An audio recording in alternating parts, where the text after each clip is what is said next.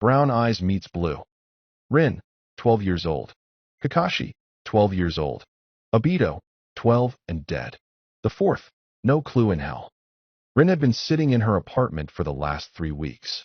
3 weeks ago, she had been rescued by her teammates, Kakashi and Obito. 3 weeks ago, Obito had been crushed by a rock Nin. 3 weeks ago, she transplanted one of his eyes into Kakashi. 3 weeks ago, he told her that he loved her. She felt terrible at the moment he said those words. She had never been kind to him since the formation of the team. She treated him like trash and swooned over Kakashi, who just ignored her. But he still loved her. Ever since his death, their team had been copying in their own way. The fourth had taken up reading his sensei's books. Kakashi showed up late for everything. And Rin, she just shut out the world and relived every moment of the time she spent with Obito, looking for the few moments she had shown him kindness. Why her? How could he have fallen in love with her? She was lost in this train of thought when a knock came at her door. She didn't move. She just sat there staring at her feet. Suddenly, the door opened and there stood her sensei, the yellow flash. Rin, he said softly, you can't keep this up. People are worried about you.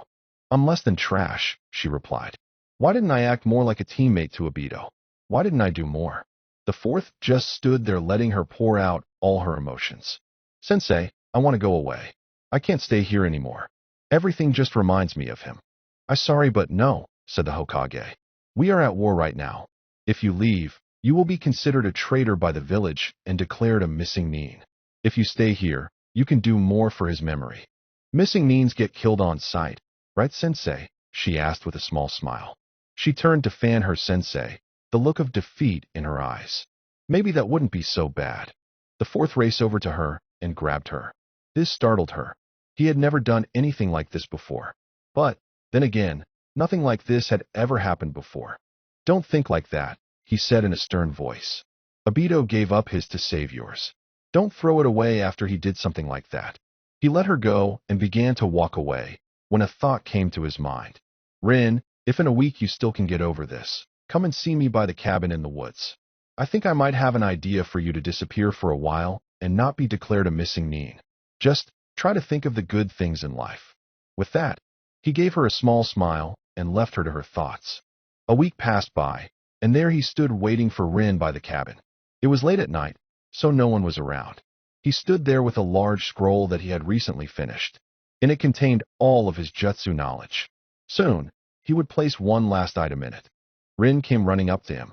She was wearing a purple GI with a fishnet clothes underneath and black pants. On her back was her survival gear along with a few personal items. She looked overjoyed when she saw her sensei. I'm here, she said with a grin. She was happy that she would be able to go away and work out her problems. Well, let's do this, said the fourth as he unrolled the scroll. What's this for, sensei? I'm going to seal you into this scroll. Rin's sweat dropped. This wasn't what she had in mind. Come again. If you leave, you are a missing Nin. However, this scroll isn't going to be leaving the village. While you are in the scroll, time will stand still. No matter how long you are in the scroll, you will not feel hunger, get tired, or age. Basically, you will have all the time you need to get over Obito and any other feeling you might have. He hands her a picture. If someone else undoes the seal, just show them this, and they'll have an understanding. Seal? Someone else. I've worked out a seal with the help of Jiraiya. The seal will only allow someone of my bloodline or his to unseal it. The picture is a safeguard, so if something happens to me, just show it to the new Hokage, and he'll believe you are who you say you are and what happened. Who knows, I might die fighting a demon, and my son will be the new Hokage and awaken you like in those fairy tales. He said the last part with a laugh. I pity whoever is related to you, sensei. Why? You're a little nutty and you like ramen too much, sensei. He shrugged and told her to stand in the middle of the seal. She did as she was told and was soon engulfed in a bright yellow light. The next thing she knew, she was in a world of whiteness. A few years later. Ah, crap, said the fourth as he saw Kyubi attacking the village. I just had to tempt fate. Did I just say fate? Damn, I'm sounding like a Hyuga. My wife is going to kill me. He knew this day was coming for the last couple of days. Reports had been coming in that the Kyubi was coming closer and closer to the village each day. Now he was here, destroying the village he had sworn to protect. A medic soon came into his office. Sir, your son was just born. The fourth just stared at the medic for a second and then began to bang his head onto his desk. Sir, is something wrong? He bang, had bang, to bang, beat bang, born bang now. Another medic stepped into the room and looked at this sight.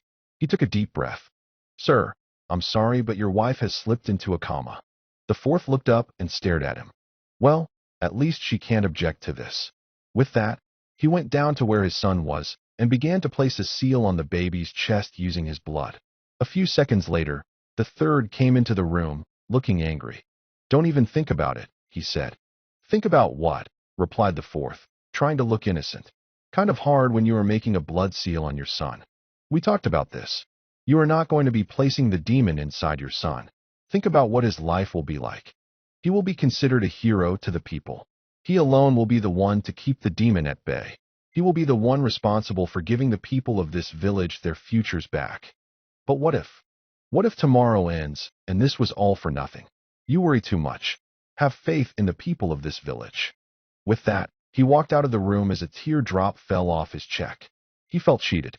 He wanted to do all the things other fathers get to do with their sons.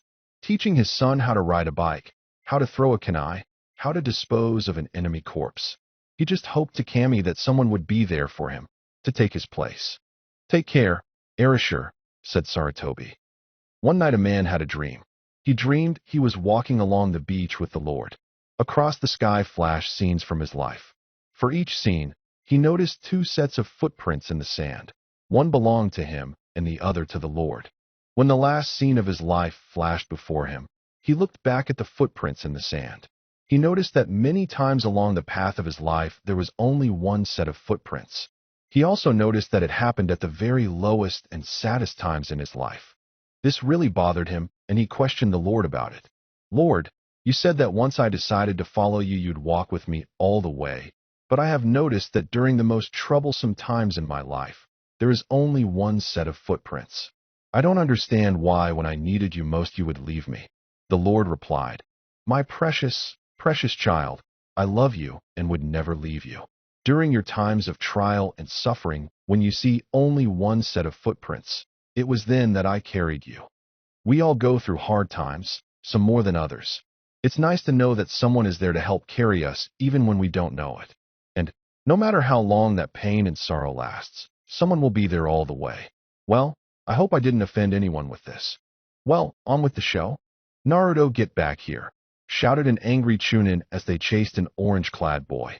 No way, yelled Naruto. You can't catch me. It had been 12 years since the Kyuubi attack. However, the people had not lost its fear of the great beast. To vent their anger and fear, they turned on the boy who contained the beast. Many believed that he could be influenced by the Kyuubi or that he was the beast's reincarnation. Because of that, many of the people in the village gave him icy stares. Some of the people tried to kill him from time to time. Without any real attention, Naruto tried to get it any way he could. Like today, painting on the Hokage monument. Naruto was able to outrun his pursuers and hide from them effectively. As soon as the coast seemed clear, he came out of his hiding spot and began to laugh at them. He, who had failed the graduation exam 3 times, had outwitted Chunin. Sadly, his laughter stopped as he heard a voice from behind him. Naruto, what are you doing cutting class? Naruto turned around to see Iruka, whose eye was twitching. Soon, Naruto found himself back in class. Tomorrow is the graduation exam, and you do this? If you have so much free time, you should be studying so you don't fail it again. Yeah, I was just trying to have a little fun, commented the blonde. For that, we are going to have a pop quiz on the hinge. Everyone, to the front of the class. Everyone began to complain, but did as they were told. One by one, each of the students began to transform into Iruka. Of course, all the girls went all over Sasuke when he went up. When it was Naruto's turn, he did his transformation, just not into Iruka. Instead, he turned into a naked girl with pigtails. Like any straight man, hey, I'd fall for this jutsu. Who wouldn't? He fall backwards as a stream of blood gushed out of his nose. How do you like that, sensei? Laughed Naruto. I call it the sexy jutsu. Not created stupid jutsus, shouted Iruka as he got back up. This is your last chance, so don't screw around. Later that day, Iruka was watching Naruto clean up his mess. You can leave until this is all cleaned up, reminded Iruka. Whatever. It's not like I have anyone waiting for me back home, responded Naruto. Naruto had grown up all alone his whole life. At the age of 4, he was kicked out of the orphanage and was given an apartment by the Hokage. The old man had never told Naruto back his mother because he didn't want to get his hopes up. She had been in a coma for 12 years, and it was unlikely she would ever wake up.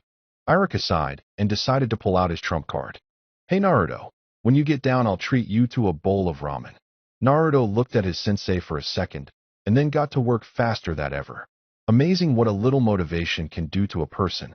Later, while Naruto was downing his third bowl of ramen, Iruka asked the boy why he had done it. Naruto looked at him and replied that he had respect for them, and would that it was his declaration that he could become a Hokage someday. Okay, he didn't say those words exactly, but that was the idea he was going for. Hey sensei. What is it Naruto? Can I try on you Hitaiate? Sorry, but you'll have to wait for tomorrow after you pass the exam. Iruka gave Naruto a knowing smile and then sent him on his way. In Iruka's mind, Naruto could do it. The next day was the big day. One by one, Iruka called out names to meet him in the next room to be tested by him and his assistant Mizuki. Naruto was nervous. If it had been on anything other than the clone skill, he could pass. However, it was. Soon his name was called.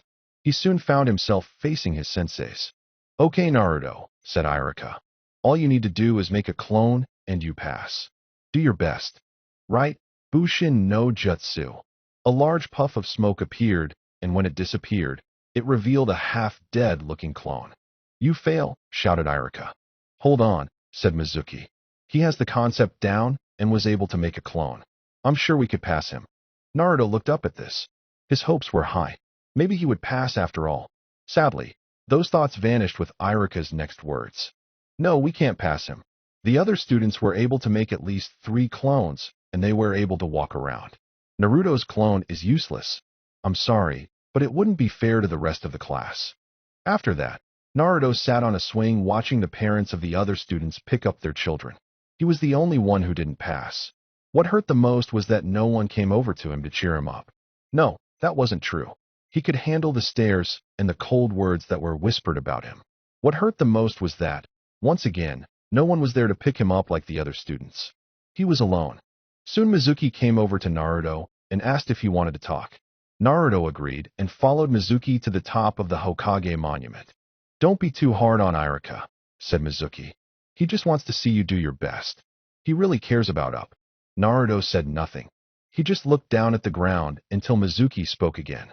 There is another way to pass, but it's a secret. What is it? Asked Naruto. All you have to do is sneak into the Hokage's office, steal the forbidden scroll, and learn one jutsu from it before someone finds you, he explained. How does that prove I'm ready to be a genin? Asked Naruto. Not as dumb as he looks. It will prove you have the skills necessary to be a genin. Things like stealth, courage, and the ability to think on your feet. Something seemed off about this answer, but Naruto decided to trust Mizuki. After all, he was a teacher and a shinobi of this village. He could be trusted, right? Later that night, Naruto snuck into the Hokage's office and grabbed the scroll. While he was making his escape, the Hokage entered the office and saw him. Thinking quickly, Naruto used his sexy jutsu on the old man, knocking him out cold. And they said that was a useless jutsu, said Naruto with a smirk. Naruto quickly made his way to the place where Mizuki had told him to go to. As soon as he got there, he opened the scroll and noticed a large seal on the first part. What the hell is this for? He said aloud. He began to think back to his previous lessons on seals. Luckily for him, he had been awake for that lesson. He remembered that most seals could be opened with a little bit of blood. Naruto shrugged, thinking this was part of the test, bit his thumb and pressed it against the seal. It suddenly began to flow a bright red color. What the? He never got to finish the sentence as a young girl shot out of the scroll and landed on him. Naruto pushed her off of him, got up, and looked her over. From what he could tell, she was asleep. She appeared to be 12 or 13. She had short brown hair and had 2 orange marks on her cheeks. She was wearing a purple GI with a fishnet clothes underneath and black pants with a backpack on her back. Naruto leaned closer to her face, when all of a sudden, she opened her eyes. Wah! Shouted Naruto as he backed away from the girl. She got up on her knees and looked at the boy in front of her. He was wearing an ugly orange jumpsuit, goggles, had blonde hair and blue eyes. Sensei, was all she said before she passed out again. To say Naruto was confused would have been an understatement. Part of him wanted to run away, and the other wanted to stay to find out who she was. Making up his mind, he went over to the girl and made sure she was all right. After checking her vitals, he decided that she was just tired and asleep. Content with this, he pulled the scroll over to her and began to read about shadow clones. It was about an hour later when Iruka showed up. He was expecting only Naruto to be there, but not a sleeping girl as well. Naruto looked like he was exhausted. "Hey Iruka-sensei, looks like you found me," said Naruto with a laugh. "Naruto, what are doing here, and who is she?" "Don't know," said Naruto as he scratched the back of his head. "She just popped out of the scroll, and the reason I'm here was to pass that special test. I only managed to learn one jutsu though." "What special test?" asked the dumbfounded teacher. "The one Mizuki-sensei told me about. He said all I had to do was steal the forbidden scroll and learn one jutsu, and I could become a genin." "Naruto," began Iruka, but stopped when he sensed Mizuki appear on a tree branch above them. "I see you found him first," said Mizuki with a smug look on his face. "What's going on, sensei?" asked Naruto. "Naruto, Mizuki lied to you," said Iruka as he pulled out a kunai. "He used you to steal the forbidden scroll for himself." "Naruto," said Mizuki with an evil look in his eyes, "have you ever wondered why you are hated? Would you like me to tell you?" "Why?" asked Naruto. "Don't," shouted Iruka. "It's because you are the nine-tailed fox Kyuubi no Kitsune," said Mizuki with a look of glee on his face. "What? That's impossible." "Think about," said Mizuki. "Why do you think everyone hates you? Your birthday is October 10th, the same day as the day the Kyuubi attacked. And those whisker marks. And what about the names all the villagers call you? Face it, you are the demon fox. Even Iruka hates you because you killed his parents." Naruto fell to his knees. This was too much for him to take in, but it was beginning to make sense. Seeing Naruto in this state, Mizuki flung one of his giant shurikens at Naruto. However, it impacted the back of Iruka. "Iruka-sensei, why?" asked the demon vessel. "Naruto, I'm so sorry. I was the same as you. I know what it feels to be all alone. When my parents died, I became the class clown so people would notice me and my grades slacked. I'm so sorry I never helped you when you really needed it." With that, Iruka fell down. In pure panic, Naruto grabbed the scroll and ran away. Mizuki soon began to chase him, and shortly after that, so did Iruka. Rin let out a big yawn as she got up and stretched. She felt rested and refreshed. Realizing that she was out of the scroll, she looked around for her sensei. "Where is sensei? And why the hell did he take so long to get me unsealed?" Rin then noticed 3 chakra signatures close by and decided to check them out. She hoped one of them was her sensei. When she caught up to the signatures, she saw a person in a chunin vest with brown hair and a scar on his nose turn into a chunin with blue hair. She decided to hide and find out what was going on. "How did you know I wasn't Iruka?" asked Mizuki. Then, the other person, a boy in an orange jumpsuit, turned into the scared chunin. "Because I'm Iruka. I don't see why you're not helping me kill that monster. He killed your parents. You saw the way he looked. That was the loom of a monster with no remorse for the lives he has taken. Help me kill him, and together we can take the scroll and become powerful." "You're right," said Iruka. "Monsters do kill without remorse, and they do terrible things." In his hiding place, Naruto began to sink into despair. Iruka thought of him as a monster as well. However, he was amazed at what he said next. But that's not what Naruto is. He's nothing like the demon fox.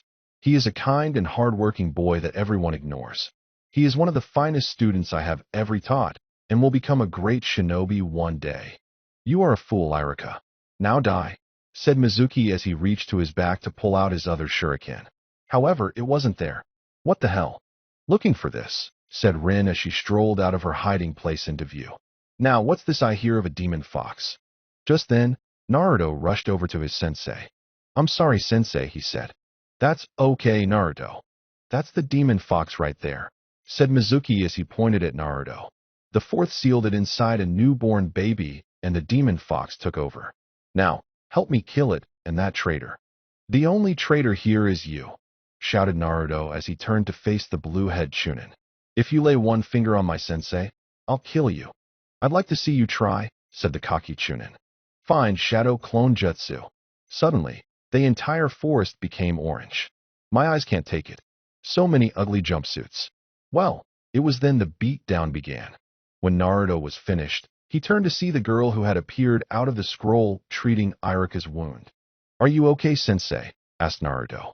Yeah, I'll be all right, replied his sensei. Of course he'll be all right, said the girl. I'm treating him after all. Now, where's my sensei? I didn't see him when I woke up. He was supposed to be here when I got unsealed. I unsealed you, said Naruto meekly. What? But he said only he or one of his family members could undo the seal. Well, I don't know about that, but I'm telling you I unsealed you. As Naruto said this, he began to scratch the back of his head. Rin's eyes grew wide. Erasure used to do the same thing. In fact, Naruto looked just like him. Crap, I must have been gone too long. So where's the fourth? He's dead, replied Naruto. He died 12 years ago.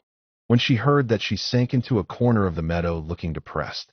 Hey Naruto, close your eyes, said Irika.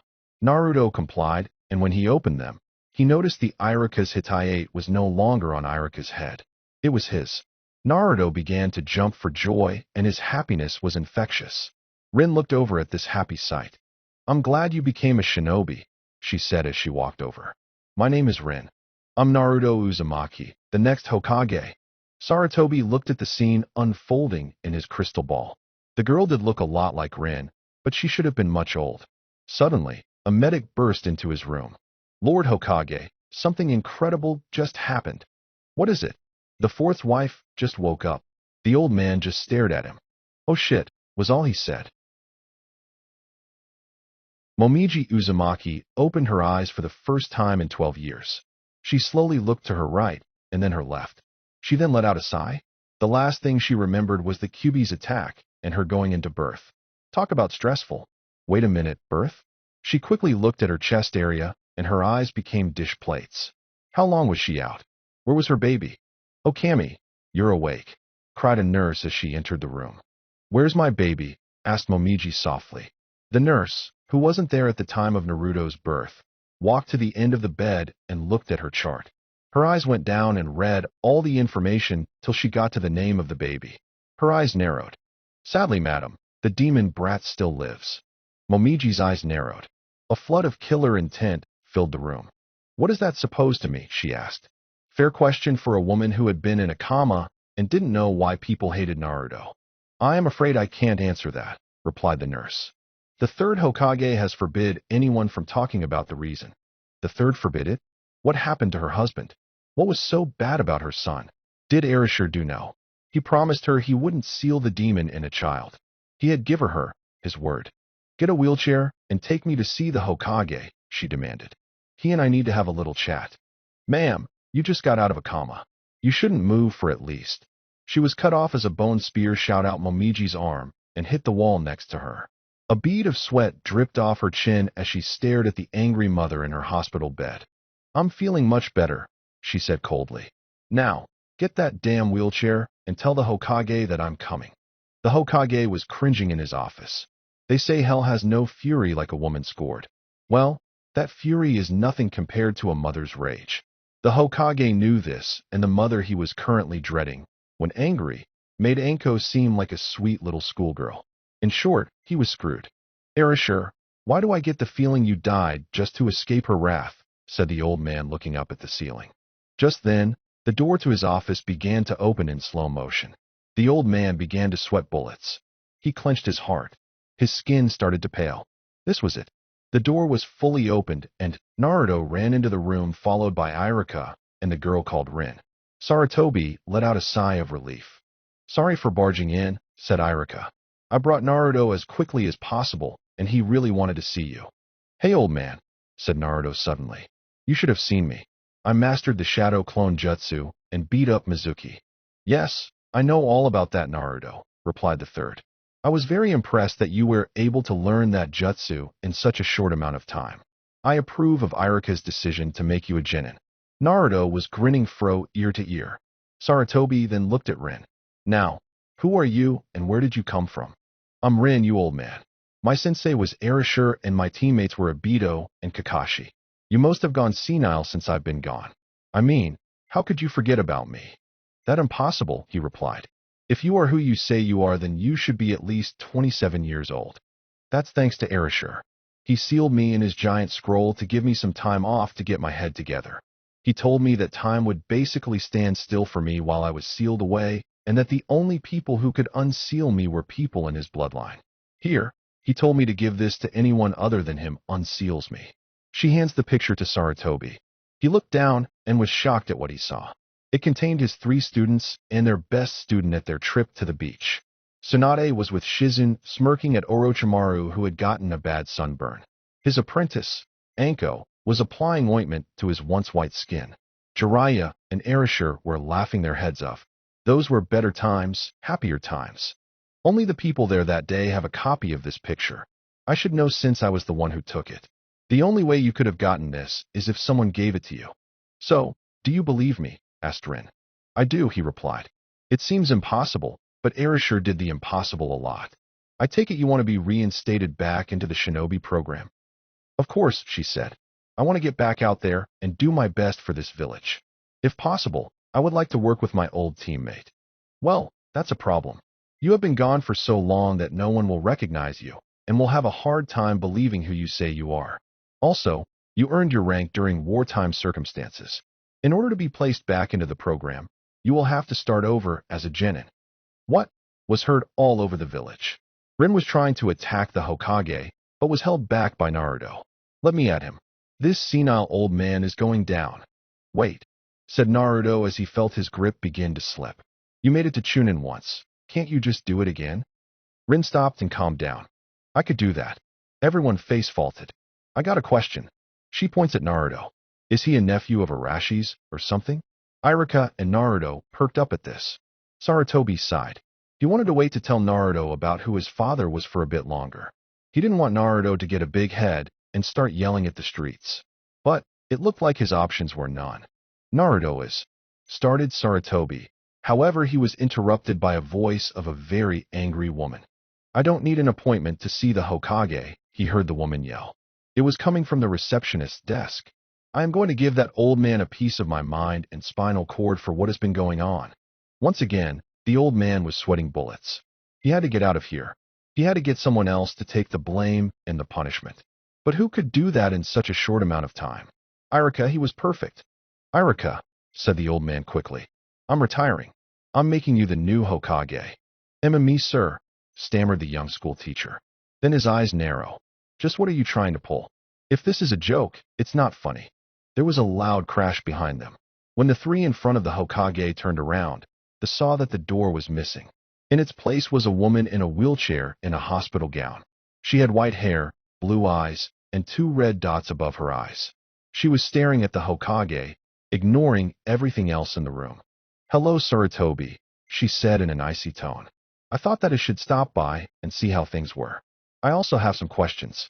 Momiji, I can explain, replied the Hokage. Good. Now, did he do what I think he did? The Hokage nodded. And you let him? He had to place the people's lives above all else. I voiced my objections, and he refused to listen. So where is my son now? He is in this room now, responded the Hokage. Momiji was taken back by that and noticed the other people in the room for the first time. She started at the tallest, who had a scar on his nose. Then she saw a brown-haired girl who looked like one of her husband's students she saw when they were dating. Her eyes finally rested on Naruto, who looked very confused. She rolled over to him. What is your name? She asked sweetly. Naruto Uzumaki, he replied. He named him after ramen. That is so like Erashur. She said more to herself than anyone else. Rin's eyes went wide. You mean that Naruto is the son of Erashur, the 4th Hokage? Yelled Rin.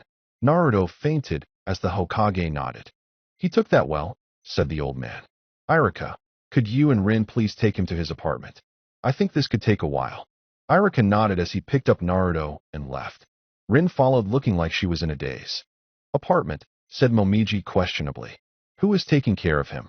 No one would take him in, replied the Hokage. All they ever saw was the Kyuubi. I did my best to keep him safe. I forbid people from talking about what really happened that day to give him a chance with the younger generation. However, the hate that the parents had has rubbed off on the children. No matter where he went, he was hated. He was eventually kicked out of the orphanage, and so I gave him an apartment to keep him safe. Nobody would take him in? What about Kakashi? Kakashi didn't, because he felt that he was too young. Also, I didn't want Naruto picking up on his bad habits. Momiji nodded. No son of hers would be caught reading porn. To be honest, there was only one person in the village who wanted to take in Naruto. I refused to allow it. What? Give me one good reason why. It was Guy.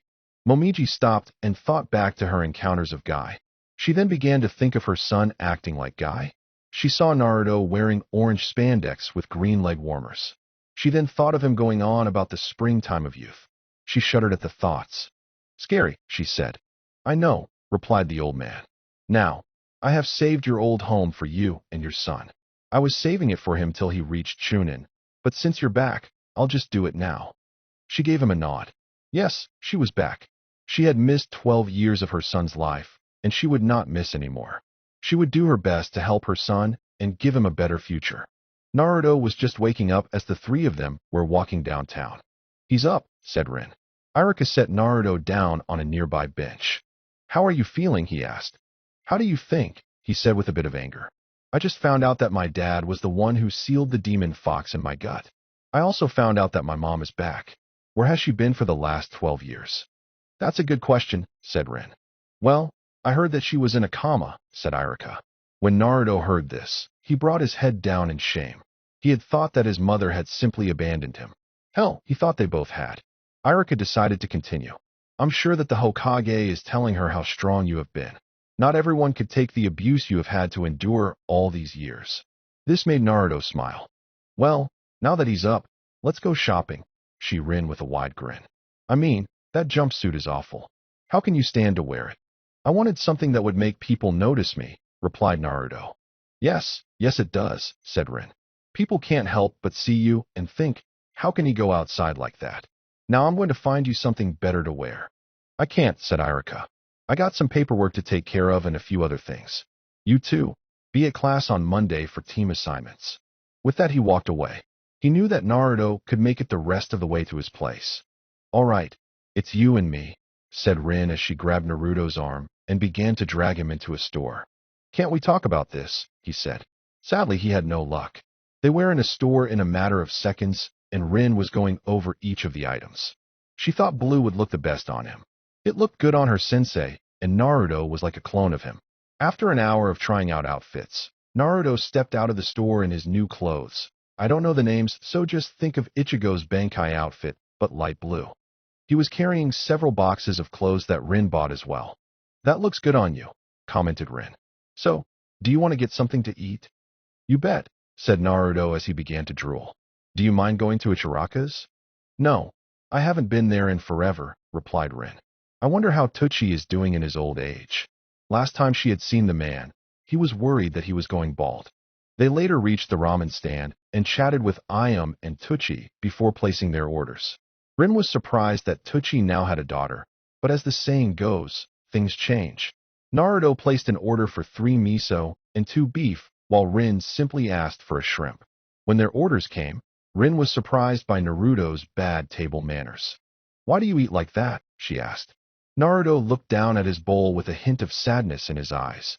When I was younger, people were always attacking me whenever I sat down to eat. I never could finish a meal in peace. They stopped eventually, but I guess I formed a habit of trying to finish off my meals as quickly as possible. I'm sorry, Rin apologized. She had forgotten what his life had been like. Hated for something he couldn't control. Despised and never knowing the reason why. Growing up without anyone to guide him.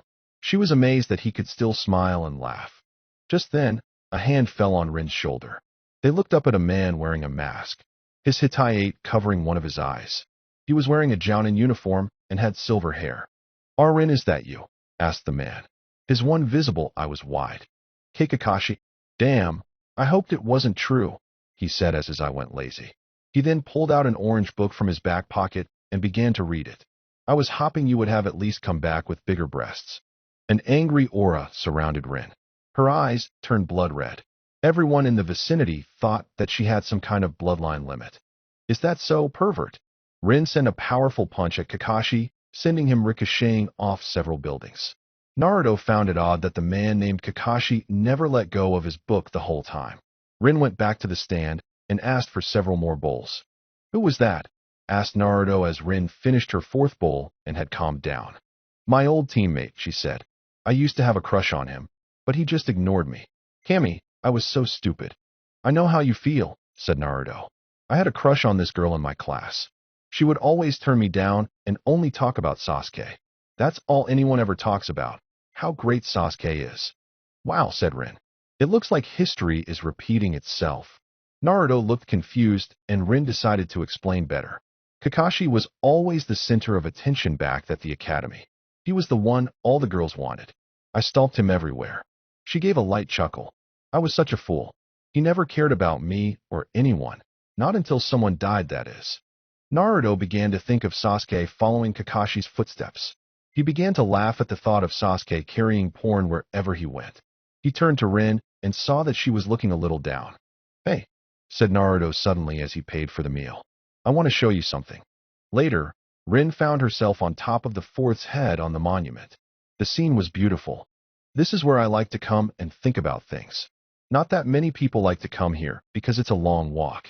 Also, at night it gives you the best view of the stars. Rin was staring at Naruto as he said this. She had to admit, it was an amazing sight. Also, she found it odd that he'd choose this spot to sit on.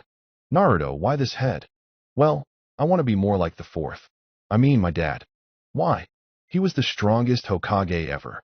He gave his life for the people of this village, and everyone respected him because of that. That's why I want to be a Hokage. It's my way of proving I exist, and will make the people respect me. I will become stronger than he was. Rin just stared at him. Become stronger than Erasure? Was that possible? She then noticed the look in his eyes. Full of determination and pride, but no arrogance. She felt safe looking in those eyes. Is there something on my face? He asked when he noticed her staring at him. No, she said while blushing. I just got lost in thought, that's all. So this is where you went, said the old man as he appeared behind them. Rin's face went beet red for reasons she didn't understand. What do you want, Gramps? Asked Naruto. I came to show you to your new home, he replied. Your mother wants it cleaned up by the time she is fully recovered. Rin and Naruto got up and followed the Hokage back towards the town.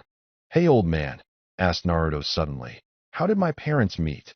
Well, Momiji was brought to this village by your father. She had run away from her clan and was caught up in a battle between the Leaf and Rock Nin. She was powerful, but weak due to her travels and lack of food. Your father brought her back and helped nurse her back to health. She had left her clan because they enjoyed killing too much and had massacred several small villages. That love for battle caused them to attack the Mist Village, and they were wiped out. As far as I know, you and your mother are the only ones left with the Shikatsumiyaku. What's the Shikatsumiyaku? Asked Naruto. It's your mother's clan's bloodline limit.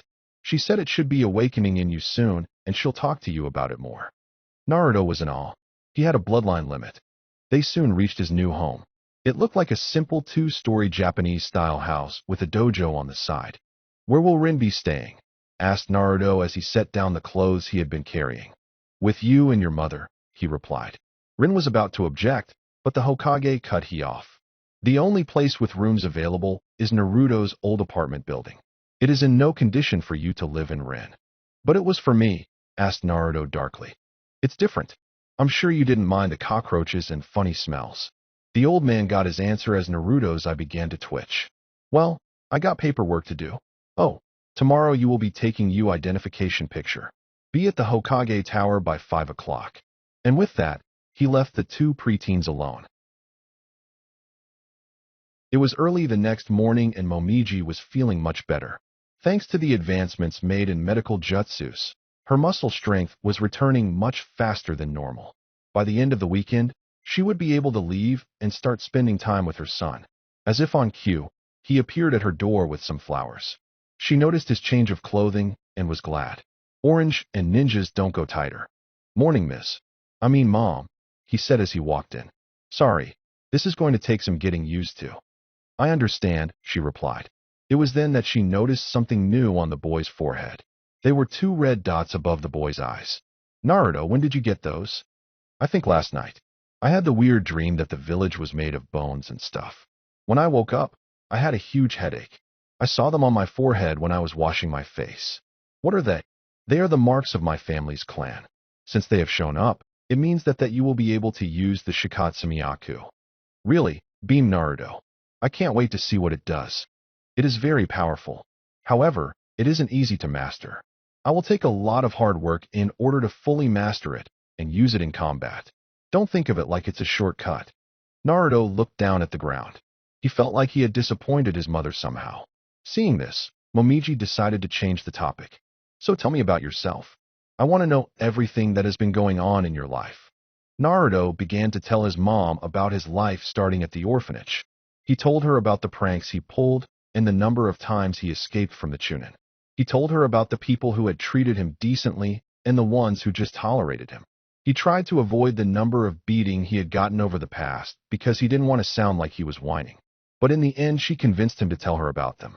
Lastly, he told her about the people in his class and how excited he was to finally become a shinobi. I'm very proud of you, Naruto, she said when he was done. Not many people would have been able to take the kind of treatment you have had to endure. Your father would have been proud. What was he like? Asked her son. How can I put this? She said as she closed her eyes as she thought about it. He was a complete idiot. What? Shouted Naruto. But all the history books say he was awesome. How could he have been an idiot? Well, that's their opinion. True, he was a genius on the battlefield, but that's where it ended. The man was hopeless.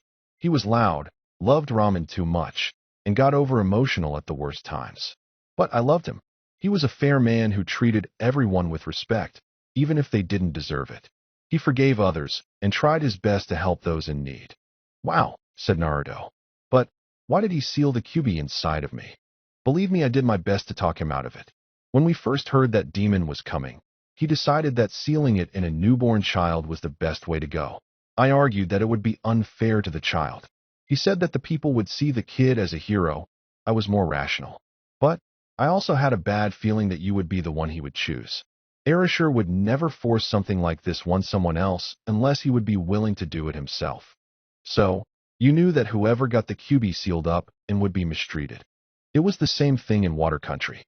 People with bloodline limits are shunned there for something they couldn't control. I knew it would be the same thing here, so I put my foot down and made his swear that he wouldn't do that. After that, the two talked for hours. After all, they had a lot of catching up to do. Naruto soon learned about his mother's clan and its bloody history. He also learned more about his father and couldn't help but notice the comparisons between them. Soon, it was 4:30 and Naruto had to get going. Sorry, Mom, but I have to go. I have to get picture taken. He gave her a big grin. Well, you have fun. Also, I want you to be careful once you start going on missions. You don't have to worry about me, he said with the utmost confidence in his voice. I'm awesome. With that, he left. Later, Naruto saw in the waiting hall after getting his picture taken. He had wanted to put on some cool makeup, but Rin convinced him otherwise. Instead, he opted for make the peace symbol with his foxy grin. Iruka started to hell at him for making his picture look stupid. Naruto, wanting to get out of there, decided to use his sexy jutsu and caused both men to faint. This caught the attention of a small boy who was watching them. So, that's the sexy no jutsu, said the old man as he got back up. He explained to Naruto that the picture was a serious matter. But the damage was done, and it wasn't as bad as Iruka made it seem, so he didn't have to retake it until he was older. As they got up to leave, a small boy entered the room. Not again. Today's the day that I defeat you, old man, shouted Konohamaru. His attack was short-lived as he tripped halfway into the room.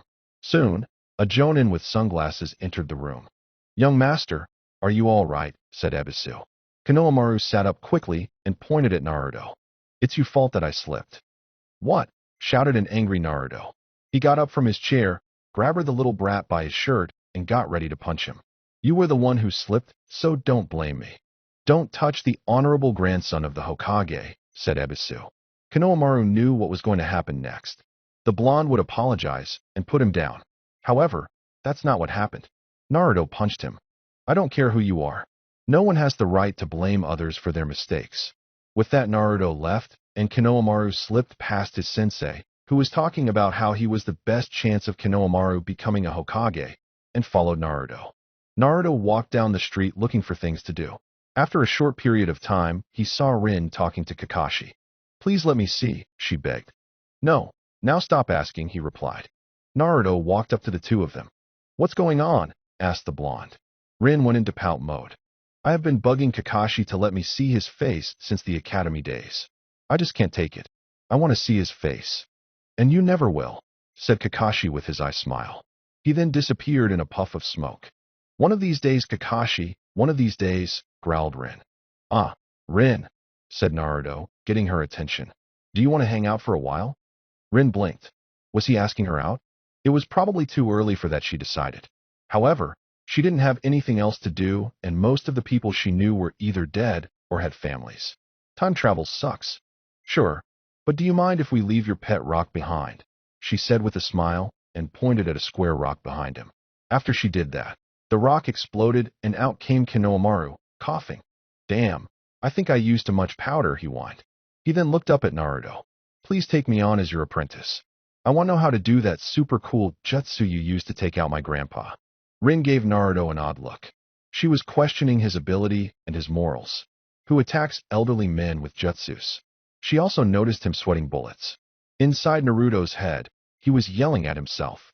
He didn't want Rin, who he was living with, to think he was a pervert. What if his mother found out? Crap, he would have to seal away that jutsu forever.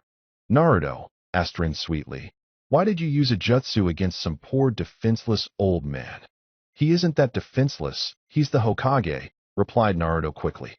Oh, then show me this jutsu, asked Rin. Now she was interested. Naruto was creating his own jutsus just like his father. She had to see this.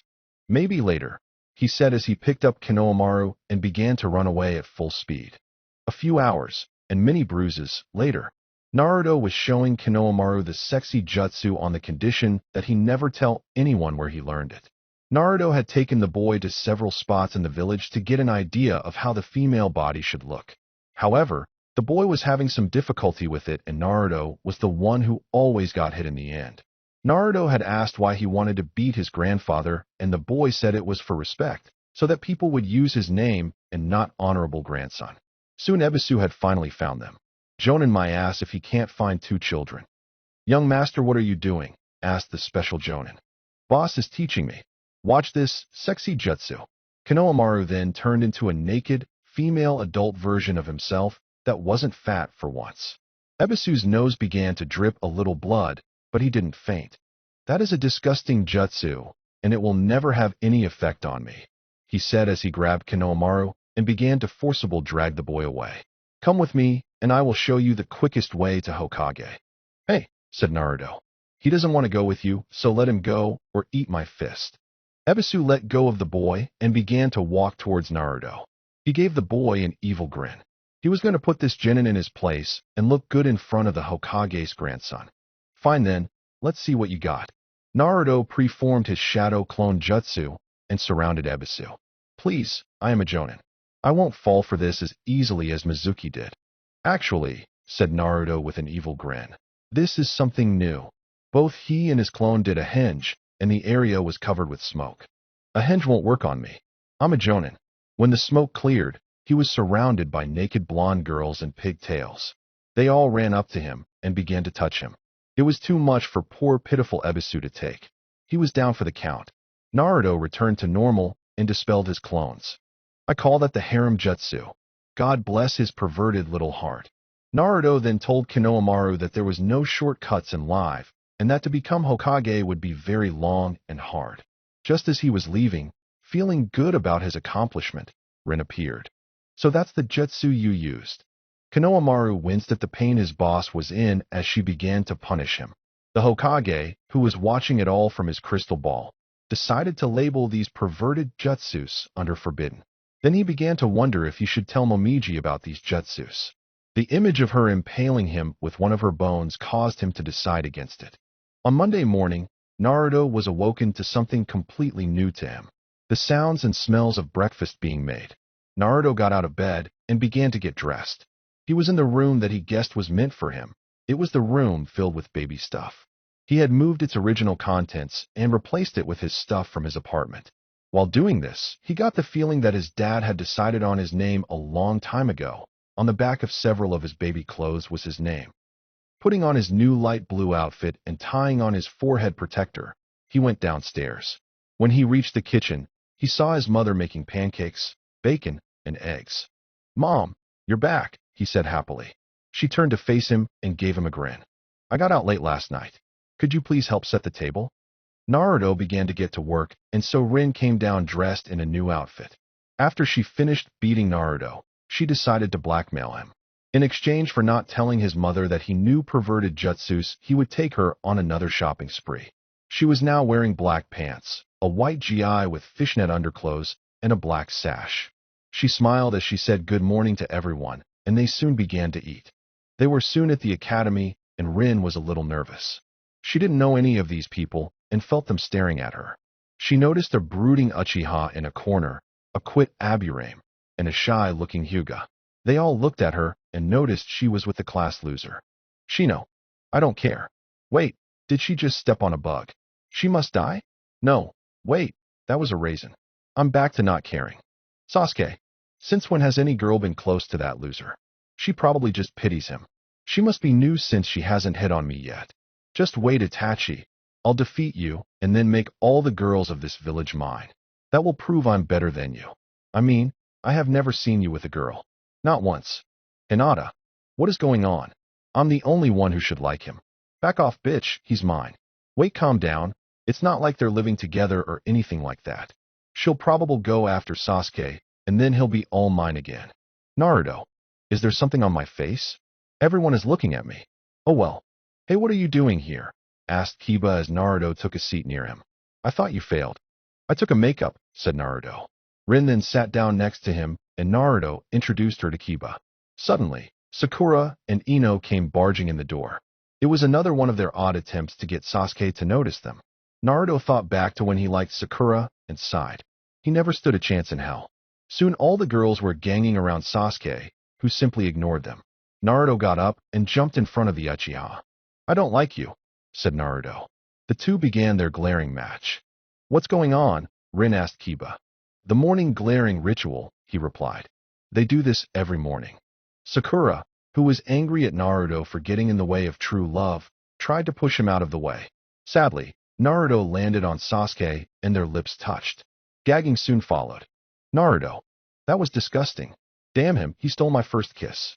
Why him of all people? He takes all the attention, all the girls, and now my first kiss. He's dead. Sasuke. Why did that feel good? Calm down, this doesn't mean anything. I mean, sure, I have never kissed a girl even though I am surrounded by them 24/7, but that proves nothing. You'll pay, Uzumaki. I'll take that girl you were with and rub it in your face. I will have my revenge. Still, the kiss was nice. Rin was having a case of deja vu. The same thing happened to Obito and Kakashi back in their time. Luckily, Kakashi wore his mask back then. Soon Irika came into the room and began to announce teams. Team 7 will be Naruto, Rin, and Sasuke. Team 8 will be Kiba, Shino, and Hinata. Team 10 will be Ino, Shikamaru, and Shoji. Naruto didn't mind it much. At least Rin was nice, most of the time. Wait a minute, cried Sakura. What about me? Why does the new girl get to be with Sasuke, and I'm just kicked out? The Hokage has decided to start up a medic program like Tsunade originally requested. Since you have the highest grades and best chakra control, you have been selected to be the first in this new program. Sakura hung her head low until a light clicked in her big head. If she was the first and did well, then Sasuke might like her more. Now for your Jonin instructors. Team 10 has Asuma Sarutobi. Team 8 has Kurenai Yuhi. And Team 7 has. Before he could finish, a large mass shattered the glass widow. Soon, it became a woman with purple hair and a trench coat standing in front of a banner that read, Yenkeo Mitarashi, Jonin Sensei, TO Team 7. Irika sighed. She was early again. Well, better than being late. All right, maggots, she said. To the roof.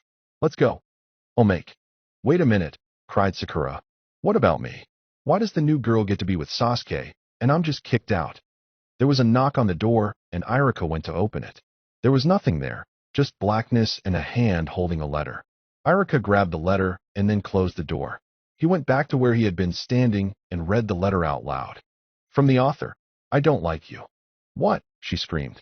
How can anyone not like me? Suddenly, words appeared on the blackboard. Shino, reluctantly, volunteered to read it. From the author. You are useless. Name one skill that you have. Tell me. You have none. Now sit in the corner and be quiet or else. I dare you to try something, she said. As soon as those words were uttered, a tape player appeared in front of her that said please press play. She did. Soon, one of my favorite songs began to play. Sakura's a bitch, she's a big fat bitch. She's the biggest bitch in the whole wide world. She's a stupid bitch, if there ever was a bitch. She's a bitch to all the boys and girls. On Monday she's a bitch. On Tuesday she's a bitch. On Wednesday through Saturday she's a bitch. Then on Sunday, just to be different. She's a super King Kong mega bitac. Have you ever met Sakura?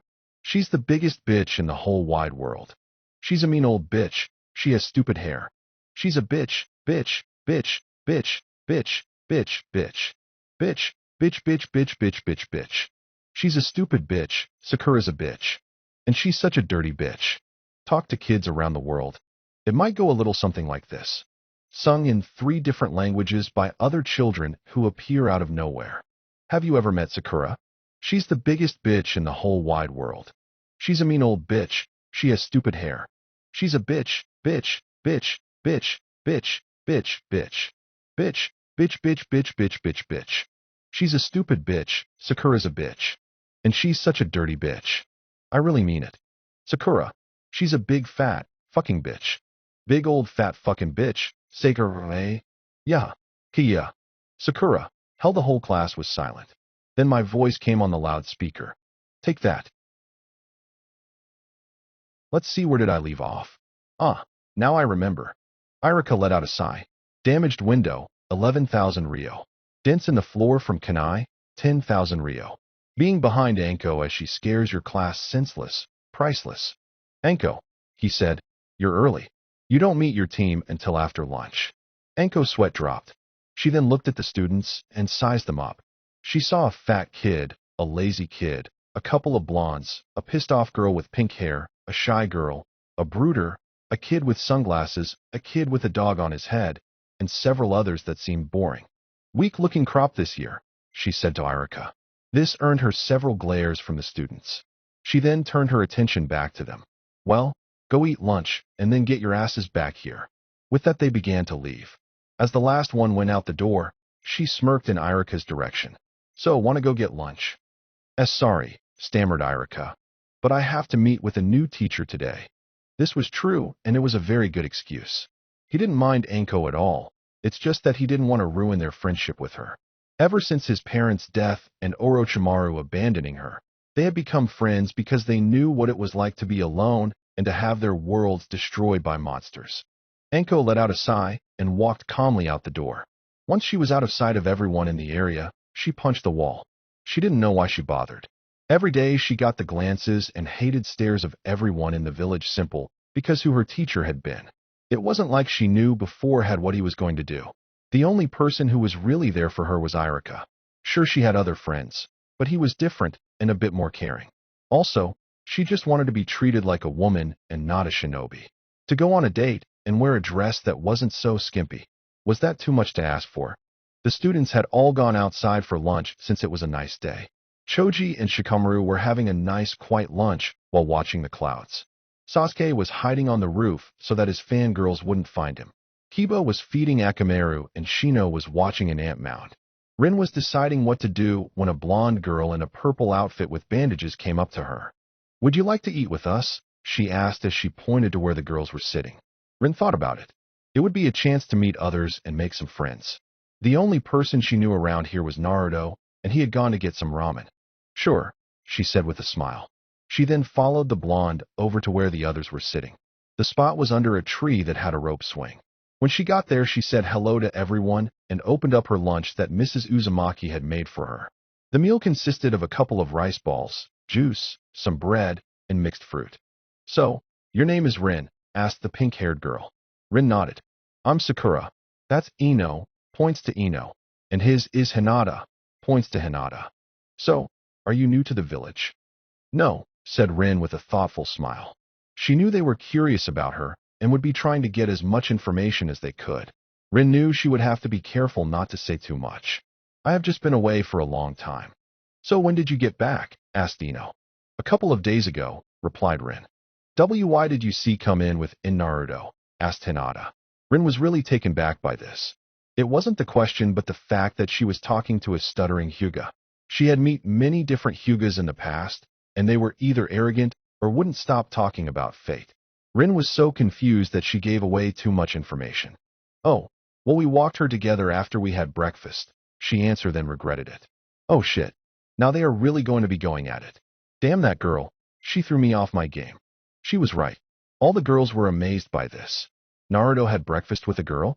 This did answer a few questions like why he wasn't wearing that orange jumpsuit. Of course, other questions came to mind. How did they know each other? Did she like him? Why didn't she like Sasuke? And so on and so on. So how did you two meet? Asked Ino as she moved behind the girl to keep her from escaping. Well, I ran into him when I got back into town, and we just hung out afterwards. So you took him shopping, said Sakura. Rin nodded as she took a bite out of her rice ball. It's about time someone did. I tell you that he is just so hopeless. The way he acts sometimes really gets on my nerves. I mean, the only reason he gets away with half the stuff he does is because he doesn't have parents to ground him. Rin looked at her and let out a bit of killer intent. That's unfair. His mother was in a coma, and his father died the day he was born. Wait, said Ino. His mother was in a coma? Did she wake up? Yes, said Rin. She woke up around the same time I got back. She's really a nice lady, and having her back takes a huge load off Naruto's shoulders. He now has someone to care for him and give him what he has been missing. Why, you sure seem to know a lot, stated the Hyuga girl. I was an orphan as well, replied Rin. I used to dream about having parents, but it never came true. I guess that's how I know how it feels to go on in life with no one watching out for you. No one saying good night to you when you go to bed. No one helping you when you are stuck on a homework assignment. It's nice watching them as they try to make up for lost time. Also, Naruto may seem like a pain at times, but he's very nice once you get to know him. But he's not as cool as Sasuke. Also our parents. She was cut off as Rin grabbed her food and stood up. He may seem cool with the I don't care attitude, but trust me, he's just being a jerk. Also, have any of you ever tried to get to know him? Do you know why your parents don't like him? No, well fine then. Just follow the crowd and don't think for yourselves. With that, Rin stormed away to finish her lunch in peace. At that time, Naruto had finished his second bowl of ramen. He had eaten the lunch his mother had made him on the way to class, and was now hungry again. Damn the ramen monkey of his shoulder. He decided to order one more bowl, and then hurried back to meet his new sensei. Iruka was at his desk waiting for the new instructor to show up. Mizuki was supposed to have taken this job, but now that was no longer possible. As he sat there, he began to worry about Naruto. Having Anko as his sensei seemed like a bad idea. What if he started to pick up her bad habits? How would the villagers react when they found out about it? What if Anko lost her cool around him and decided to use him as target practice? More and more questions came to his head as he buried his head under his arms. Sleeping on the job, said the voice of a woman. Not a good sign. Iruka looked up and saw Momiji Uzumaki standing at the door. She was wearing a bright yellow kimono, and her hair was tied up in the back. Mrs. Uzumaki, what can I do for you? He asked as he stood up. I came because I will be working here, she replied. The Hokage and I had a talk yesterday about what I could do to support my family, and he suggested this. I'm going to be taking over the Kunoichi training program. She gave him a smile at the end of that sentence. I don't see a problem with the current system, replied Iruka. When will a Kunoichi use flower arranging in a battle? Or how to conduct a tea ceremony? I have never seen these in battle, have you? Iruka shook his head. Good, I think I made my point. Can you please show me around and where I'll be teaching? With that they left the room. Lunch was over and everyone was waiting for their senseis. Officially, lunch wouldn't be over for another 6 minutes, but the Jinin couldn't wait. Naruto, who had just walked in, saw Rin sitting by herself in the top row. He went over and sat next to her. Have a good lunch, he asked. Not really, she replied, not looking at him. I remember when I was a student here, and it's sad the way things haven't changed. Oh well, said Naruto with a grin. Now we get to do missions and leave this place. Rin sighed. Don't get your hopes up, she muttered. Before Naruto could ask what she meant, the door exploded. When the smoke cleared, Anko was standing in the doorway with a grin on her face. Yep, that's much better than flying through the window. All right, maggots. Team 7 to the roof. Naruto, Rin, and Sasuke got up and began to follow her to the roof. Each one was wondering why she had to make such dramatic entrances. When they got to the roof, She sat down in front of her students, and they in turn took their seats as well. All right, my name is Anko Mitarashi, and I will be your new sensei. Let's start with introductions. My likes include dango and sweet bean soup. I also enjoy tea ceremonies and the chance to gut my enemy. I dislike spicy foods and a certain snake. My dream is to decapitate that snake, clean out his skull, and use it as a bowl. Okay, who's next? All three of them were shocked at this introduction. Maybe it was because she was letting out killer intent during that last part. Or perhaps it was the way she said it so calmly. Eventually, Rin spoke up. My name is Rin. I like medical jutsus and people who take care of their friends. I dislike arrogant people who are too hung up on the rules, people who never give others a chance, and Kakashi's perverted books. I have 3 dreams. The first is to find out what Kakashi looks like under that mask. The second is to become as good at medical jutsus as Tsunade. And lastly, to find out who writes those books and break his hands for writing that filth. Enko gave her a nod. Okay, we got an aspiring medic. Not bad. I wonder if she'll let me help with the mask removal. I swear, I need to know what he looks like without it. My name is Naruto Uzumaki, he said loudly. I like ramen, training, and my mother because she is awesome. I dislike the dirty glares I get, the 3 minutes it takes to make ramen, and arrogant people. My hobbies are pulling pranks, and my dream is to become Hokage. Enko smirked at him. I know how you feel, kid. I don't think you can become Hokage, but you may just surprise me. Now for the last kitty. My name is Sasuke Uchiha. I have no likes and dislike everything. I have no dreams, but I do have an ambition to kill a certain man. Enko frowned. This brat thinks he's too good to tell me about himself. Well, let's see how smug he is when I give him my test. Now which one should I give? The bell test? No, been done too many times. I know, I'll do that one. Okay, thank you for giving me your information. Now, tomorrow you will meet me at Training Field 10 for your assessment test. What assessment test? Asked Naruto. To see if you should become Genin. Before you say anything, that test you took only lets us know if you have the skills needed to become Genin. Skills are one thing, but the ability to use them is another matter. So I'll see you there at 6 in the morning, and don't be late, or you all fail. With that, she disappeared in a cloud of smoke. Whatever, said Sasuke as he got up. Don't hold me back tomorrow. With that, he left Naruto and Rin alone. The two of them got up as well and decided to go home and do some training. As they walked home, they were being watched by 4 different people. 3 of them were Ino, Sakura, and Hinata. They were moving in a group to find out more about Rin. Above them was Anko. She was watching how her team reacted to her news and make some observations. Also, it looked like it would be fun watching the 3 girls make fools of themselves. I think he's walking her home, said Sakura, who was hiding behind garbage can. I agree, said Hinata.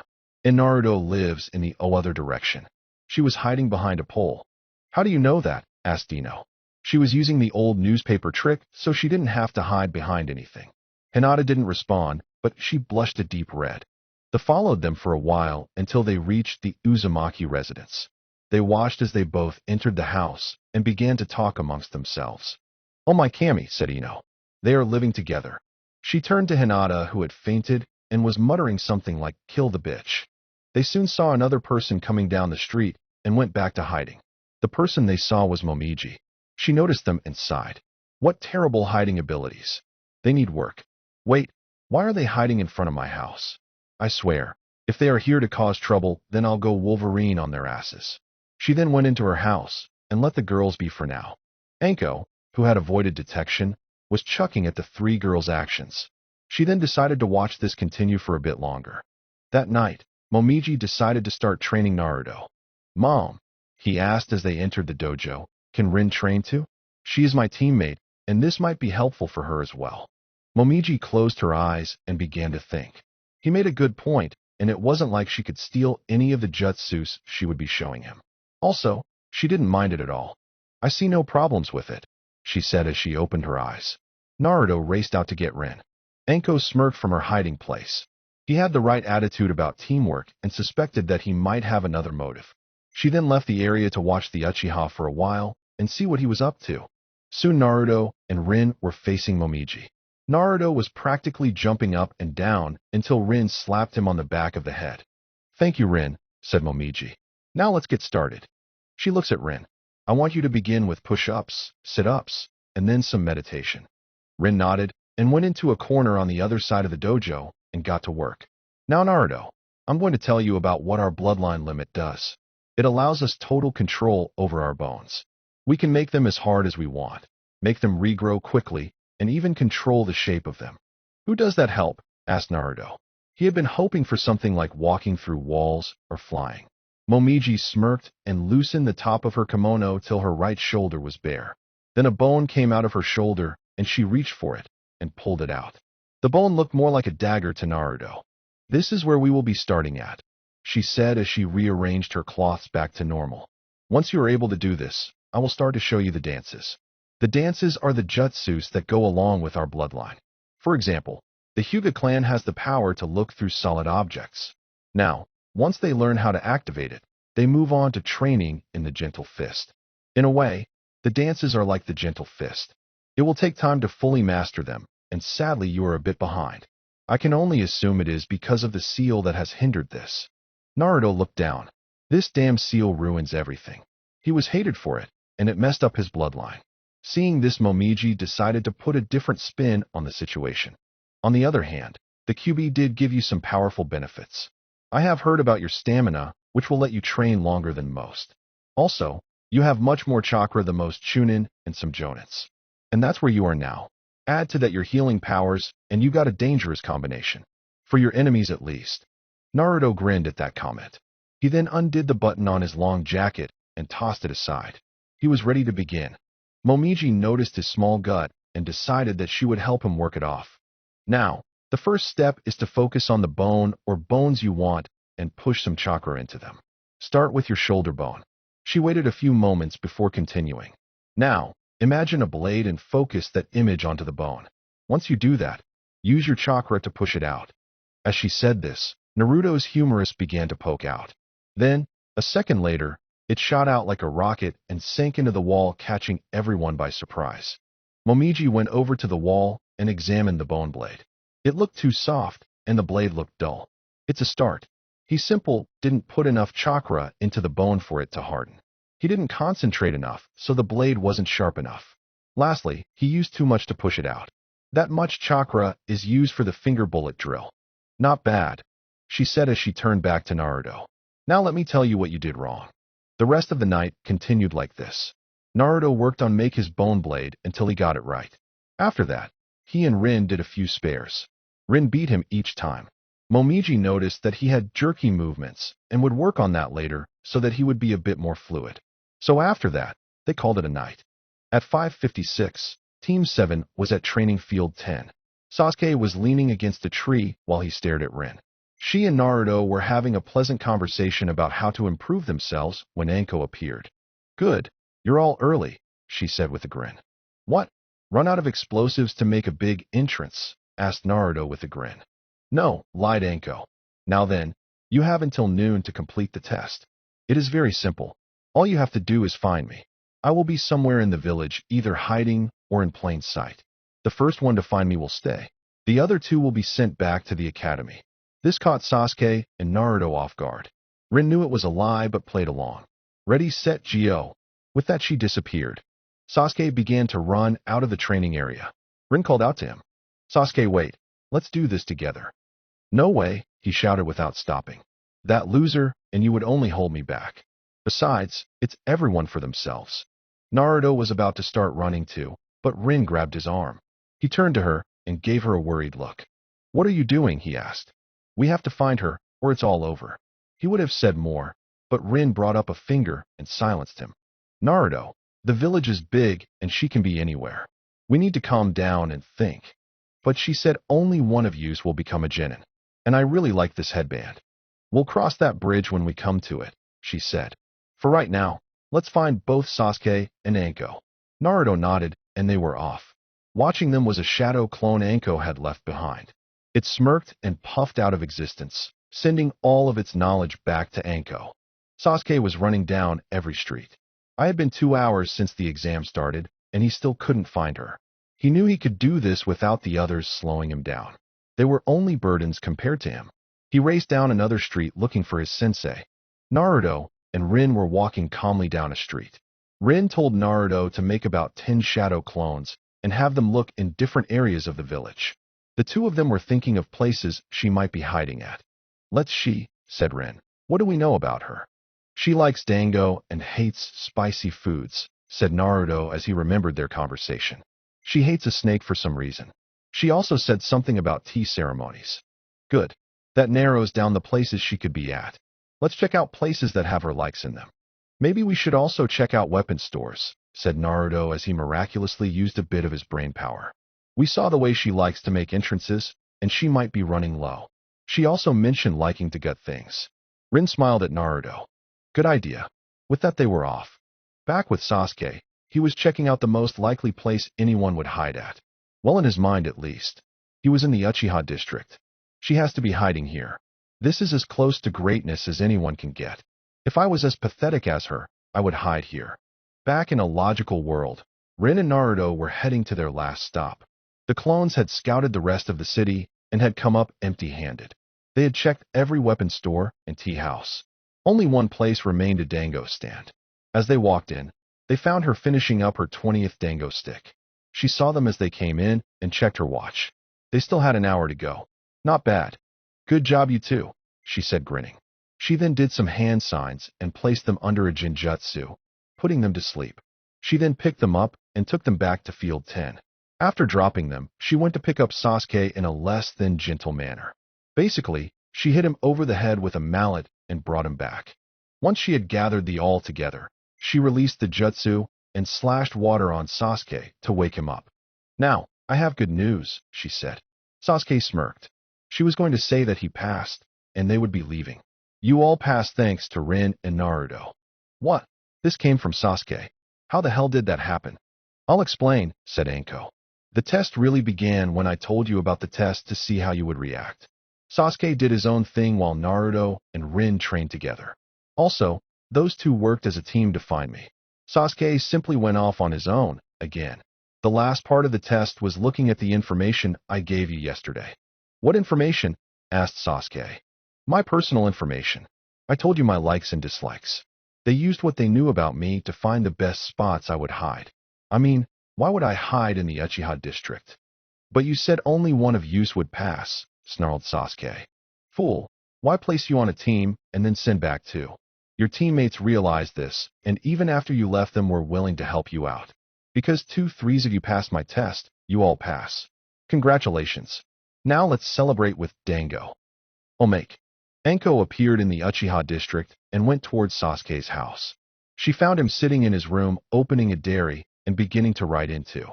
Oddly, he liked to talk as he wrote down his deepest secrets. I can make him do whatever I want. Evil LOL. Dear Diary. Today I am one step closer to killing my brother. But something else happened. I got the ugliest sensei. I mean, she's a tramp and a very unattractive one at that. Anko clenched her fists and began to take deep breaths. She acts more like a kid than a jonin. I heard that she's a special jonin. She's special all right. I bet she needs special attention for everything. This is only so much a person like Anko can take before she loses it. She broke into his room and hit him over the head with a mallet. I like mallets. Got a problem with that. Now what can I do to you? She said as she looked at the unconscious body on the floor. An idea sent from heaven, me really, appeared in her head. She smiled her most sadistic smile ever. When Naruto and Rin entered the field the next day, they saw Sasuke and were shocked. He was tied to a cross in nothing but a diaper. In red letters on his chest was "Arrogant Baby. Don't mess with Anko." Everyone has a story. No matter how big or small you are, you have a story because you exist. Hers began 12 years ago. It had been about 2 months since the death of QB and the Yellow Flash. The people of the village were happy that their greatest enemy was finally dead. He, who had turned the tide in the last great ninja war. He, who had whipped out a 1/3 of their forces single-handedly. Now they could plan for their revenge and finish what they had started. Now the people of the village hidden in the rock could destroy the Leaf Village and reclaim their honor. Sadly, they became aware of a new threat when a team of Leaf Shinobi was captured in their territory. They were questioned and tortured for information. The information would be useful to them. One member of the group broke quickly and began to tell them everything. When he started talking about guard duties, he mentioned guarding a demon brat. This got the attention of the interrogator and began to question him more. Why was one child so special that he needed to be guarded by two Ian and two Jonin? Why was he referred to as a demon? Soon the answers came, and the interrogator rushed to speak with Tatsuchikage. Tatsuchikage was a man of caution. When he heard that the yellow flash died and sealed the Kyubi into a child made him worry. In the past, this village had a few demon vessels before, and they were very powerful. To think that their greatest enemy now had the strongest demon of them all was too much. They had tipped the scale of power. But then a thought came to mind. There was a chance that the village wouldn't see the potential of this new child. No matter how strong the child would grow up, it would be useless if he couldn't fight or lacked the spirit to fight for his village. He decided to talk this over with the council. Like their enemy, the Rock had a council that consisted of the major clans and most respected shinobi. The talks went into the night and seemed like they were dead even. Half of them wanted to forget their revenge for fear of the Kyubi's vessel. The other half agreed that, if their prisoners were any indication of their hate for the boy, the child would most likely die at the hands of his own village. Then a solution came and a plan was made. Fight a demon with a demon. The perfect plan that satisfied both sides. The ceiling could only be down when a child would be born, so whose child would it be? The voice of a man named Bakudan was heard and said that his family would take this. They had lost most of their members in the war, leaving only 3, soon to be 4, left. It was soon agreed, and so they waited for the birth. When the day came, Deidara ran to inform Tatsuchikage that his mother would soon give birth. He in turn called his sealers and the keepers of the special vase that held Hoku, the 5 tails. They quickly gathered at the home of the once great clan, and the ritual began as the mother gave birth. The process was long and difficult, but they were successful. The child was then given a name that was true to her purpose. Michi, for she was the pathway that would lead them to victory. That was 12 years ago. From that point to the present, she grew up. Her hair was a mix of white with a few black streaks, and she wore it like her brother did. Her eyes were a light blue color. Her teeth were a bit sharper than most. She was slender and a bit tall for her age. She was strong-willed and had a code by which she lived her life. She often got bored with things and would skip school to go and play in the caves that were near her village. That has been her story to this point. Now is the present where we are now. Tatsuchikage was stroking his beard. It was a long and pointy one that, when combined with his lean face and narrow eyes, gave him the appearance of pure evil. Right now he was waiting for one person, Michi. He had called her to his office about an hour ago, and he was still waiting. While on the whole, her skills were good, she was nowhere near the level that they wanted her to be at. But that would change with her first mission as a genin. She soon came into his office. She was wearing a light brown shirt and skirt outfit and wore her hitayate around her neck. On her ears were headphones as she listened to music, and she seemed to be dancing to the music that was playing. Michi, said Tatsuchikage. She didn't reply and kept bouncing to the music. Michi, the man shouted. Oh, she cried. Don't shout, it's rude. She gave him a look that said to be nicer since he was in the presences of a woman. Sadly, it didn't work. I have an assignment for you of great importance, began Tatsuchikage. As you know, most of the Uchiha clan is dead. In fact, the leaf only has one left, and from what my sources are telling me, he is about your age and has just graduated. No doubt that village will train him hard and make sure he is able to revive his clan. This is something we can't allow. So what do you want sweet little old me to do about it? She asked with a grin. Would you like me to seduce him and have him join us? Well, if that's the case, then I might be willing if he's cute. No, we want you to wait for him to leave his village and kill him when he is alone. You are the best choice because he won't be able to copy your special jutsus. Also, if you are caught, you can act like a genin that is simply lost or an innocent girl. You are not to return until he is dead or we contact you. Fine, fine, she said as she waved her hand at her boss. I'll do this, but promise me that you'll inform me if my brother is found. It had been 4 years since the disappearance of Deidara, and Michi was worried. Tatsuchikage gave a nod, and with that she left. Is the target in sight? Asked Anko as she hid on the roof of a building. She and her team were on what she considered to be an A-No-S class mission. They were going to do something that was said to be impossible, even for the Hokage. I see the target, said Rin as she spoke through the communication device. She was on the street. Naruto was on another building and Sasuke had refused to take the mission, saying that it was pointless. Good, replied Anko. Naruto, when Rin stops the target, we will attack from above. I should work. If it doesn't, asked the ramen-loving boy. Most likely we will be killed, was her answer, which caused him to gulp. Down on the street, Rin was waiting to approach the target until he was in the right spot. It had to be perfect, or else the whole plan would fail. Then, he came into his position and she made her move. Hey Kakashi, she said with a grin. Kakashi, as usual, was reading his book and didn't bother to look at Rin. Rin, is there something you want? He asked. He was anxious because he was getting to the good part. We all know what that is, and if you don't get out of my fanfic. Well, I was wondering if. Before she could say any more, Anko and Naruto came flying down towards the late Jonin. He sensed the attack and used Rin as a substitute. The three of them fell on each other in a dogpile-like fashion. Kakashi didn't even look up from his book. What was that about? He asked. Rin, who was on the bottom, summoned her strength and threw off Anko and Naruto. She then turned to stare at her former teammate. I told you, I want to see your face. It's the greatest mystery in the world, she said as she held up his baby pictures. It turns out, even then he wore a mask. Oh, he said, simple as he walked away. Rin's eyes became dish plates and her face turned red. She was pissed. She then let out a scream that was heard all the way in Wind Country. When she was down, Anko, who had gotten up and dusted herself off, decided that training was over. Okay, you two, let's get one of those real missions, she said with a tear in her eye. About 20 minutes later, the whole Team 7 was washing the dogs of the Inuzuka clan. Team 7 had been a team for about a week now. At first, they were pissed at the crappy missions they had to do. Naruto and Anko seemed to hate them the most, or at least showed it the most. The first time they caught the daimyo's cat, Naruto had suggested that they skin in, and Anko volunteered.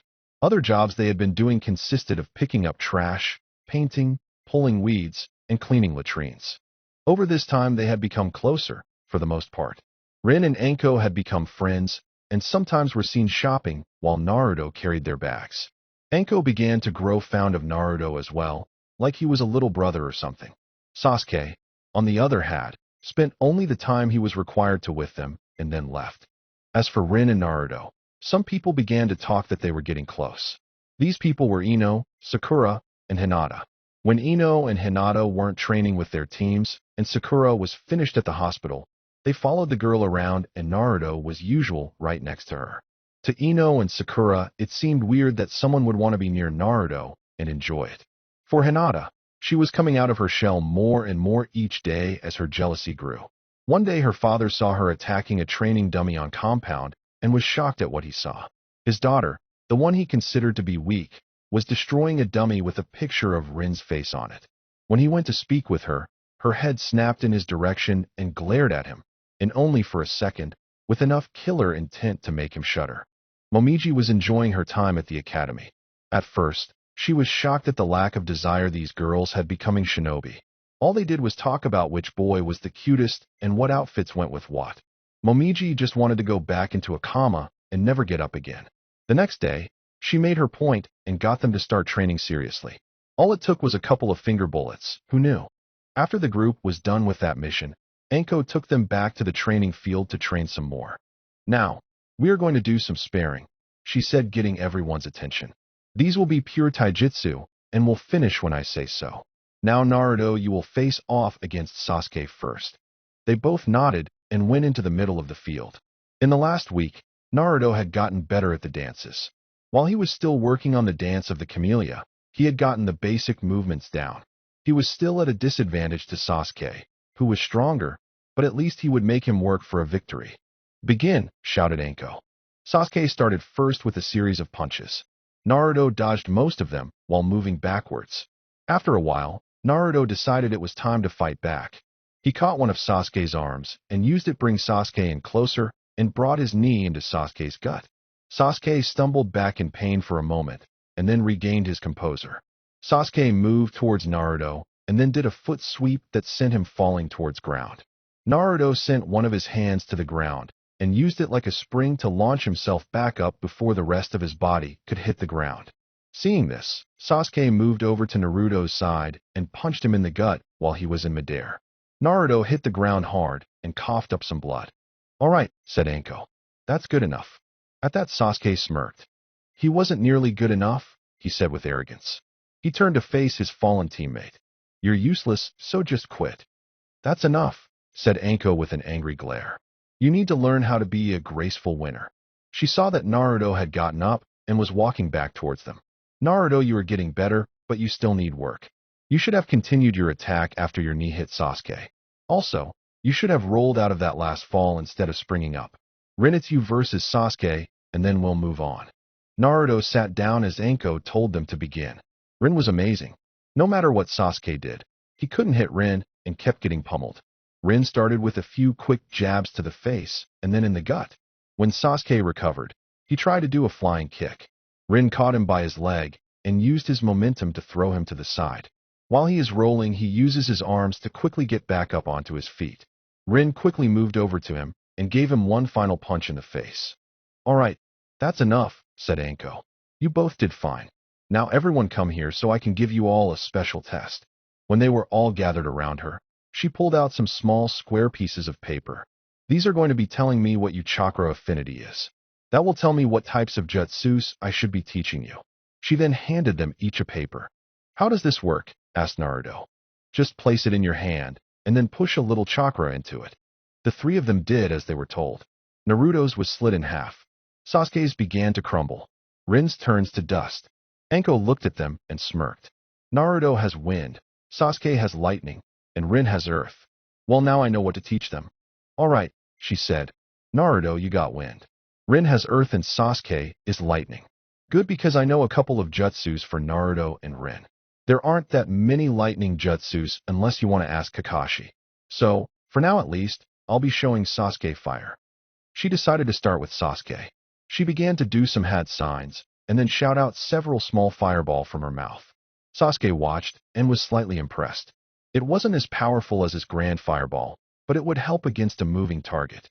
Anko then explained to him that it was almost similar to the grand fireball jutsu, except he had to cut it into several small bursts instead of one large one. He then went on to practice the jutsu on his own. Rin was next. Anko once again did some hand signs, and then created an earth clone. It looked just like Anko, who gave it a punch and it turned into mud. She explained that like the shadow clones, these could fight and use jutsus. And, unlike Naruto's shadow clones, it didn't take up too much chakra. Rin nodded and decided to start training. Last was Naruto. She did the signs, and then there was a large explosion of air. That, said Anko, was called Great Breakthrough.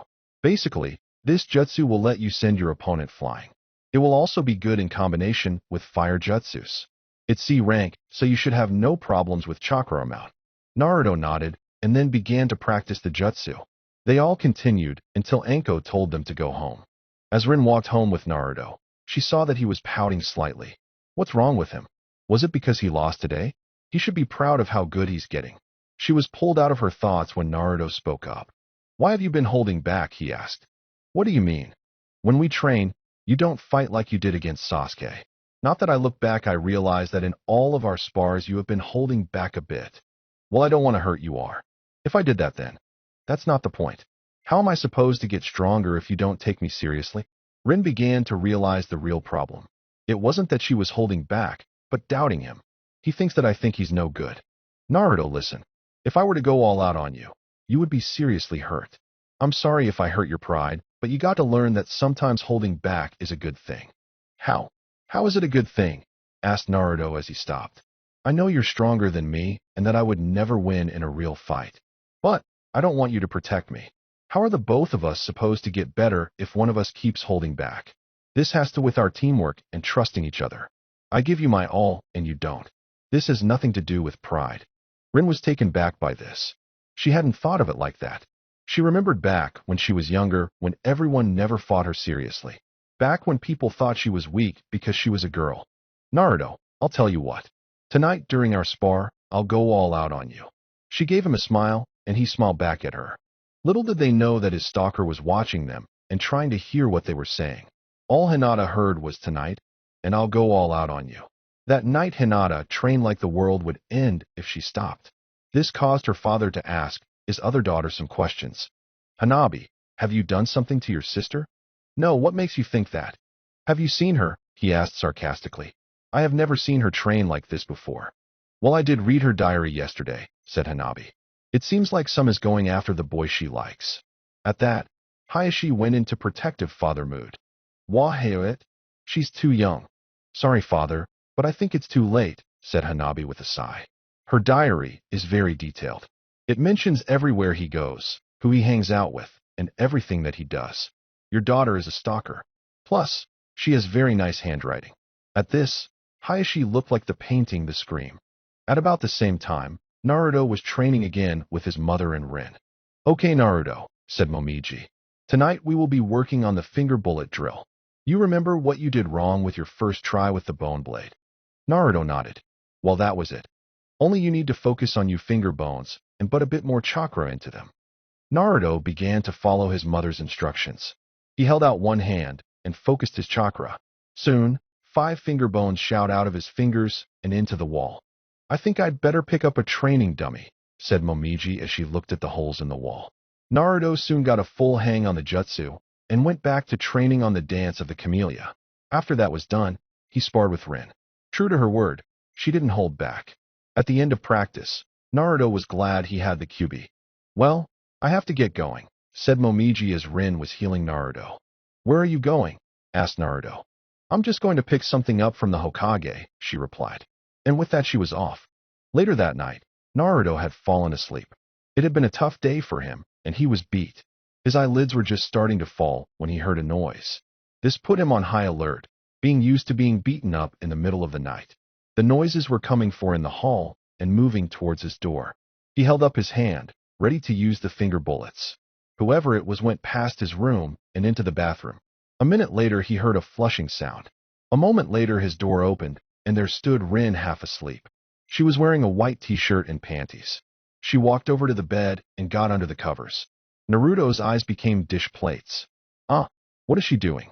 Is she sleepwalking or something? What should I do? At that moment, Rin seemed to move closer to him. Naruto could smell the shampoo she had used that night. He could feel the warmth of her body and the touch of her skin. Soon they were next to each other, facing each other. Her arm was soon wrapped around his neck, pulling his head in closer to hers. Is this for real? Does she like me? Meanwhile, one person was watching this for the Hokage's tower. The old man had been bored and decided to check on Naruto. Imagine his surprise when he was what was going on. He sat there, eating popcorn and cheering for the young blonde.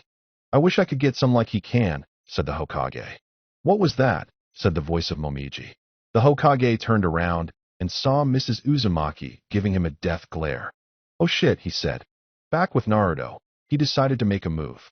He was nervous as hell. As he moved closer, he heard her say Obito very lightly. He stopped and realized that she was asleep and couldn't take advantage of her like that. He slowly got out of bed and picked her up bridal style and put her back in her own room. Are you spying on couples? Asked Momiji as she slowly walked over to the old man. He gulped and did the first thing that came to mind. Shift the blame. Momiji, I was just checking on your son when I saw him doing perverted things. Take a look for yourself. As he said this, he pointed to the orb only to find Naruto in his bed alone. Oh, this isn't good. Die, old man, said Momiji. With that, the hurting began. I would like to tell you all about it, but it's a bit graphic and too bloody. Let's just say that he was later admitted into the hospital with wounds in areas where the sun don't shine. The next morning, Naruto couldn't stop blushing as he watched Rin eat breakfast. Can you blame him? When they were done, they went to meet the rest of the team at the field and began to practice right away. Anko began the meeting with some announcements, and then they began to practice their new jutsus. Outside the village, a girl with wearing the symbol for the rock appeared near the village and began to set up camp. She would wait for her prey to come, no matter how long it took. Omake. Sasuke was fighting Naruto and winning. He decided to show off his power to impress his teacher. Grand Fireball. Naruto was hit by the blast and thrown back several feet. Huh. What a loser, said the Kage Uchiha. Hey, Anko-sensei said no jutsus, yelled Naruto as he got back up. Like I care what she says. The veins on Anko's head became visible. Don't talk about her like that, shouted Naruto. He threw off his jacket and pulled out a body from his shoulder. Dance of the Camellia, he shouted as he charged at the team. Sasuke was soon sliced and diced.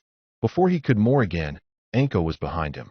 It's time you and I had a heart-to-heart talk, she said with a grin as she pulled out her mallet. Before she could do anything, I walked in. Stop, I said. You can't do that to him. That's right, said Sasuke. I reached into my pocket and pulled out a green spandex suit and some scissors. I have a better idea, I said with my own evil grin. You're an evil man, said Sasuke. Soon, the village hidden in the leaves had 3 people wearing green spandex. A cat with a ribbon on its left ear was alone in the forest. Or so it thought. 3 pairs of eyes were staring at it. One of them was very pissed, and the other 2 were just tired of this mission. This was the 12th time this week that they had caught this cat. This pissed one jumped out of the tree he was hiding in and grabbed Tora the cat. Said cat responded by clawing at its attacker. Ouch, stupid cat, muttered Naruto. That's what you get for scaring it, said Rin as she and Sasuke appeared next to him. She took hold of the cat, and he seemed to calm down.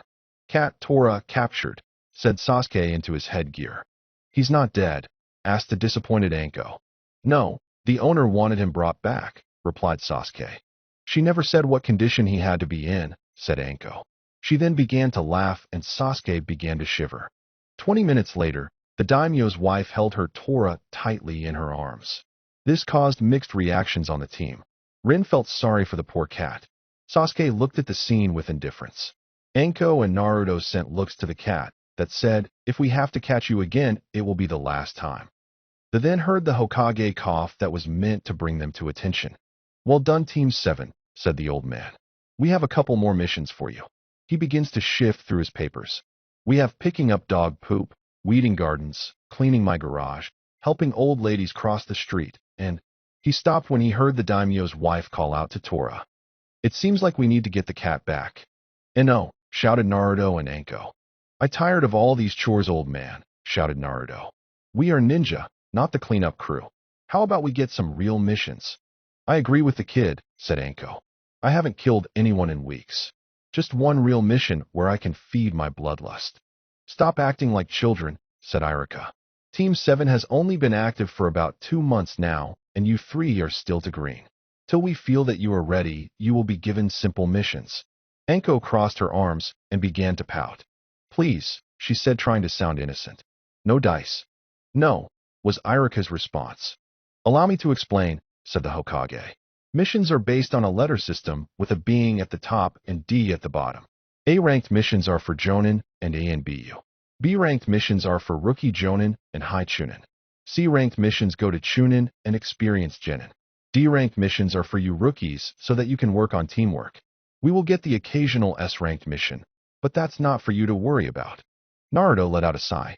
He had hoped that the old man might back them up at least a little. Then Anko walked over to him and whispered in his ears. The look on his face when it began looked like he was confused or surprised. At the end, he was giving the Hokage and Irika a wicked smile. Are you sure, Sensei? He asked Anko. That seems cruel. Do it, Naruto, said Anko with a gleam in her eye. Naruto began to do some hand signs, and when he was done, smoke filled the room. Irika was in a bit of a panic. Then he felt someone press against his back. The Hokage could feel people on both his side. No, thought the old man, not this jutsu. When the smoke cleared, the room was full of naked female Narutos. Please, they all said at the same time. It was too much for the 2 men to take. Man wasn't made for that level of perversion. Blood shoot out of their noses and the feel to the floor. A second later, the Hokage, who was still on the floor, held up a sheet of paper. Here's an easy C-ranked mission, he said. Anko went over and took the paper and began to read it. You're right. This is easy, she said. It's a simple escort mission as well as bodyguarding. We are to protect the bridge builder named Tazuna. That's Super Bridge Builder Tazuna, said a man on the other side of the doors. The doors opened, and an old drunk-looking man stepped into the room. The first thing he noticed was that the room was full of naked, blonde, big-busted, pig-tailed girls. I changed my mind. I'm staying here. There was a poof, and the girls disappeared, and Naruto appeared next to Rin. Sorry, old man, he said, grinning while scratching the back of his head. But, stammered Tazuna. He then began to cry. It's not fair. All right, team, said Anko. We will meet at the western gate in an hour. Be on time or be left behind. The 3 Genin nodded and quickly left. Anko then turned to the old bridge builder and sighed. You can stop crying now. The three of them went their own way as soon as they left the assignment room. Sasuke went home and began to pack. Rin did the same thing. Rin caught up with him shortly, and the two began to walk together towards the western gate. When they got there, they saw that Tazuna had stopped crying, but still looked drunk. Anko was standing next to him eating some dango. Sasuke showed up a bit later with his gear. All right, let's go, cheered Anko. Tazuna looked a bit worried. Are you sure you all can handle this? He asked. Don't worry, said Sasuke. This team may be made of adobe, Naruto glares at him, and weak kunoichi, big glare from Rin, and a jonin that dresses like a tramp. Anko reaches for her mallet that is under her trench coat. But don't because you have an Uchiha here. Before he could say anything else, he was pounded on the head by Anko's mallet. Naruto held up a large sign that had 9.1 on it. Rin also had a sign that read 8.9. Tazuna's sweat dropped. Still can't get a 10, muttered Anko. Let me rephrase that. I am a special jonin and my team can handle this. If things start to look bad, I'll step in and help. What do you mean weak kunoichi? Yelled Rin. I beat you at every taijutsu spar. That's only because we aren't allowed to use ninjutsu, and I'm going easy on you, responded Sasuke. I hope so, said Tazuna as he watched the people who were supposed to protect him fight with each other. Meanwhile, the Hokage and Iruka were starting to pick themselves up. Why had it taken so long? Well, they lost a lot more blood than usual. At least the blood was only on the floor. It had landed on the files, then they would have to get more and explain how it got there. No way were they going to do that. Soon, there was a knock on the door. Come in, said Iruka. Sakura then entered the room looking a little nervous. You wanted to see me? She asked. Yes, replied the Hokage. Sakura, I have heard that you are doing well in your medical training. So, I'll be sending you with a team on a simple delivery mission. May I ask why? She asked. Sakura, you are being trained to become a field medic. So, you need some field experience and to be with people who can help you with your speed so that you can arrive at your destination much quicker. Don't worry. I doubt that you will need to use your skills or any action will take place. There was a knock at the door and the Hokage checked the clock. That must be him. Come in, guy. With that, the door opened and in came a large man wearing green spandex, a jonin vest, a bowl cut, and thick eyebrows. Guy, the youthful green beast. I am here as you requested. Thank you, Guy, said Iruka. He turned to face Sakura. Sakura, this is Guy, and you will be joining his team for this mission. Sakura looked at Iruka and then at Guy. She then walked over to Iruka and leaned over to his ear. Please tell me they aren't as weird as he is, she whispered. Don't worry, said in a low tone. They are mostly normal. Poor kid. Maybe I should tell her about Lee. Oh well, she'll get over it. They will only be gone for about 3 weeks. Yes, I am evil. Over at the Hyuga compound, Hayashi was sneaking into Hinata's room. He had to find this diary and discover who it was that his daughter was in love with. Of course, he could just ask, but fathers don't just ask their daughters who they are in love with. Well, they could, but just don't expect the truth. So here he was, a 40-year-old jonin, sneaking around his daughter's room looking for that book. What are you doing, father? Asked Hanabi, who was right behind him without him knowing. So he screamed, like a little girl. Don't do that, he hissed as he turned around. I need to find that book. Where is it? It's under the floorboard next to her desk, sighed Hanabi as she pointed to the desk in the corner. Hayashi went over to the spot and quickly found the loose floorboard. He picked up the diary and then began to read it. Damn, he said. She does follow this guy everywhere. She even lists how much ramen he eats and the flavors. But why not a name? I think it's because she is embarrassed or something, said Hanabi. So, what are you going to do now, father? That was the question. He could track down the boy and kill him for stealing his daughter's heart. Or maybe send her to a hypnotist and erase him from her mind. Then, he could encourage the relationship. If Hinata was training this hard to beat down someone else who liked him, imagine how hard she would train if he told her they might become engaged. Before he could make any decision, he had to know more. Like the boy's name, family, and strength. He turned to his youngest daughter. I want you to try and find out more about this boy, he said. I don't care how you do it. Just find out who he is, and then report back to me.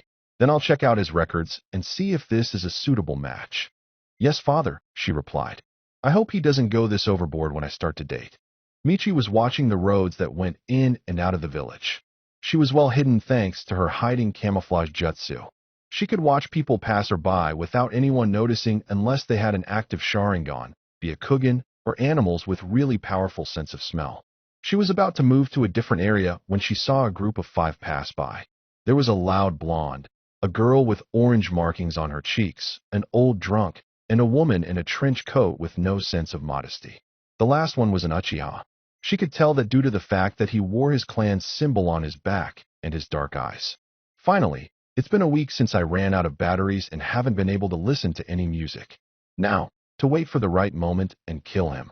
Tazuna, is there a shinobi village in Wave? Asked Rin. Far question considering the fact that she had been gone for so long and didn't know about any of the new villages that had appeared. No, he responded. If there were then, I would have hired them. There are many different villages, explained Anko. However, only 5 largest countries hold the villages where one can receive the title of Kage. They are the Mist, Leaf, Sand, Rock, and Cloud. Their leaders are the Mizukage, Hokage, Kazekage, Tsuchikage, and Reikage. I hope that explains everything. Thanks, Anko, said Rin. I just thought that there might have been more. Anko would have answered her, but stopped in her tracks in front of a puddle. She looked down at it and began to stare. The others began to freak out when she began to laugh. Well, what do we have here? She said in a happy-sounding voice. A puddle on a hot day, and it hasn't rained for days. I wonder what I should do. She then reached into one of her pockets and pulled out several exploding notes, and then dropped them into the puddle. If anyone was looking at her face, they would say she was crazy. It turned out, when the notes exploded and the demon brothers flew out of the water, someone did see her face. That woman is nuts, said one of them. Let's kill her first, then let's get the old man, said the other. With what? Asked Rin, who was standing in the back. You don't have any weapons. They gestured to their gauntlets, only to find them missing. Rin then stepped forward and held up the gauntlets. She then smirked at them. This is my fighting style, she said. I steal your weapons and then use them against you. The 2 brothers were enraged. They charged in to attack, but were stopped. Sasuke used his kunai to stab one of them in his leg, and then delivered a fierce uppercut. Naruto hardened the bones in his right arm and punched the other one in the face. Nice work, you 3, said Anko. She then turned to Tazuna. Why were they after you? Tazuna sighed. I guess I might as well tell you. There is an evil businessman named Gato who is after me. Publicly, he owns a shipping company, but that's only a cover. He's a smuggler and drug dealer. He came to Wave a few years ago and took over the country. He controls all the ports and has caused our land to become isolated and impoverished. So why is he after you? Asked Naruto. Because I'm building a bridge, said Tazuna. When it is finished, it will connect our land with the outside world, and we will be able to trade freely once again, and our economy will recover. So, if you knew this, then why didn't you ask for better ninjas? Asked Naruto. Too expensive. If I told them all of that, then I couldn't afford you guys. Please, I'll pay you all back once our economy recovers. I don't see why we should, said Sasuke. It's not our problem, and since you lied to us, that means that the mission is terminated. No way, yelled Naruto. Come on, this is our first real mission and you just want to walk away? We can do this, right, Rin? I have mixed feeling about this, she replied. I want to help, but he did lie to us. What do you think, Sensei? Anko turned and faced the road leading towards Wave. She closed her eyes and began to think. Please help us, said Tazuna. But, if you don't, my daughter will hate the leaf forever, and my super cute grandson will cry. I was going to say, hell yeah, let's do this before you interrupted me, said Anko. Don't worry, we will see this mission through. But you better pay us back later or else. Tazuna thanked her, and soon they were on their way. Watching them, Michi made some mental notes. The Uchiha was an ass, simple put. The girl seemed to be every capable and well as her sensei. Something was off with the blonde, though. When he got close, she felt restless and wanted to fight him. That and the demon inside her began to stir. She decided to wait and get more information on the Uchiha's teammates before acting. They traveled for a couple of days until they reached Wave Country. A boat was waiting for them and snuck them in. Once they got ashore, Tazuna told them that they would be staying at his place. As they walked in the forest, Naruto heard a noise in the bushes and threw a kunai at it. A white rabbit jumped out of the bush and ran away. Shit, said Rin. Sorry, apologized Naruto. No, it's not that, she said. It's just that rabbit was used as a decoy. I mean, it's summer, so its fur shouldn't be white. It's as white because it's been kept in a cage. That when they heard a noise. Get down, shouted Anko. They hit the ground hard and fast. A blade flew above them and was caught by a man in a tree. He had dark hair, no eyebrows, bandages covering his face, and dark pants. He was shirtless, showing the world his muscles. Well, so these are the people who defeated the Demon Brothers, said the man with amusement in his voice. Zabuza Momochi, I never thought someone like you would sell out to Gato, said Anko. The snake mistress of the leaves, it is an honor to meet you, said Zabuza. My target is only the old man, so if you don't want to die, then just step away. Anko raised a hand and put on her chin and made it look like she was thinking about it. Nope, she said after a minute. Not happening anytime soon. She turned to her team. Listen, maggots, get around Tazuna and let me handle him. He's a missing nin from Mist and was known as the Demon of the Bloody Mist. He got that name after he killed his entire graduating class. All without any previous training, added Zabuza as he chucked at the memory. He then decided to have a look at the Genins. The black-haired boy looked cocky, and the girl seemed to be the most intelligent of the three, having seen through his distraction. His eyes stopped on the blonde, and then they grew wide when he saw the two red dots just above his eyes. Naruto noticed him staring at him and became nervous. Hey, shouted Naruto. Stop staring at me, you eyebrowless freak. Zabuza ignored him and faced Anko once again. How did you get your hands on a Kaguya? He asked. They were wiped out years ago. Anko smirked at him. Seems your village missed one, she replied. She had read Naruto's file and knew about his bloodline and his mother's history. She also knew about the incident with the Kaguya clan and the Mist Village. Zabuza grinned. He hadn't been this excited since he found Haku. Now he had a chance to add another to his collection. First he had to take out his opponent. Hiding mist jutsu. With that, a heavy mist covered the area, making everyone's sight worthless. He then let out a powerful killing intent. What a powerful killing intent, thought Sasuke. If I make a single mistake, I'll die? I can't stand this. I'd rather kill myself than take this much longer. Before he could carry out his plan, sorry people, Anko stopped. Hey, have a little confidence in me, will ya? She said. Her eyes then narrowed and disappeared. The three Genins heard the sound of metal hitting metal, and when they turned around they saw Anko holding back Zabuza's sword with a kunai. Then, in an instant, Anko grabbed a second kunai from her jacket and threw it at Zabuza. Zabuza, however, dissolved into water.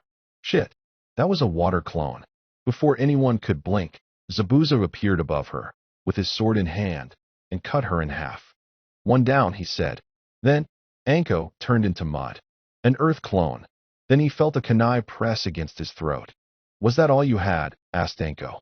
Suddenly, Zabuza dissolved into water, and she was kicked from behind. She was launched into the lake that happened to be nearby, and as she swam back up to the surface, she saw Zabuza standing over her. Water prison jutsu. With that, Anko was trapped in a sphere of water. As long as Zabuza held on to the sphere, she was stuck. She had a limited amount of time before she ran out of air. Well, better take care of your brats and the old man. Water clone jutsu. A clone of Zabuza appeared at the edge of the lake and began to walk over to the Genin. The three Genin began to panic. Sasuke was cursing that he would never get to kill his brother or revive his clan. Rin had tried to come up with a plan. However, she couldn't figure out how she was going to steal that sword, and even if she did, he could still use ninjutsu. Naruto was watching his life flash before his eyes. To put it bluntly, it sucked. But when he got to the part where Iruka saved his life, things began to get better. No way was he going to let it end now. Not when he finally got his mom back and found out who he was. Suddenly, he had an idea. He just hoped Rin would figure the rest out. He stepped forward and took off his jacket. Dance of the Camellia, he shouted as he grabbed a shoulder bone that had begun to poke out. The bone looked like a sharp blade and was much stronger than steel. Interesting, said the clone. I will enjoy seeing the Shikatsumiyaku. How can this be? Thought Sasuke. How can the Dobe had a bloodline limit? If you like this, try my shadow clone jutsu. At that, there was a puff of smoke, and then there were 5 Narutos. They then ran towards the clone Zabuza and circled him. Now you're in for it. Ryujui no Agoki. The 5 of them began to appear and disappear around the clone, confusing him. This move makes it impossible for you to hit me, said one of the Narutos. With fluid-like motions and a constantly changing speed, you can't predict where I am or where I am going. Clone Zabuza was swinging his sword like a madman, while the real one watched with interest. While this was going on, Rin noticed something on the ground. It was a windmill shuriken. Realization hit her and stole Sasuke's windmill shuriken from his bag. Shadow windmill shuriken. With that, she threw the weapons at Zabuza. Zabuza noticed the attack coming at the corner of his eye. It was a distraction. The blonde was just showing off to get my attention away from his teammates. And I fell for it. Zabuza caught the first shuriken with his free hand. When he saw the second one, he jumped to avoid it while still holding the sphere. "Hey freak," came a voice from behind Zabuza. He turned around and saw the windmill shuriken turn into the blonde. "Eat this, finger bullet drill." Naruto's finger bones shot out and headed for Zabuza's arm. He had no choice. He released the jutsu. Naruto hit water, and when he got back to the surface, Zabuza was giving him a death glare.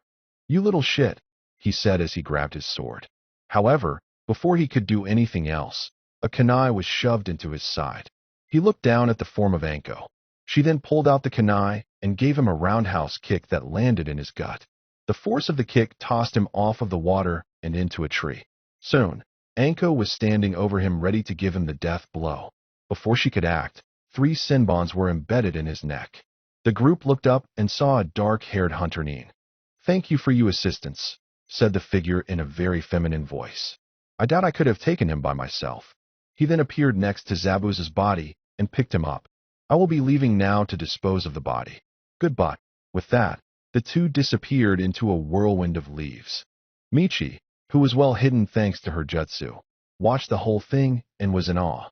She had to tell her superiors about what she had seen. "That was amazing," cried Tazuna. "I had doubts, but that was amazing. Come on, let's get to my place so you can get some rest and I can get some super sake." It was about an hour later when our heroes, well, them plus Sasuke, arrived at Tazuna's house. The house was a simple 2-story house that was set next to a lake. The inside had a simple layout. On the first floor were a kitchen and an empty family room. The second floor held all the bedrooms.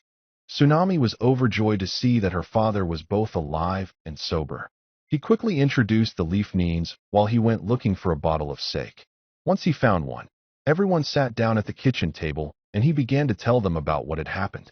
Well, he left out the part of the harem jutsu, but other than that it was what happened.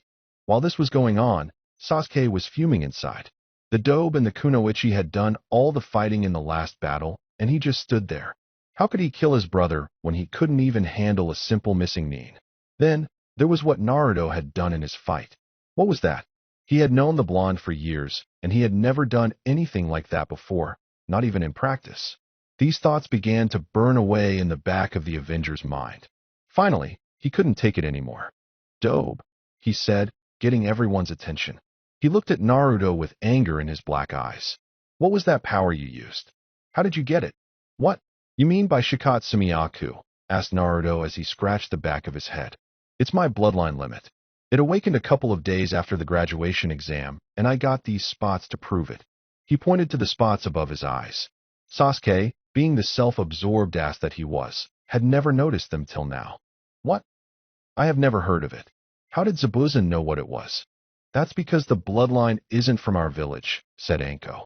She had never allowed Naruto to use his Shikatsumiyaku in practice because she didn't want him to rely on it so much. "Excuse me, but what is a bloodline limit?" asked Tazuna. Anko sighed and then gathered her thoughts on the subject. A bloodline limit is basically a genetic mutation that gives its owner special abilities that can't be copied or duplicated under normal circumstances, she said. There are many different types and powers, but we can categorize them into 3 groups. The first are the Dojutsus, or eye techniques. Examples of these are the Uchiha clan Sharingan, which allows them to predict their opponent's moves and then copy them, and the Byakugan, which gives the Hyuga clan the power to see through solid objects and gives them a 360-degree field of vision. Then there are people who can be classified as elementals. These are people who can control over a certain element and can do jutsus that we can't. An example of this is the first Hokage's power to control plant life. There are others who could create water out of nothing and use magnetic powers as well. The last group belongs to the body manipulators. These are people who either have unique body parts or have control over a certain part of their body. Naruto falls under this category because his Shikatsumiyaku gives him the power to harden his bones till they're stronger than steel, reshape them into weapons, and regrow them immediately. The only way for someone outside of a clan to gain one for these powers is surgery or genetic manipulation, said Rin, adding her 2 cents. After all, she was the one who gave Kakashi his Sharingan. He still hasn't said thank you. So, how did Zabuza know about Naruto's power? And how come I've never heard of it? Asked Sasuke. My mother used to live with her clan in Water Country, said Naruto. She said she left because she didn't like how much the clan liked to kill people. She ended up in our village during the last Shinobi War. He then let out a yawn. It was late, and they had just come back from a huge battle. I think we should get some sleep, said Anko. I'll show you to your rooms, said Tsunami. She got up and motioned the group to follow them. They then went upstairs and were placed into the 2 spare bedrooms. Naruto and Sasuke took the first, and Rin and Anko took the other. Haku, meanwhile, was busy removing the needles from Zabuza's neck. Unfortunately, the swordsman became tired of waiting and simply yanked them out at once. Yes, for all you newbies out there, he's alive. Haku, you sure waited long enough, complained Zabuza. And take off that mask. Haku complied and revealed his girlish face and his chocolate-colored eyes. Sorry, but I have so many fond memories of this mask, he replied. He then went to work at treating Zabuza's wounds. As Haku worked, Zabuza thought about what had happened over by the lake. He was shocked to learn that there were still people who could use the Shikatsumiyaku. When he and Haku left the Mist Village, the Kagaya clan attacked, as was defeated. To Zabuza, they were excellent weapons that could have been useful during his attempt to seize power. Now, he had the perfect chance to get one. All right, said Haku. Let's get you back to the hideout. Zabuza just nodded.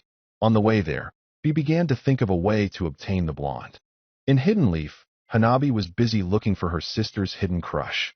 She had created a list based off the information she found in her sister's diary. So far she knew that he was a guy who was loud, liked ramen, was kind, energetic, a hard worker, and looked very handsome. She had started with the members from the graduating class first, and had only met a few of them.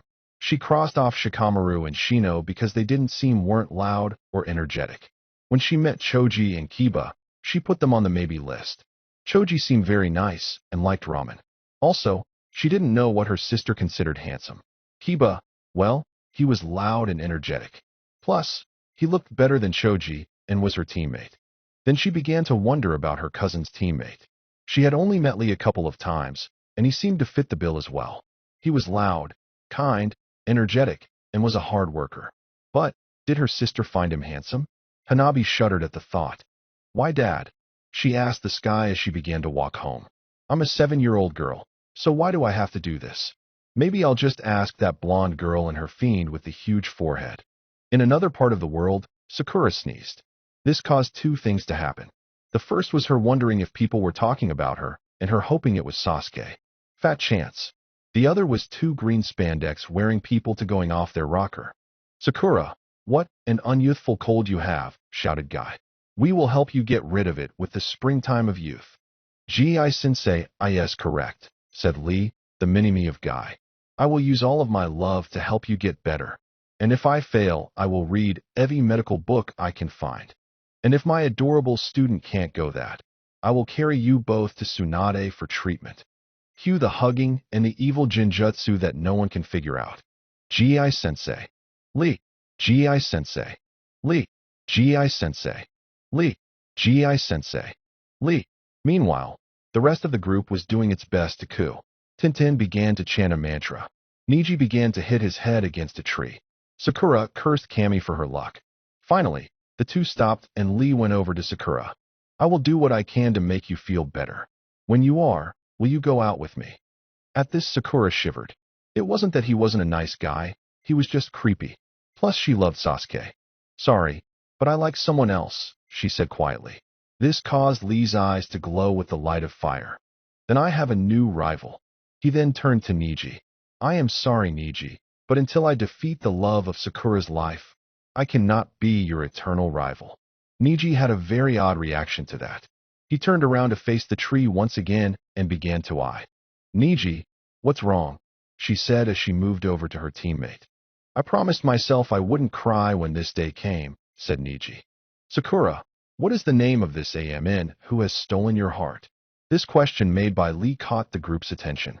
Guy wanted to know as well, so he could help his youthful student defeat him. Niji wanted to know who to thank for this newfound happiness.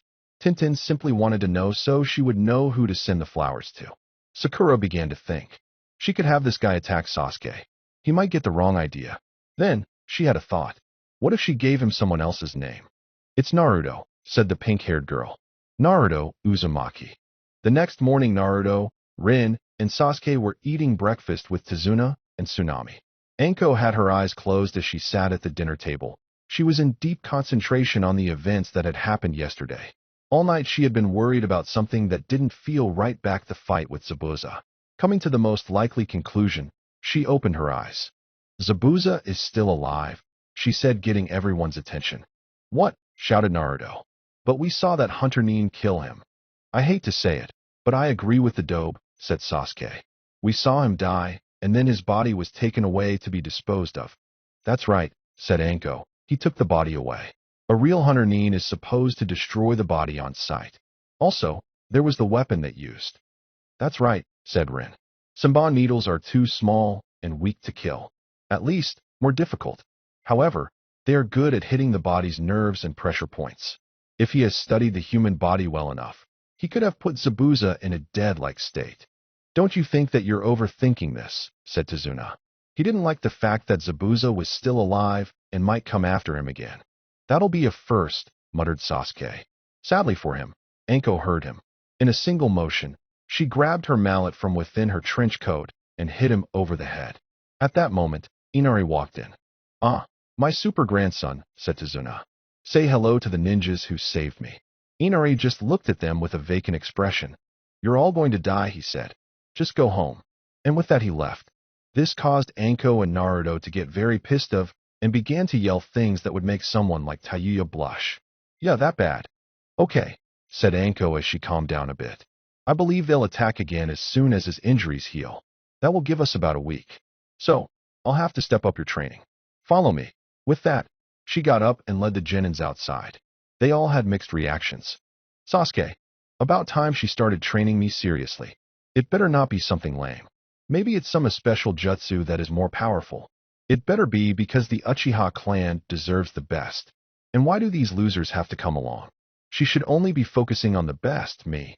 Rin. Most likely she'll be showing us tree climbing. I already have that down, but my water walking is still kind of weak. Maybe I'll work on that after I show her that I have mastered this exercise. Naruto. All right. Whatever it is, I know we can do it. Anko led them to a clearing and began to tell them what they would be doing. Now, this is an advanced exercise that gives some jonins trouble. You see, in battle, you have trouble with chakra control. This exercise will help fix that. Also, it will help increase your stamina. All you have to do is walk up a tree without using your hands. That's impossible, said Sasuke. Anko smirked and then walked up a tree without using her hands. She then explained what they had to do and told them to use the kunai to mark how far they made it up. Naruto and Sasuke both ran up the tree. Sasuke used too much and the bark exploded underneath his feet. Naruto used too little and slipped off the tree. Rin simply walked up the tree and made it all the way to the top. Not bad, Rin, said Anko. Looks like you have already mastered this exercise. She then turned and faced the boys. All right, you two keep working on this. I'm going to be keeping an eye on Tazuna in case Gato sends others after him. With that, she left. Meanwhile, back in the Leaf Village, Hayashi was doing some shopping. He basically wanted out of the house and noticed that they needed a lot of stuff. Hanabi had so far come up empty-handed with her search, and Hinata, it was that time of the month. So here he was, shopping for groceries from him and his daughters. At times like these, he missed his wife. She was good at these kinds of things. His philosophy had always been to just glare at the problem long enough, and it will go away. He stopped and looked at the list he had made. Where are the pickled vegetables? He said aloud, to no one really. However, someone heard him. I saw them in the back of the store, said Momiji Uzumaki. Hayashi turned around and thought he was under a genjutsu, because she seemed to be standing inside a clamshell with a waterfall and rainbow background. She was wearing a dark blue kimono, and her white hair was let down and touched her shoulders. His skin was pale, but not in a sickly way. It seemed to have a glow of its own. She was only about 5 inches shorter than him, and, simply put, looked very good for a woman of 38. She stood in front of with carrying a small basket in her hands. What? He stammered. They are in the back of the store, she repeated. May I see that list? Hayashi simply nodded and handed her the list. She scanned the list and then looked at him. This won't do. There is little variety and not enough fruits. As she continued, many people stopped and stared at this sight. Hayashi Hyuga was just standing there being told that he made a mistake. No one does that. Usually, he gets angry and lashes out. "TT, thank you," he said. "Oh no, I sound like my daughter. And my heart is beating faster than usual." "You're welcome," she said with a smile. Hayashi felt his face go red, and she began to walk away. At this point in time, his mind was in total confusion. He didn't want her to go. What to do? Should he ask her to help him out some more? "Yes," screamed a voice in the back of his head. It told him to be a man and ask a woman to help him shop. "Miss," he called out. She stopped and turned around. Now people were beginning to notice. Even the Hokage, who was watching this in his crystal ball, was placing bets with his attendants on what would happen. "I was wondering if you wouldn't mind giving me a hand." "I don't mind at all," said Momiji. In a short time, Momiji helped Hayashi with his groceries. While they did this, Hayashi asked her about herself, and she responded as such. When it was over, Hayashi wanted to ask her out. But there was a small problem. He didn't know how to do it. It had been so long since he had been in the dating pool, as he just said the first thing that came to mind. It was the same thing he did when he asked his late wife out. "Would like to have a sparring match?" he asked as they exited the story. Many people face-faulted, and a certain Hokage was collecting lost bets. "Sure," she said. "I would love to. I'll see you later, Lord Hyuga." With that she walked away. Back in Wave, Naruto was having trouble with the exercise. Rin had given him some pointers before she went off the train on her own. Getting up from his last attempt, he took a deep breath and followed Rin's instructions. He gathered chakra to his feet and began to concentrate. Then, he charged up the tree and was able to catch up with Sasuke before falling down. Realization hit Naruto that this was similar to the way he manipulated his bones. Sasuke began to watch this and saw that he was improving. Now, his two sides began to bicker. One side told him to ask him what he did so that power could be his. The other side said that he just got lucky and that he was an Uchiha. In the end, Sasuke decided to swallow his pride. "Our little baby is growing up." "Naruto, what did Rin tell you?" asked Sasuke. "Kami, this is so embarrassing." "I'm not telling," said Naruto with a grin on his face. It was now 2 days before the attack on the bridge, and the two boys were almost done with the exercise. At night, Naruto practiced the moves from his father's scrolls and worked on turning his rib bones into missiles and launching them from his chest. Sasuke, after he was done, felt that he had done his share and decided to simply wait for his Sharingan to awaken. Rin at this point had finished water walking and was working on some more difficult medical jutsus and some earth jutsus that Anko had taught her. "Why do you all do it?" shouted Inari, who was standing in the doorway of the kitchen. "What you are doing is pointless. Gato will just kill you no matter what you do." "Well, at least we aren't going to take it lying down," said Naruto. He was tired and needed his rest. "You don't get it, do you?" shouted the boy. "You don't know what it's like to suffer and to lose people you love." This hit sore spots on both Rin and Naruto. Rin turned and looked at the boy with every ounce of hate she had. She was in a war and lost many of her friends to the Rock Nines. She watched her teammate die right in front of her eyes. How dare he say something like that? Naruto wasn't so good at holding back. He got up and growled at the boy. "What would I know? I was separated from my mother for 12 years. I was beaten, stabbed, and staved in the orphanage where I grew up. I had to live in a filthy apartment alone. So, yes, I do know what it's like. But at least I didn't cry about it or give up hope." With that, Naruto stormed outside.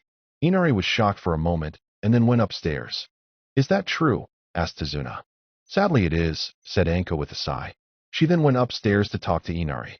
She found him in his room and quickly decided on what to say. "Sorry about what Naruto said.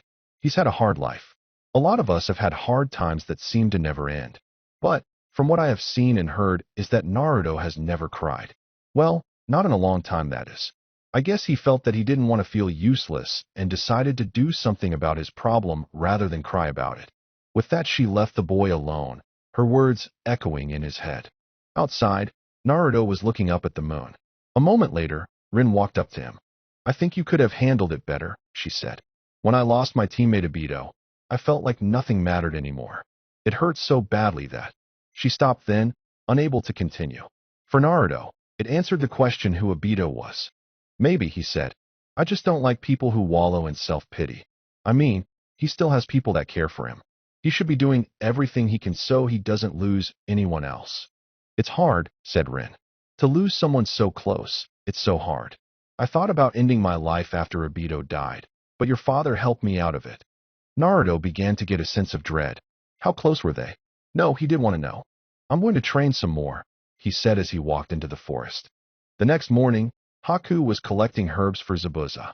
Tomorrow they would attack, and they needed to be ready. He was wearing a pink outfit and had undone the bun in his hair. As he walked into a clearing, he saw Naruto asleep on the ground. What a perfect chance. Haku moved over to where Naruto was and began to poke him. Soon he was awake. You're going to catch a cold, said Haku. Naruto looked up and, you guessed it, thought Haku was a girl. But I ask you, who WOULDNT? What are you doing out here? I'm training, said Naruto. But you look strong enough as it is, replied Haku. I know, but I want to get stronger. So, why do you seek strength? Is it to protect you precious people? Naruto thought about that for a moment.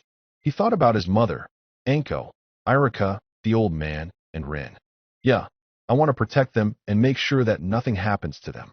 But, what if they don't need you? Asked Haku. Would you still protect them even if they changed their mind on how they feel about you? Haku didn't want to do this, but if it helped Zabuza in the end, he would do it. All he had to do was place seeds of doubt in his head, and soon he would come to them. However, of course I would, said Naruto with a look of determination. I will never give up on those I care about. I see, said Haku as he got up and began to walk away. I hope you will be able to become strong for those people. No problems. I never go back on my word. You don't have to worry about me, miss. That's good to know. Oh, and by the way, I'm a boy. Naruto turned white and his eyes became dinner plates. About 10 minutes later, Sasuke found him. Apparently, the local wildlife thought he was a statue. What's wrong with you? Asked Sasuke as Naruto snapped out of it. The world is full of strange and scary people, was Naruto's response. The next day, Anko, Rin, and Sasuke were at the door ready to go to the bridge with Tazuna. Are you sure you don't want to wait for Naruto? Asked Tsunami. Naruto had gotten back late the previous night after finishing the exercise along with Sasuke. However, he had overdone it and needed rest. He'll be fine, said Anko, waving her off. With that, the group made its way to the bridge. About a half an hour later, Naruto woke up. Realizing that his team had left without him, he quickly got dressed and raced to catch up with his teammates. At the same time, Team 7 had arrived at the bridge to find everyone missing. Where are the workers? Cried Tazuna. This was answered by laughter of none other than Zabuza, who walked towards them with his partner next to him. They ran away as soon as they saw me, he said with a smirk. He then noticed that the Kagaya was missing. Where is the blonde? Why do you want to know? Asked Anko, who tensed. I would also like to know, said another voice. A young girl with white and black hair walked from the other end of the bridge. She wore the symbol of the rock on her forehead protector. Friend of yours? Asked Anko to Zabuza. No, answered Michi. However, we have somewhat similar goals. His job is to eliminate the bridge builder and those protecting him. My job is only to kill the Uchiha. So, I'm going to be lending him a hand. So why do you both want the dobe? Asked an annoyed Sasuke. I want him because he is a member of the Kagaya bloodline, and I would like to take him home, said Zabuza. He will become an excellent tool for me. I just need to confirm my superior's suspicions, said Michi. I saw the fight on the lake and reported it. Now I need to confirm something for them. Can't we all just get along? Asked Tazuna. Nope, said everyone. Inari stared at the two men who were taking his mother away. Gato had sent them to capture his mother and use her as a pawn. That man just keeps taking everything, he thought. He has taken everything from me now. My father, my mother, soon my grandfather, and there is nothing I can do about. He's just too strong. Then, the image of Naruto came to his mind. Flashback. What would I know? I was separated from my mother for 12 years. I was beaten, stabbed, and staved in the orphanage where I grew up. I had to live in a filthy apartment alone. So, yes, I do know what it's like. But at least I didn't cry about it or give up hope. In flashback. Then he remembered what Anko told him. Flashback. He's had a hard life. A lot of us have had hard times that seem to never end. But, from what I have seen and heard, is that Naruto has never cried. Well, not in a long time, that is. I guess he felt that he didn't want to feel useless and decided to do something about his problem rather than cry about it. In flashback, Inari began to think about his father. He had told him to protect what is important. He had died doing that. Now, here he was, crying like a little baby instead of following in his stepfather's footsteps. He then got up and charged. The men saw this coming and shocked.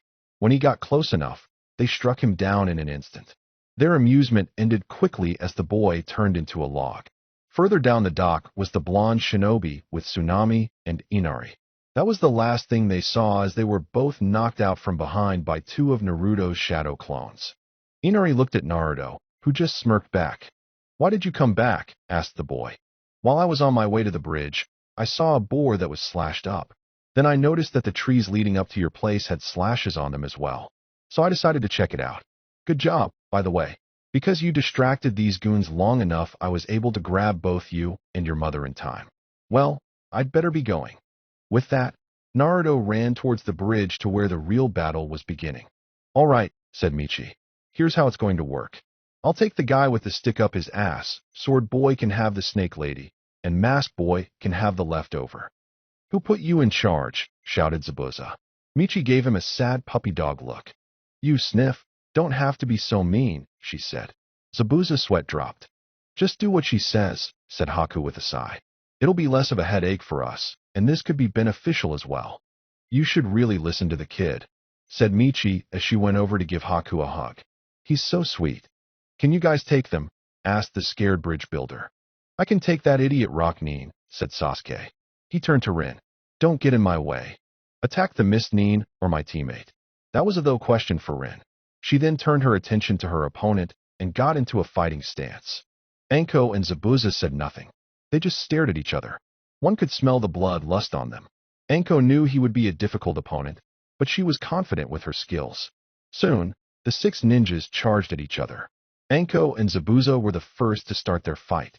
Anko pulled out two kunai out of her jacket and used them to block Zabuza's sword. Rin charged at Haku. When they connected, Haku's Senbon meet Rin's Senbon. "I never expected you to use the same weapon as me," commented Haku. "Actually, this is my first time holding one," replied Rin with a grin. Haku wondered what she meant for a second until he realized that he was missing about half of his needles. "No matter," replied Haku. "I still have the advantage. Your hand is tied up. 1,000 flying needles of death." Around them, the moisture in the air was chilled and became, well, a lot of needles that shot at Rin. Using her training, she focused chakra in her feet and was able to get out of harm's way. "I never expected someone to be able to use one-handed signs," said Rin. "You're not bad. You are skilled as well," said Haku. "However, I will win." Sasuke and Michi were busy exchanging blows. This was a pure taijutsu fight and was pushing both of them to the edge. Sasuke punched her in the gut after a few minutes, and she jumped back a couple of feet. "So, is this the best that your weak village can do?" taunted the Uchiha. Michi glared at him and charged. She threw a punch with her right fist, and he caught it. She then tried with her left, and he caught that as well. "Looks like you lose, pathetic." "I don't think so," replied Michi with venom in her voice. With that, she kneed the Uchiha Avenger in the groin. "That was for insulting my village." He released her and fell on his knees and covered his vitals. Michi, with a smirk, punched him in the face. "That's cheating," said Sasuke as he started to get up. He gave her an evil glare. "Looks like you don't get it," said Michi as she got into her taijutsu stance. "There is no such thing as cheating in the ninja world. If you can't understand that, then you won't last long." Both fighters began to fight once more. Sasuke was slower now due to that last attack. Haku decided to use his most powerful attack, demonic ice mirrors. Soon, Rin was surrounded by the ice mirrors. Haku then stepped into one of them, and his image appeared in all of them. He then reached for some Senbon needles, only to find them gone. "Sorry," said Rin as she dropped them to the ground. "Looking for those?" "It is no matter," said Haku calmly. "I have more." With that, he went to his other side pouch. A sweat drop appeared when he realized that they were missing as well. I took those as well, said Rin. It appears we are at a standstill. Over with Sasuke and Michi, the fight was getting bloodier. Sasuke had awakened his Sharingan. However, he didn't know how to use it properly. Also, it was eating up a lot of his chakra. Deciding to make this the last attack, he did his fireball jutsu. Michi saw this coming when he made the tiger hand sign and jumped back at the last moment. Sasuke then fell to one knee, panting. So you want to play with fire, said Michi. She then reached into a pouch on her hip which held her clay. Fine, I'll play too. She then pulled out her clutched hand and opened it to revel. A clay pig with wings? Sasuke's sweat dropped when he saw the thing try to fly. That's pathetic, commented Sasuke. The pig thing seemed to look upset. Hey, shut it, yelled Michi. I'm still working on birds. This is harder than it looks. Now get him. With that command, the flying pig flew towards him and exploded near Sasuke's stomach. Not enough chakra, she muttered when she saw that he was still alive. Sasuke's shirt was torn and his skin had several cuts and burns. It'll take more than that to kill an Uchiha, he said. Michi smiled. Arrogant till the end it seems, she said while reaching for some more clay. I was hoping for a better challenge. Oh well, at least I accomplished my mission. This time, her clay had become 6 shurikens. These will explode on contact, and I have put much more chakra into them. She then threw them at the Uchiha, who braced himself. This is it, he thought. So many things I haven't done yet. Kill Itachi, make the dobe look bad in front of Rin, revive the clan, take the dance class. The sound of Naruto yelling, finger bullet drill, snapped Sasuke out of his pity party. He watched as Naruto's attack canceled Michi's.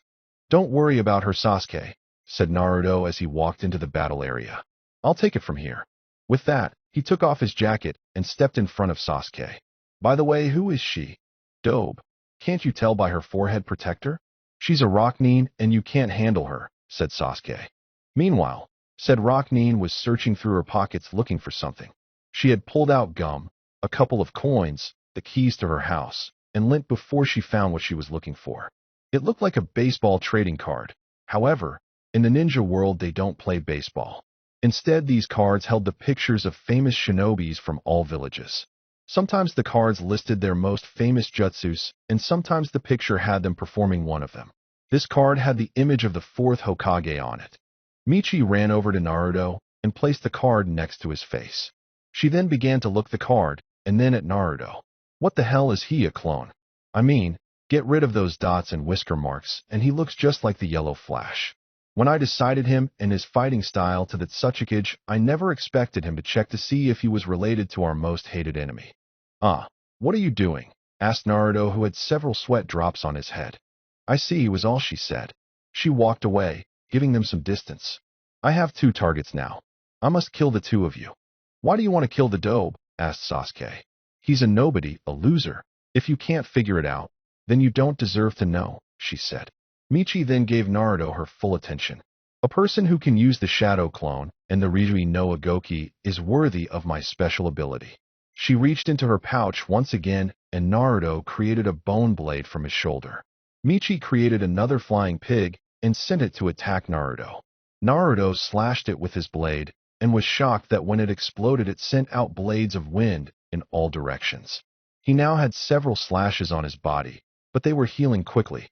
I have the power to add any of the 5 elements to my clay bombs, said Michi as Naruto got over the shock.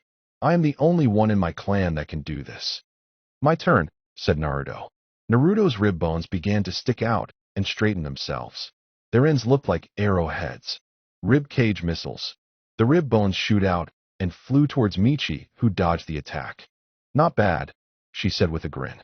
But when I saw them popping out, I was able to guess what would happen next. If they were faster, then you might have gotten me. Well, it is a new jutsu that I just created a couple of nights ago, said Naruto as he scratched the back of his head. Well, better take you down quickly. Ryujui no Agoki. Naruto then seemed to appear and disappear all around her. Michi began to get her next clay attack ready. A moment later, Naruto was in front of her. Dance of the Camellia. Michi now had several slashes on her body. Naruto leapt back as she prepared to hit him with her free hand. You idiot, she screamed. Look at what you did to my clothing. Her light brown outfit had blood and slashes near her right hip, left arm, and several other places. Personally, she was glad he didn't strike in the vicinity of her bust region. They were still growing. Dope, said Sasuke as he got up and stood next to Naruto. I'll take it from here. I have been watching her with my Sharingan, and now I can take that fool. A second later, he was knocked out by Michi. Sasuke's body was shot back several feet, and then bounced a little till it stopped near the bridge builder. It happened so fast Naruto hadn't seen her move. Sorry, but I can't stand that guy. How do you put up with him? She asked. I manage, replied Naruto with a grin. I have to since he's my teammate. He then held up his blade. Now, back to the fight. Over with Haku and Rin, they were trying to come to a solution. Can I please have my Senbon needles back? Asked Haku. Rin gave him an exhausted look. What kind of kunoichi would I be if I armed my opponent? Asked Rin. Naruto and Michi continued their fight. It turned out to be a lot easier than before without Sasuke around to badmouth them and get in the way. Naruto continued to use his combo of Ryuji no Agoki and the Dance of the Camellia. Michi had pulled out a kunai and was doing her best to block him with one hand while the other was getting clay ready. Michi jumped back and threw several clay spiders at him, which became enlarged and clung to him. One was on his chest, another on his left arm, and a third on his left leg. Naruto tried to pry them off. However, Michi made a hand sign, and they exploded in a large ball of fire. Well, that's done, she said as she looked at the tower of smoke where her blonde opponent once stood. When the smoke cleared, a shocked look appeared on her face. Naruto still stood. The flesh seemed to be missing from the areas where the spiders had went off, but in its place was a white mass. As the skin began to regrow, the white mass seemed to shrink. That's new, she commented. Naruto just shrugged. I guess I did it on instinct, he replied. To be honest, I don't know what was going on in my head. Well, let's see how your bones handle this, she shouted as she launched a clay centipede at Naruto, which wrapped around his body. She made a hand sign, and, instead of exploding, it began to send a large amount of electricity into Naruto's body. He screamed in pain, and then it stopped, and he heard a deep voice in his head. You are weak. It looks like I will have to take over to get you out of this mess. Red chakra began to surround Naruto as he broke free from the clay centipede. His whisker marks became deeper, and his eyes became slit and blood red. His hands then turned into claws. Kyuubi decided to add the finishing touches by giving him a tail. The kitsune sent his chakra to Naruto's tailbone, and a tail made on bone shot out of his rear. Michi was shocked at this. What is he? Is he like me? Fear overtook her. She was scared shitless. She believed that she would soon die, and had good reason to. Well, said a voice in her head. So the high and mighty kitsune really did get sealed. Time to take this fight to the next level as well. White chakra, the chakra of Haku, surrounded Michi, and she began her transformation. Her right arm became covered with white fur. Her hand began to change its shape till it looked like a dog's head. Her eyes turned yellow, and her pupils took on the shape of an X. Her fangs grew till they could be easily seen several feet away. Both had lost all reason. The only thing that they felt was the urge to fight and kill the person standing in front of them. Anko and Zabuza had stopped in their fight when they felt the chakra of the two demons.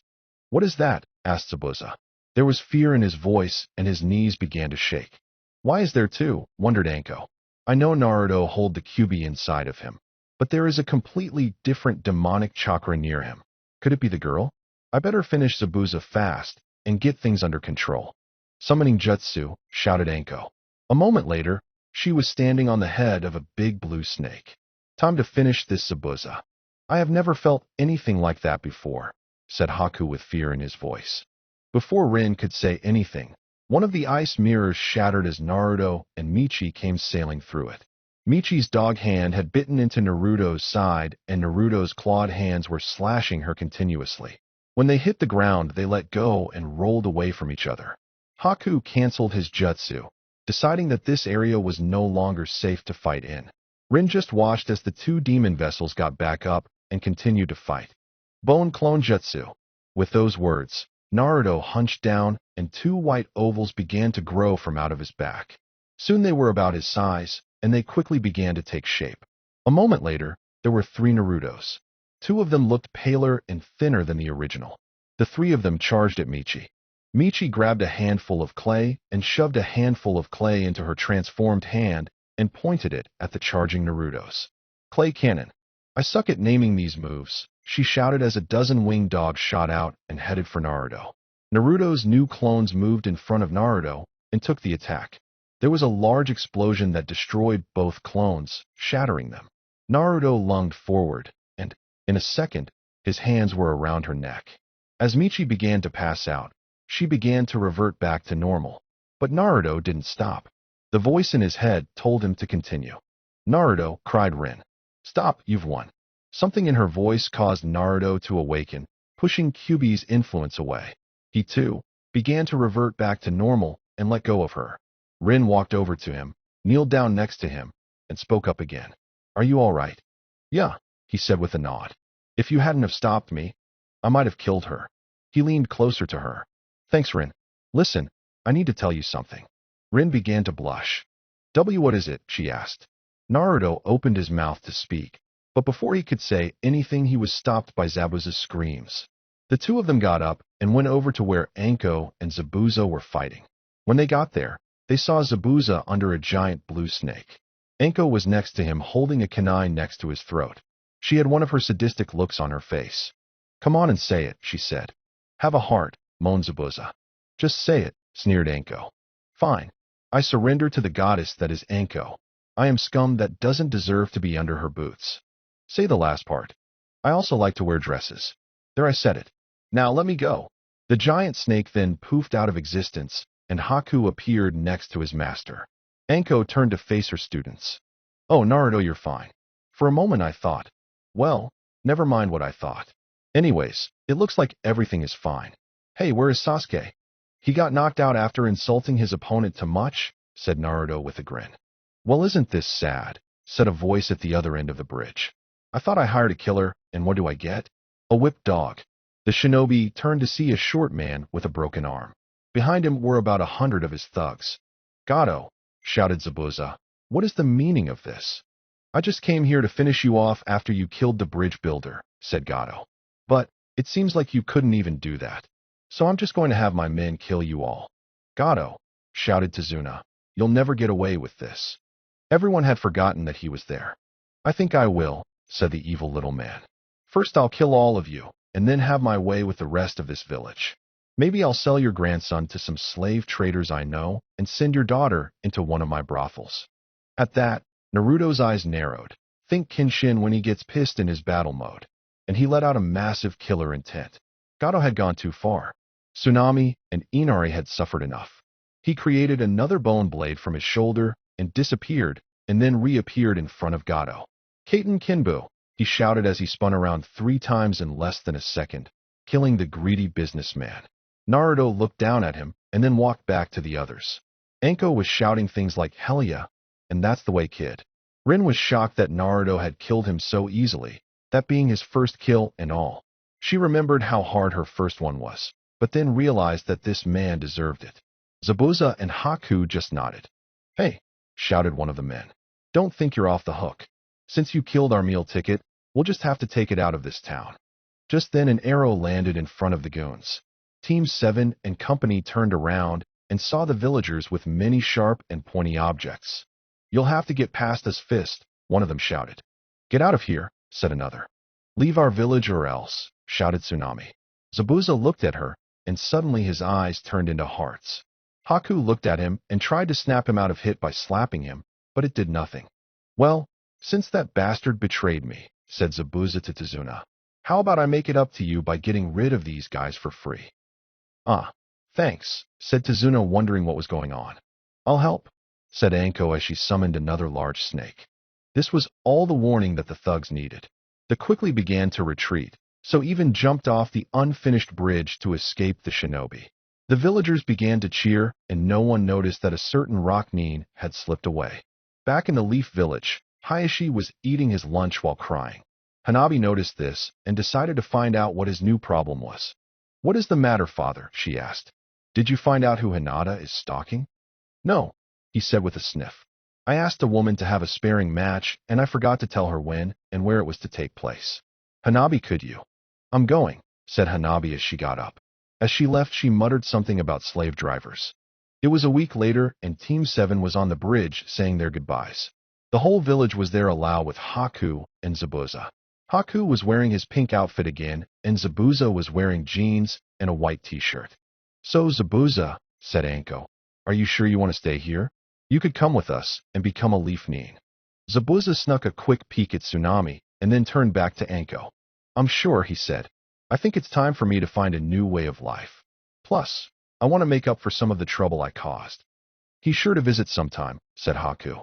After a few more goodbyes and some crying from Inari and Naruto, Team 7 made their way back to the Leaf Village. On the way, a thought came to Rin. "Hey Naruto, what were you going to say on the bridge?" she asked. Naruto gulped. To be honest, he was afraid to ask her. "Well, I forgot," he lied. "Oh," replied Rin, sounding a little disappointed. "So, what will we name the bridge?" asked one of the villagers. "How about the Great Naruto Bridge?" suggested Inari. Tazuna smiled at his grandson. "That's a super name," he said. "Omake." Anko and Zabuza were fighting. "So tell me, Zabuza," asked Anko as she blocked Zabuza's attack with her kunai. "How do you plan on taking Naruto?" Zabuza jumped back and put his Zambuto on his back and reached for something else on his back. He pulled out some sketches that looked very poorly drawn. "Plan 1. I kill you and your team." Picture shows a chibi Zabuza jumping over the Anko's dead body. "Then I grab the kid." The next picture shows chibi Zabuza with a tied-up chibi Naruto. "Then I hit him over the head until he forgets everything, and I just fill in the blank." New picture shows chibi Zabuza hitting chibi Naruto over the head with a mallet. Plan 2. I follow the same 2 steps. Re-shows Anko the first 2 pictures. "Then I wait for your village to declare him a missing nin." Shows a picture of chibi Naruto crying. "I then offer him to join us, and all the dango he can eat." Shows her a picture of chibi Naruto jumping with a stick on dango in his hand. "One problem," said Anko. "I'm the dango-obsessed person on the team. Naruto likes ramen. I guess I'll have to stick to the first plan then." "What do you mean, clone?" asked Tsuchikage. Michi was giving her a report of the events that occurred on her failed mission. During the confusion with Gato and his men, she had woken up and escaped. She wasn't able to kill the Uchiha, but she was able to get some information of the other target. "He's like a mini-me of the Yellow Flash," cried Michi. "Same hair color, same kind of eyes, and hell, he even has the same hairstyle. The only differences are the red dots above his eyes and the whisker makes on his cheeks." The Tsuchikage nodded and closed his eyes for a moment as he pictured the boy in his mind. He then compared it to the fourth. "So, he has the Shikatsumiyaku, is able to use shadow clones, and the Yellow Flash's fighting style. Anything else?" Michi closed her eyes for a moment before she spoke. "He might be the vessel for the QB." The Tsuchikage just stared at her, realizing now why she lost. She held the 5 tails and went out against one who held the 9. "Did he have control?" he asked. "Neither of us did," she replied. "I sent a powerful electric-charged clay bomb on him that should have killed him. His demon must have protected him, and he couldn't handle all that power at once. When I saw that power coming from him, I thought I was going to die. That's when my demon took over. It was just so much." "I understand," said the Tsuchikage. "This is the first time you have used that power to that degree. It seems we will need to train you better so you will be able to control it." Team 7 walked past the gates of the village hidden in the leaves. Their journey home had been less interesting. Well, action-wise at least. Anko had noticed that along the way back, both Naruto and Rin had been stealing glances at each other. Anko found it cute the way they blushed after one of they would be caught by the other. Sasuke was brooding more than usual, seeing that his pride had taken a literal beating. "Well, kiddies," said Anko, "we're home.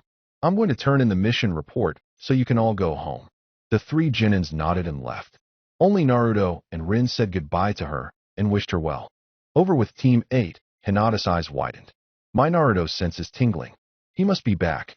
"Hinata," called Kurenai. "It's your turn to spar with Kiba." "Hi," she said as she walked over to Kiba, who was scared for his life. Hinata had gotten a lot better after Kurenai taught them about Jinjutsu. She used it to make his face look like Rin's for motivation. She got into her fighting stance and stared Kiba in the eye. He cried a little and prepared to fight back, knowing he would get his ass kicked. Sasuke went to the Uchiha district in complete silence.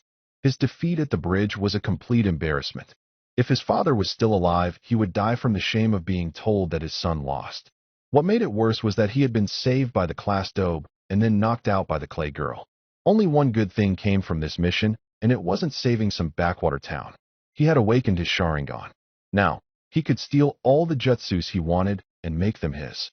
He would get the power he needed to kill his brother and prove to the village that he was the best. Rin had decided to head for the hot springs instead of going back home.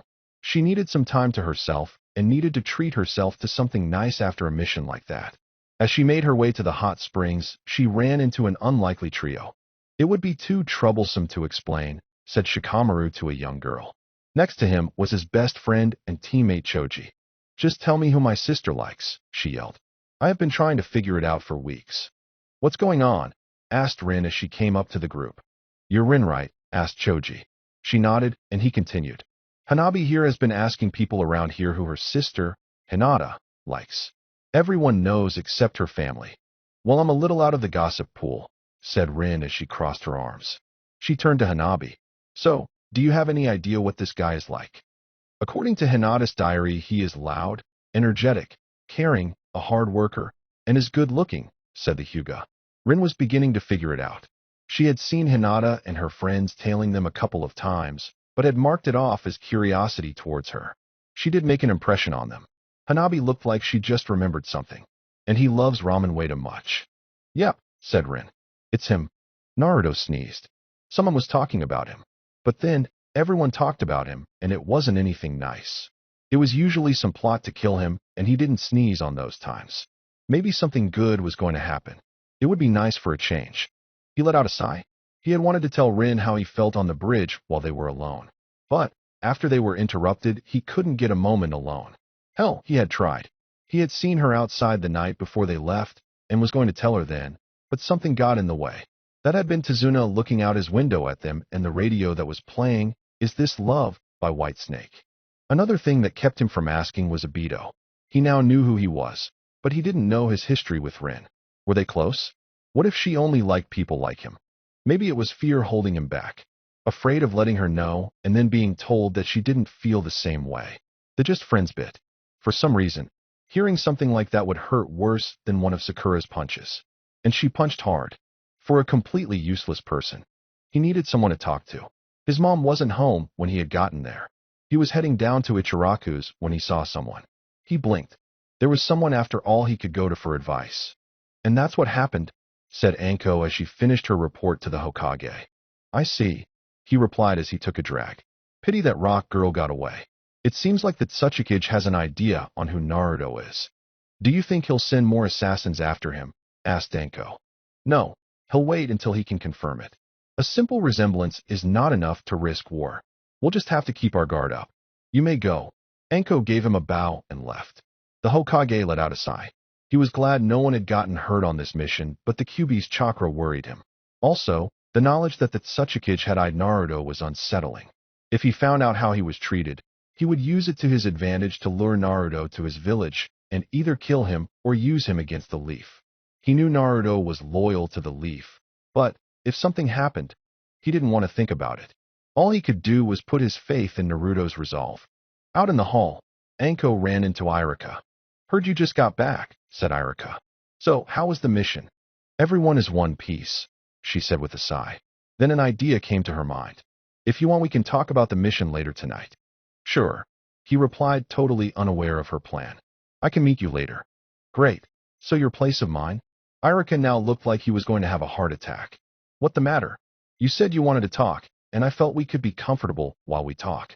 Or maybe we could go to a nice restaurant instead. Restaurant, he nearly shouted. If they were all alone, who knew what she would do? Great, she said with a grin. This was too easy. I'll meet you at the square at 7, and we're something nice. She gave him a smile as she walked away with her victory. Thank you for treating me to ramen, said Kakashi as he sat next to Naruto, the son of his sensei. No problem, he said. Hey old man, can I get 6 misos and 2 pork? I'll have chicken, said Kakashi. He then turned to Naruto as they waited for their orders. So, what did you want to talk about? Naruto gulped before he began. You were Rin's teammate, right? Yes. Well, what was your third teammate like? Kakashi's eyes were soon filled with sadness. Why do you want to know? he asked as he turned away. Well, I think Rin had feeling for him and was wondering what kind of guy he was, replied Naruto quietly. Kakashi grinned under his mask as he began to figure out what was going on. Well, where do I start? Said the Jonin. He called himself my rival. We fought each other more than helping each other. He would always say that he, the dead last student at the academy, would one day surpass me, a person who was a Jonin at the age of 10, not sure when he became one. So sorry. He cared more about teamwork and his teammates than anything. He was a kind person that put his all into everything he did. He was loud as well. Naruto blinked. That sounded a lot like him. But what if she was only looking at him as a replacement? Naruto's head began to hurt as more thought came up and didn't notice as Kakashi ate his meal. That was good. What?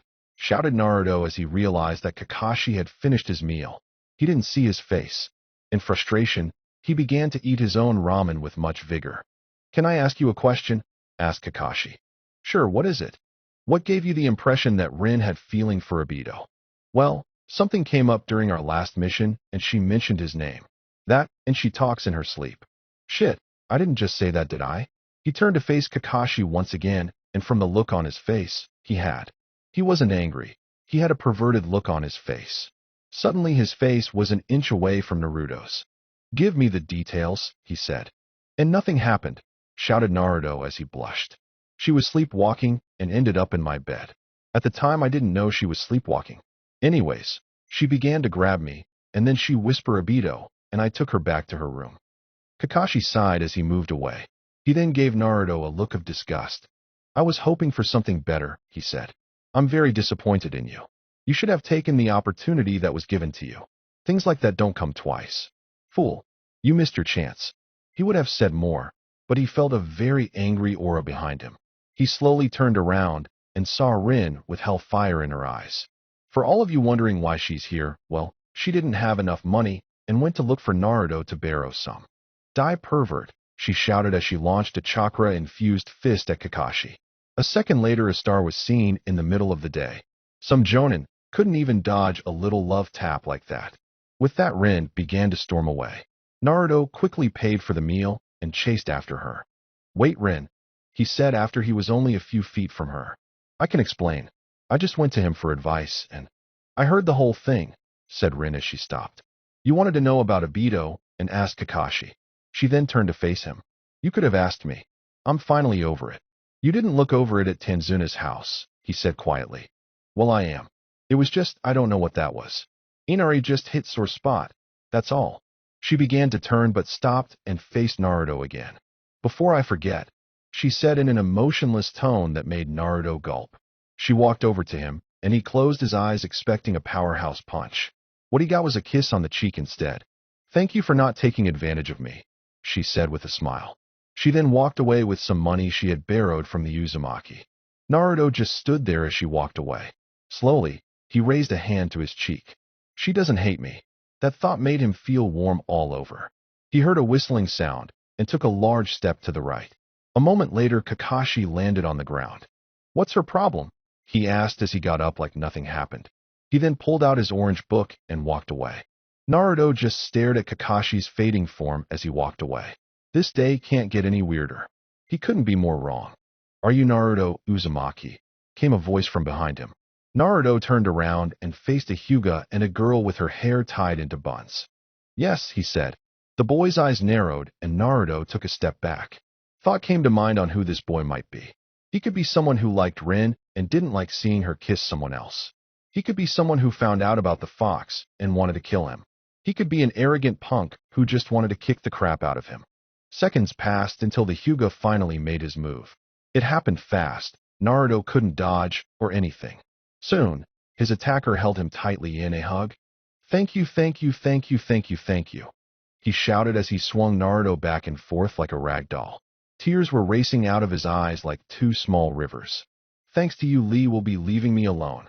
Just as long as someone else suffers, I'm happy. With that, he let go and regained his composure. The girl next to him bowed. I pity you, she said. But, better you than us. Naruto was confused. What the hell were these two talking about? He didn't know anyone named Lee. Before he could ask, another Hyuga came running up to them. Niji, said the older Hyuga. A sparring match is about to take place at the compound. It is against your uncle and a woman with white hair. I'll be there, said the boy named Niji. He quickly ran towards the Hyuga compound, followed by Tintin and Naruto. Naruto had a feeling he knew who this woman was. And he was right. When the three of them arrived, they saw Momiji stood in front of Hayashi in the Hyuga family dojo. Hayashi was dressed in his traditional white robes. Momiji was wearing yellow robes that were similar to his except that her top hung from her hips, and she had bandages covering her breasts. A single Hyuga elder spoke up, telling them to begin. Both of them got into their fighting positions. Hayashi got into the opening stance of the gentle fist and activated his Byakugan. From what he could see, her chakra coils were closer to her bones than anyone else he had ever met. He found out why when she pulled out one of her shoulder bones that was reshaped into a dagger. What? How did she do that? Asked Tenten. It's called the Shikatsumiyaku, said Naruto with a grin. It's a bloodline that lets my mother make weapons out of her bones and then regrows them instantly. Tintin started at the blonde and then at his mother. She was jealous. She considered herself a weapons expert. She could use any weapon perfectly. She could hit the target 5 times out of 5. Now, in front of her was a woman who could make weapons out of her bones. Tintin decided to pay close attention to this fight. The fighters moved towards each other. Hayashi began with several palm thrusts. Momiji dodged them with graceful dance-like motions. Hayashi continued his assault until Momiji yelled, "Dance of the Camellia."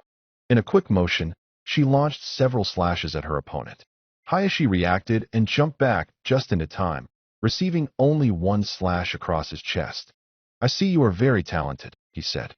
"Glad you are enjoying this," she replied with a grin. "Yes, I am," admitted Hayashi. "But it ends here. You are in my field of divination. 8 trigrams, 64 palms."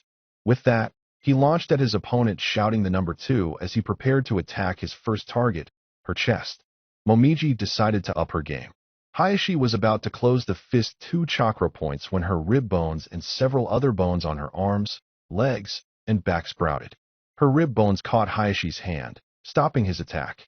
"Dance of the Larch," she said as he looked up in confusion. Her rib bones retracted a bit, freeing Hayashi's hand. However, she stepped forward and began to spin similar to his Katen. He was thrown back several yards, and when he got up he saw that he was covered with cuts and slash marks. Momiji then held up her hands and yelled, "Finger bullet drill." Hayashi quickly got up and preformed the Katen, blocking the attack.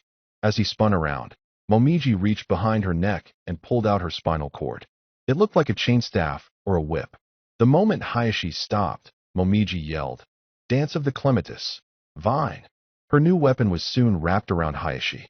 "This match is over," said the elder in a sad tone. The Hyuga members were shocked. Hayashi, the clan head, was defeated. Momiji undid her chain staff and smiled. "Good match," she said. "We will have to do it again sometime." "Yes," said Hayashi. "We will have to do this again." "Hey Mom," shouted Naruto. "You did great." Momiji turned and noticed that Naruto was back. She walked over to him and gave him a great big hug. "How was your first C-ranked mission?" she asked. Naruto scratched his head. "Well, a lot happened," he said. Momiji nodded and motioned for him to walk with her. "Well, I'd love to hear all about it on the way home." The Hayashi began to mentally beat himself up. He had let too many attacks go through and didn't fight to the best of his ability. The slash marks and cuts were the proof of that. He then noticed Niji was present. "Niji, who was that boy you were with?" he asked. He looked familiar. "That was Naruto Uzumaki," replied Niji. "I believe that he is the son on the woman you just fought." "Who also kicked your ass?" Hayashi's eyes widened. That woman was the mother of the demon child? How could this be? Why didn't she hate and scorn him? He was a demon, wasn't he? For the last 12 years, Hayashi had believed that the vessel for the Kyuubi was Kyuubi himself. He had never met the boy in person, only through pictures and comments. To see him was different. When he looked at Momiji, his eyes became lighter. It was hard to describe. His voice didn't sound evil or carried malice as well. This would take time for him to make up his mind. Over at the hot springs, Sakura and Ino were relaxing in the water with their eyes shut. "So Sakura, how was your trip?" asked Ino. "It was hell," was the pink-haired girl's reply. "Lee and Guy are insane and Niji didn't speak at all. I only had Tintin to talk to and she's obsessed with weapons. And that evil Genjutsu." She began to stutter. Is it the one with waves crashing on the beach or the sunset? Asked a new voice. Both Sakura and Ino opened their eyes and saw the Rin had joined them. A moment later the door opened and Anko walked in, went into the pool, and sat down next to Rin. What are we talking about? Asked Anko. Guy's evil genjutsu, replied Rin. It was both, said Sakura. Have you met Guy before? It was a long time ago, replied Rin. Let's just say it's a memory I'd like to forget. She remembered it all too well. Guy had accused Kakashi of having stolen the love of his life, and that began their rivalry. Or at least in his mind. Kakashi felt it was more of an annoyance. Well, I can believe that, said Anko. I've had to work with him several times, and they gave me nightmares. This scared Rin. The fact that Guy had gotten worse and could give a person like Anko nightmares was enough to make anyone worry. Well, continued Anko, I won't let him ruin my good mood. What is it? Asked Rin. I got Iruka to go out with me, she said. He wants to talk about the mission, and I got him to take me out. She then turned to Rin and smirked. So, when are you going to tell Naruto how you feel about him so you can go on a date? Rin's face turned beet red. What? Shouted Sakura. You like Naruto? You should have seen them on the way back, continued Anko. They kept staring at each other and blushing. It was so cute it made me sick. Anko-sensei, please, cried Rin. This is personal. Come on, said Anko as she slapped Rin on the back. You know he likes you. What's holding you back? We have only known each other for a couple of months, Rin said. I think it's too soon for something like that. How's Sasuke doing?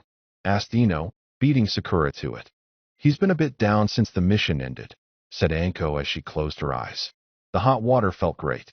He took a beating, and the only thing that is broken is his pride. Personally, I think that it's a good thing.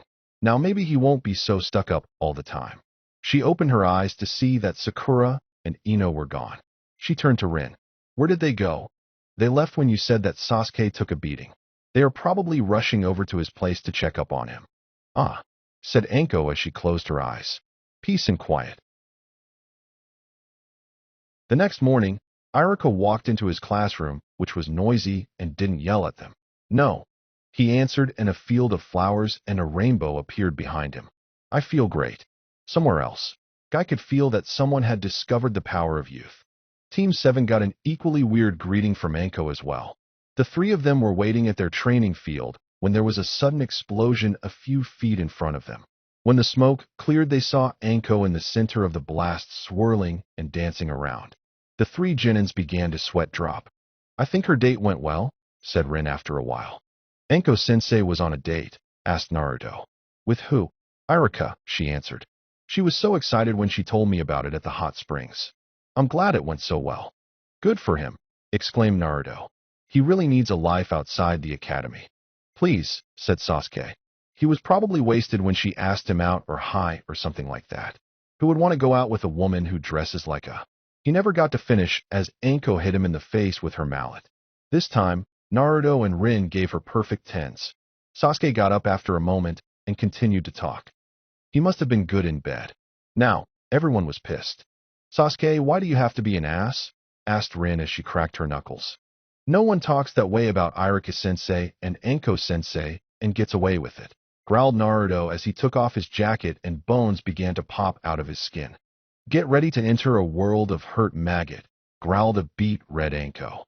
Sasuke's screams could be heard by the entire village. Over the next couple of months, Team 7 trained hard and went on more D-ranked missions. Anko seemed to mellow out a tiny bit thanks to Iruka. She seemed happier and less anxious to go into dangerous situations. Everyone, especially the Hokage, was praying that they would stay together. A less bloodthirsty Anko is better for everyone. Naruto's training continued to advance. Since he came home from Wave Country, Momiji decided to place a harder training program on him. First, she had him work on the dance of the larch, which was allowed him to produce razor-sharp spikes all over his body.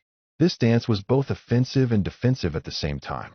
Then she had him learn the dance of the willow, a move where he grew bone blades out of his palms, and he could even grow them on his elbows, knees, and shoulders.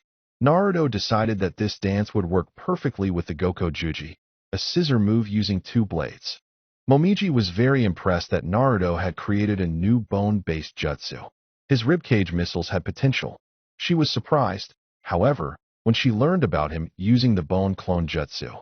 The bone clone, she explained, is very difficult to use effectively. One reason is that it takes up a lot of chakra, even more than the shadow clone. Then there is the limit. No one has ever been able to make more than 3 clones. Finally, there is the time it takes for them to grow and the position it places you in. Since they grow off your back, you have to be hunched over and can't move for several seconds. Seconds where the opponent can take advantage of you. Are there any benefits? Naruto had asked. A few, she admitted. Unlike the shadow clone, bone clones can take multiple hits and keep going until they are completely destroyed. Also, they can use the dances, but no other jutsu. Rin's training had been upped as well. Shortly after they returned, Anko pulled Rin over after one of their training sessions. How are you holding up? She had asked. What do you mean, sensei? Replied Rin. Well, I was thinking it must be hard having teammates who have extra abilities that give them an edge in battle, she said. Rin didn't want to admit it, but it was a bit hard on her. Sure, she was strong and had her medical skills, but Naruto and Sasuke had their skills plus their bloodlines. It's not like they chose to have them, said Rin. I know, said Anko. Then she smiled. Well, I'll get to the point. I would like you to start snake training. Basically, you'll learn my snake and poison jutsus. I'm not telling you to stop your medical training, but I just think you should have some more offensive jutsus. Think about it. You'll be able to poison your enemies and heal your teammates. In the end, Rin agreed. Anko summoned the snake that held the summoning contract and had Rin sign it. Soon after that, Rin began to wear a trench coat like Anko's. She wanted me to wear the fishnet as well, but I said no, she told her teammates when they asked about her coat. I just can't picture myself wearing nothing but a fishnet outfit, a trench coat, and boots. A thought bubble appeared above Sasuke's and Naruto's head and did what she said she couldn't. Soon, blood began to drip from Naruto's nose, and Sasuke just yawned. Who to kill, she thought. The pervert or the one who thinks I have no sex appeal? In the end, she went with Sasuke after he said it was better for everyone that she didn't lower herself to a whore. Sasuke didn't seem to put any additional effort into his training.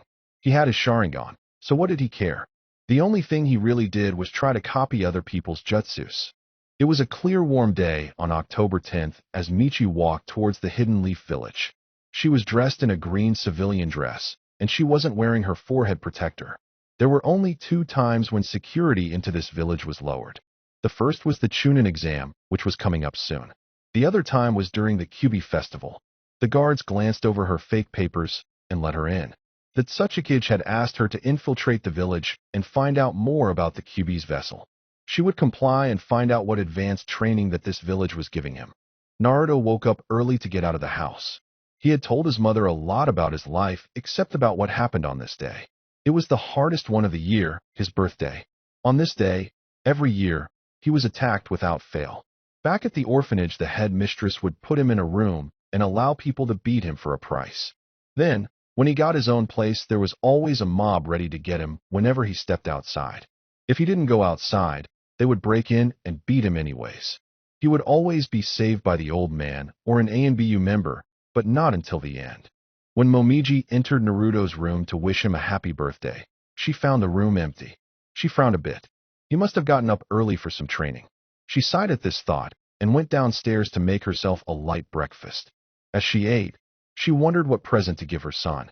He didn't need any kunai, thanks to his bloodline, and he had just gotten a whole new wardrobe when Rin showed up.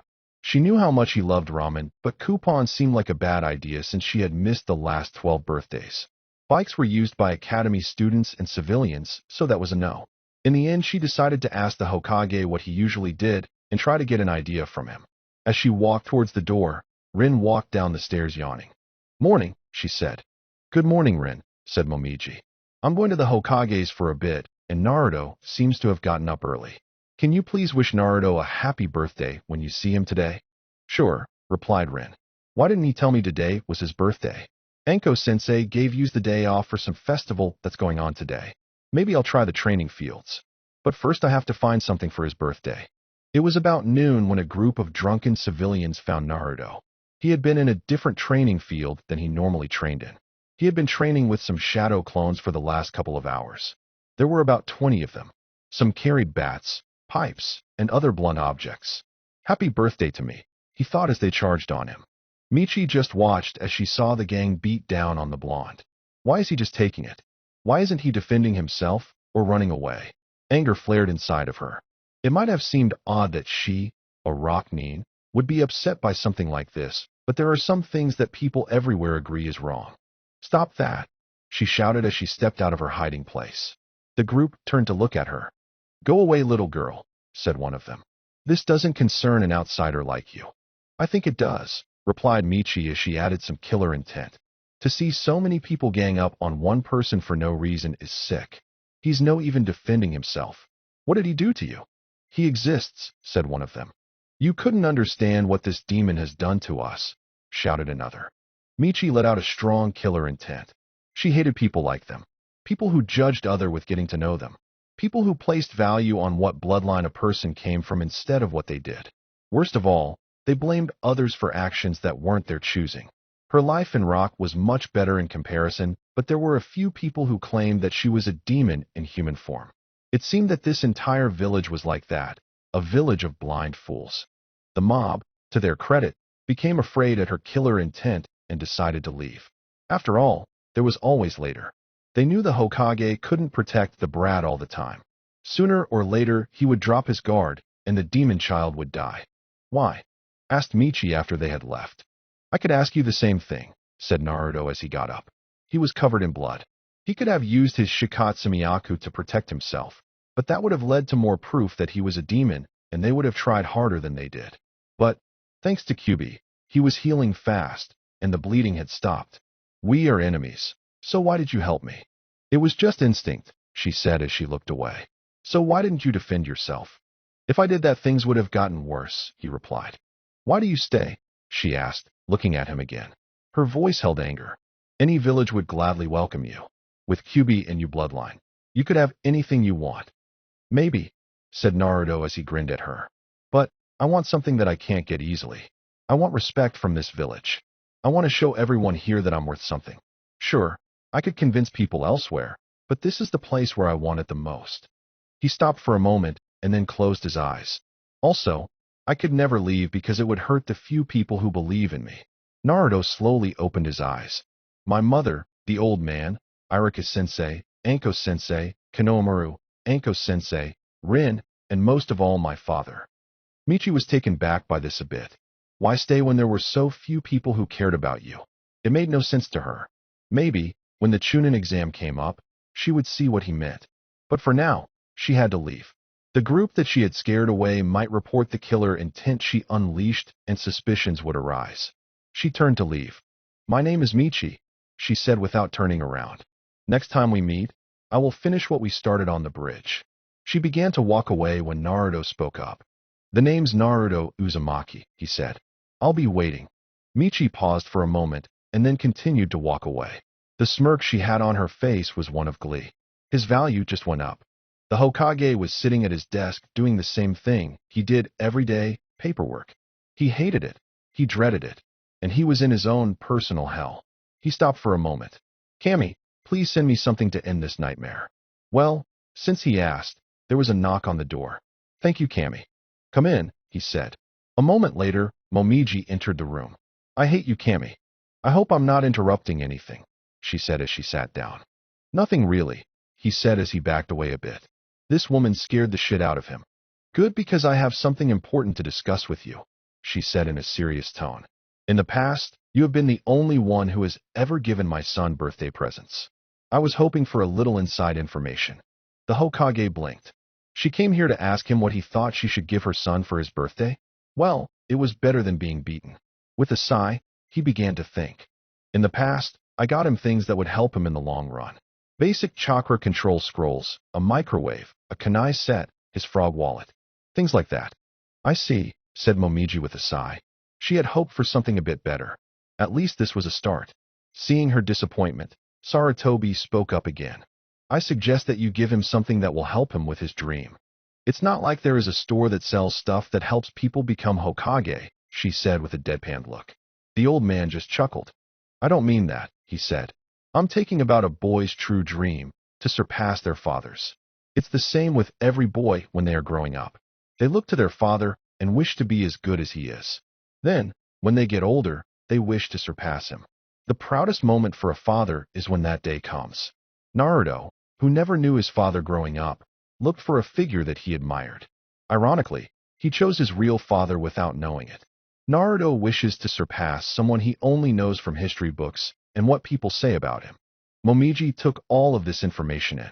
In terms of strength and power, he could one day surpass Erasure. But could he surpass him as a man?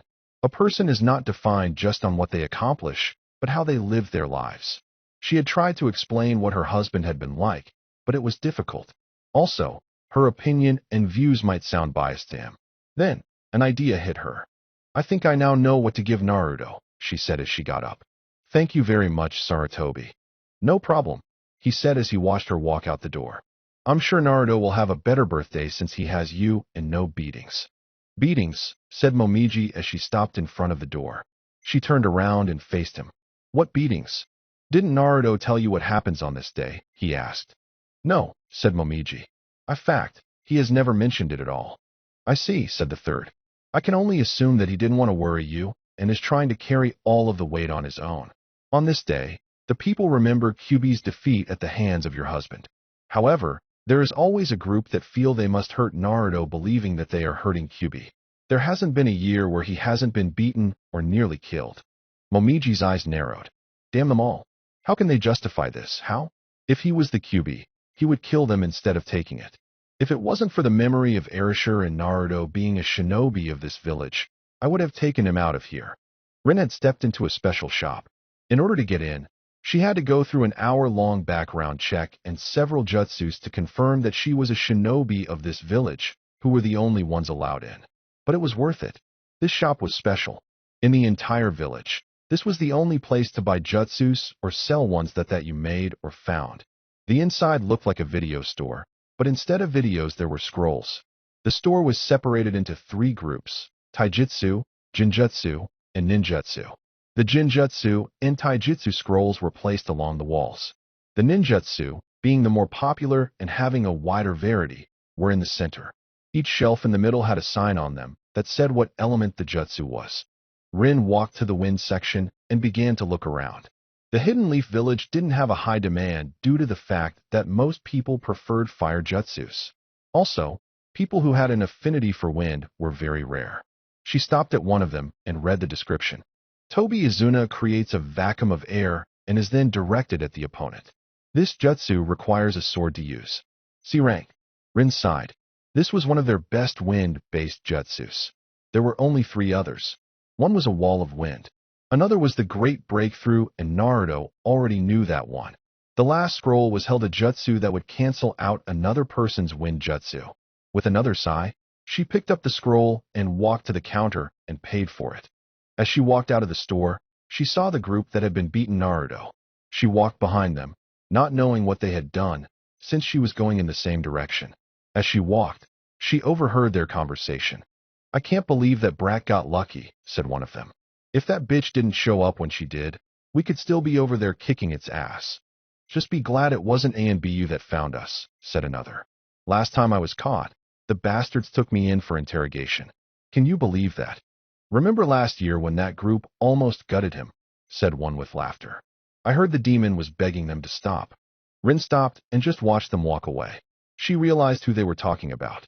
She turned in the opposite direction she had been walking and began to look for Naruto in the training fields. Naruto was jumping from rooftop to avoid the people down below. He was heading home to wash up and to get the blood out of his clothes. He stopped when Anko appeared in front of him. Naruto, what happened? She exclaimed. I saw you as you passed by my place, and I noticed you were covered in blood. It's nothing, he said. I was just training and messed up a jutsu. Anko looked him up and down. She then let out a sigh. Naruto, you don't have to lie to me, she said. Come with me. Anko led Naruto to her apartment. Despite what most people believed, the inside didn't look like a torture chamber. It had a calming atmosphere to it. The living room dining room had a couch and some tables in it. The kitchen was clean, and there was a bowl of fruit next to the sink. He could smell incense burning. After they were both inside, Anko ordered him to take a shower to get rid of the blood. She then told him to leave his clothes outside so she could get rid of the blood. Naruto did as he was told. As he showered, Anko used a bloodstain removal jutsu that she learned from Ibiki. Soon, Naruto was cleaned and dressed back in his blood-free clothes. Naruto, said Anko, before you leave there are some things I have to tell you. First is that you don't have to lie to me. I know what it's like. Naruto gave her a questioning look. With a sigh, she began to explain. My sensei was Orochimaru, a traitor to the village. He was conducting experiments on people and doing other horrible things. After he left, people hated me because I was his student. I was also beaten and nearly killed on several occasions. To the people of this village, I am known as the snake bitch. Naruto's eyes widened at this. As sensei, he stammered. I didn't know. Anko waved him off. It's all right. What I am trying to say is that I understand what you are going through. If you need someone to talk to, my door is always open. You don't have to carry this burden by yourself. Naruto nodded. It was nice to know that there was someone in the village who knew what he was going through. The other thing, she continued, is something that I have been meaning to tell you for a while. Thank you. Naruto blinked at this. Thank you for being born. Thank you for stopping the Kyuubi. If it weren't for you, none of us would be here. This village seems to forget that the only reason they are alive is because of you. Naruto could feel a stinging sensation in his eyes. He was doing his best to hold back the tears. Someone was thanking him for being born instead of cursing the fact. Thanks, said Naruto in a soft voice. It was about an hour later when Naruto got back to his home. Waiting there was Momiji with a very angry look on her face. Where have you been, young man? She said. I just went out for some training, he said. Chance you got attacked, she asked. She continued when she saw the fear in Naruto's eyes. I had a talk with the Hokage today. He told me about everything. Why didn't you tell me? I didn't want you to know, said Naruto as he looked at the ground. I didn't want you to worry about me. Suddenly, he felt himself in a hug. Momiji's hand was stroking his hair. Naruto, I'll always worry about you, she said softly. If there is a problem, we'll deal with it together. That's what families do. The hug continued until the door opened and Rin ran in. MRS. Uzumaki, I think Naruto is. She stopped shouting when she saw Naruto in front of her. Ah, never mind. Over at the Hyuga compound, Hayashi was sitting behind his desk in his studies when Hanabi walked in. Father, I have finally found out who Hinata likes, she said. Well, who is it? Demanded her father. He was on pins and needles.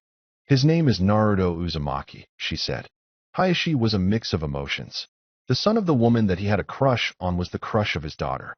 Since he had first seen the boy, he had done some investigations on him. While he had committed several pranks in the past, he could see that they were cries for attention. These pranks also stopped when he became a genin. Hayashi had also talked to Irika about the boy. Irika said that he was a good kid and would make a fine shinobi if others gave him the chance. The last thing he had heard was Naruto's C-A-ranked mission with his team. Not even Neji had gone on an A-ranked mission. Now images of Naruto kissing Hinata flowed into his head. Then they were eating from the same plate and feeding each other. Then, he led her into an alleyway. This caused his protective father's side to take dominance. I will not let that boy play with my daughter's heart, he said as he slammed his fist on his desk. Actually, father, said Hanabi, he doesn't seem to know about Hinata's feelings for him. What? He shouted. Does he think she's not good enough for him? How dare he? He should be begging for the chance to be with Hinata. His rant continued for a while and became slightly violent. During this time, Hanabi began to wonder if her father had forgotten that Naruto was Momiji's son. Naruto sat up in bed that night. The day had been better than the ones in the past. The scroll he had gotten from Rin had a decent jutsu that he felt he could use. His mother had given him a box with many small books inside. According to her, they were his father's journals. They started from when he became a genin and ended a few days before Naruto was born. Naruto got up and walked to the box and picked up the first journal. Opening it, he read the first page. It was a simple sentence. My name is Arisher Uzumaki, and this is my story. My name is Arisher Uzumaki, and this is my story. That was the first line Naruto read of his father's journals. They were also the last. It had been a couple of days since Naruto began to read about his father's life. As he read, he couldn't help but see the similarities between them. Now, as he closed the last book, he began to fall asleep. After all, it was midnight and tomorrow he had to another stupid D-ranked mission. As Naruto slept, he began to dream. We all have dreams, which is something that isn't new. Humans have dreamed since the beginning of our creation. But this dream was different. It was as if Naruto was watching the life of his father sensei, and later his mother. It was the day when the Genin teams would be announced. In the classroom sat some of the finest shinobi the village had seen to date. Hayashi Hyuga and his twin brother Hisashi sat in the back, quietly talking to each other. Shikaka Nara slept next to his best friend Chozo Akimichi, who was eating. Sum Inuzuka and her puppy Kuromaru were yelling at Shibi Aburame for bringing fleas into the classroom. Yoshino, I don't know what clan she belonged to before she got married to Shikaku, was watching the clock as she waited to hear whose team she would be on. Next to her was Anoichi Yamanaka. It was just another peaceful day until, damn you Arashi. This was followed by laughter. A moment later a boy with blonde hair and blue eyes ran into the classroom. He wore a blue shirt and gray shorts. On his side was a single kodachi which was used in the Uzumaki fighting style. Behind him was Fugaku Uchiha. He wore the robes of the Uchiha clan. However, they seemed a little wet. Come on Fugaku team, said Erasure with a smile. Can't you take a joke? Burn in hell, Uzumaki, yelled Fugaku as he made the hand signs for the grand fireball jutsu. Well, he started anyways when the Orochimaru, who was subbing, walked in. Please stop that Uchiha, said Orochimaru with a smile. Right now you must be wondering why the gay snake pedophile is subbing. Well, this was before those urges came or when they started. Oh, everyone knew he was gay, just not a pedophile. Yes, Orochimaru-sensei, he said as he gave the snake a bow. He then turned to Erasure. We'll finish this later. Sure thing, Fugaku team, said Erasure as he took his seat. There was a long history between the Uchiha clan and the Uzumaki clan. The Uchiha clan was the strongest clan with a bloodline limit in the village. They had strict clan rules like the Hyugas did. Also, they were arrogant and a pain in the ass, for the most part. The Uzumakis were the strongest clan in the village without a bloodline limit. They were also a clan of wind users that had originated from Wind Country. Unlike other clans, they had no rules or customs. They welcomed anyone into their home with open arm at any times. Not to mention the best jokesters in the village. So, it was no wonder why the two clans had history being complete opposites. All right, children, said the Snake Man. They look so cute. I wish I could cuckoo. Okay, it was now that he was getting those urges. I have enjoyed being your teacher, but now we must part ways. I will now announce your Genin teams. Team 1, Team 7, Fugaku Uchiha, Erasure Uzumaki, and Yoshino. Team 8, Hayashi Hyuga, Sum Inuzuka, and Shibi Aburame. Team 10, Chozo Akimichi, Shikaka Nara, and Inoichi Yamanaka. After lunch, please return and wait for you Jonin-sensei. About an hour later, Jiraiya appeared at the door to pick up his team. He was surprised to see his teammate in the room. Would Team 7 please meet me on the roof? He asked. The three Genins got up and moved out of the room. As soon as they were gone, Jiraiya turned to Orochimaru. Who in hell let you teach? Sensei wanted to see how well I could handle children before I became a Jonin instructor, said the snake with a smile. The toad just sighed and left. Up on the roof, Erasure was almost jumping up and down. I can't believe it, cheered Erasure. We have one of the Sannin as our sensei. Erasure, sit down before I make you, said Yoshino in the same tone she would one day use to whip her husband and son. Before Erasure could comply or resist, Jiraiya walked in and sat down in front of them. All right, he said. Before we begin, I want to know more about you. Likes, dislikes, dreams, and anything else you would like to share. Ladies first. Yoshino nodded and began. My name is Yoshino. I like keeping other people in line, and I dislike people who have bad manners. My dream is to get married and have well-behaved children who don't complain and aren't lazy. That's odd. What 12-year-old girl thinks like that? Jiraiya then nodded towards Fugaku. My name is Fugaku Uchiha. I like winning in my clan. I dislike people who don't know their place and try to go against tradition. My dream is to rule my clan with an iron fist and to raise a strong heir with fiancée Mikoto. You have a fiancée? Asked the Sannin. It is an arranged marriage, replied the Uchiha. I feel so sorry for her, said Erasure. She is one of the few members of your clan that doesn't have a stick up her ass. Why you? Began Fugaku, but he was cut off as Erasure began his intro. My name is Erasure Uzumaki. I like ramen, my family, training, and ramen. I hate having to wait 3 minutes for ramen, and people who use outdated traditions that are just stupid. My dream is to create a jutsu that will get me to the ramen stand faster and to become Hokage. Jiraiya closed his eyes and began to process this information. Okay, I got a bossy girl, a stuck-up Uchiha, and an Uzumaki who likes ramen too much. I mean, he said he liked it twice. When he opened his eyes, he found Erasure about an inch from his face with stars in his eyes. What's the matter with you? Asked Jiraiya as he leaned back. Erasure jumped back to his seat before he answered. I was wondering if you were going to introduce yourself, he said while scratching the back of his head. So you want to know more about me, said the Sennin with a smirk. This caught the Genin's attention. With that, Jiraiya broke into his dance. I am the man women rush to meet.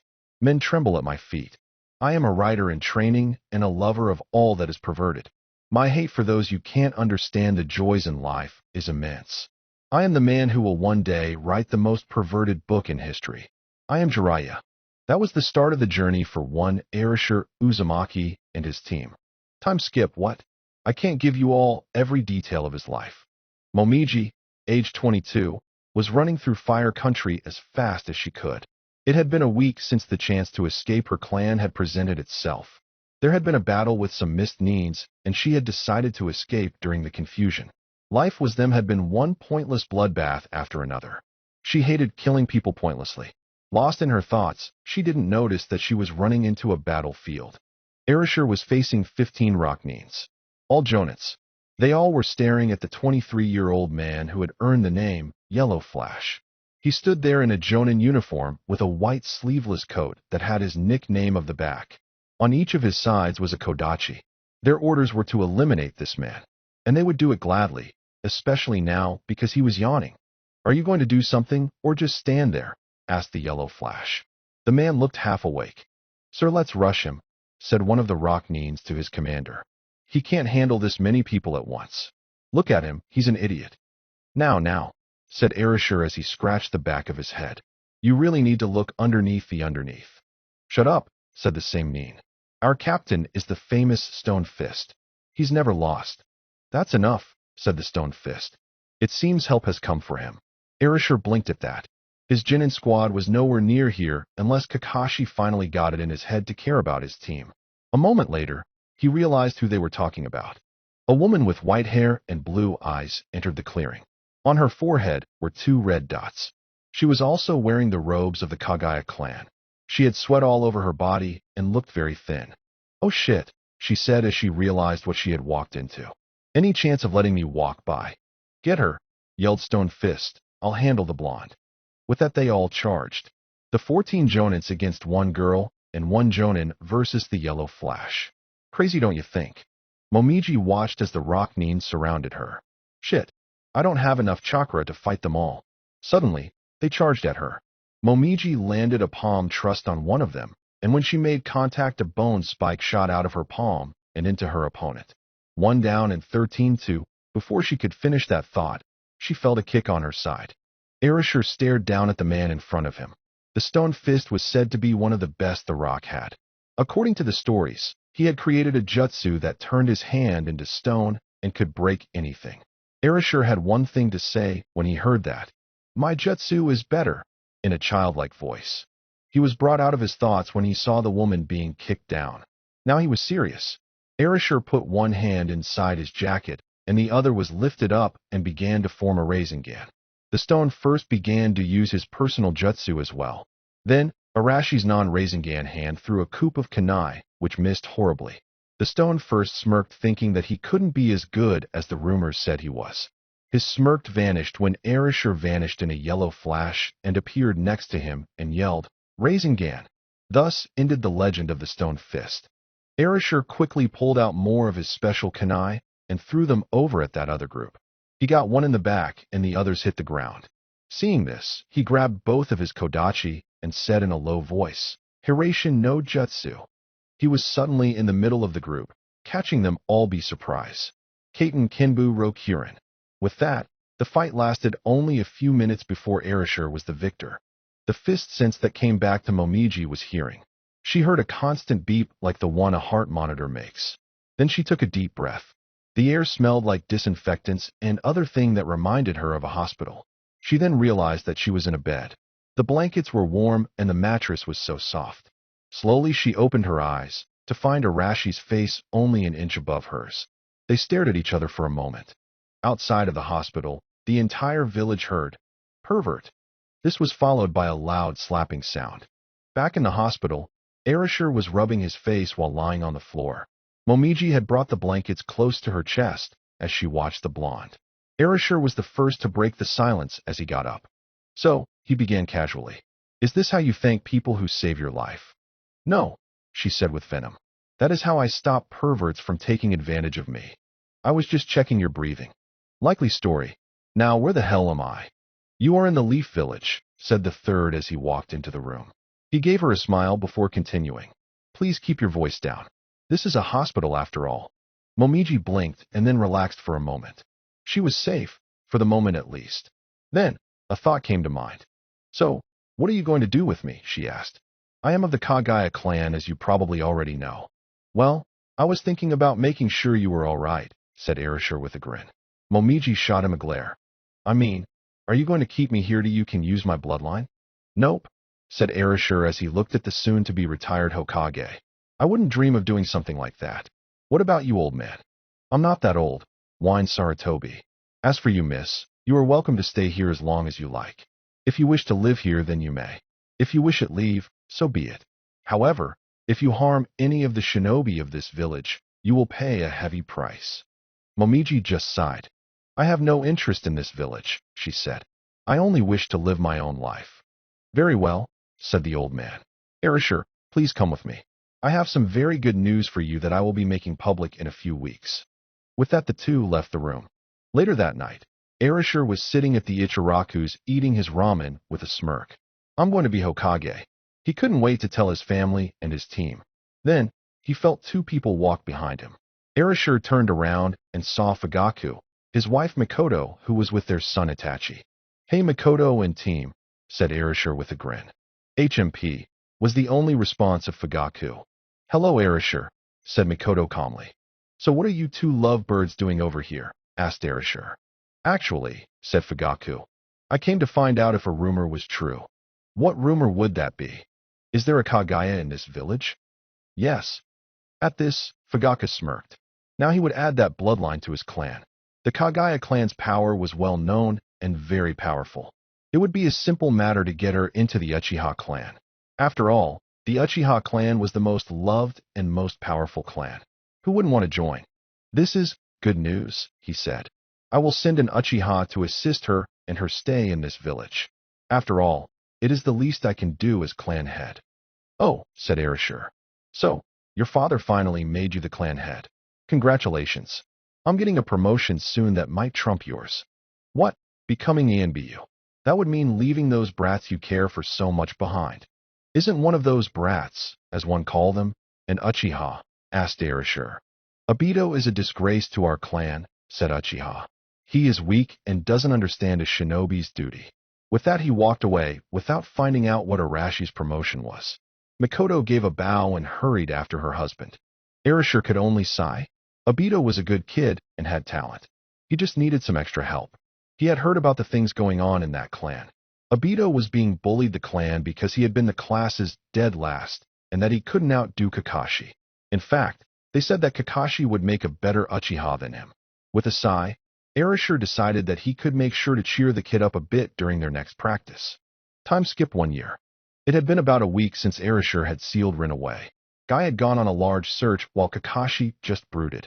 Arashir wanted to tell Guy, but he wouldn't understand. Rin needed this more than anything. Also, he was surprised that Kakashi wasn't making as big a fuss as Guy, if not more. All Kakashi said was that he didn't care and went back to reading his book. Momiji had been in the village for about a year and was sick on it. The Uchiha clan had sent several of its members to seduce her so that they could add her bloodline to theirs. Then there was that snake bastard, though she didn't know it at the time, that tried to kidnap her. That didn't end so well for him. Everyone in the village would either stare at her or whisper things behind her back. She hated this hellhole. She was walking down the street in her yellow kimono when she saw a face she hadn't seen in a while. Arashir was sitting on a bench with an odd look on his face. All she knew was that he had lost 2 students recently from gossip. It must be tearing him apart. She moved over to where he was sitting. It was Arashir, right?" she asked. He looked up at her and realized it was Momiji Kagaya. He had kept an eye on her after his run-in with Fugaku, just to make sure he didn't try anything. "Yes," he said with a smile. "How can I help you?" "I was just wondering if I could sit down." Arisher scooted over so that she could sit wherever she wanted. She gave him a nod and then sat down next to him. "So how is everything?" asked Arisher. "Keeping out of trouble?" "I'm fine," she said. "Thank you for asking. How have you been?" "I'm all right," he said. Then, he was suddenly grabbed and forced to face Momiji. "Don't give me that crap," she said with a heated expression. "Now tell the truth, or else. You're very scary, you know that, right?" This bit of truthfulness was rewarded with a hit upside his head. "Fine. Lately things haven't been going well. I keep losing people to this stupid war. I just wish it would go away." "It can," said Momiji. "Or at least for a while. Why don't you do something fun for a while, like take your girlfriend out? Just give yourself a break." "Wish I could, but I don't have a girlfriend. I have been so busy that I just—" I get it. You're the Hokage, and you're too busy to have a life." "Would you like to do something?" asked Arisher suddenly. Momiji blinked for a moment. "Like what?"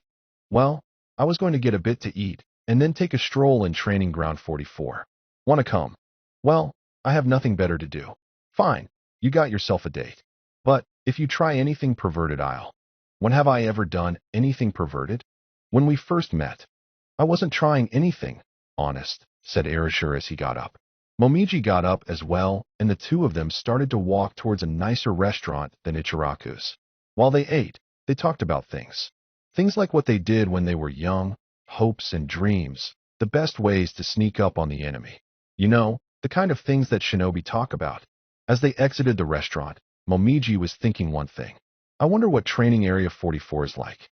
For those of you who don't know, that is the Forest of Death. Time skipped 1 year. Momiji was getting ready for the biggest day of her life, her wedding to Arisher Uzumaki. Soon, she would be Momiji Uzumaki, and she couldn't be happier. Sure, their first meeting was a bad start, but he was a good man. She was currently wearing her wedding dress that showed off her figure. She stopped what she was doing as two memories came to her. The first was the proposal. Flashback, 2 months ago. There was a knock on the door of her apartment. When Momiji answered it, there was Arisher. He was on one knee and holding out a small black box. Before she could do anything, Arisher spoke up. "Momiji, before you say anything, please let me speak first. I love you. I need you in my life more than any other thing. I want to share the rest of my life with you. To have you by my side and me at yours. So will you, Momiji Kagaya, marry me?" Momiji's face was unreadable for a moment. Then she reached back and pulled out her spinal cord and wrapped it around Arisher. "Let me get this straight," she said in a cold tone. "You are asking me to marry you." She began to pull him closer. "After everything that has been between us. That giant snake nearly eating us. The time we had to dine and ditch because you forgot your wallet, and all of the other things we have been through. You should know the answer." Now, their faces were only an inch apart, just like when they first met. Except, he was tied up by her spinal cord. "I'll go with yes," said Arisher with a grin. Momiji grabbed him by the shirt and pulled him close for a deep kiss. They both moaned for a few moments until she pulled him away. "You're right. I will marry you." And flashback. Then, she remembered the incident. Flashback. 1 month ago. Arisher was meeting in front of the hot springs his sensei for the first time in a while. He had contacted him to tell him about his marriage. He didn't wait long as both Jiraiya and Sarutobi came walking towards him. "Arisher," yelled Jiraiya. "You look great. I can't believe my best student is getting married." "It's great to see you too, sensei," said Arisher as the two of them hugged. Unknown to them, Guy was watching this and thought it was very youthful. "Well," said the Sannin with a lecherous grin, "I got a surprise for you. It is a jutsu that lets you see through walls. It's not as powerful or will it have the range as the Byakugan, but has potential. Like, say, knowing what kind of underwear your wife is wearing on your wedding day." "I don't know," said Arisher as he scratched the back of his head. "That kind of takes the surprise out of it." "Loosen up," said Sarutobi. "Just show us how the jutsu working, Jiraiya." "Yes, sensei," said the toad Sannin. He turned to the wall and preformed the hand signs. Peking Tom Jutsu. However, something went every wrong. Instead of letting him see through the wall, he destroyed it with eye lasers. There was only one person in the hot spring, and that, sadly for them, was Momiji. Perverts. I got to go, said Arashir as he used the Hiraition no Jutsu. Good thing he always kept the kunai back at the house for just such an emergency.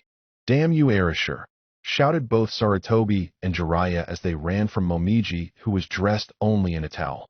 Don't run, she said with an insane look on her face. Her arms became covered in bones that formed drills. I just want to talk and give you both something. Jiraiya, said the old man. If I don't make it, tell my children I love them. Tell them yourself, old man, replied Jiraiya. Now, face your punishment, yelled Momiji. Kagaya forbidden dance, double eternity of pain. I hope you can figure out what happened next. If you can't, well, both drills pierce their rectums. Big ouch. End flashback. She was snapped out of her thoughts by a knock on the door. It's time to start, said a young girl. Momiji nodded and followed her, ready to begin her new life. It was the end of the day for Team 7. After doing 3 D-ranked missions and some light training, Anko was walking with her team to the Hokage's office to turn in the reports. She stopped when she saw a brown hawk in the sky. Looks like it's that time. In different sections of the village, the other senseis saw it as well. Each one of them knew what it meant. The Chunin exams would soon start. All right, maggots, said Anko as she turned to her team. I'll make the report and you all can do whatever. With that, she disappeared in a puff of smoke. Sasuke left shortly after her. He found being with his teammates was a waste of his time. In the end, Rin and Naruto were left to walk home together. They had grown a bit closer since Naruto's birthday. However, they weren't ready to admit to each other how they felt. In their free time, they liked to take walks in the park, eat lunch together, and stuff like that. Of course, they did it as friends. After walking for a while, they became aware that they were being followed by a rectangular rock with eye holes. Naruto let out a groan and turned to face it. All right, Konohamaru, I know it's you, he said. Hee, said the rock. I see you have seen through my disguise. As expected of my rival. With that, the rock exploded in a huge puff of smoke. Much explosives. When the smoke cleared, Naruto and Rin could see 3 kids coughing on the ground. When they stopped coughing, they got up and introduced themselves. I am Konohamaru, future Hokage. I am Udon. I like math, said the boy with a dripping nose and glasses. I am Moegi, the prettiest girl at the academy, said the third. We are the Konohamaru Corps, they all said together. Hey Naruto, said Konohamaru after they had finished. Where have you been? You promised that you would play ninja with us. Sadly for Naruto, at that moment Sakura happened to be walking by and heard what Konohamaru said. Whoever heard of a ninja playing ninja, she said with a smirk. Please, refrain from singing the bitch song. Hey boss, who is she? Asked Konohamaru. Please don't tell me she's your girlfriend. I mean, she's so ugly. A moment later, the poor soul didn't know what hit him. Well, he did when he looked up and saw Sakura's glare with her fist raised. Why did you do that? I was only being honest. Before the poor boy could continue, Sakura charged. That's when the boy's fight or flight instincts took over. Basically, they told him to get the hell away from her. Following those words, Konohamaru ran for his life, and Sakura gave chase. Naruto and Rin followed closely behind them. This continued for a while. For some reason, Konohamaru was much faster than Sakura and had better endurance. Sad, isn't it? This all ended when Konohamaru bumped into another person. You little shit, said the person in question. He wore a black outfit that seemed to have cat ears. On his face were purple markings that had some level of significance. What they mean, we may never know. Behind him was a blonde-headed girl with her hair and 4 pigtails. She dressed in white, and on her back was a large fan. Hey, watch where you are going, yelled Konohamaru. The boy in black's eye twitched. He then grabbed Konohamaru and lifted him up. Hey, let go. There is something about brats like you that make me want to kill, said the black nin. Kankuro, said his female teammate. Stop this. We don't want trouble. Please, begged Sakura. We were just playing around. Just let him go. Not before I have some payback, said Kankuro. Let him go now, ordered Naruto. He then sent a powerful killer intent in the direction Kankuro. He then took off his jacket and pulled out 2 bone blades, one from each shoulder. Holy shit, said Temari. That's got to be a jinjutsu, said Kankuro. He started to say more, but a rock hit him in the back of his head. As he fell, he grasped on Konohamaru was released, and the boy ran behind Naruto. Temari turned around and looked at the person Naruto's killer intent was really focused on. It was a rock nin with white and black hair.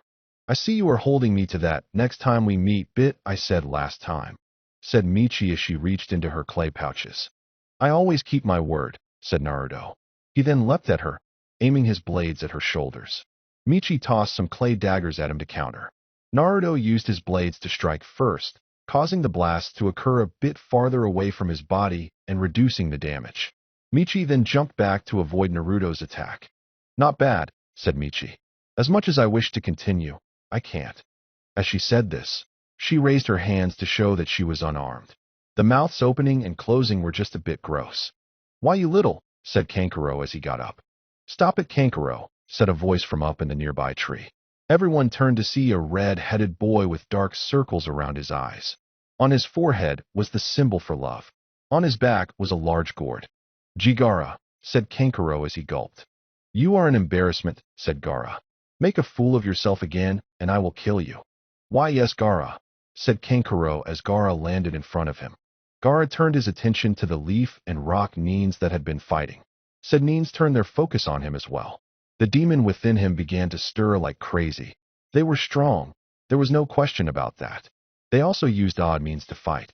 The blonde used his bones to make weapons, and the girl used exploding clay. He hoped he would have the chance to face them. He would love the chance to kill them to prove his existence. Let's go, said Gaara. Wait, said Sakura, grabbing their attention. We are sand nins and a rock nin. Even though we are allies and on neutral terms with your individual villages, that doesn't mean you can just walk into our village. You must really be stupid, said Temari. I agree with Fangirl, said Michi with a grin. We are here for the Chunin exams. So, said Rin. It's that time already. You bet, said Michi.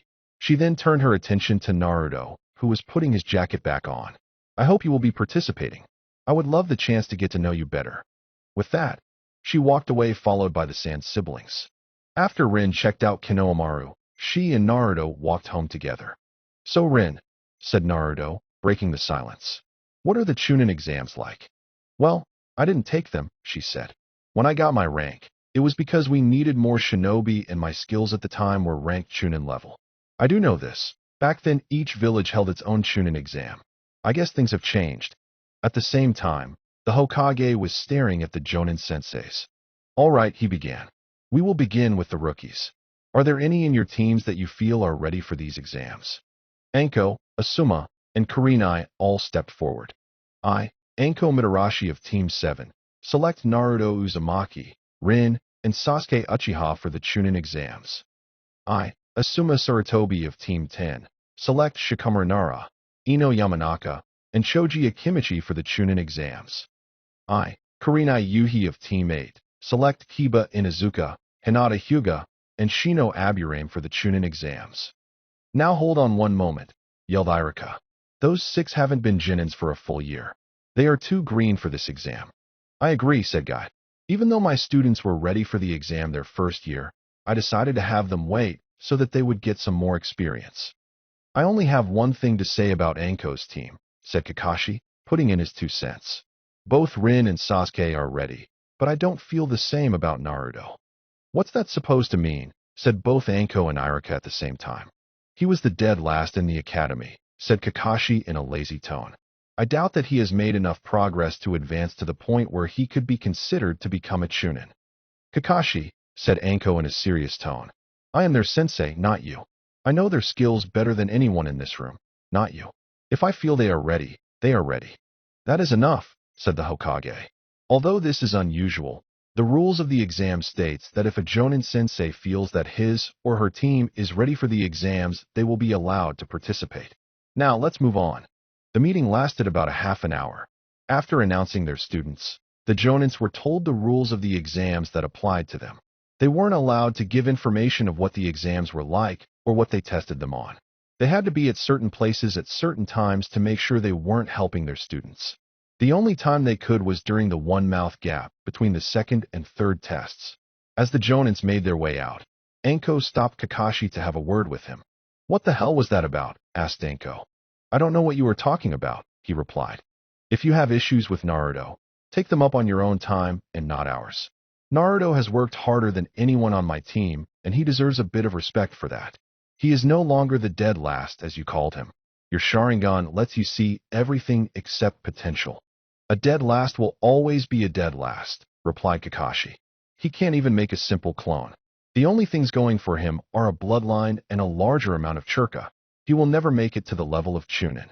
With that, he pulled out his book and walked away. That was uncalled for, said Irika as he walked over to Anko. You alright? I'll be fine, she replied.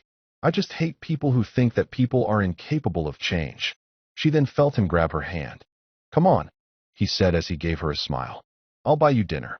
All right, said Anko with a blush. The next day Anko appeared before her Genins in her usual fashion and left another crater. Sasuke was going to say something rude, but stopped when he saw Anko reach into her trench coat. He believed she was reaching for her mallet, the bane of his existence. It was the one thing he hated more than fangirls. All right, maggots, said Anko, her hand still in her trench coat. I got good news for you. I have nominated all 3 of you for the Chunin exam. After she said that, she pulled out the application forms needed for the exam and handed them to her students. If you want to take the exam, just fill your form and go to the designated address tomorrow. Sasuke, Rin, and Naruto were a mix of emotions. Rin was happy that she would soon be a Chunin again. Sasuke thought that the exam was a waste of time and that they should just promote him now. Naruto was excited, seeing this as the next step to becoming Hokage. Now, continued Anko, there is something I want to tell you all. Is it information about the exam? Asked Sasuke. No, was her answer. Then I'm out of here, he said as he walked away. Anko just sighed. Okay, she said. What I was going to tell you before Emo Boy left was what a Chunin is. A Chunin is a middle-level shinobi who is also a team leader. They need to have tactical knowledge and leadership abilities.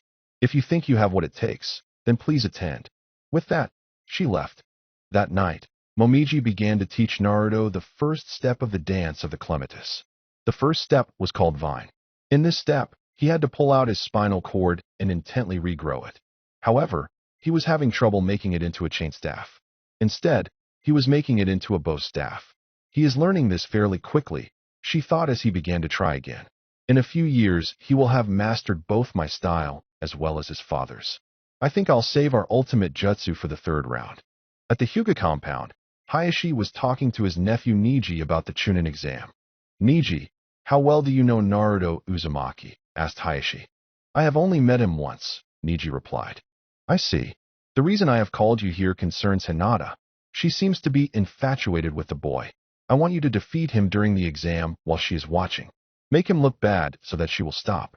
Then I can date his mother without feeling bad. Niji blinked at this and began to consider how this would affect him. If I beat him, then Lee goes back to calling me his eternal rival again. If I don't beat him, Hayashi will use the cage bird seal on me. What is worse, the seal or an annoying teammate? The next morning, Naruto and Rin walked to the academy building where the first part of the exam was to take place. Sasuke was waiting for them at the door. Together they entered and made their way to room 301. When they got to the 2nd floor, they ran into a large group of people who were in front of a door labeled 301. Rin figured out it was a Jinjutsu first. That has to be the worst Jinjutsu ever. This is the 2nd floor. It must be some sort of entrance test to keep all of the weaker Genins out. That will work in our favor. The fewer people participating, the greater the chances that we will have to advance. Come on, yelled one of the Genins. Let us through. The boy was kicked back by one of the boys guarding the door. There's no way you're ready for the Chunin exam, said the first one, who was really a Chunin in disguise. Some people get so badly hurt that they have to quit the shinobi program. Some have gone crazy and others die. Yeah, said the second, who was the same as the first. We are doing this for your own good. More out of the way, said Sasuke. We need to get to room 301, which is on the next floor. Rin, I'm sure you noticed this before anybody else. Yes, I did, said Rin with a deadpanned expression. I didn't say anything because they were getting rid of all the weaklings. All we had to do was walk around them, and we could have gotten to the 3rd floor with no problems. But no, you had to fault your superiority. She's got that right, said the fist boy again. He looked at Sasuke. You're not very bright, are you? Sasuke's anger peaked, and he charged at him.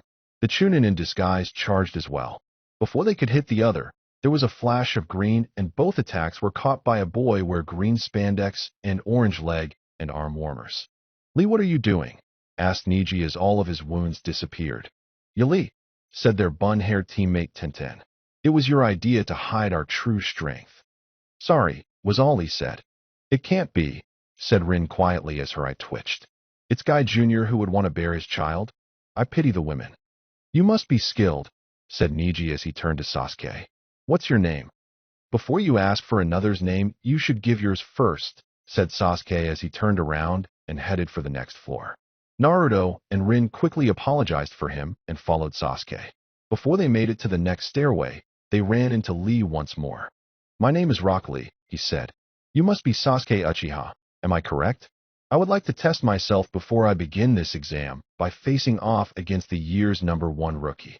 Fine, said the arrogant Uchiha. I could use a quick warm-up. Do not be so sure, said Lee. I am the strongest genin for the Leaf Village taking this exam. They both took their stances.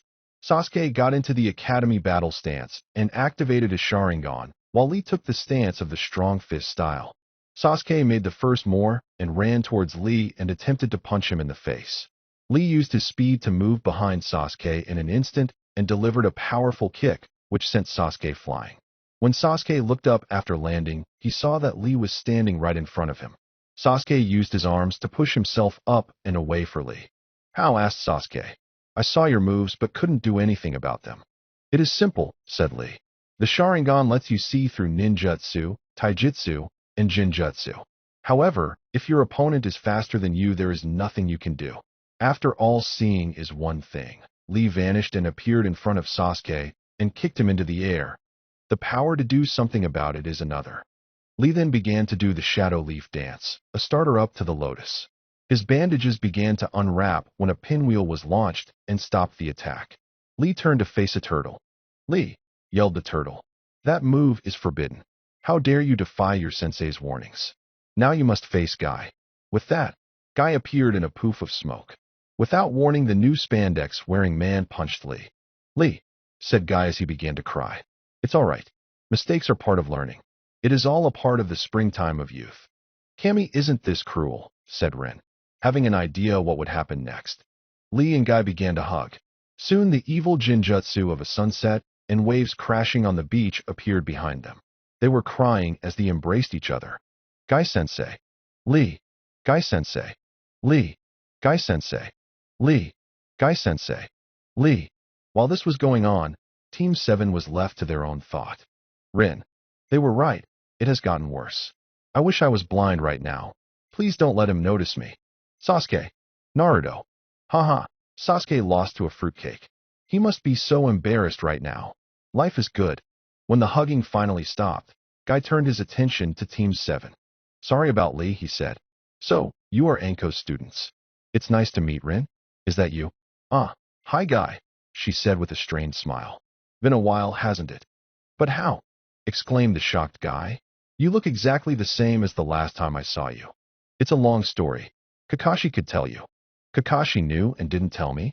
That is so like my eternal rival. He turned to Lee.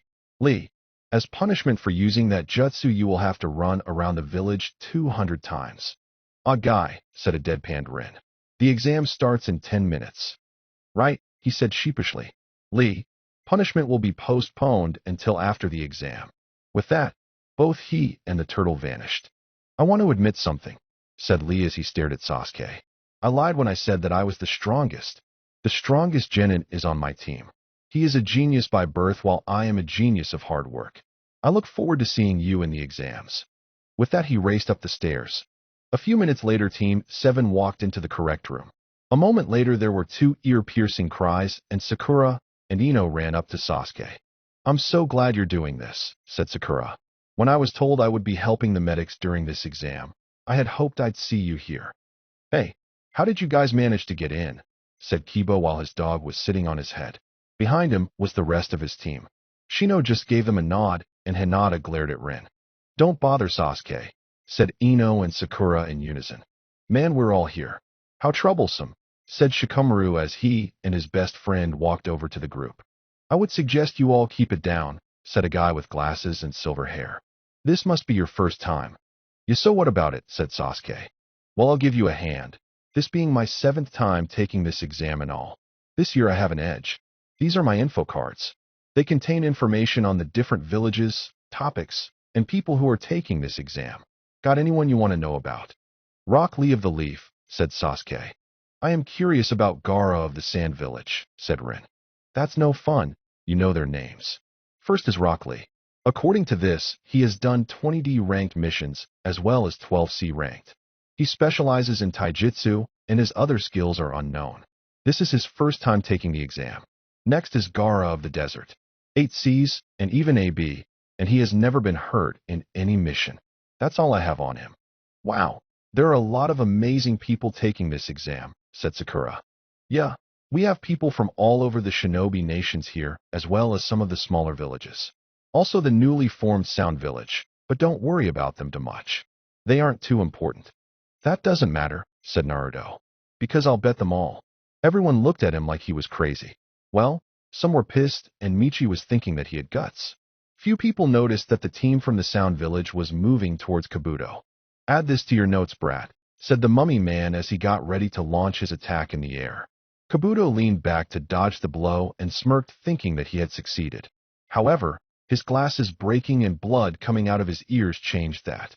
"Let this be a warning to you," said the mummy man again. "We of the Sound Village will pass this exam." Before any more could be said, several jonins appeared. "That's enough, maggots. Fighting will not be tolerated unless we say so. Try this again, and you will be failed. My name is Ibiki, and I will be your first examiner."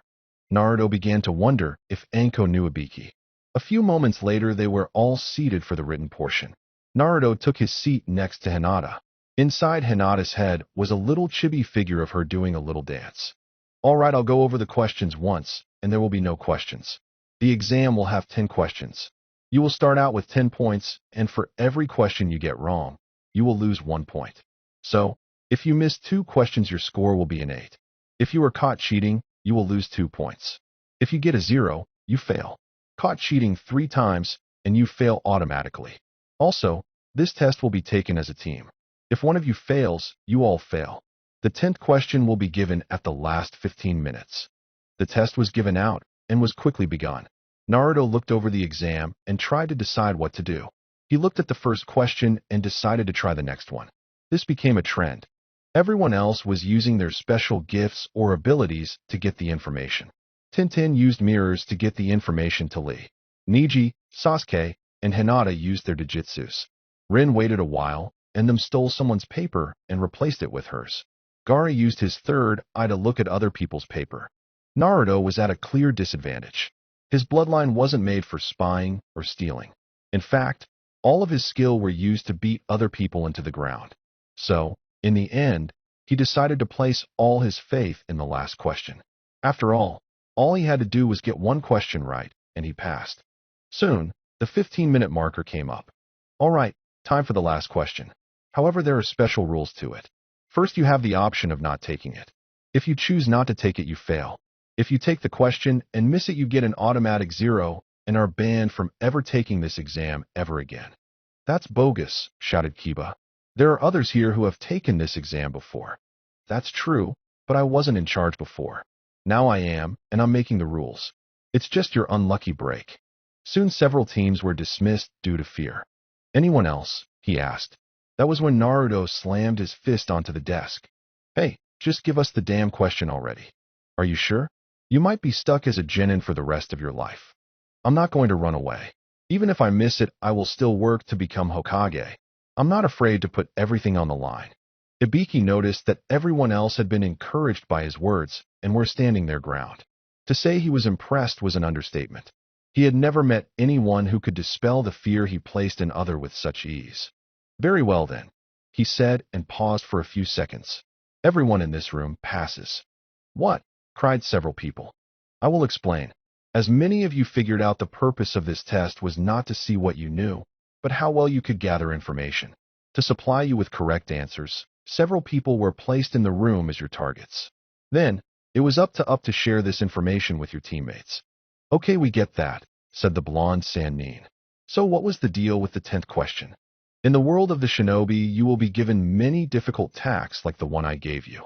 When you get them, will you be able to say no because you don't have enough information? The answer is no. As Chunin, you will be placed in many difficult situations and will have to think on your feet and will not be able to say no to them. The last question was to test your resolve. I congratulate you all on passing the first test. Please wait here for your next examiner. So the Jinins waited and waited. Then 2 hours later, Kakashi walked into the room. Sorry I'm late, he said. There was a black cat in my path, and I had to walk around it. Lair, shouted the whole room at once. Anyways, he continued, your Jonin instructors will tell you the where and when for tomorrow. Later. That's it, yelled Ino. We had to wait 2 hours for that. Yep, replied Kakashi as he went poof. Make. This happened several months ago when the teams were being made. The Jonins were waiting for the last person to show up. That's right, they were waiting on Kakashi. Soon, 3 hours passed. That's it, yelled the Hokage. The next person to enter this room will be the Jonin sensei for Team 7. A moment later, Anko broke through the window. Lord Hokage, she said. I need a mission. You got one, said the old man. You're the new sensei for Team 7. Anko's mouth hit the floor at the same moment Kakashi walked in. Sorry I'm late. The Chunin hopeful were at the entrance to Training Area 44. They were ready for anything. The only thing that was keeping them from taking the test was Kakashi was late. This was ticking off everybody. Orochimaru, in his disguise, was pacing back and forth. Sasuke was stabbing the earth with his kunai. A group in the back was planning how to kill the instructor when he arrived. Soon, everyone wanted in on the plan. Kakashi was in the porn section of the bookstore. The latest issue of Ika Ika Violence had just come out, and he was busy reading it.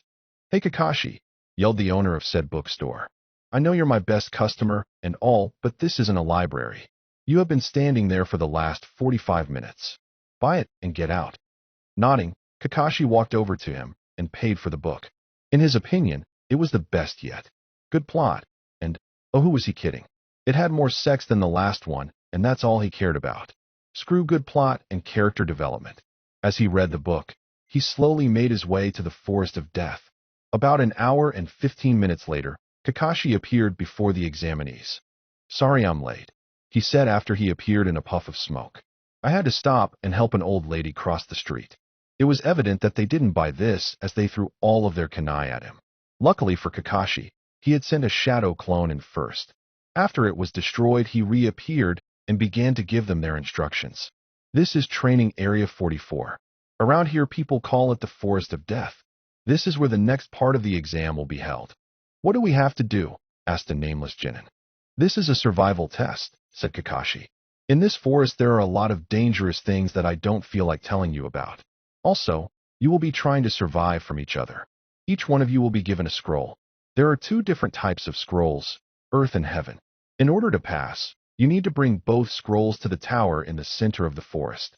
Also, you can't look in the scrolls until you reach the tower or you all fail. You also fail if one member of your team dies or if you don't reach the tower in 5 days. Oh yeah, you can't leave the forest while the exam is taking place. Enolo, cried Choji.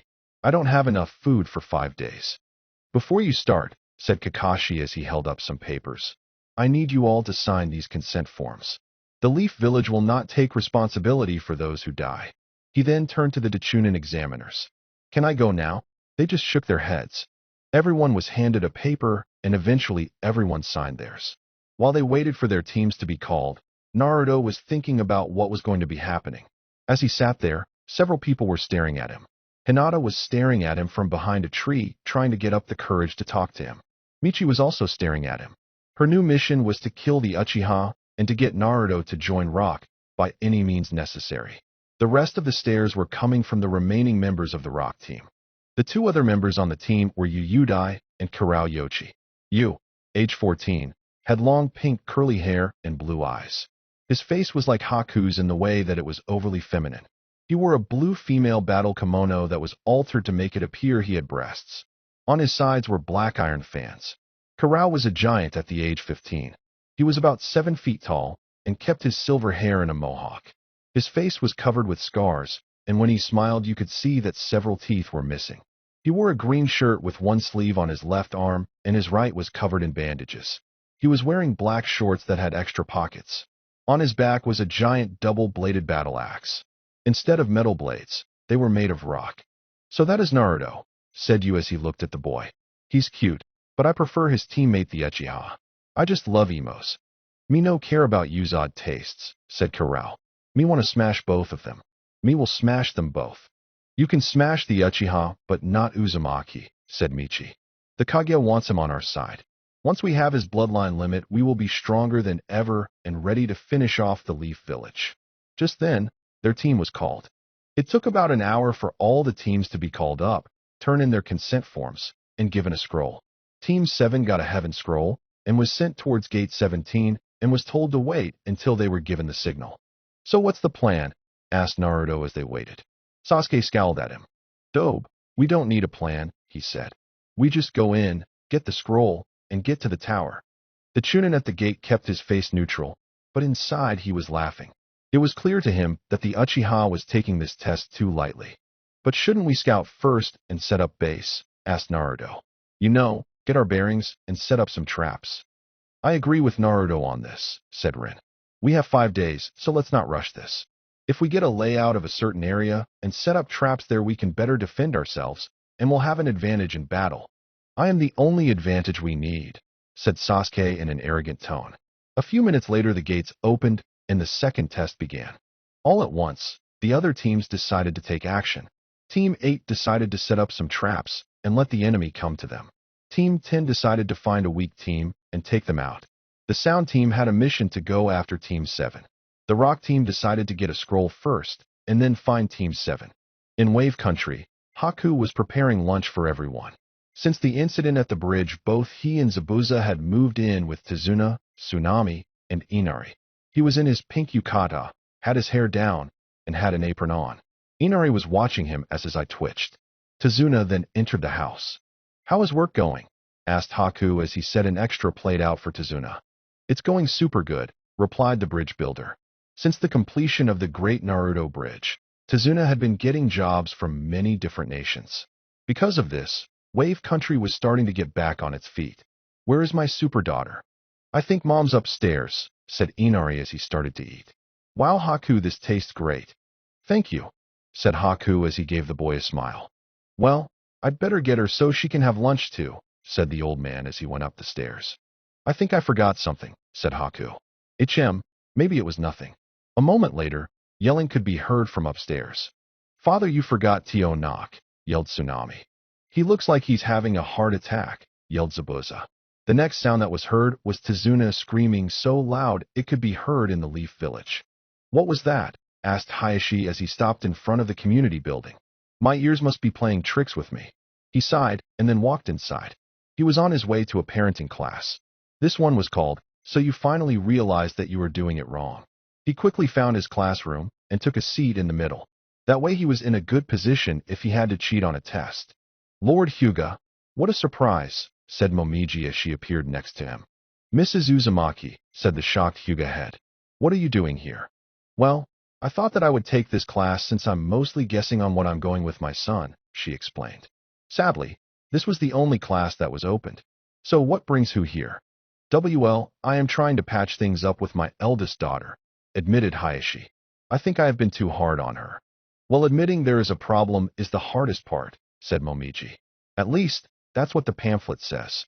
Back in the Forest of Death, Naruto had asked his teammates to stop for a moment. "What's the matter, Dobe?" asked Sasuke. "I have to use the restroom," said Naruto as he started to walk away from the group.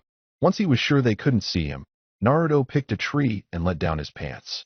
As he pissed, a figure began to moor towards him slowly.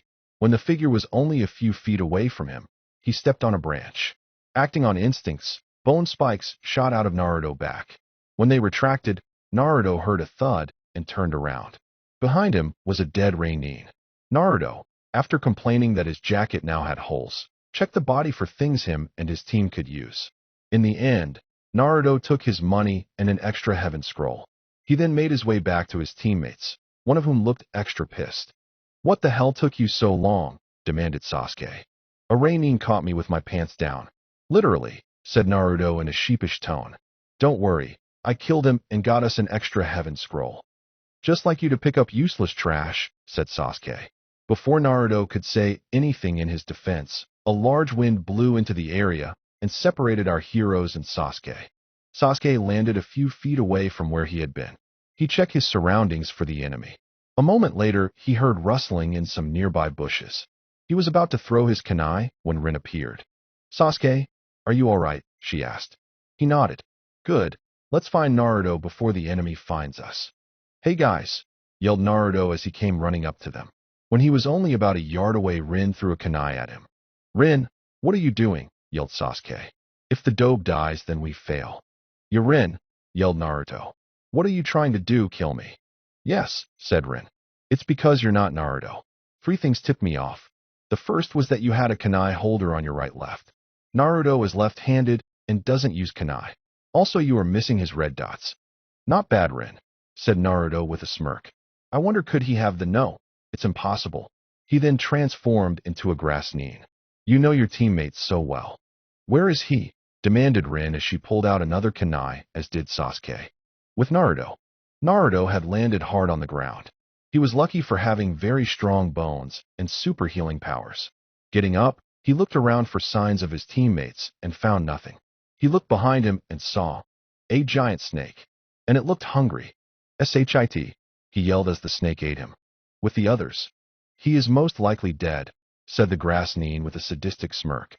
He then placed a paralysis jutsu on them, causing them to freeze in horror as them saw their own deaths. "This is less fun than I expected," he said as he walked over to them. He then slowly raised his kunai as he prepared to strike. At the last moment, Sasuke stabbed himself, grabbed Rin, and ran. The grass nin chuckled at their efforts before he began to give chase. With Naruto. "I hate this," said Naruto as he slowly went through the snake's digestive tract. Enzymes were beginning to burn away at his clothing, and the walls seemed to close in on him. He had to think of a way to get out of this situation. Then, it came to him. Mass Shadow Clone Jutsu. He then continued to make clones until the snake burst open. Once free, he ran to find his teammates. With the others, Sasuke and Rin had tried to hide, but it was no use. Rin was still shaken by the jutsu and the powerful killer intent and was in no condition to fight. From what Sasuke could tell, the guy in front of him was much stronger than what a Jonin, hell, a Jonin should be. He couldn't think of any way to save his ass other than one thing. "Listen," said Sasuke in a defeated tone. He pulled out the scroll and set it down on the ground and took a few steps back. "I will give you the scroll if you promise to go away." "Very good, Sasuke," said the grass nin. "In order to escape a predator, you must give it something else." He walked over to the scroll when a familiar blade hit the ground in front of him. "What is Kimimaro doing here?" He looked up and saw Naruto, and his eyes widened when he saw the red dots on his forehead. The Kyuubi brat. I guess the seal delayed the awakening of his bloodline. It is a pity that I can't take over his body due to the fox. Maybe I'll have him kidnapped during the invasion and clone his body, or have him mate so he can rebuild the clan, that I'll use Sasuke's body to copy every jutsu, and then transfer to the body of Naruto's children later and have the perfect body. Naruto stared at the grass nin and then to Sasuke. Giving his teammate a glare, he jumped down from his branch and punched him. Rin and the grass nin just stared. "What the hell was that for?" yelled Sasuke. "You idiot," yelled Naruto. "What guarantee do you have that this guy will keep his word?" "You are correct, Naruto Uzumaki," said the grass nin with a smirk. Naruto turned to face him. After all, the only time when a person has to make deals is when the playing field is even. Great breakthrough. Naruto saw this attack coming and yelled, "Great breakthrough." The 2 wind attacks canceled each other out. Not missing a beat, Naruto yelled out, "Finger bullet drill." 8-bone bullet shot towards Orochimaru, the grass nin, who dodged them with great ease. Biting his thumb and pulled up his sleeve, Orochimaru revealed his summoning seal. Wiping the blood on it, he summoned a large snake. The snake charged at Naruto and launched him into a tree. The snake turned its attention towards Sasuke and Rin and lunged at them. However, Naruto appeared in front of it, with his back facing the snake's head, and slammed his elbows into it that had bone spikes attached. Naruto's eyes were now blood red, and his whisker marks were now more refined as he used the Kyuubi's chakra to keep the snake at bay. Sasuke just looked at this in utter fear. Since when has he been this strong? Am I really that weak? While Sasuke was having his pity party, Orochimaru lashed his tongue around Naruto's neck and pulled him in front of him. "This will take care of you," said Orochimaru as purple flames appeared on his fingers. 5-pronged seal. After adding the extra seals onto Naruto, Orochimaru tossed him to the side. Forgetting her fears, Rin rushed to the blonde's side and began to examine him. He seemed to have been weakened and needed some fast healing. Sasuke's rage flared. Naruto fought this grass nin, and he had just stood there, shaking in utter fear. How could he avenge his clan if he froze like this whenever someone stronger showed up?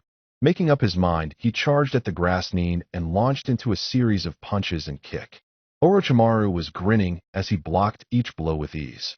Sasuke jumped back and yelled, "Grand Fireball Jutsu!" The attack hit him, and Sasuke smirked. It vanished when his opponent turned into a puddle of mud. "Not bad, Sasuke," said Orochimaru as he kicked Sasuke in the back. But Naruto did much better. Sasuke growled as he got back up. He threw several shuriken that seemed to miss. However, they seemed to have wire attached to them and circled around the enemy, wrapping him around a tree. Sasuke then yelled, "Fire Dragon Jutsu!" For a moment, everyone thought that Orochimaru had become extra crispy until he moved. "Yes," said the Snake Man. "You are doing very well. I guess I should give you a special present." With that, his neck extended and he bit into Sasuke's neck, giving him a cursed seal. As Sasuke fell to the ground, he turned his attention to Rin. Well, Rin, you are looking very young for someone who should be close to 30. I bet your sensei had something to do with it." With that, he tore off his mask. "Orochimaru," hissed Rin. "I should have guessed. What are you doing here? What is with those seals?" "They are presents," said Orochimaru as he licked his lips. "Tell Sasuke when he wakes up that I have given him a small sample of the power that I offer. If he wants more, he must seek me out." Slowly, the Snake Man began to sink into the ground. As for Naruto, his gift is control. He'll find out soon. He vanished. Anko rushed through the tree in the forest of death. The bodies of the real grass nins had been found only a few hours ago, and there was the matter of her cursed seal pulsing. She knew who it was and told the Anbu to tell the Hokage while she went to face him. This was personal.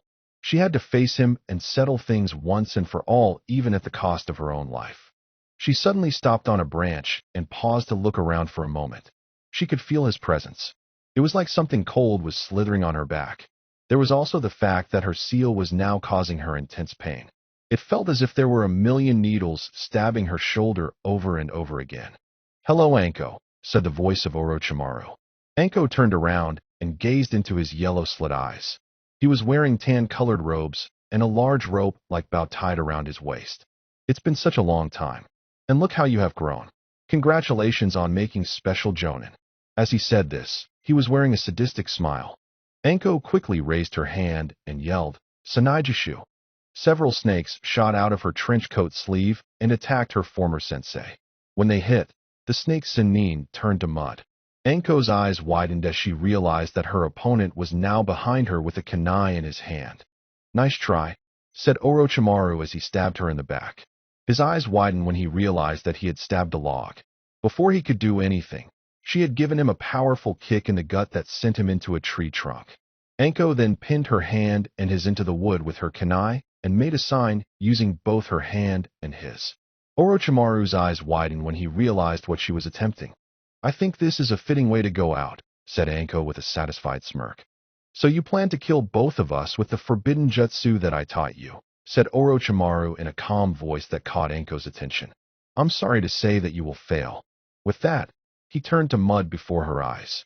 He appeared behind Anko and pulled out the kunai and licked it. Slowly Anko turned around and glared at him. "What are you doing here?" asked Anko as she fell to her knees. She had to buy her some time for help to arrive. "Straight to the point, as always," said Orochimaru as he tossed the kunai away. "I know what you're doing, trying to get me to talk while help arrive. Sadly for you, they are still a ways away. But I'll tell you anyways. I'm here searching for some new talent, and I happen to find some. I believe that they are your students." "What have you done to them?" yelled Anko, and her rage grew. There was no way she would allow him to do the same thing to them as he did to her. "I gave the boys some seals," said Orochimaru. "I gave the Uchiha the same cursed seal that I gave to you. As for Naruto, I have cut off his access to the Kyuubi's chakra and messed up his own. You should have seen little Rin's face when I told her it was for control. Kukuku. Why? Demanded Anko. The cursed seal has only a 1 in 10 chance of survival. And why did you do that to Naruto? The QB brat was causing me trouble, he said simply. Besides, he thinks his control is better, the greater the odds that he will fail the next part of the exam. And the best part is that there is only one person who can undo what I have done. As for Sasuke, he is much stronger than you were. How does it feel to be the trash? At this point, he began to sink into the earth. A word of warning, my foolish apprentice, do not cancel the exams because of me. If that happens, I will destroy the village. With that, he was gone. Anko punched the ground with her good hand. He wants Sasuke. He's trying to separate him from Naruto. He's trying to make Naruto fail. But what is he planning? The worst part of all this was she couldn't help Naruto. She didn't know how to undo seals. And right now, she was wishing she did. A few hours later, she left the council camber room. Anko's hand was bandaged along the way. This was more important than her health. She had just given the Hokage, the council, and several jonin a full report on what had happened in the Forest of Death. Several of them didn't believe her, and those that did believe that she was conspiring with her old sensei and was acting as his agent. After the yelling had ended by the Hokage, he told Anko to get proper medical treatment. Hokage, said one jonin after she left the room. How can you believe that she has actually severed all ties with Orochimaru? Anko Mitarashi isn't on trial here, said the Hokage in a stern tone. She has delivered important information to us, and we have no reason to suspect her. What shall we do? Said Hamura. We will continue like nothing is wrong, said Sarutobi. Orochimaru will make good on his threat, so we have no choice. We will, however, proceed on high alert. But what about the Uchiha? Demanded a clan head as he slammed his hand on the ground. Orochimaru will not endanger Sasuke, said Sarutobi. What we do know that he has plans for the boy, so he will be fine. His plans also include the QB vessel, said Koharu, hesitating in her choice of words. If his plan also includes him, perhaps we should have him killed. For the safety of the village, of course. Perhaps we should also do that to Sasuke, said the Hokage with anger in his voice. After all, Sasuke is also in his plans. This shut them up, for now at least. As Kakashi left the meeting, he was intercepted by Danzo. A word, Kakashi? Asked Danzo. Kakashi nodded and walked over to him. I was wondering if you wouldn't mind helping the Uchiha during the 1-month intermission. Perhaps you could teach him the Chidori? Why should I? Asked Kakashi, not looking up from his book. Sure, Sasuke Uchiha is the most promising shinobi out of the bunch. However, why should I give him one of my jutsus? Because he is the only one who can handle it, said Danzo. I know all about the flaw about the Chidori. Only those with the Sharingan can use it safely. Also, imagine him using it on the QB brat, the son of your sensei. I know how much you resented him. Having Sasuke defeat his son with your jutsu would be the ultimate payback. Well, said Kakashi as he turned a page. Maybe I will teach him the Chidori. My sensei never did appreciate my skill. With that, Kakashi walked away. As he did, he thought about his Genin days to his last mission with Obito. Erasure had always treated them equally and never showed them any special treatment, which pissed off Kakashi. Everyone else always praised him for his skills, but never Erasure. In fact, when he created the Chidori, the first thing his sensei did was forbid him from using it. And when he got his Sharingan, Erasure wanted him to have it removed. He never took the chance to get back at his sensei while he was alive, but there was always his son. The first thing that Rin had done after the attack was take her teammates to shelter. She had found it in a hollowed tree. Once there, she began to look over her teammates with her medical knowledge. Seeing that Sasuke looked like he was more in danger, she started with him. He was running a very high fever and seemed to be in intense pain. Pity he can't stay that way. Using some of the water she brought and some of her medical supplies, she was able to cool him down a bit. Naruto's case was a bit different. The problem was with his chakra. Everything had gone haywire. The reason he was out was because his body was now trying to adjust to the problems. It was used to dealing with 2 chakra pathways, not 1. Now, he would have to relearn his chakra control. Control my ass, said Rin under her breath. One thing was for sure, and that was it was going to be a long night. Outside, 3 figures were watching them. They were the Soundines. Can we go now? Asked Zuko. He had a murderous gleam in his eyes and an eagerness to please Orochimaru. No, said Dosu with a sigh. I don't see why we have to wait, said Kin. They seem weak right now. It would be so easy right now. We wait because Orochimaru said so, said Dosu in a serious tone. Those are our orders. Do not forget them. It was the next morning, and Rin felt like hell. She had gotten by on only a few minutes of sleep every hour. 5 minutes here, and another 5 minutes later. She knew that she was being watched, and was wondering why they didn't attack. In the end, she decided that they were waiting for her to fall asleep or wait until she was too tired to fight back. She looked down at her patients. Sasuke looked a bit better than Naruto at this point.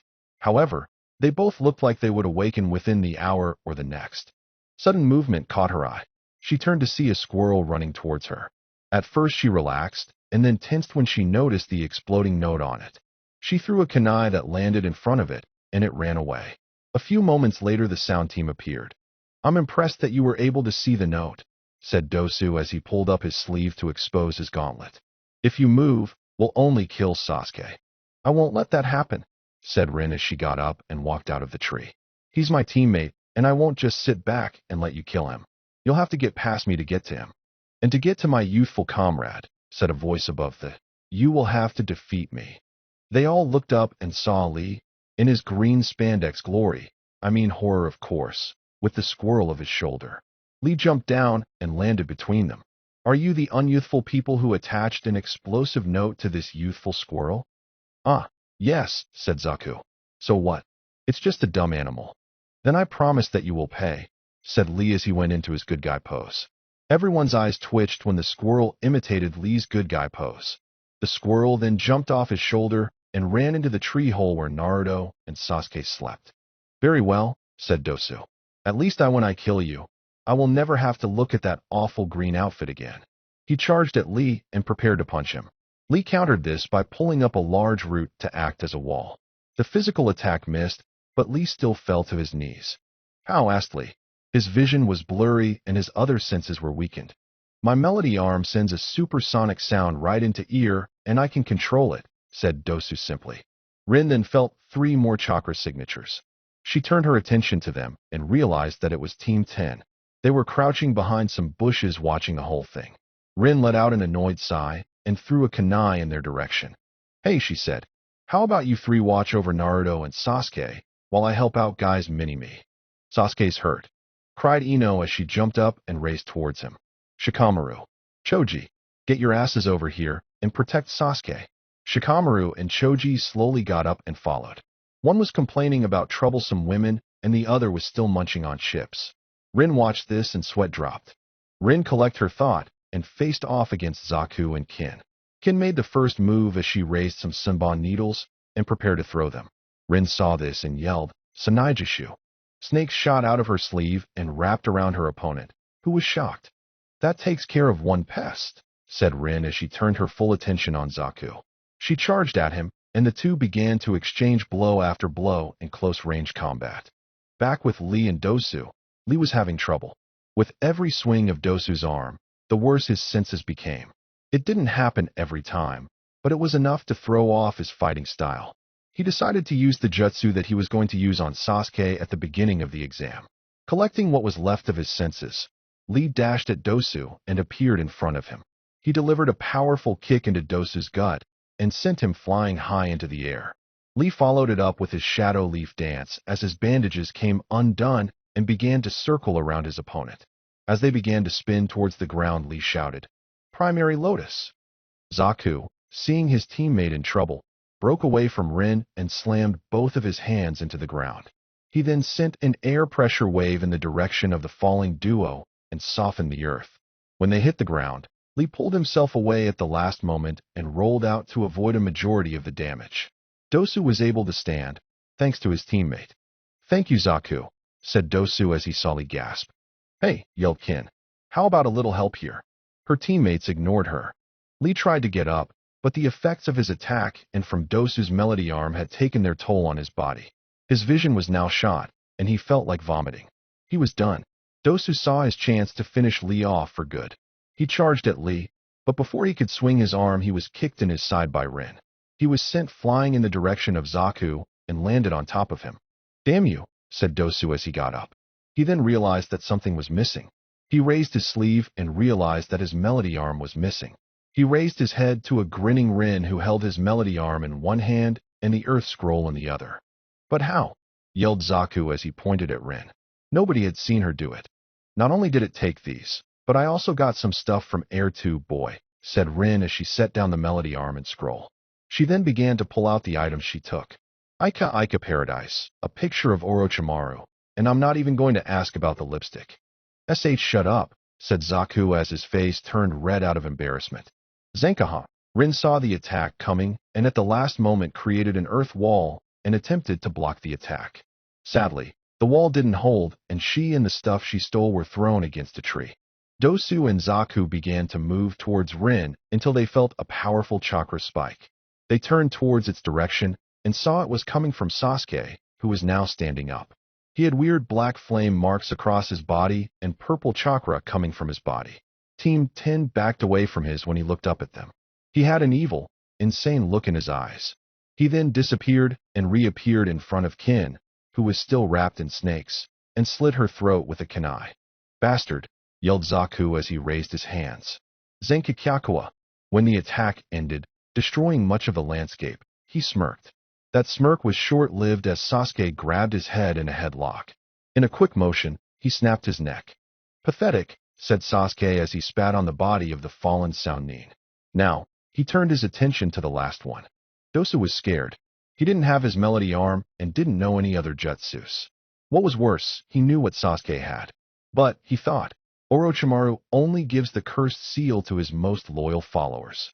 Why did he give it to the Uchiha and then tell us to fight him? Time to die, said Sasuke suddenly. Grand Fireball Jutsu. Dosu was hit by the Fireball Jutsu and incinerated. Sasuke looked dissatisfied by his last 3 kills. He wanted to kill more. Hey team, said the voice of Naruto. Everyone turned to see the blonde was now standing. Or at least trying to. You look like shit. Why don't you lie down and have someone look over you? The sound bastards are dead, so calm down. Something about the blonde's words seemed to reach Sasuke, and his marks retreated back to the seal. Sasuke fell to the ground and began to breathe hard. Team 10 and Rin were shocked at how easy this had been. Team 10 decided to leave, not wanting to be around Sasuke for the moment. Of course, Ino was the exception. As she left, she was going on about how great Sasuke was. So, we have an earth scroll, said Sasuke when he noticed it with Rin while she was healing him. All right, cheered Naruto, who was sitting next to him. That means we are done. Shut it dope, said Sasuke angrily. Naruto, our heaven scroll was destroyed yesterday in our fight, said Rin. Before Oro, the grass Nin, left he destroyed the scroll. Naruto looked shocked for a moment and then smiled at her. He reached into his jacket and pulled out the heaven scroll he had looted from the Rain Nin yesterday. Lucky you have me, he said. A few hours later Team 7 entered the tower in the center of the forest. Following the instructions that they were given, they opened the scrolls and Irika appeared in front of them. Wow, he said as he looked at them. You guys did very well. You are the 4th team that has arrived at the tower, and it's only the 2nd day of the exam.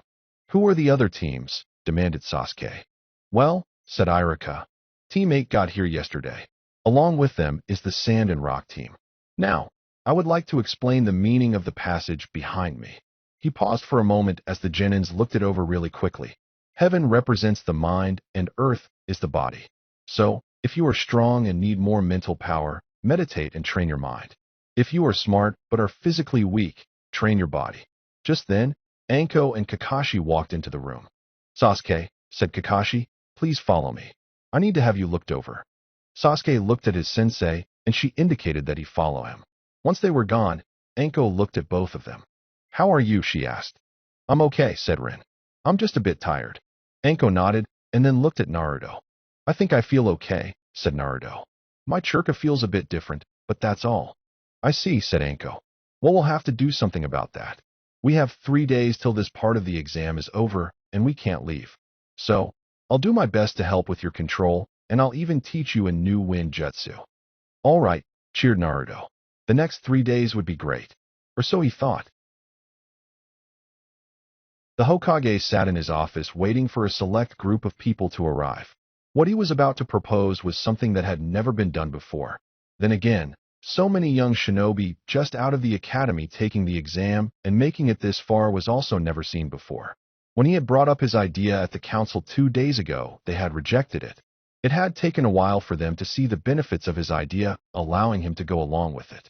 A knock at the door snapped him out of his thoughts. "Come in," said the old man. Slowly, they entered the room. The first was Momiji, followed by Hayashi and his daughter Hanabi.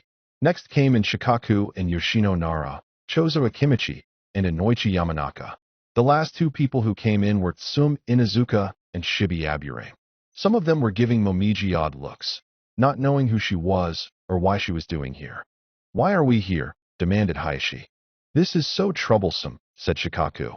He was then slapped in the back of the head by his wife. "Shut up and listen to the Hokage," she said. "Thank you, Yoshino," said the Hokage. "I would like to be the first to tell you all that your children and your nephew Hayashi have made it to the final round of the Chunin exam. You should all be very proud." "But there is more," said Shibi. The old man nodded. "Yes.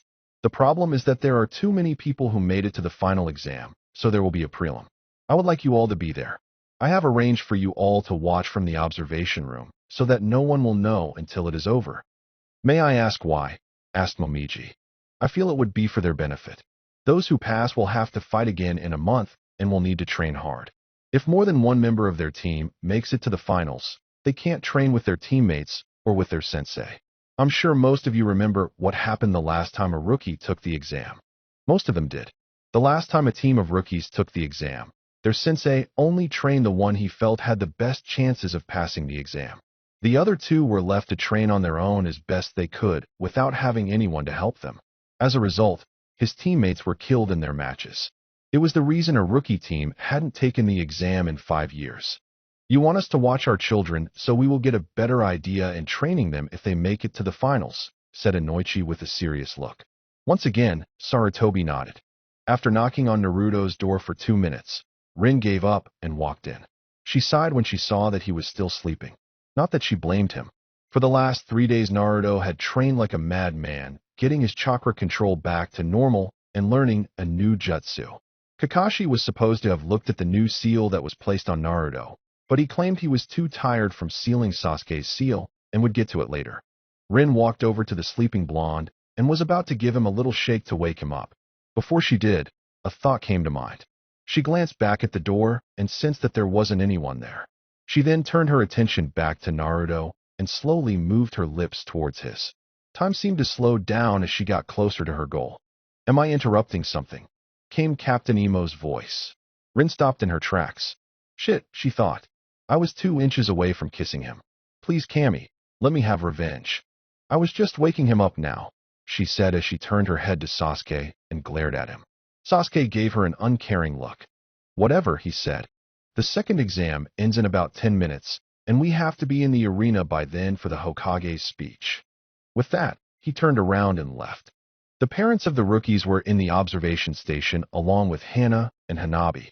Before them was a screen that showed them the entire arena. Around it were smaller scenes so that they could see the people on the platforms. On the main scene, they all saw all of the teams had assembled in front of the Hokage and the examiners. Some of them were wondering why a squirrel was sitting on the shoulder of the kid in the green spandex. I would like to start by saying that all of you should be proud of yourselves.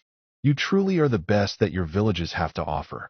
Before we begin, I would like to start out for the reason for these exams. They are a method of replacing war. In the past, many wars have been fought to test the strengths of the village. That is what this exam is doing, testing the next generation and showing off the village's skill. Just then, a sickly man appeared in front of the Hokage.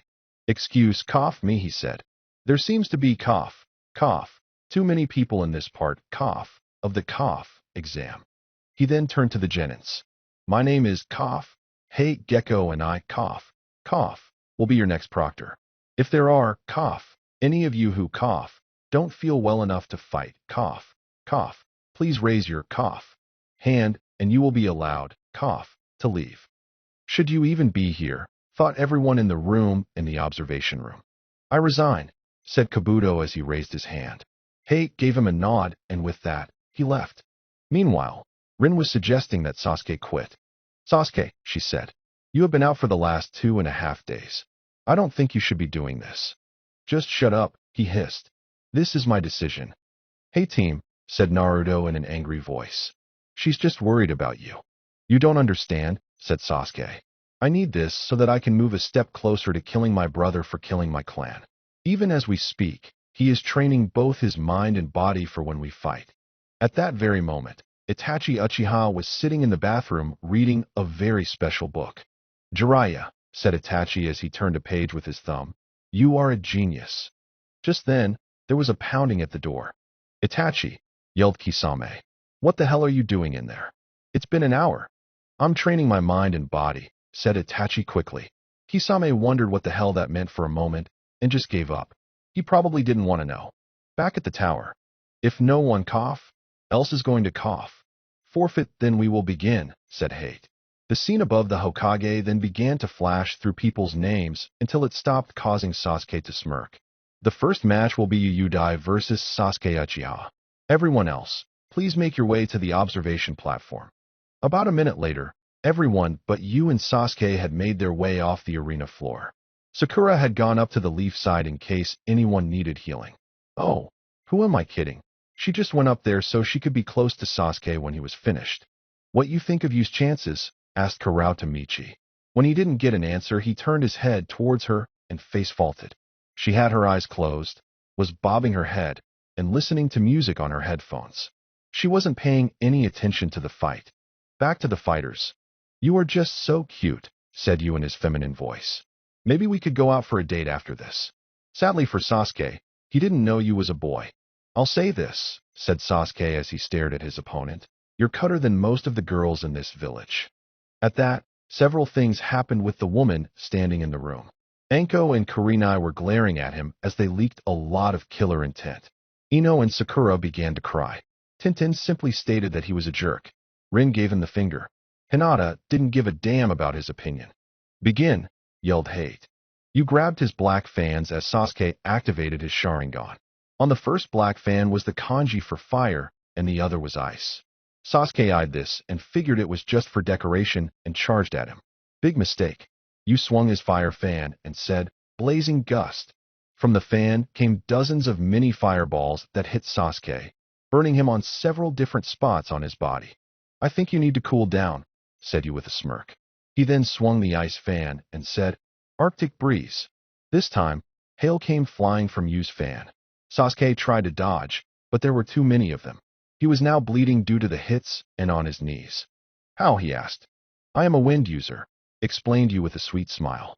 These fans are special. They allow me to add an extra element to my wind attacks. It's the closest thing to having a bloodline limit. I have to think, thought Sasuke. This girl likes long-range combat, and probably doesn't have any close-range combat skills.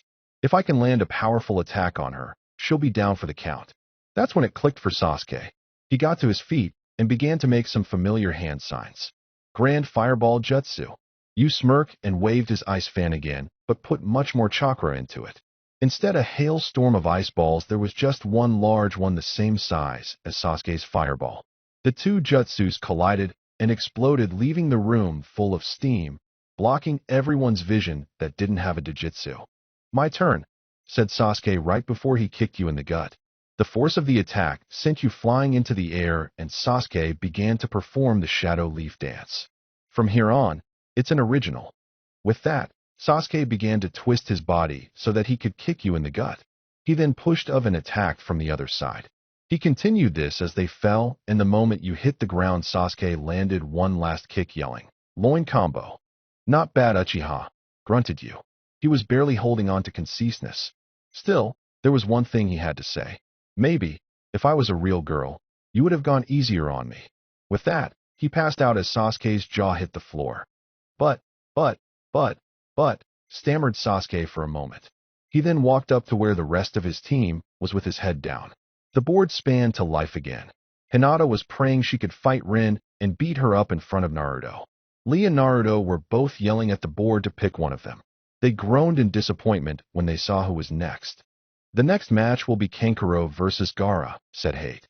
Kankuro was sweating so much that his makeup was starting to blur, and Gaara just appeared in the arena, ready to fight. Gaara, said Kankuro as he appeared in front of his brother.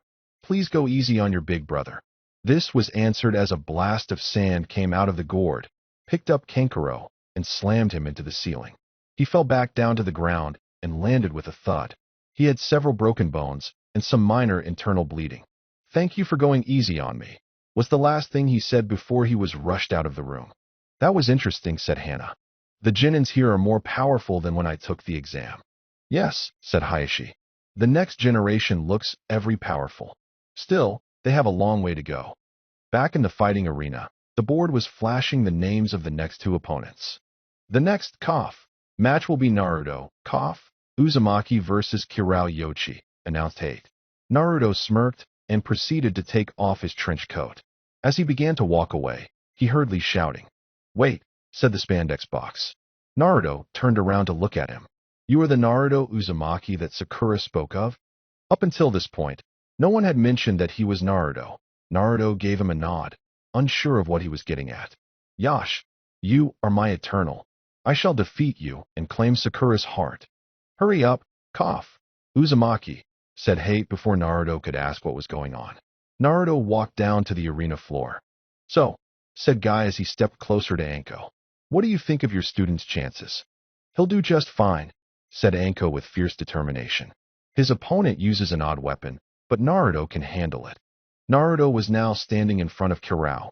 Kirao had taken his giant axe off his back and had it resting on his shoulder. Naruto simply got into a ready stance.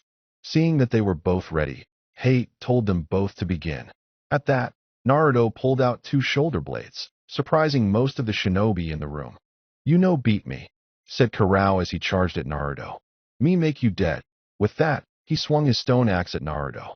Naruto saw this and met it with his own weapon, cutting the blade part of the axe in half. "Nice try," said Naruto with a grin. "But my bloodline can make my bones stronger than steel. Your weapon may look impressive, but mine is stronger." "We see about that," said Kirao as the rest of the axe crumbled. He then slammed the pole into the ground. When he pulled it out, a new stone blade came out of the floor, made from the floor. This time it seemed to be bigger and thicker. "Yet see you try and beat Kirao." This time, he went for a downward strike. Naruto jumped back to avoid the attack. When the axe hit the ground, Naruto placed one of his blades right behind the other, yelled, "On me, Ohashir," as he threw them. Kirao, dropping the new blade so he could block more easily, was able to deflect the first, but the second hit him in the right shoulder. "You hurt, Kirao," said Kirao as he pulled out the blade and tossed it. "Kirao hurt you now." He slammed his pole back into the floor and pulled up another stone blade, bigger and thicker than the previous. He charges at Naruto, using the weight of his weapon to increase his speed. This time, his attack connected and sent Naruto into a wall. Kirao win, Kirao win. This was interrupted by Naruto as he called out his next attack. Finger bullet drill. Acting quickly, he moved his axe to block the attack. 10 small holes were now in his axe. "How you still alive? Me kill you." "I told you that I have strong bones," said Naruto as he indicated to where the last attack hit. The skin was cut, but beneath it was solid bone. "You didn't even make a dent in it. Now I'm going to take you down." "Damn. Thanks to that freak messing with the seal, my chakra has been limited. At least Anko-sensei was able to help me gain back some control. Now to take out the weapon at the one place it can't be repaired. At least I hope not." With those thoughts, Naruto decided to use the new jutsu Anko taught him. He made several hand signs and yelled, "Wind sword." "That's a jutsu from our village," shouted Baki.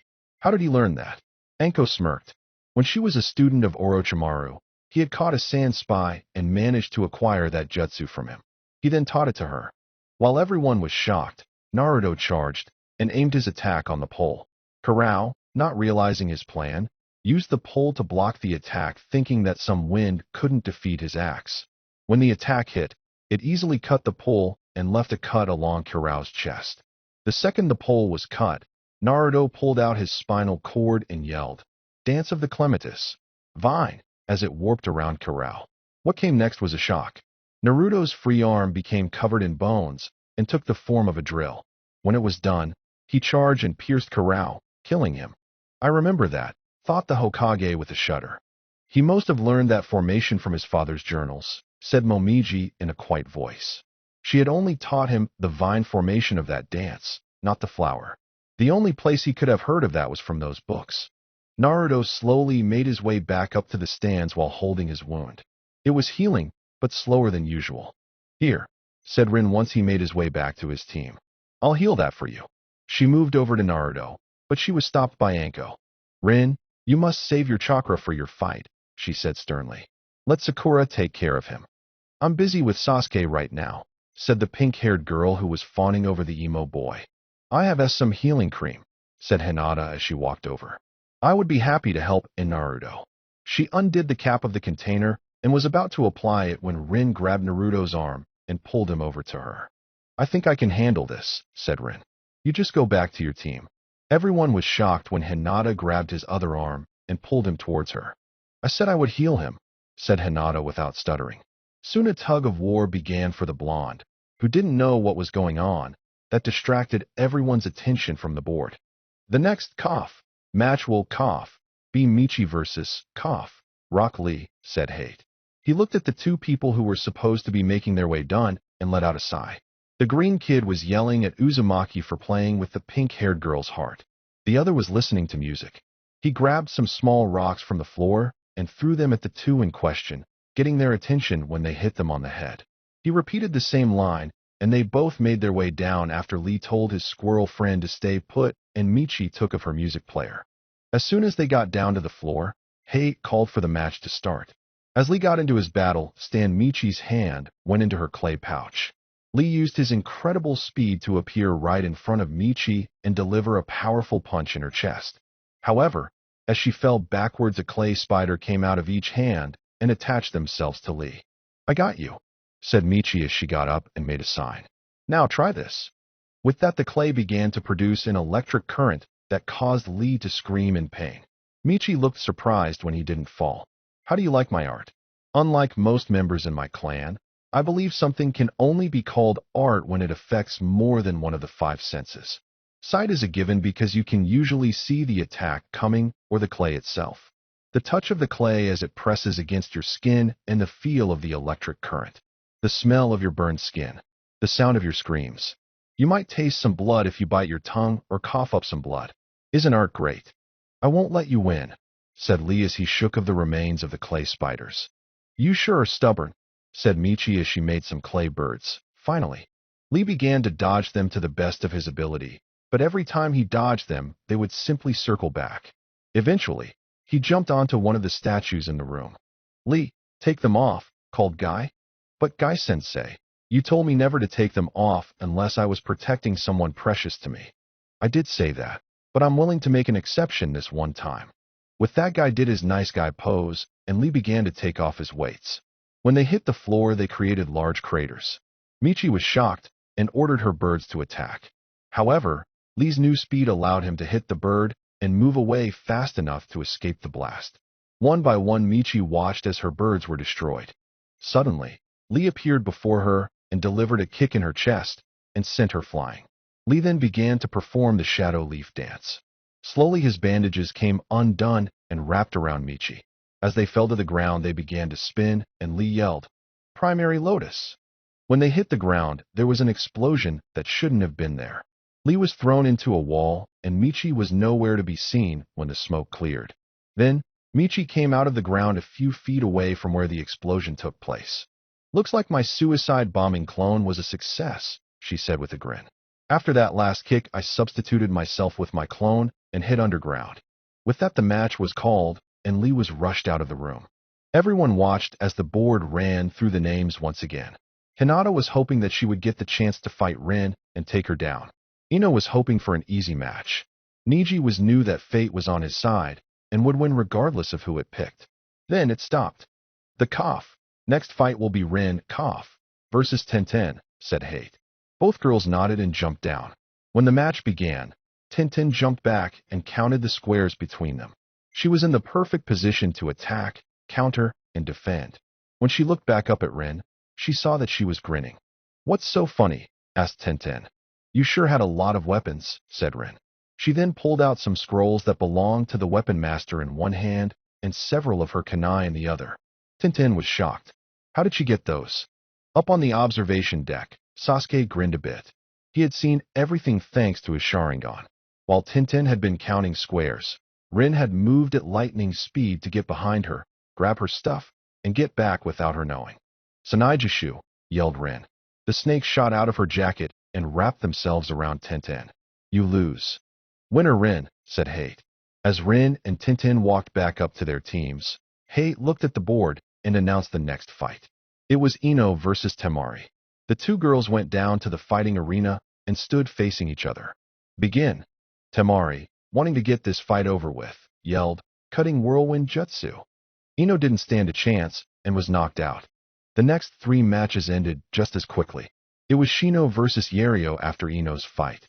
While they both employed techniques that drained the other of their chakra, Shino could do it from a distance thanks to his bugs, and won his match. The fight after that was Shikamaru versus Kiba. For a while, it looked like Kiba was winning thanks to his speed and strength. However, he became overconfident and became careless. This allowed Shikamaru to catch his shadow. Shikamaru then turned around and ran towards the wall head first and at full speed. Sadly for Kiba, he was much closer. The saddest fight was Niji versus Misumi. Misumi had tried to wrap his body around the Hyuga genius and got Jukned to death. The last fight will be Hinata Hyuga versus Choji Akimichi said Hate. Once the two got down to the floor, Hate told them to begin.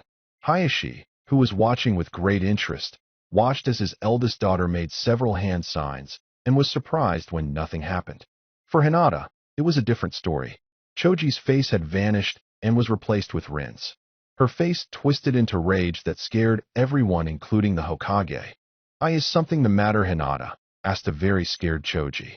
This was answered as Hinata began to a severe barrage of palm thrusts on the poor boy. The fight was soon called off, and Hinata undid the Jinjutsu. "You must be very proud of her," said Momiji as she turned to Hayashi. "She is one of the more serious kunoichi in this exam, and her skill is a testament to your training." Hayashi began to sweat a bit and nodded. Oh well, what she didn't know wouldn't hurt him. With that being the end of the fights, the winners were called to the floor. A box was presented before them, and they were told to draw a single piece of paper. This was used to decide the matches for the final matches. The pairings were Naruto versus Niji, Gaara versus Sasuke, Hinata versus Rin, Temari versus Shikamaru, Michi versus Shino. Omake. Sakura and Hinata were at the tea house, drinking some nice hot tea. It was about a week before the Chunin exams, and they were getting some downtime. That's when a question popped into Sakura's head. "Hey Hinata," she began. "I know you like Naruto, but why? I mean, what makes him so much better than Sasuke?" Hinata answered her in a calm voice, without stuttering. This only happened when she was drinking tea. "Well, there are several reasons," she began. "He is kind and very funny. He's confident, but not arrogant. Every time he falls down, he gets right back up and tries again." She paused and took a sip of her tea. "Also, his cough is bigger than Sasuke's." Sakura's jaw dropped and her eyes became dish plates. "What?" "Well, I got curious after that sex education class and decided to make some comparisons," explained the Hyuga girl with a deep blush. Sakura became very interested. "So how close was the difference?" "I had a hard time finding Sasuke's. It was just so small I thought he didn't have one." Later that day, Sasuke was seen with a device that had Swedish made written on it. The time for training had begun. All of the genin had been returned to the village and were either in the hospital or seeking people to train them. Well, except for the sand team. Gaara wasn't worried at all about the others since he had his demon, and Temari knew that the shadow user would be no problem. At the Hyuga compound, Hinata was studying some scrolls she had found that might help her in her fight against Rin in the garden. This was, after all, her big chance to make her look bad in front of the boy she loved. The scroll was old and worn from years of neglect, and it contained several moves that hadn't been used in over 100 years. For some reason, these moves appealed to her more than the regular moves that her father and the other Hyuga members used. These moves were more elegant, artful, and were more on chakra form manipulation. All she needed was to train. Luckily for her, she knew several people who could help her. Rising up, she collected the large scroll and went to find the first person. She found her father with Niji in the family dojo, both in their fighting stances. Father," she said, getting their attention. "I was wondering if you could help me train for the finals." Hayashi was now torn. He was very proud that his daughter, not even a year out of the academy, was in the finals for the Chunin exam. That was a huge accomplishment in and of itself. Then there was the fact that she was asking him for help, something she hadn't done in years. A part of him realized that it was mostly his fault. Still, it made him feel very good inside when she asked him. But he wanted to make sure that Naruto lost and looked bad in front of his daughter. At first, he thought Niji's original training would have been enough. But after seeing the boy in action, he decided better safe than sorry. He also had a plan that might help his family. "I'm sorry, Hinata," said Hayashi in his usual cold voice and stern face. "I have already promised Niji to train him. Perhaps Hanabi could help you." "I see," she said as she gave her father a bow. "I will find my own training partner." With that, she left the two to find Kiba, not Hanabi. She wasn't going to cut into her sister's class time just for her needs. Also, Kiba was free until the end of the exam. Once she was gone, Niji looked at his uncle. "I could have found someone else," he said. "Hinata is in need of more help than I am." "I know," said Hayashi. "But there is a reason that I am teaching you the main branch secrets. I want to show the elders of this clan your full potential so that they will see that power is not determined from birth." Niji blinked at this. His uncle was trying to create one house, one family. "Why?" asked Niji. "It is for my brother," said Hayashi. He then looked at Niji with a sad look. "I think it is time you learned the full story behind your father's death." Elsewhere, in a mountain area, Sasuke was standing in front of Kakashi. Kakashi looked a bit tired from climbing up the mountainside with one arm. Sasuke just looked bored. "Not that I don't mind this little field trip," said the Uchiha. "But why are you offering to help me? What's in it for you?" "Sasuke," said Kakashi, "me and you are very much alike. We are both elites thanks to the Sharingan." With that, he lifted his protector to reveal his Sharingan eye. "How?" demanded Sasuke. The Sharingan was only found in his clan. It was impossible that anyone else could have it. "That doesn't matter," said Kakashi in a lazy manner. "What matters is I can train you to use it and advance yours. I will also help you increase your power, speed, and teach you my own personal jutsu." He then gave Sasuke a nice smile. After all, the best student should get the best. Sasuke smirked.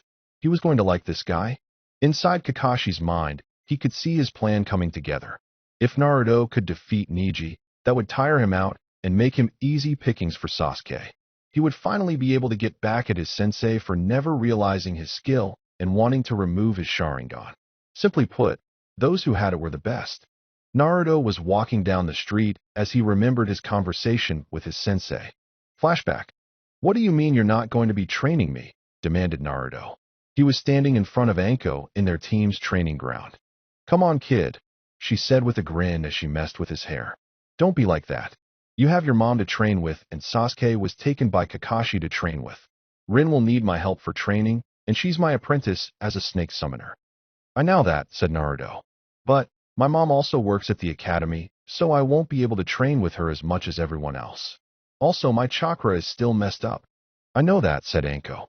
Kakashi was supposed to look at it before he left, and the Hokage is too busy with the exam and the village at the moment. You'll just have to deal with it until one of the two become available. Until then, I suggest you work on it." She then reached into her coat pocket and pulled out a small scroll. She then tossed the scroll to him. "Don't think that I'm leaving you high and dry. That scroll has an interesting kenjutsu that should go well with that drill of yours."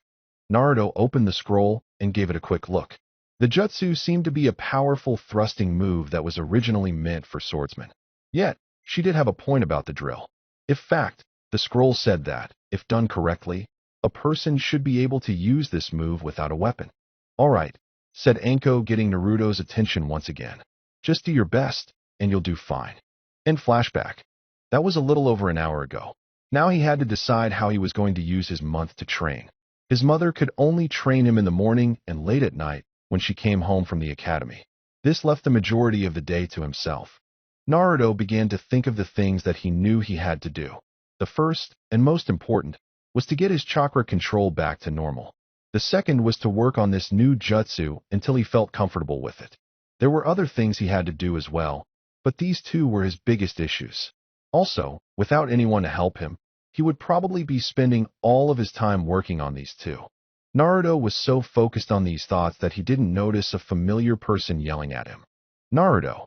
yelled Haku as he ran over to Naruto in his usual pink attire. When he reached the blonde, he gave him a pat on the back, which caused Naruto to jump up several feet in shock. Ah! Yelled Naruto as he spun around. Haku, what are you doing here? I thought you and Zabuza had decided to live in Wave Country. We are, said Haku as he gave Naruto a warm smile. It's just that things are a little hectic right now at home with Zabuza, Tsunami, and Tazuna. When I heard that the Chunin exam was taking place here, I decided that I would come and visit due to the open door policy that shinobi villages have during the exams. Oh, said Naruto in understanding. So what's wrong with the others? Well, Tazuna walked into Tsunami and Zabuza having sex, began Haku. Naruto's jaw dropped to the floor, and Haku continued. Tazuna took it pretty hard and had a slight heart attack. Things got a bit worse when he found out that Tsunami was pregnant. Haku stopped when he saw that Naruto was on his back, twitching. Interesting. Tazuna had that same reaction. It took about 20 minutes for Naruto to get over the shock. When he did, a thought occurred to him. Haku had been trained by Zabuza. That meant he should know some jutsus and have more advanced chakra control training methods. Haku, began Naruto. In about a month, I'll be taking part in the last section of the Chunin exam. But during the second portion of the exam, an enemy, Nin, messed up my chakra control. I was wondering if you knew any exercises that might give me better control. Haku began to think for a while. He then gave Naruto a big smile and began to pull the blonde boy with him. It took about a half an hour to reach Haku's destination, the hot springs. All right, Naruto, I'll help train you, said Haku as they stood in front of a steaming pool of water. The next level of chakra control is to walk on water. In this exercise, a person simply lets out a steady stream of chakra from his or her feet and walk on the water like a person does on stilts. Seeing the confused look on Naruto's face, Haku stepped on the water and began to walk around. Cool, exclaimed Naruto. Let me try. With that, Naruto gathered his chakra and took a step onto the water. The results were not what he had hoped for. He sank into the boiling hot water. Screaming, Naruto swam out of the water at full speed. I forgot to mention the hot springs water, said Haku as he walked over to Naruto. This was how Zabuza trained me to walk on water. The hot springs water adds a bit of incentive to learning this, don't you think? I'll get this, growled Naruto. With that he tried again, and again, and again.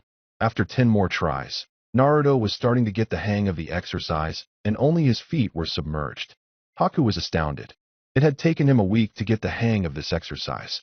But Naruto was more resilient and had a lot more chakra. Plus, Haku was only 10. But still, this was a great accomplishment. There were jonins who had problems with this exercise. Everything was going fine until Naruto saw something that made him lose his concentration. There was a man with long white hair peeking on the girl's side of the hot spring. Naruto charged out of the water to confront the pervert. Hey, old man, yelled Naruto. What the hell are you doing? What does it look like? Said the man without turning around. I'm getting some research down for my next book. What book requires you to look at naked women? Demanded Naruto. The man simply reached in his back pocket and pulled out an orange book. He then tossed it to Naruto without turning around. With a sigh, Naruto opened the book to see what kind of book it was. He had seen Kakashi reading the book on several occasions and was a bit curious. Naruto opened the book on a random page that described the leading female character. She had white hair, blue eyes, and red dots on her forehead, and hated perverts in a very hypocritical position. After reading this, the Jeopardy music began to play in Naruto's head as he put this information together. Now Naruto wasn't dumb. He just didn't want to think of his mother doing that. In the end, he had to admit it. And he was pissed. This is my mother, he yelled at the prevent in front of him. This statement shocked the man, who finally decided to turn around. What Jiraiya saw shocked him. It was a mini Erasure with red dots on his forehead and whisker marks. It's Arashi's brat. Wait a moment. I thought Sensei said that he was going to wait to tell Naruto about his mother when she woke up, or he was 16. If she's up then? Oh shit. Listen, kid, said Jiraiya as he moved over to the boy. There is no need to tell your mother about this, is there? I mean, I'm sure the two of us can come to some sort of agreement. Like hell, shouted Naruto. What could a pervert like you do that I would want? Listen, kid, shouted Jiraiya. I happen to be the legendary Sun Nin Jiraiya and the world's greatest super pervert. You should be begging me for help.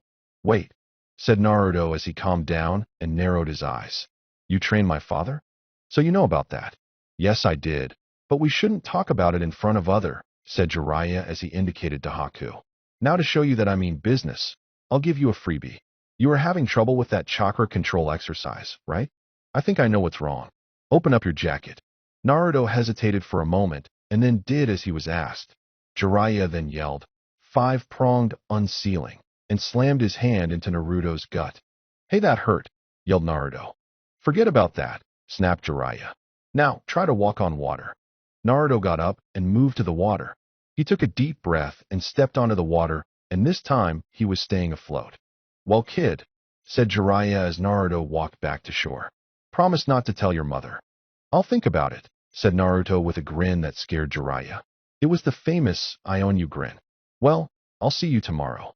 With that, both he and Haku left. As soon as the two of them left, a large group of women exited the hot springs and spotted Jiraiya. There he is, girls, shouted the leader. There's the pervert that all the shouting was about. You all didn't think that all of that shouting went unnoticed, did you? Let's get him, shouted another. With that, Jiraiya was in a world of hurt. Omake. Rin won't say she's in love. Rin was walking on top of the Hokage monument while thinking about her feelings for our blonde hero. Earlier, she had nearly kissed him and was wondering what had possessed her to do something like that. She liked him, but she told herself he was a good friend and nothing more. Sure, he's kind, helpful, trusting, good-looking, full of energy, and... What's the matter with me? She asked herself out loud. I can't be in love with Naruto. I mean, what if the same thing that happened to Obito happened to Naruto? That was when the music came out of nowhere. Rin, if there's a prize for rotten judgment, I guess I've already won that. No man is worth the aggravation. That's ancient history, been there, done that. Then, the stone faces of the Hokage monument began to sing chorus. Chorus. Who do you think you're kidding? He's the earth and heaven to you. Try to keep it hidden. Honey, we can see right through you. Girl, you can't conceal it. We know how you feel, and who you're thinking of. Rin. No chance, no way.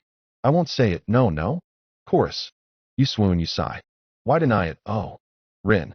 It's too cliché. I won't say I'm in love. I thought my heart had learned its lesson. It feels so good when you start out. My head is screaming, get a grip, girl. Unless you're dying to cry your heart out. Oh. Chorus. You keep on denying who you are and how you're feeling. Baby, we're not buy-in. Han, we saw you hit the ceiling. Face it like a grown-up. When you gonna own up? That you got it bad? Rin. Whoa. No chance, no way. I won't say it, no, no. Chorus. Give up, give in. Check the grin you re in love. Rin. This scene won't play. I won't say I'm in love. Chorus. You're doing flips. Read our lips. You're in love. Rin. You're way off base. I won't say it. Get off my case. I won't say it. Chorus. Girl, don't be proud. It's okay, you're in love. Rin. Oh. At least out loud. I won't say I'm in love. As one could imagine, a lot of people in the village were freaking out. Yes, this little musical number had been seen and heard by everyone. How did the heads sing? Asked one person. To this no one had an answer. The Hokage had his own question. Why was my face singing in alto? Asked the Hokage. I'll make two. Alternate pain. Wait, said Naruto as he calmed down and narrowed his eyes. You trained my father? That's right, brat, said Jiraiya with a smug look on his face. Prove it, said Naruto. My father's journal said something about a peking tom jutsu. If you can do it, then I'll believe you are who you say you are. Fine, shouted Jiraiya. With that, he turned to the wall of the hot spring and shouted, Peking tom jutsu. Just like the first time, lasers shot out of his eyes and destroyed the wall. When the smoke cleared, Jiraiya got a look at his executioners. There was Tsum, Hana, Momiji, Michi, Yoshino, Sakura, Ino, Tintin, Anko, Temari, Hinata, Hanabi, and Yugao Yuzuki. You, said Momiji with fire in her eyes. Wait, Momiji, said Jiraiya as he put up his hands. This wasn't my idea. It was his. He turned his head to where Naruto should have been. Sadly for him, Naruto had bailed with Haku the moment the arrow Sennin had turned his back. Get him, yelled Tsum. With that, all of the women charged at Jiraiya. At that moment of time, he had only one thing to say. Mommy. The third Hokage was sitting in his office doing what all of the Kages hated to do, paperwork. Today he had sent the order to inform the other Kages whose genins had made it to the third and final round of the Chunin exam. He then had to inform the other Kages whose genins had died in the exam so that their families could be informed. He then began the long process of finding suitable judges for the final round of the exam. The problem was finding someone who could remain neutral. Many of his shinobi had distaste towards the rock nins and held superiority over the sand nins. Then there was Naruto and Sasuke. Many of his shinobi, like the rest of the village, hated Naruto and loved Sasuke. He had just let out a sigh when his door burst open. "Hide me," screamed Jiraiya. "From who?" asked the older man as he watched his former student try to hide behind various objects in his office. "There you are, Ero-sensei," said a new voice. Sarutobi turned his attention back to the door to see Momiji standing there. Her voice had a phony sweetness to it that caused both men to sweat a bit. She had on a smile that, while it would seem innocent to the untrained eye, promised death. Sarutobi turned to Jiraiya with a horrified look on his face as he felt a phantom pain from the last time he had seen that smile. "Why did you bring her here?" he asked. "If I'm going down, I'm taking you with me," shouted the pervert, or the greater pervert, as he pointed a finger at his sensei. "Why didn't you warn me that she was awake?" The old man just shrugged. "Jiraiya," said Momiji as she slowly walked towards him, "I found something very interesting from my son today." At that moment her finger bones lengthened into claws. She then vanished, and then reappeared in front of Jiraiya holding him by the throat with one hand, and the other was poised to strike little Jiraiya. Now, this wouldn't normally be the cause between them, seeing as Momiji was only at mid-jonin level. However, with anger fueling her actions, a Kage would have difficulties trying to take her down.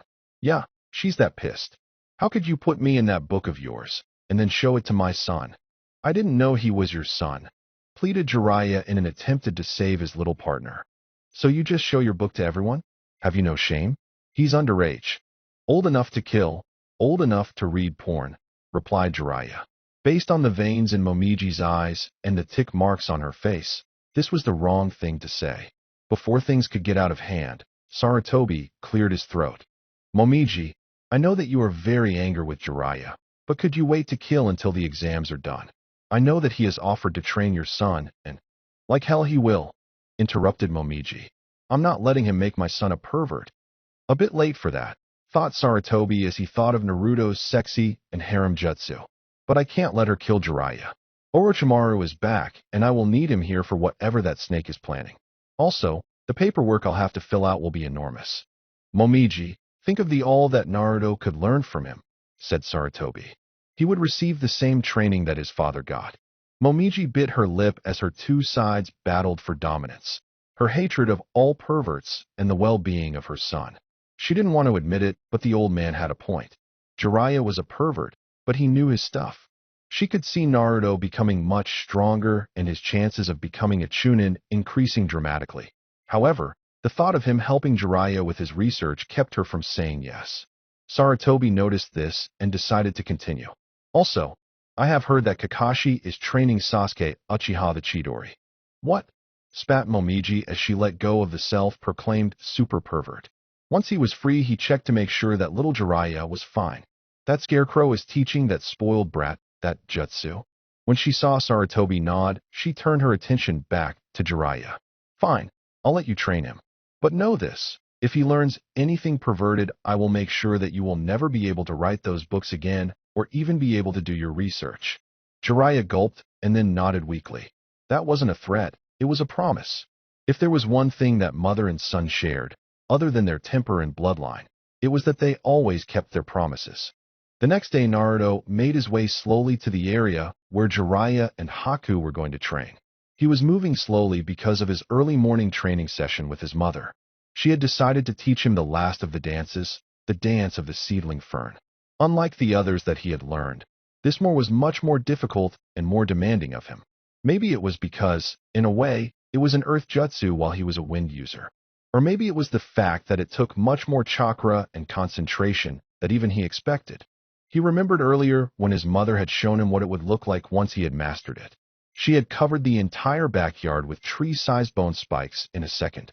Once the jutsu was done, She explained that once mastered, he could cover a much larger area and even avoid allies in the heat of battle.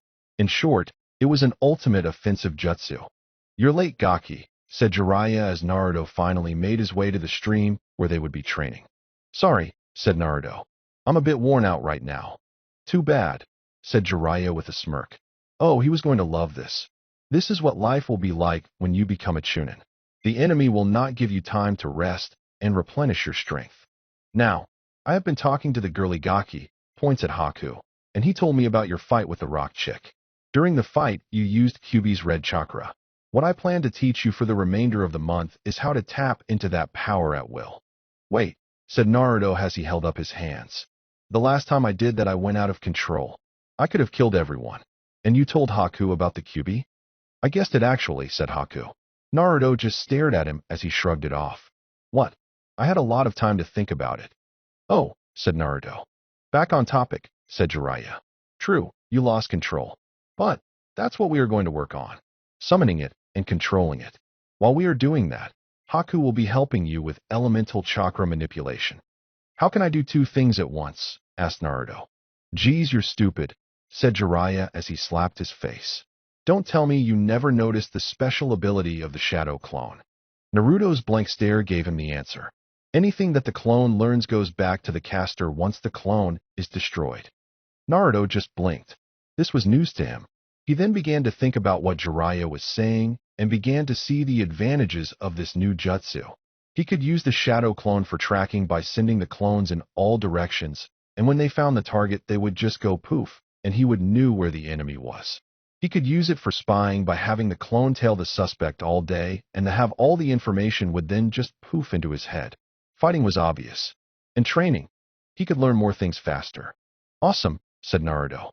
"I think he got it," said Jiraiya in a mocking tone. "Now, Gaki, make as many clones as you can, and they will go with Haku for elemental training." Naruto nodded and created about 100 clones. Naruto then told them to do whatever Haku told them to do. He then turned to Jiraiya as his clone army left him. "Good. Now I want you to sign something." With that, he reached behind his back for his large scroll when a smaller one fell out of one of his pockets. Naruto picked it up and noticed that it had a fox's head on it. Interested, he opened it and found that it had people's names on it with a thumbprint below it. "What's this?" asked Naruto. "That was something I found while I was in Snow Country," said Jiraiya. "I was fighting some enemy Nins back with my teammates and picked that off of the Nin that I killed. That must have been about 25 years ago. What it is, well, it's a summoning contract and an original one at that. Here, let me show you something." With that, he pulled out the large one off his back and showed it to Naruto. "Can you tell the differences between them?" Naruto thought for a moment before he spoke. "Yours is larger and looks a bit newer," he said. "Correct, Gaki," said Jiraiya. "That's because this isn't the original one that was created centuries between the contractor and the summons. Mine is like an add-on or an extra because so many people have signed it in the past. Mine summons toads while that little one summons snow foxes." Naruto looked at the scroll for a moment as he made his mind up about something. "Erosenin, do you mind if I sign this one?" he asked. This was answered with a hit on the head. "Don't call me that," said Erosenin. "Why would you want to summon foxes? I mean, I would think that you would want nothing to do with them because of the Kyuubi. Also, I don't think the village would like it much either. Wouldn't you like to summon toads like me and your father?" "I can't blame all foxes because of the actions of one," said Naruto. "To generalize a whole group due to the actions of a few would be stupid. Besides, this village has to come to grips with that if they want to move on. So I'll work with them to show this village that how wrong they are about us. And as for my father, I do want to be more like him. But I don't want to be him. I want to be myself and not a clone on him." "Fine, Gaki," said Jiraiya with a sigh. "Just write your name in blood in an empty space, and then leave a thumbprint beneath it." Naruto nodded and bit his thumb. He then quickly signed the scroll, signed it, and left his thumbprint at the bottom. Jiraiya then explained how a bit of blood is needed and showed him the hand signs. After that, Naruto was ready to try. "Summoning Jutsu!" shouted Naruto as he slammed his palm on the ground. Smoke soon blocked his and Jiraiya's vision for a moment. When the smoke cleared, there was a small snow vixen that was puppy-sized curled up in front of them. It then yawned, got up, and stretched. That's when she noticed them. "Hi," she said in a quiet voice. My name is Banshee. Are you the new summoner? Yep, said Naruto as he gave Banshee his foxy smile. I just signed it today. You must be really strong to summon me. My daddy says that I'm really powerful. At that, Naruto's ego grew until Jiraiya began to laugh. A little gawky, like you can't be strong, laughed the old pervert as he pointed at Banshee. I bet you're the weakest. Even Gamakichi could beat you. At that point, Banshee's eyes became large and watery. She then began to sniff. You're a meanie, she said.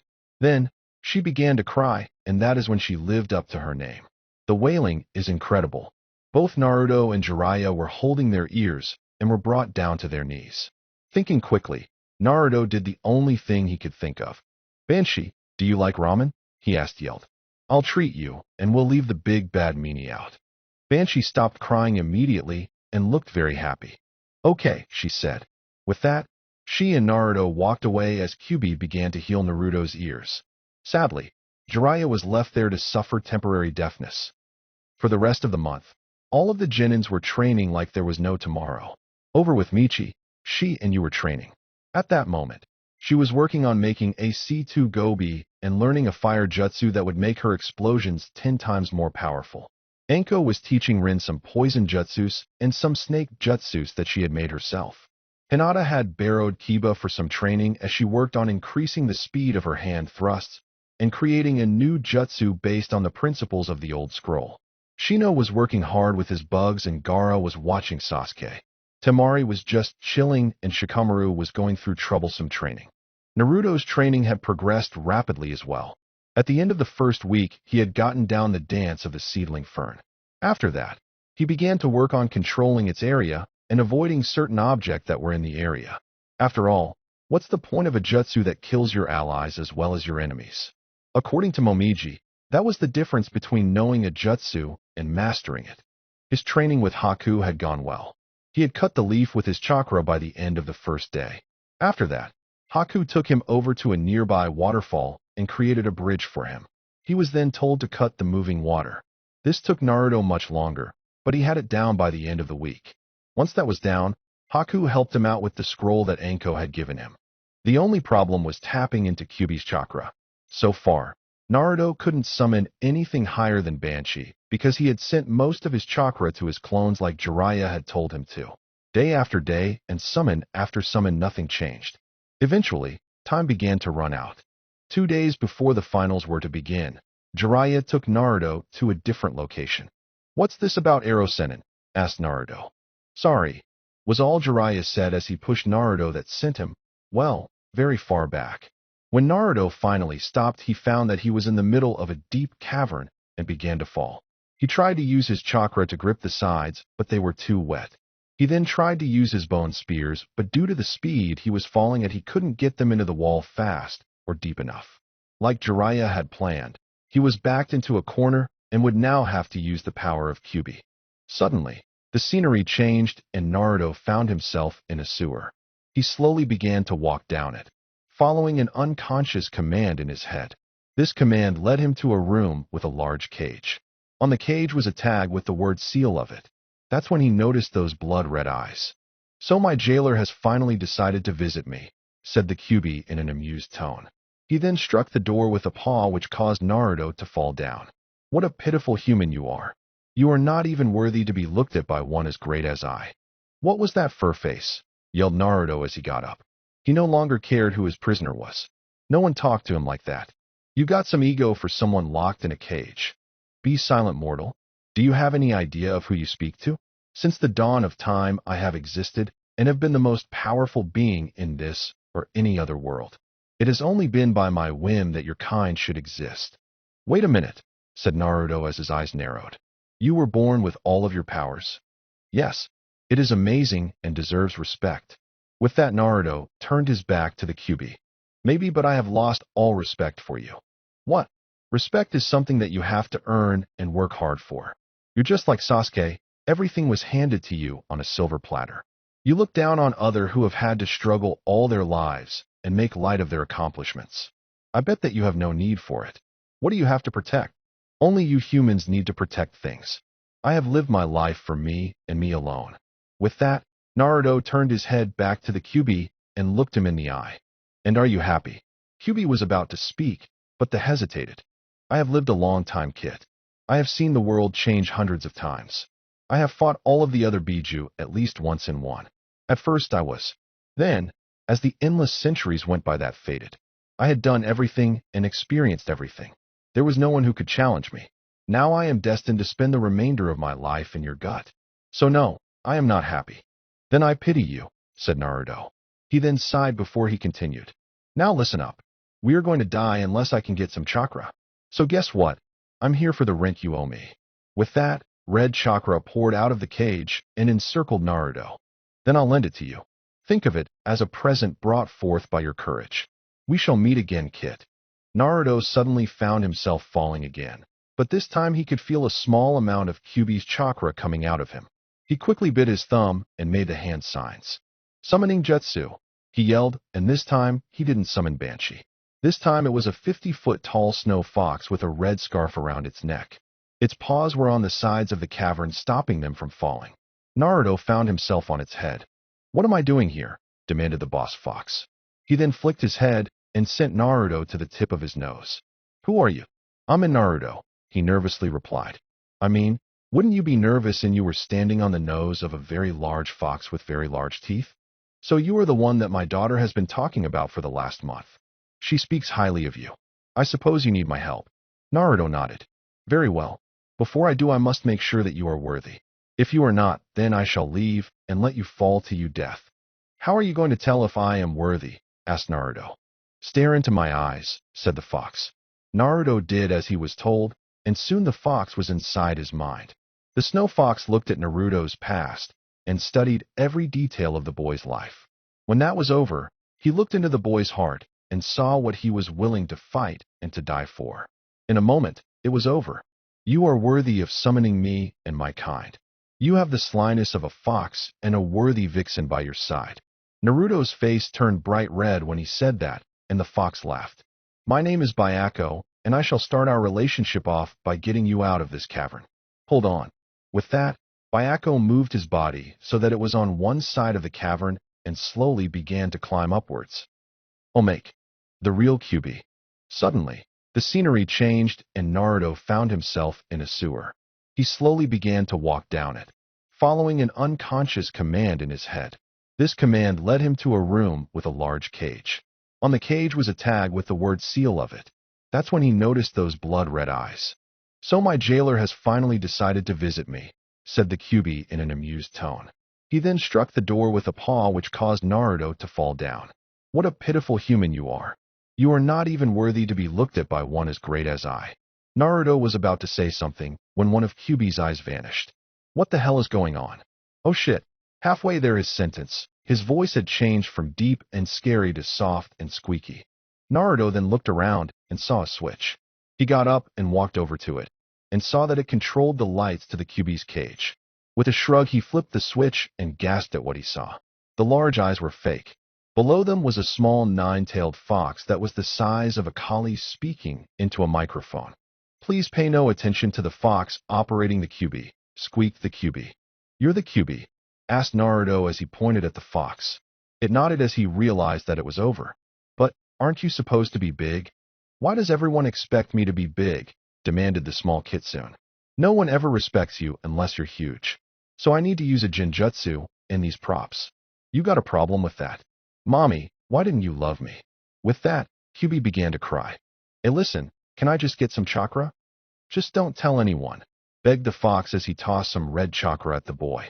As Naruto left the spirit room, one word rang through his head. Blackmail. Naruto sighed as he sat down at the ramen stand. Tomorrow was the big day, and he was nervous.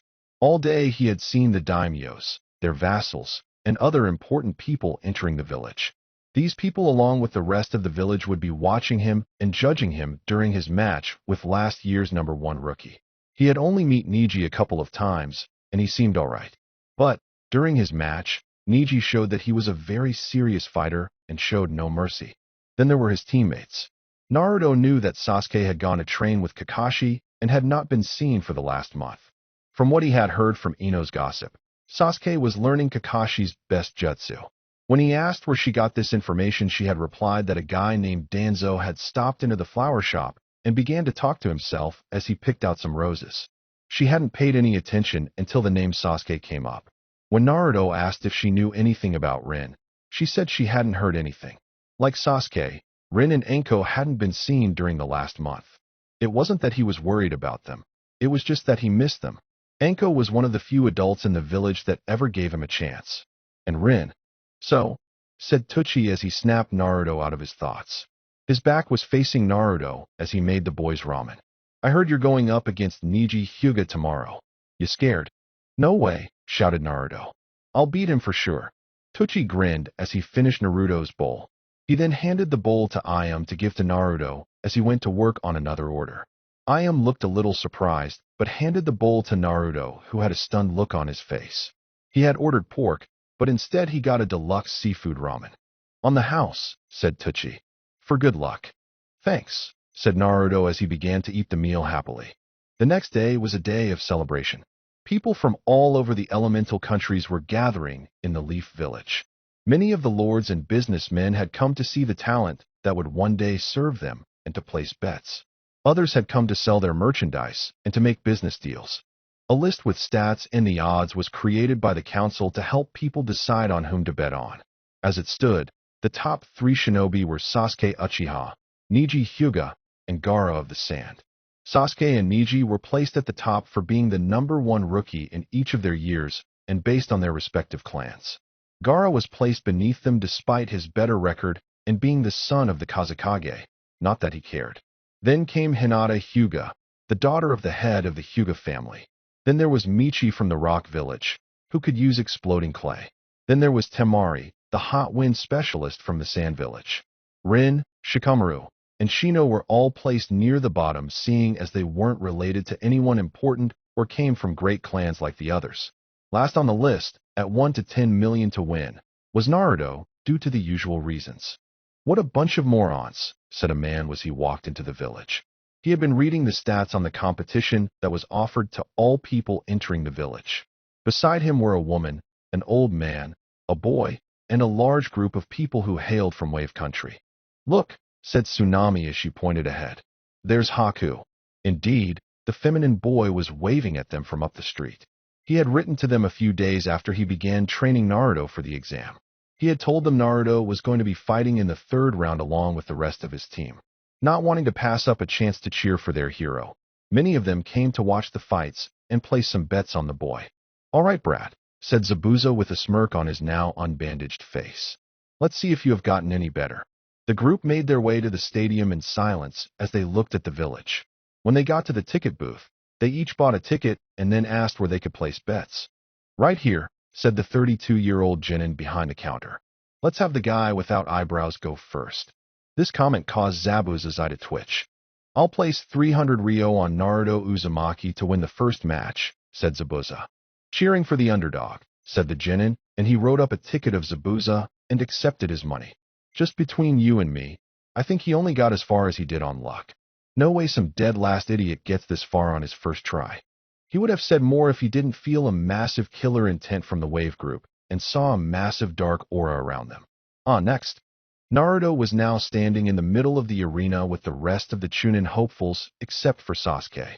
Up in the Kage's box were 3 figures in robes. In the middle was the Hokage. To his right was the Kazekage, and to the left was the Tsuchikage. In the stands were most of the villages who had come to support their favorite clan or up-and-coming shinobi. Naruto searched in vain for his mother, who was sitting next to Anko. So, who do you think will win? Asked the Wave Daimyo. That is obvious, said the Fire Daimyo. The Hyuga will win. In fact, the only real match during the exam will be between him and the last Uchiha. Pity they can't make that match last. Think of it, after the Uchiha and the Hyuga fight, the winner will be so tired he will most likely lose his next fight. I don't know, said the Wave Daimyo. I have heard of a fight that involved the Uzumaki kid. Hell, a bridge in my country was named after him. My people admire him. So did you put money on him? Yes, I did. The Fire Daimyo smirked. A fool and his money are soon parted. The only other person who didn't bet on the Hyuga is the Water Daimyo. Indeed, The water daimyo had noticed the two red dots above Naruto's eyes when he looked at the boy's photo. He smirked when he realized what they meant and knew that the Hyuga was going to get a run for his money if the boy was skilled enough in his family's fighting style. In another part of the arena, Kabuto was eyeing Naruto with interest. "Entertain me, Naruto," he said behind his Ambu mask which its owner had given him. In a different part of the stadium, Tintin was sitting by herself as she watched Niji. She wished that Lee and Guy were there to cheer him on.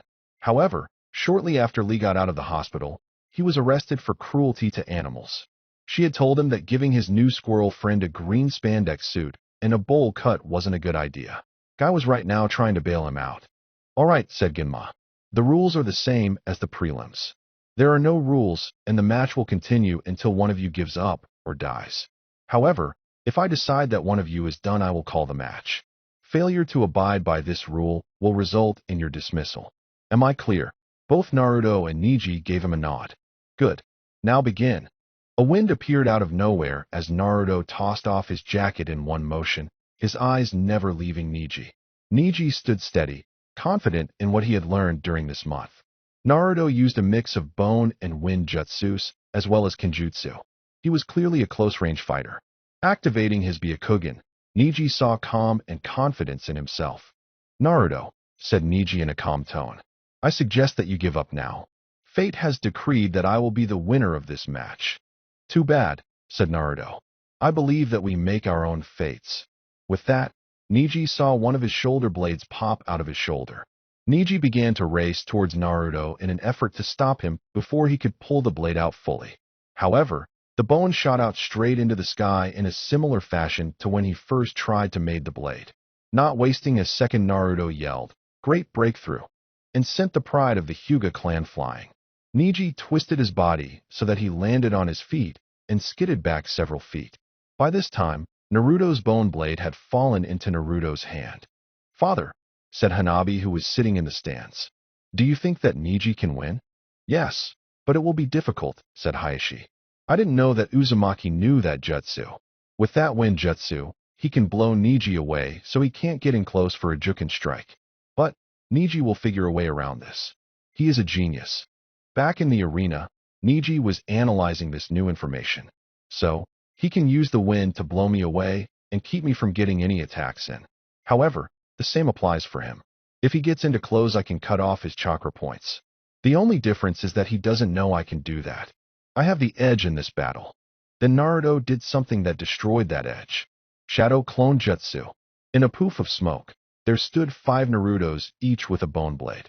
Then, the Naruto in the middle yelled out, "Rijui no Agoki," and began the second step in his attack. The 5 Narutos seemed to appear and disappear randomly in different areas around Niji. Niji tried to use his Byakugan to find the real one, but he couldn't. Normal. No, all clone jutsus he had seen didn't have their own chakra pathways like these ones did. "This makes no difference," said Niji as he shot his arm forward and hit a clone that had appeared before him. A normal person might be fooled by that jutsu, but not a member of the Hyuga clan. Then 3 Narutos appeared above him. One was attacking from behind, and the other 2 from his left and right. In front of him was the real one who shouted, "Rib cage missiles," as several bones shot out of his chest. Deciding that this was the right time to pull out his newest jutsu, Niji yelled, "Kaiten," and began to spin. "That's," began Hanabi, but Hayashi interrupted her. "The 8 trigrams palms heavenly spin, or Kaiten," he said with a smirk. "It creates a wall of chakra by releasing it from all of the chakra points in the body. The spinning will parry any attack. It is the perfect defense." On the field, Naruto was in awe for a moment. Niji had defended himself against his combo and did it with one move. But that awe faded and was replaced with a desire to beat Niji more than ever. Now it was clear that Niji could block all of his long-range attacks, and getting close to him would be dangerous as well. As the spinning Niji began to slow down, he grabbed 3 kunai from his pouch and threw them at Naruto.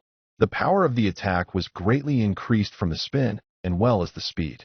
Naruto didn't have any time to dodge, and was hit by all 3. One in the right arm, one in the left shoulder, and one in the head. However, they fell to the ground shortly after they hit him, dented. Niji's eyes narrowed when he saw the reason. In the areas where he had thrown, there were large white spots. "Sorry, Niji," said Naruto in a tone that said that he wasn't. I thought I told you once about my bloodline limit, the Shikatsu Myaku. Yes, said Neji with a nod. You told me that it allowed you to make weapons out of your bones and then regrow them instantly. That's right, said Naruto. But there was one thing that I left out. I can also make my bones stronger than steel by increasing their calcium and density. Neji understood this immediately. Naruto had his own ultimate defense.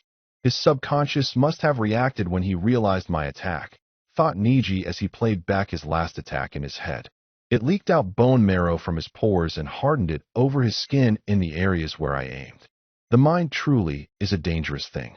You may be able to defeat people like Lee with that ability, said Neji in a calm tone, but not someone like me. All I have to do is stop the flow of chakra in your body, and you will no longer be able to alter your bones. You might as well just give up. Destiny is on my side and has decreed that I will win. What is it with you and destiny? Asked Naruto in an annoyed tone. It's getting old very fast. Everyone, from the day they are born, is given a purpose in life to follow. In my clan, there are two families, the main house and the branch families. Hayashi, the clan head, is the twin of my father. However, since Hayashi was born fist, my father was sentenced to the branch family and a seal was placed on him, as well as all members of the branch family. A seal? Asked Naruto. Yes, said Neji as he undid this forehead protector and showed him the seal. This is a symbol of slavery and oppression. It was originally intended to simply seal away the Byakugan when we die. However, there is another ability to the seal. When activated, the seal causes intense pain and damages brain cells. You see, people used to place the seal on convicts to keep them in line. Then, when I was 4, an event happened that changed my life. A cloud shinobi who had come to sign a peace treaty used it as a front to steal Hinata and the secrets of the Byakugan. Hayashi caught him and killed him on sight. Sadly, because of this, the Cloud Nines wanted revenge. They claimed that we were lying about the kidnapping attempt and denied that they would do such a thing. They then demanded that Hayashi was to be killed and sent to their village. For the longest time, I believed that the main house murdered my father to protect Hayashi and trick the Cloud Nines. Then, about a month ago, I learned that my father chose to die. Wait, said Naruto. Doesn't that mean that people can make their own choices in life? No, said Neji as he placed his forehead protector back on his head. Even if he didn't agree, the main house would have killed him anyways. My father knew that free will was only an illusion and was just trying to give me hope. However, with this tournament is a key part in my fate. Hayashi has decided to make a change to the Hyuga system.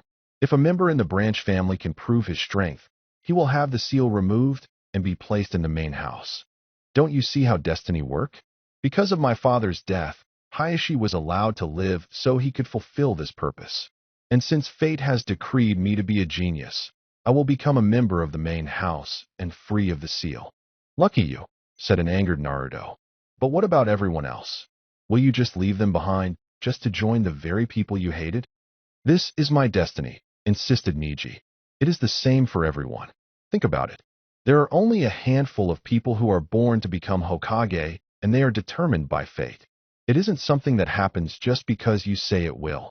Of course not, said Naruto. You become Hokage when you work harder than everyone else. There is no rubber stamp that is placed on people that says how great someone will be or how weak they will be.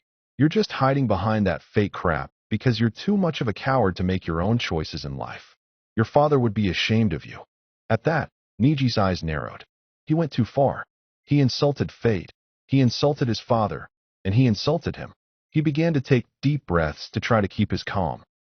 You, shut the hell up, roared Neji as he lost his temper. What would a worthless dope like you know anyways? Naruto smirked. Okay, he thought he's lost it. He'll probably try to kill me out of principle. Luckily for me that while we were having this nice conversation, I was able to think of a way to get around that defense. Well then, said Naruto as he bit the thumb of his free hand. Let's get back to the fight then. Naruto then went through several hand signs while holding his bone blade, and then yelled, Summoning Jutsu. There was a large puff of smoke, and when it cleared, everyone saw a small white fox. Banshee gave a small yawn and turned to Naruto. Hi Naruto, she said in her normal soft and squeaky voice. Are we going to play today? Kawaii, shouted every girl in the audience. Seeing that he could summon something that cute caused Naruto's popularity with the female crowd to jump. What can that thing do? Demanded a still enraged Neji. Summoning that thing was a waste of chakra. After he said that, Banshee began to tear up again. It's okay, Banshee, said Naruto. Just let it out. Don't hold it in. And let it out, Banshee did. Everyone in the stadium was now holding their ears as Banshee's wailing was deafening. Even the Kages were wincing in pain. Neji was still standing, but holding his ears and praying that it would stop soon. The only two that didn't seem to be affected were Banshee and Naruto. He was standing there with a grin on his face. He then pulled out a second bone sword and then gripped both of them backhanded. He then charged at Neji at full speed. When he was close enough, he yelled, Kaiten Kinburo Kyurin, and then landed on the ground behind on one knee and his blades raised to his chest level. When this happened, Banshee stopped crying and began to walk over to Naruto. For a moment, nothing happened until 6 deep cut marks appeared on Neji's body and began to shot out blood for a moment as he fell to the ground. Is he dead? Asked Banshee. Naruto seemed to ignore her as he got up and walked over to Neji. When he stood over the fallen Hyuga, said boy turned his head and looked at the victor of the fight. How were you immune to that noise? He asked. Naruto just blinked. Tell me, asked Neji again. Then, Naruto raised a hand to his ear. What? I can't hear you, he called out. If Neji wasn't already on the ground and in the worst shape of his life, he would have face-faulted. A moment later, Naruto blinked and then grinned. Damn, those bones are hard to manipulate. What are you talking about? Asked Neji. After I first summoned Banshee and took her out for ramen, I knew I needed a way to protect myself from her crying. So, I looked up the human ear, and it turns out there are 3 bones that act like levers that carry the vibrations to the brain to be translated. So, I used the Shikatsumiyaku to fuse them together and make myself deaf. I just now fixed the problem. Naruto then turned to the ref. Don't worry about Neji. I toned down the attack so I wouldn't kill him. He'll just be out of commission for a while. With that, Gunma walked over to Naruto and raised his hand. Winner, Naruto Uzumaki, he shouted.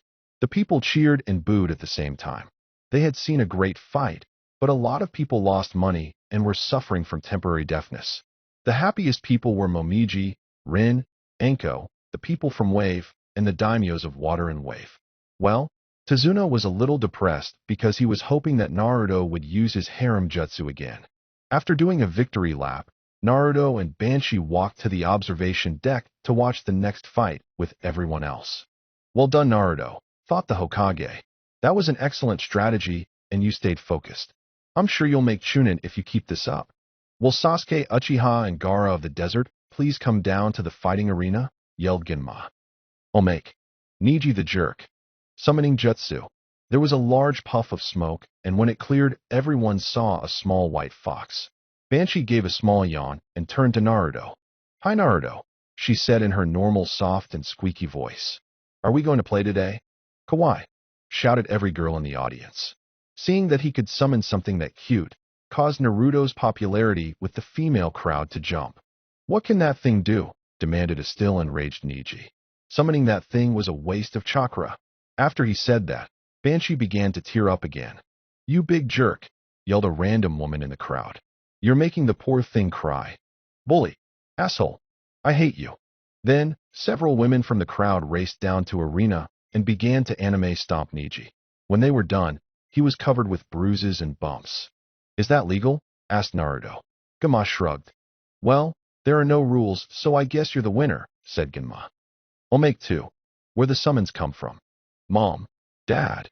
Yelled Chris Griffin as he raced down the stairs. That evil monkey is back. Chris, honey, said Louise in a calm but annoyed tone. There is no monkey in your room. Yes, there is, yelled Chris as he began to jump up and down. Come on, Louise, said Peter as he got up off the couch.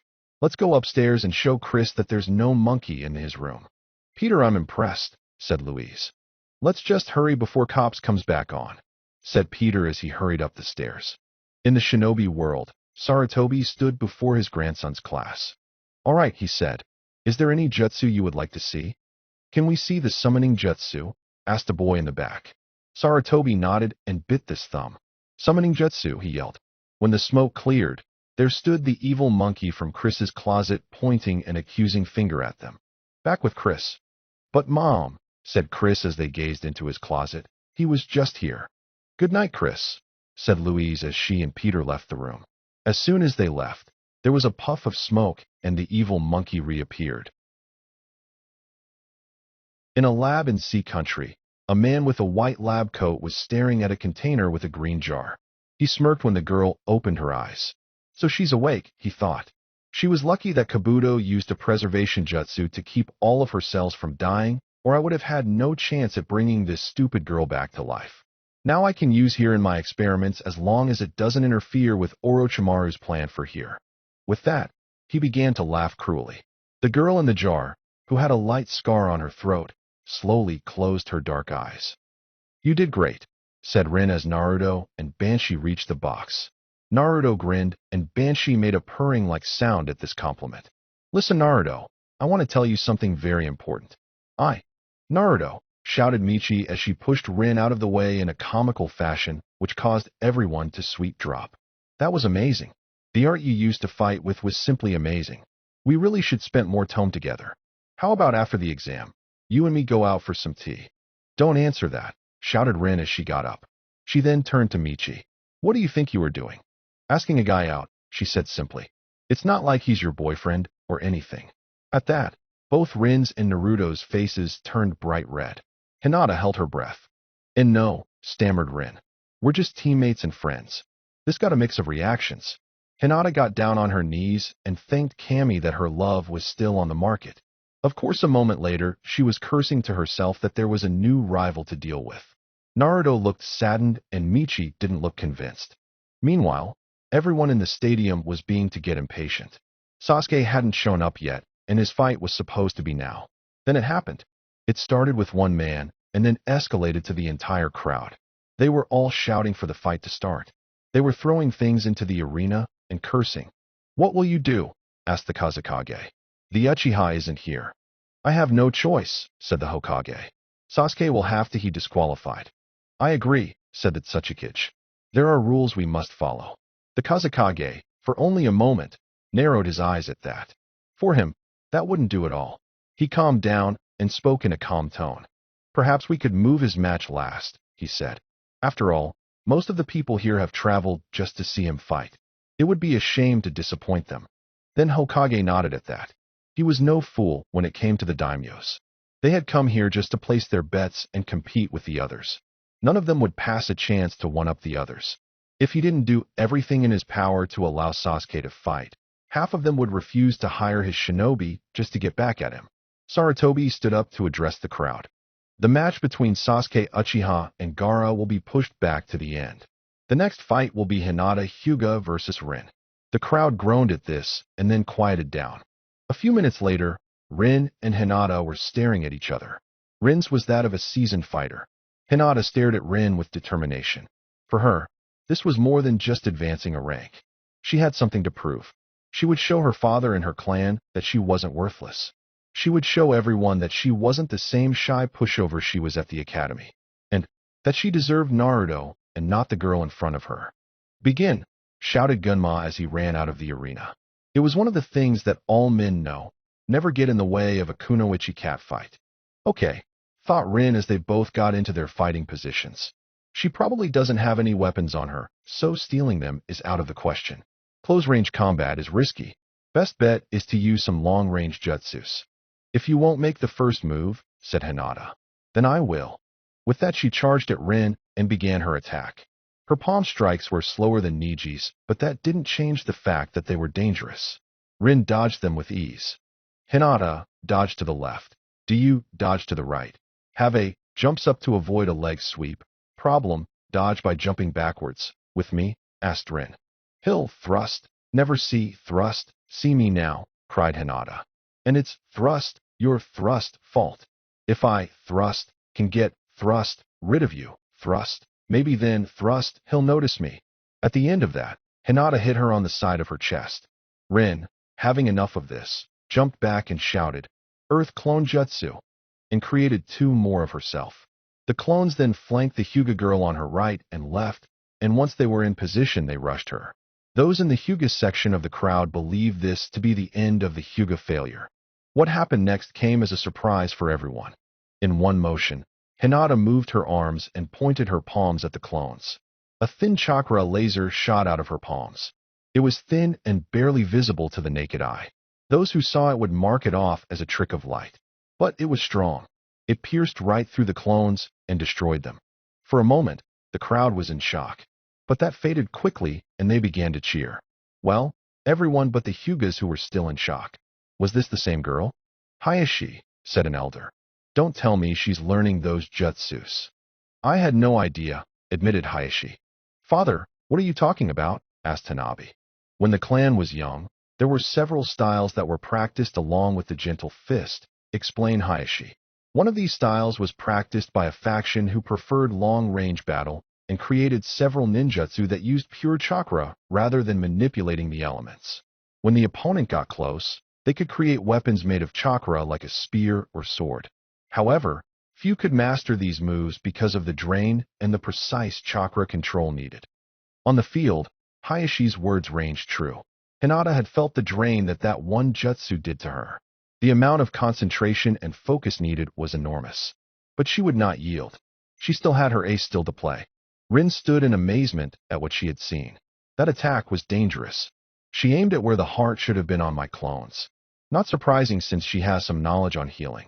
At least that test run showed me what she could do. I just have to stop her from using her hands, and she's finished. Luckily for her, she had just the jutsu. Rin jumped back and created 2 more clones that once again flanked Hinata. Sanaijishu, she shouted as the clones charged. In front of Hinata were several snakes flying towards her. On her right and left were clones. Hayashi gasped. Hinata didn't know the Kaiten. There was no way that he knew that she could avoid. Protection of the 8 trigrams, 64 palms, cried Hinata.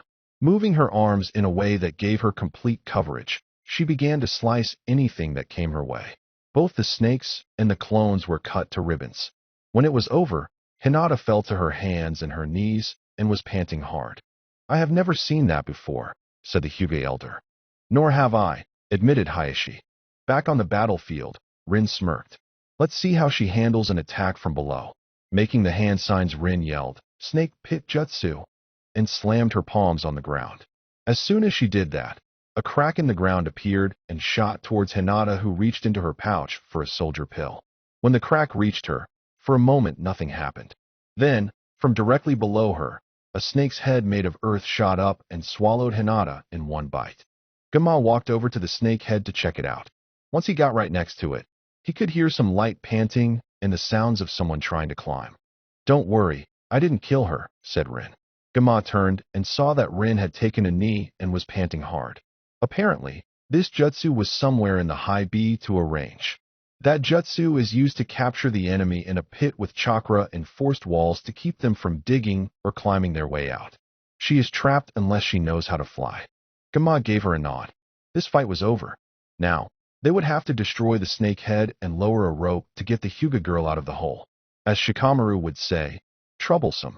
The winner is. He began but was cut off as Hinata came flying out of the snake's head. She come out in an odd position. She was hunched over as if someone had punched her in her gut. Her landing was anything but graceful. She landed with a thud and rolled for a few seconds before she stopped and began to slowly lift herself up to one knee. As she slowly lifted her head, Rin gasped as she saw the Hyuga's face covered in blood. She was so focused on this that she missed that Hinata's right sleeve was missing and slightly red. Hayashi, however, didn't. Activating his Byakugan, his eyes grew wide in complete shock as his fears were confirmed. Hinata had closed off her chakra pointed, but not sealed them like they should have. Instead, the chakra in her body was being redirected to her right arm. There was only one jutsu in that he knew within the clan that required a person to do this. She has learned it, said Hayashi as he gripped his seat. What, father? Asked Hanabi. What has Hinata learned? A forbidden jutsu within our clan, replied Hayashi. Forbidden because it was a 50% chance at blowing up the user's arm. Hanabi's eyes widened at this information. She didn't want her sister to lose her arm. Her father his eyes on his eldest daughter, scolding himself for not paying more attention to her training. I have enough chakra left for one more attack, breathed Hinata as she lifted her right arm and began to focus the last of her chakra into it. The best I can hope for right now is a double knockout, but at least it will be me who takes her out. A moment later, her right arm began to glow blue. It was a light blue at first, but grew in intensity as the seconds passed, until her arm seemed to vanish in its intensity. Chakra Dragon Jutsu, she shouted once the attack was finished, and a small dragon shot out towards Rin. Its shape was similar to that of the water dragon used by Zabuza or Sasuke's fire dragon, just smaller and blue. Rin, thinking fast, yelled Earth Wall Jutsu, and a slab of earth shot out of the ground to block the dragon's path. The crowd held its breath as the dragon hit the wall. For a second, it seemed that the wall of earth could stand up to the dragon. But when that second passed, the wall crumbled and the dragon attacked what was on the other side. Hinata tried her hardest to stay awake. Sadly, she couldn't. As soon as she had launched her attack, she had fallen to the ground, was unable to move a muscle. Slowly her eyes began to close, and her last thoughts were, "Did I get her?" When the smoke cleared, Gunma smirked. Hinata's attack had hit a log, and Rin was out of harm's way. She preformed a substitution jutsu, he thought. The wall wasn't meant to stop the dragon, but to give her a couple extra seconds to get that jutsu ready and keep her from noticing. "The winner of this match is Rin," announced Gunma. At this the crowd cheered, and Hinata was taken out in a stretcher. "So," began the Kazekage, "see in shinobi that would make good chunin?" "The Uzumaki," said the Tsuchikage. "I was impressed that he can summon, and he had a good battle plan. He also found the best way to get past the Hyuga's wall." "Rather simple," said the Kazekage in an amused tone. "Sometimes simple is better," said the Hokage. Rather than spend 10 minutes on a complicated plan that might not work, Naruto just made sure that Neji didn't use his jutsu. That sound was so intense that if Neji did perform it, he would have suffered greatly. Not that it would have helped. So far, I have seen 2 people who will make fine chunin. "Will Shikamaru Nara and Temari please come down?" announced Gunma. Temari, who wasted no time, flew down to the arena floor of her fan. She landed with a twirling motion that was fit for a dancer. Shikamaru, who hadn't moved a muscle, was debating whether to forfeit. Luckily, or unluckily, he had a friend like Naruto to give him a literal kick in the right direction. Neji awake on his bed to the sounds of arguing. A nurse and Kurenai were yelling at each other. Something about Hinata? He slowly turned his head to the bed next to him and saw his cousin, who looked like hell, not that he looked any better covered in bandages. Neji felt pity for her. She had always been there for him when he was hurt. Every time he came home with an injury, Hinata would always be there to treat it. Every time he trained, he would find some tea and a snack waiting for him. But no one ever did that for her. And now, even in this condition, not one member of the family was here. Then, Naruto's words came back to Neji. Flashback. "Lucky you," said in anger Naruto. "But what about everyone else? Will you just leave them to join the very people you hated?" "This is my destiny," insisted Neji. "It is the same for everyone. Think about it. There are only a handful of people who are born to become Hokage, and they are determined by fate. It isn't something that happens just because you say it will." "Of course not," said Naruto. "You become Hokage when you work harder than everyone else. There is no rubber stamp that is placed on people that says how great someone will be or how weak they will be. You're just hiding behind the fake crap because you're too much of a coward to make your own choices in life. Your father would be ashamed of you." In flashback, he was just as bad as the people he hated. There were members in the clan that could use the seal just for amusement. They could do that because they felt themselves superior, just like he did. Hinata knew what Naruto was talking about. She didn't think herself better just because she was born into that house. No, she knew that we are responsible for our own actions and was afraid to make the wrong one. Perhaps that was why she was so timid and afraid. Or maybe she was braver than he was. Everything in his life, he could say that it was the will of fate. He hid behind it, and when something went wrong, he would say it was fate's decision. Yes, his father would have been ashamed of him. "What were you thinking?" yelled the nurse to Kurenai. "Teaching her that jutsu. She could have blown her arm off. Did you even warn her of the dangers of using it?" "I didn't even know that she learned it," insisted Kurenai.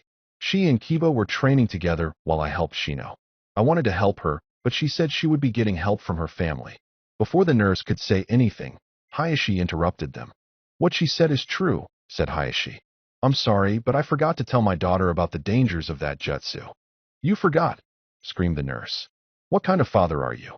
"No, don't answer that. I don't want to know. With that, she walked out of the room muttering to herself about assholes and needing some chocolate. Once she was gone, Hayashi walked over to Hinata and stood by her bed. They had taken her out of her normal attire and dressed her in a hospital gown. Under it, she was covered with bandages. After a moment, Kurenai spoke. "Why did you lie?" she asked. "You told me when I first became Hinata-sensei that you didn't care what happened to her, that she wasn't worth training anymore. I doubt that you would teach her something like that jutsu she pulled off." "I did say that to you," said Hayashi as he reached out to move some of Hinata's hair back into place. "And I regret it now. I'm just not good at this stuff." He paused and then turned to Kurenai. "I have been afraid to get close to her. I first lost my brother and then I lost my wife. If she were to ever receive the seal, then our relationship would not be that of a father and daughter. In the eyes of the clan, it would be like she died and was reborn into the branch family. I just didn't want either of us to suffer that kind of pain." "But she did suffer," said Kurenai.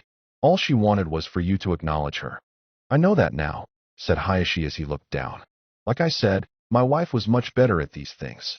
I have lost so much time due to my own foolishness." He paused again and then looked up at Kurenai. "I was wondering if you would allow me to assist in Hinata's training, to make sure that nothing like this ever happens again." "Of course," said Kurenai with a light smile. "After all, she is your daughter."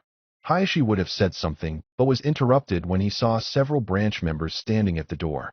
He gave them the nod to speak. "We were wondering if we could see how your daughter is doing," said one of them, "just to make sure she is all right." "It is fine with me," said Hayashi as he moved out of the way. A moment later, the room was full of branch family members who had come just to make sure that Hinata was all right. In the stands, in their own private box, sat Saratobi's former teammates who watched the match between Shikamaru and Temari. Of course, they were disgusted by the Nara boys' behavior. Were they not the strongest of the 5 great shinobi nations? The boys' cowardice and lack of ambition did not sit well with them at all. They blamed this on their third teammate and his idealism. For years they had tried to get him to change the way things were done in the village. Less freedoms and more control. But the old cot won't allow it. They were pulled out of their thoughts when the door opened behind them. They both turned around and saw a Hyuga elder. "Sorry I'm late," he said as he took the last empty seat. Hayashi finally left to take care of his brat. "It makes no difference," said Koharu. "Just make sure you are safe where Orochimaru begins his invasion. We will need you in place once we are ready to begin the plan." "I will," said the Hyuga. "After all, without me, taking over this village will be impossible without my assistance. But I am curious about a few things." "Like what?" asked Hamaru. "Why me and why now?" he asked. He knew one of the reasons already, but there had to be more. "There are several reasons why we picked you," said Koharu. "The one you already know is the assistance you will provide while we take over this village and the security you will provide once we succeed. Another is something you have already done," said Hamaru. "The death of Nami Hyuga was necessary. As the wife of Hayashi, she had a great deal of influence with the other clans. She opposed several of our rulings, like keeping Anko Mitarashi from being promoted to a full jonin. Her morals and sense of justice was becoming a pain in the ass, especially when it came to the Uzumaki brat." "The Kyubi brat?" asked the Hyuga. "I thought we went over this," said an annoyed Koharu. "We were there when Saratobi checked the seal on the Uzumaki. The two beings are completely separate with the boy in control. But the people don't need to know that. Thanks to the assistance we had from Itachi, no one will be able to make the connection that he is the son of the fourth," said Hamaru. "When we take over, many people will resist. We knew this and decided to find a person the village would hate so much that they would give anything just to see die. Once Saratobi dies and the next Hokage refuses to kill the boy, we will gain favor. Then we must wait for a moment where we can truly call the Hokage's decisions into question, and then we will begin." "Hate is a powerful force," said Koharu. "It destroys all rational and will turn people against each other. When we started this plan, we believed that Anko would have enough. Then the Kyubi attacked and gave us a better choice. Now we have both the snake bitch and the demon brat to use." "But Nami was one of the people who saw him as a human," said the Hyuga in understanding. "She tried her best to get others to see what he was and not what they thought he was. If she lived, by now, the people's hate of him would have lessened greatly. We were lucky that childbirth weakened her and gave me time to place the seal on her and made it look like she died from complications. He then had a dreamy look on his face. He loved to torture people with the seal. The way they would beg for him to stop was music to his ears. But then a thought caused that happy feeling to go away. Are you sure that Orochimaru is the Kazekage? Yes, said Hamaru. A Chunin, who we sent to the sand to inform the Kazekage of the results of the second exam, found the Kage's corpse in a ditch on his way back. Luckily for us, Sarutobi was busy with other things, and the Chunin told us about what he had seen. Pity the official records say he died from snake's venom shortly after he arrived home. With that he smiled. Pity Itachi couldn't have met the same fate, said Koharu. Sending Shursui to kill him seemed like such a good idea. At least he left. There was a nod of an agreement, and then they all picked up some sake saucers that were in front of them and raised them in toast of Orochimaru. Winner of this match is Temari. Naruto was pissed. How could Shikamaru just give up like that? He had her right where he wanted her, and he just... Don't worry about it, said Rin. Just concentrate on your own matches. Remember, if Sasuke doesn't show, then you are up against Gaara. Will the last two contestants please come down, announced Genma. Up in the stand, sitting next to Ino, Sakura, and Choji was Yu. For today he was dressed as a cheerleader with a red skirt and matching top. Oddly, he looked more feminine than Sakura, not that it's that hard. Go, Michi, go, he cheered. On the field, Michi stood in front of Shino with a large sweet drop. Why did she have to be paired with that guy? Begin, yelled Genma. As soon as he said that, Shino launched his bugs at Michi. Michi saw this and quickly grabbed some clay and put it into one of her extra mouths.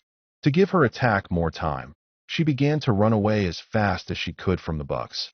When the clay was ready, she threw a clay spider behind her. Get a taste of my art, she said as the spider exploded. Only, it was an elemental explosion. Mud exploded from the spider and covered half of Shino's bugs. Acting quickly, Michi then created a clay snake that shot towards Shino. The bug boy sent his insects to it and began to drain it of its chakra. While that was going on, Michi created a clay bird and made to grow so she could fly. A moment later, she was in the air, circling the arena. Shino gazed up at her. He had not expected this. Most of his insects were trying to get out of the mud, and those that were free couldn't fly as fast as that clay bird she was on. He raised an eyebrow as Michi swooped down towards the opposite end of the arena. Once the bird was close to the ground, it curved to avoid impact, and Michi called out, covering Miss Jutsu. And from the girl's mouth came a gas. She blew past Shino and then went back into the air as the jutsu ended.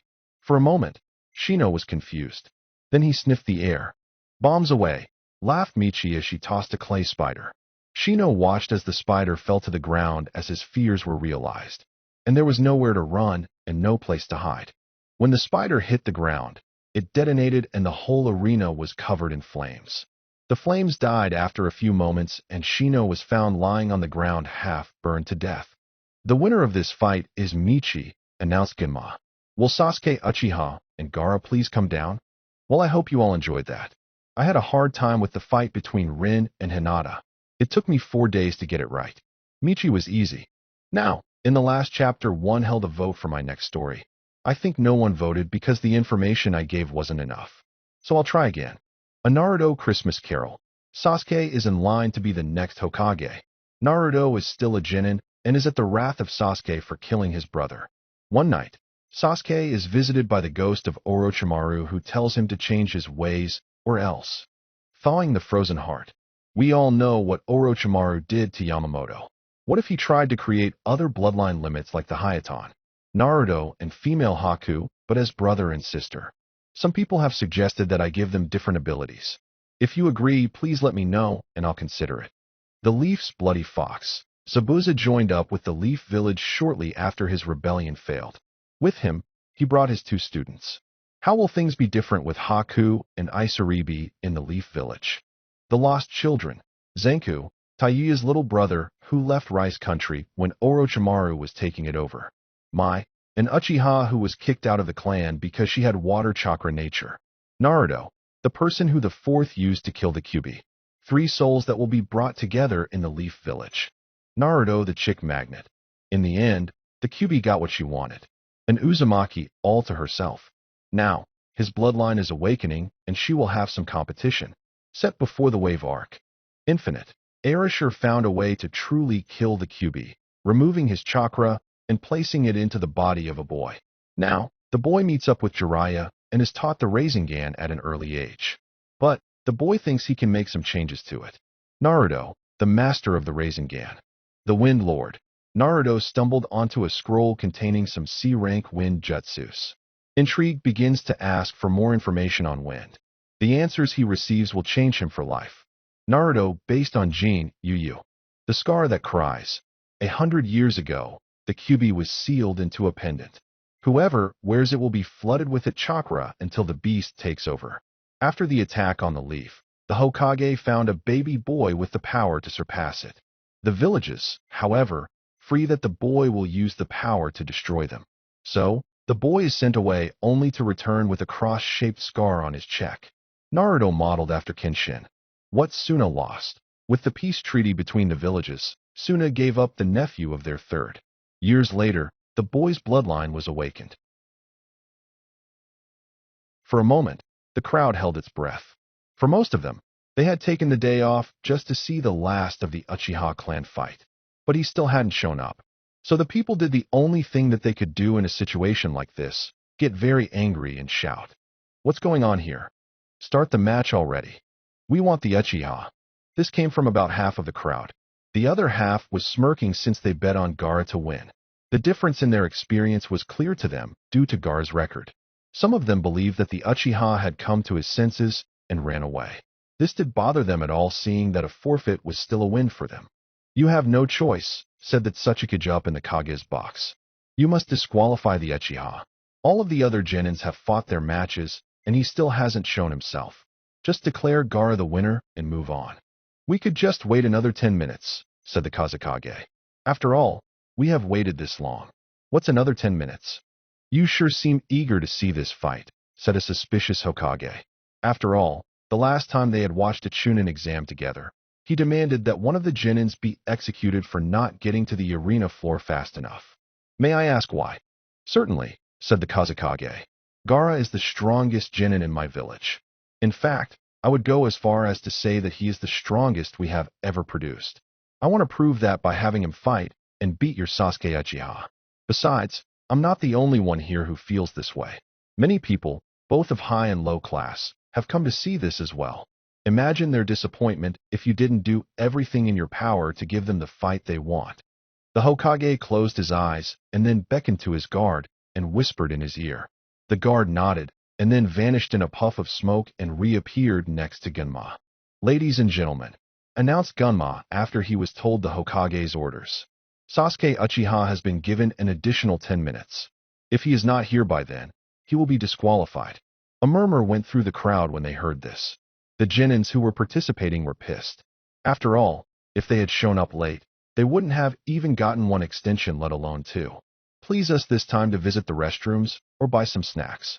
With that, Gunma pulled out a pocket watch and began to stare at it. I could use some more snacks, said Choji. As he got up and left, a young man walked over to where Ino, Sakura, and you were sitting. Excuse me, he said politely. Can I please get your phone number?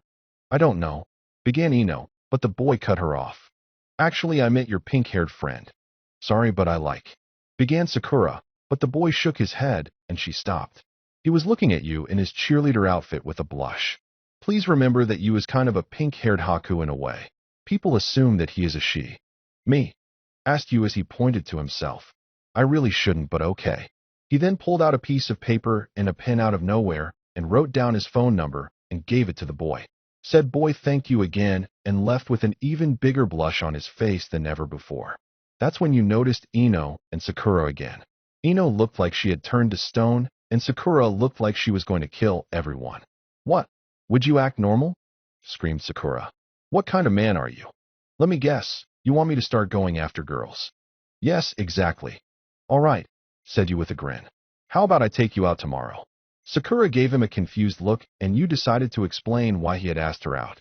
You're aggressive, loud, and are flat-chested. You're almost a boy, so. Before the gender-confused boy could finish, Sakura slammed her fist into his face.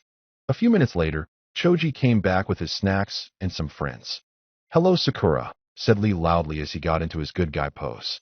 Guy-sensei finally got me out of jail. How dare those unyouthful people think that I would harm my squirrel friend? That was when they noticed the squirrel on Lee's shoulder. It was dressed in the evil green spandex with a hole for its tail and bowl cut. Trust me, you will sleep better if you don't know how he did that. Yes, shouted Guy. My adorable student would never do anything that unyouthful. Cue the hugging and the evil genjutsu from hell. Gi-sensei. Lee. Squeak. Yes, it was too late for the poor creature as its tiny brain had already been warped. Everyone who saw the genjutsu and the hugging began to cringe in fear.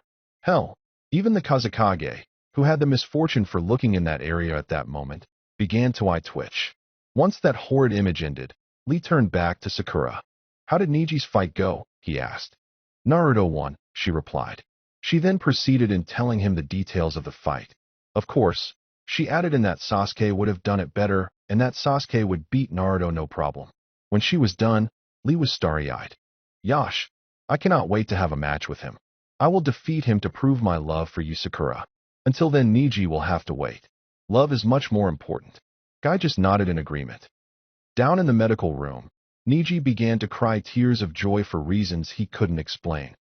With the wave group, Tsunami turned to Zabuza. Zabuza, could you please get me a snack? She asked. Zabuza grinned behind his bandages. Sure thing, he said. What do you want? For some strange reason, I feel like corn of the cob with caramel poured on top of it, she replied. Everyone who had heard this stared at her as if she was crazy. She had never asked for anything like that before except one time before. Time passed by, and there was still no Sasuke. The crowd was now getting impatient. In less than 1 minute, Gaara would be declared the winner by default. Gunma watched the watch in his hand as the seconds passed by. Sasuke had only 20 seconds left. Then he had 10. Soon, it was down to 5 seconds. Suddenly, there was a powerful gust of wind, and in a swirl of leaves stood Sasuke and Kakashi. Kakashi, of course, was wearing his standard Jonin attire. Sasuke was wearing some odd black one-piece suit with the Uchiha fan on his back. Also, one of Sasuke's arms was bandaged. You're late, shouted everyone in the audience as well as the 3 Kages. Sorry, but we got lost on the road of life, replied Kakashi with a nice smile. Lair, screamed everyone. You know, said Genma to Kakashi, the first round is almost over. So is Sasuke still in? Asked the one-eyed Jonin. He knew that if he was the reason that Sasuke lost in the first round, he'd be a dead man walking. The shinobi community would target him and the emo boys fangirls would. He really didn't know what they would do, but he knew they would do something. His match was moved, and then he was given a 10-minute extension, replied Genma. Gaara simply nodded and then disappeared in a whirlwind of sand, and then reappeared in front of Sasuke. His eyes are like mine. He lives for himself and to gain power. I will kill him and feed his blood to Mother. Yes, she will love that and call me a good boy. Sasuke Uchiha, you will help me prove my existence. All right, said Gunma as Kakashi left. The rules are the same as the prelims. There are none. You lose by giving up, being unable to continue, or by dying. If I think that one of you is unable to continue, I will stop the match and declare the winner. If you continue to fight after I have called the match, you will both be disqualified and proper action will be taken to ensure that you never do it again. The winner of this fight will have his match next against Naruto Uzumaki. Begin. Sasuke got into a fighting stance that resembled Lee's and activated his Sharingan as Gaara's sand began to pour out of gourd. For a moment the sand began to circle around Gaara until he clenched his head in pain and his sand fell to the ground. Yes, Mother, said Gaara, confusing Sasuke. I'll kill this eyesore for you. Please be patient, Mother. You know I'm a good boy and won't disappoint you. The sand then began to move again as Gaara regained his control and created a sand clone of himself. Sasuke rushed over to it and delivered a spinning roundhouse kick into its chest.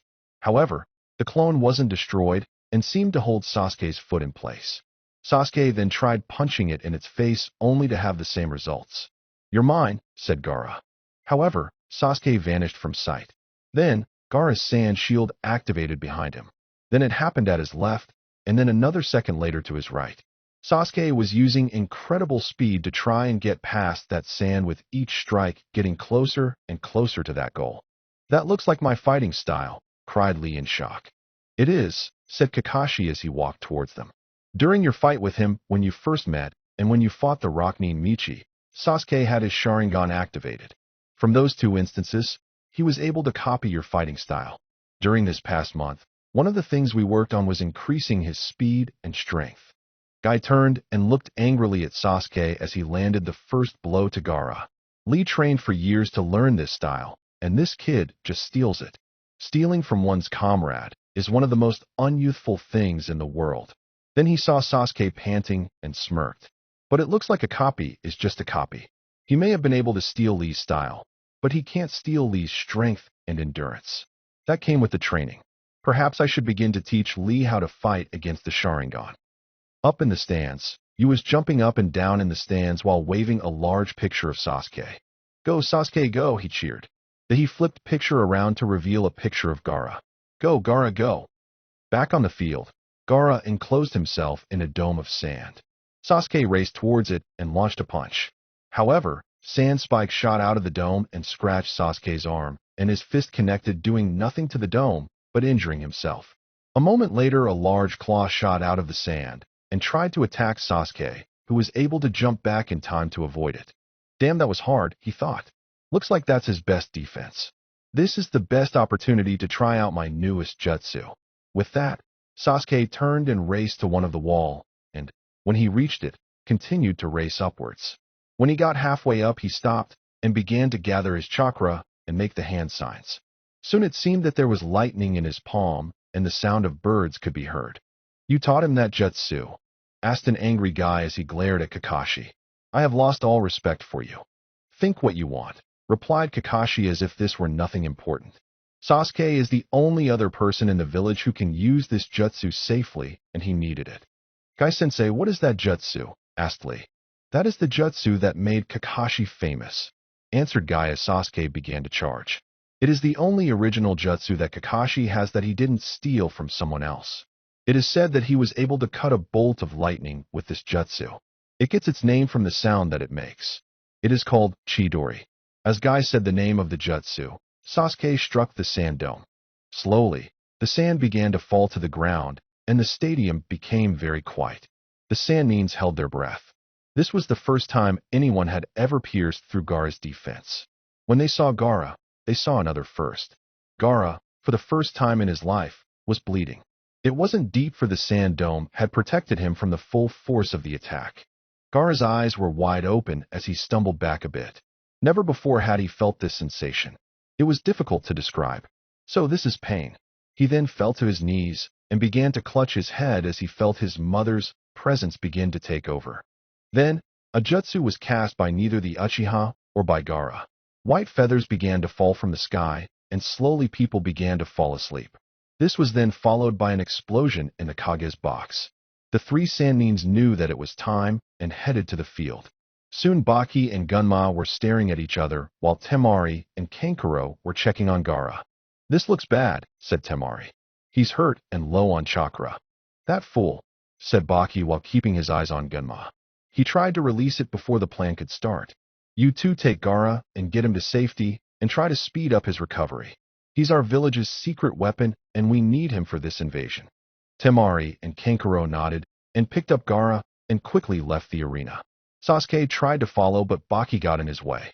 However, Baki jumped away to avoid being hit by a kunai. Follow them and finish your match, said Gunma. Sasuke nodded and began his pursuit. Meanwhile, Michi and Rin were the only two awake in the contestants' box. Rin was by Naruto's side, trying to wake him up by shaking him violently. Wake up, Naruto, said Yelled. This is no time to be taking a nap. She then turned and spoke to Michi. Could you please do the same to Shikamaru? Why not just dispel the genjutsu? She asked.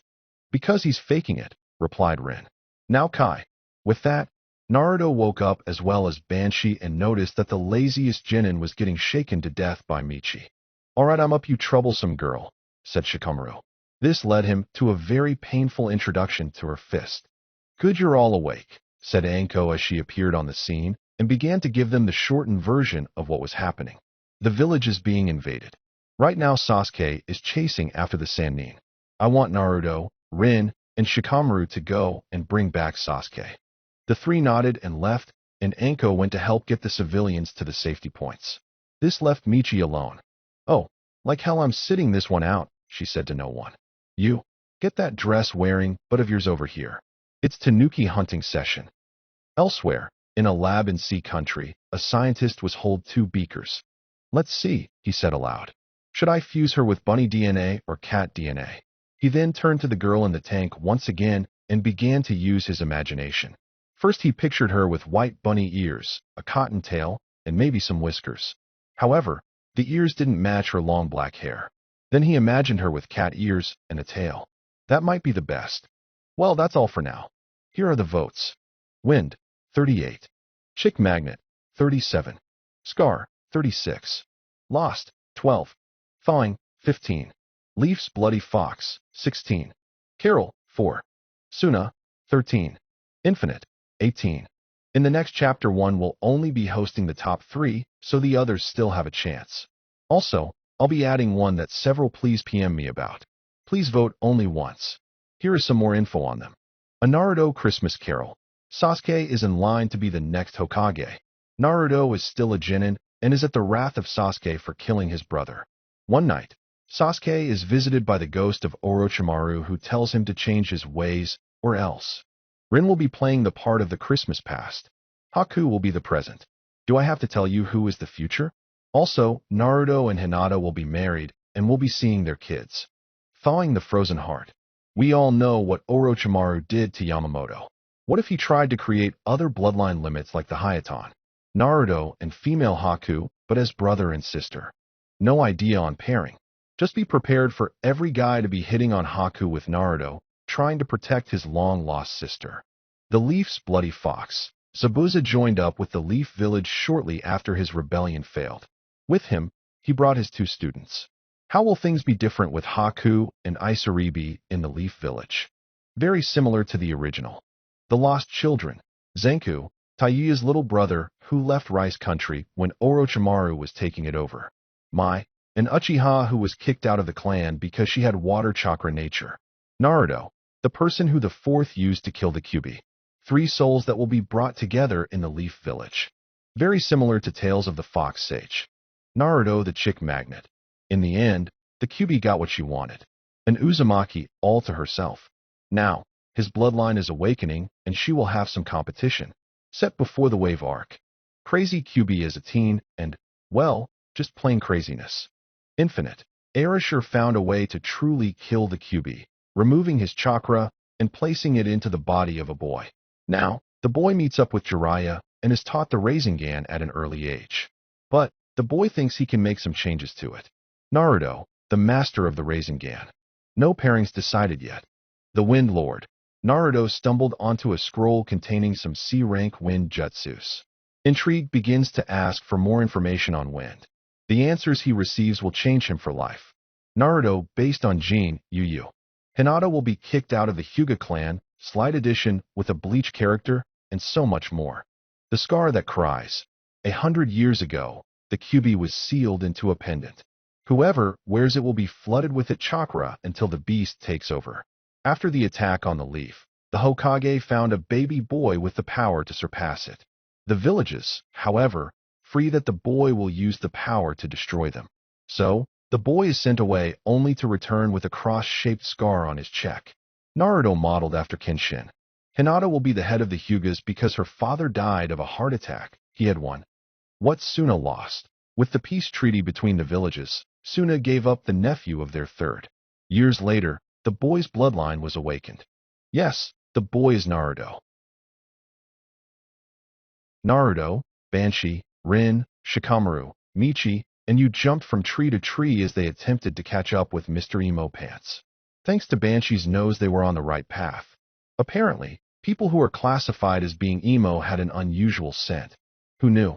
Oh, said Banshee suddenly with a hint of fear in her voice. There are several people behind us that smell like snakes. They realized what that meant. Sound mean. They had seen their summons as they left the populated area of the village and headed to the forest area. Most likely, some of the people who had helped with the summons were targeting the weaker Nins and villagers due to the amount of chakra needed for the large summons. It was that or someone sent them. What should we do? Asked Naruto. I'll stay behind and stall them for as long as I can. said the lazy shadow user. Why you? Asked Michi as she eyed him. It's too troublesome to explain, he answered. Michi now had several tick marks on her head and fist. Fine, said Naruto. Just don't die. At that, Shikamaru smirked. That, he said, would be even more troublesome. With that, he stopped on the branch he was on and turned around. I hope he can take care of those guys, said Banshee quietly. Their scent also reeked of emo. With that, you smiled and suddenly turned around. Several emos at once, cried you as he followed the same path that Shikamaru took. It must be a gift from the heavens. Naruto and Rin's sweat dropped at this, and Michi had a twitch in her eye and muttered something about making you experience her art. Back at the stadium, things were not looking good for Sarutobi. The Sound Four had created a powerful barrier on the roof, so he couldn't escape from Orochimaru, who had dropped his disguise as the Kazekage. As one of his ANBU had demonstrated, anyone who touched it became extra crispy. The only thing that kept this day from going completely to hell was him getting the Tsuchikage out in time. If he hadn't, and the leader of the rock village died, then it would lead to another war. So far in the fight between sensei and student, Sarutobi had managed to hold his own. However, he didn't know for how much longer. He was just too old. During the fight, the old man had learned two things. One was that Orochimaru had completed his immortality jutsu. The other was that he wanted the Sharingan. Now let's see how you deal with this, Sarutobi-sensei, said Orochimaru as he placed his original face back on. Impure world resurrection. Then, 3 coffins came out of the ground. One said first. The second one said second. The last said fourth. Oh no, cried the Hokage in horror as he realized what was to happen. Orochimaru smirked as the 3 coffin lids fell to the ground, and the people inside them were reveled. There stood the Shodame and the Nidame, the brothers who had built the village and had been the old man's senseis. The Yondame, however, didn't look threatening at all and caused everyone's eyes to twitch. The reason being that he was asleep while standing up. Wake up, you baka! Shouted Orochimaru. While that was going on, Naruto and friends were continuing their mission to catch up with Sasuke and Gaara. They leapt from branch to branch until Karasu, Kankuro's puppet, flew down upon them. It opened its mouth and let loose a hailstorm of poison needles that were easily dodged. Sorry, but this is as far as you go, said the puppet master from his hiding place. He was using a jutsu that caused his voice to come from all directions so that they could pinpoint his location. Good thing I stayed behind in case more leaf brats followed us. Also, I don't want to be anywhere near Gaara when he unleashes his demon. We don't have time for this, growled Naruto as he stared at the puppet. He was about to use a wind jutsu to blow it away when Michi took a step forward and blocked his view. I'll take care of Makeup Boy and his dolly, she said with a smirk. You two just go and get that teammate of yours before he gets himself killed. Naruto started to protest, but Michi held up her hand to silence him. I'm touched that you're worried, but I can handle this guy. Trust me. With great reluctance, Naruto and Rin left with Banshee. Well, not so much with Rin. Michi just smiled as she watched them leave. I don't get it, said Kankuro. You are a Rocknin. Your village lost the war against the Leaf. So why are you helping your enemy? I see you don't get it, said Michi as she pulled out some clay and allowed her extra mouths on her hands to chew on it. When my village decides to attack this village again, it will be by our hands alone. That way, when we win and this village falls, there will be no one to dispute that the Rocknins are the strongest in the shinobi village. That is why I will help this village until we are ready to crush them. She then slapped her hands together and then slowly pulled them apart. As she did this, a pole formed between her palms. When she was done, she held in her hand a clay spear with a rope at its end with 5 knots tied into it. Plus, the blonde is cute. You know you ruined your build-up, said Kankuro in a deadpan voice. His puppet then flew at her, and she dodged it with ease. The puppet then turned around and opened its mouth and let out a purple gas as it flew towards her again. Before it could reach her, Michi slammed her spear into the branch she was standing on and broke the tip off. She then jumped back just before the tip exploded. The force of the explosion was powerful enough to send the puppet and the gas away in the opposite direction. Did you like that? Asked a smug Michi as a knot disappeared and the head of the spear regrew. This is my C2 spear. It's my own jutsu that I'm sure will leave an impression. She then ran towards the puppet and pierced its chest. Once again, she jumped back and the tip exploded. But there was one difference. This time, wind blades shot out of its chest and sent its pieces flying. The spear lost another knot as the head regrew once more. Had enough? The only answer she got was chuckling. Please, he said. That jutsu has two major flaws. While it had great power, if you are too close the user will get caught up in the blast. Therefore, you have to jump back right after you hit the opponent. The other flaw is the limit. You can only get a total of 6 hits in, and then that thing becomes useless. While he talked, Kankuro used chakra threads to move the arms and head around while trying to repair the body. Not bad, said Michi. You were able to see the flaws of my jutsu after only a couple of demonstrations. Michi's eyes widened when she saw 3 of the puppet arms rise from the ground and revel their hidden blades. They then raced towards her with poison dripping from the blades. Michi dodged towards the tree truck as the 3 blades collided with the one that was going to attack her from behind. I've been underestimating him. I just have to hold out a little longer. Up from his hiding place, Kankuro watched as Michi continued to dodge his attacks. He was about to bring the head into play when he felt something land on his hand. He looked down and saw a clay grasshopper. Acting on instinct, he flicked his palm to get rid of the insect. It traveled a few feet before it went boom, and Kankuro was blown a few feet away from where he was seated. As he got up, his heart sank as he saw a dozen of the same clay bug. Shit, he said as they all detonated where they were. Kankuro was thrown down to the ground by the explosion, and a moment later had several branches land on him. He slowly looked up and saw that Michi was standing in front of him. There are 2 ways to beat a puppet master, she said. The first is to destroy the puppet so there are no more usable pieces. The other way is to take out the puppet master. She then looked down at her spear. At least this was a decent field test for this jutsu. So I was just a test dummy? Asked Kankuro in a strained voice. It doesn't matter. Gaara will win in the end. No one, can beat a monster like him. He then closed his eyes and became silent. A monster, said Michi as she looked up. I wonder if there is any humanity left in him. Sasuke was beginning to realize he was in trouble. He had overused his Chidori and his cursed seal had activated. He was out of chakra and barely able to move. Gaara, on the other hand, looked stronger than ever. His entire body had transformed to make him look like an evil tanuki from hell. He still had a lot of chakra and could move. Did I say Sasuke was in trouble? What I meant to say was he needed a miracle. Daiichi-ha!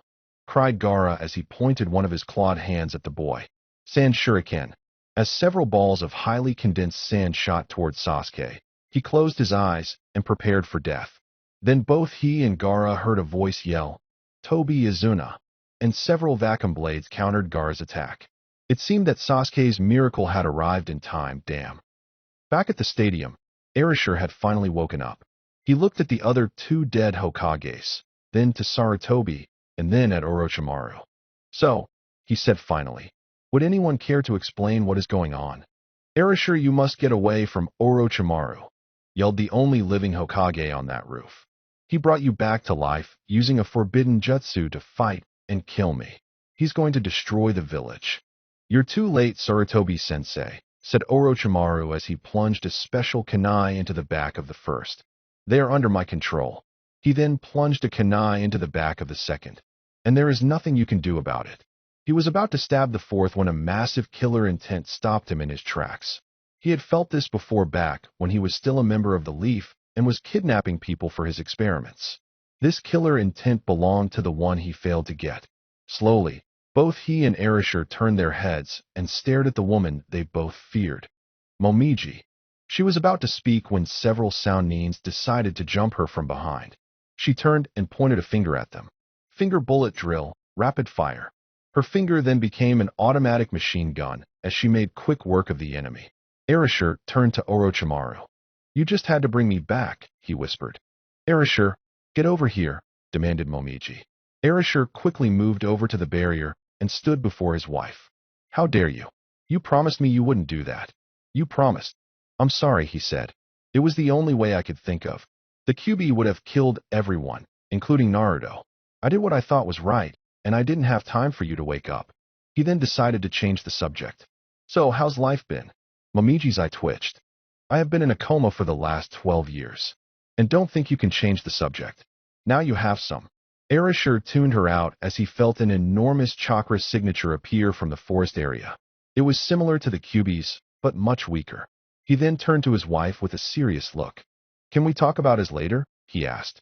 Before Momiji could answer him with a hell no, the blonde Hokage vanished in a yellow flash and reappeared in his attic where his special kunai were kept after his death.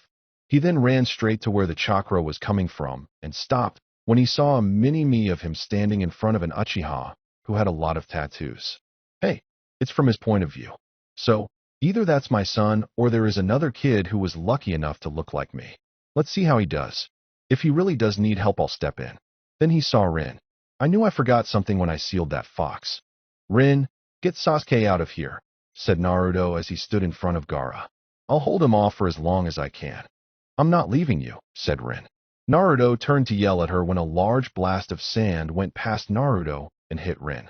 The sand then latched itself to a tree. Naruto then turned to Gaara with the deadliest look he had ever given anyone. That will keep her from going anywhere, said Gaara. That sand will slowly constrict until her bones turn to dust. The only way you can save her is if you beat me. Now Naruto felt something inside of him that he never felt before. It was like someone was squeezing his heart. He was in pain because someone he cared for was in pain. He turned his attention back to Gaara and knew what he had to do.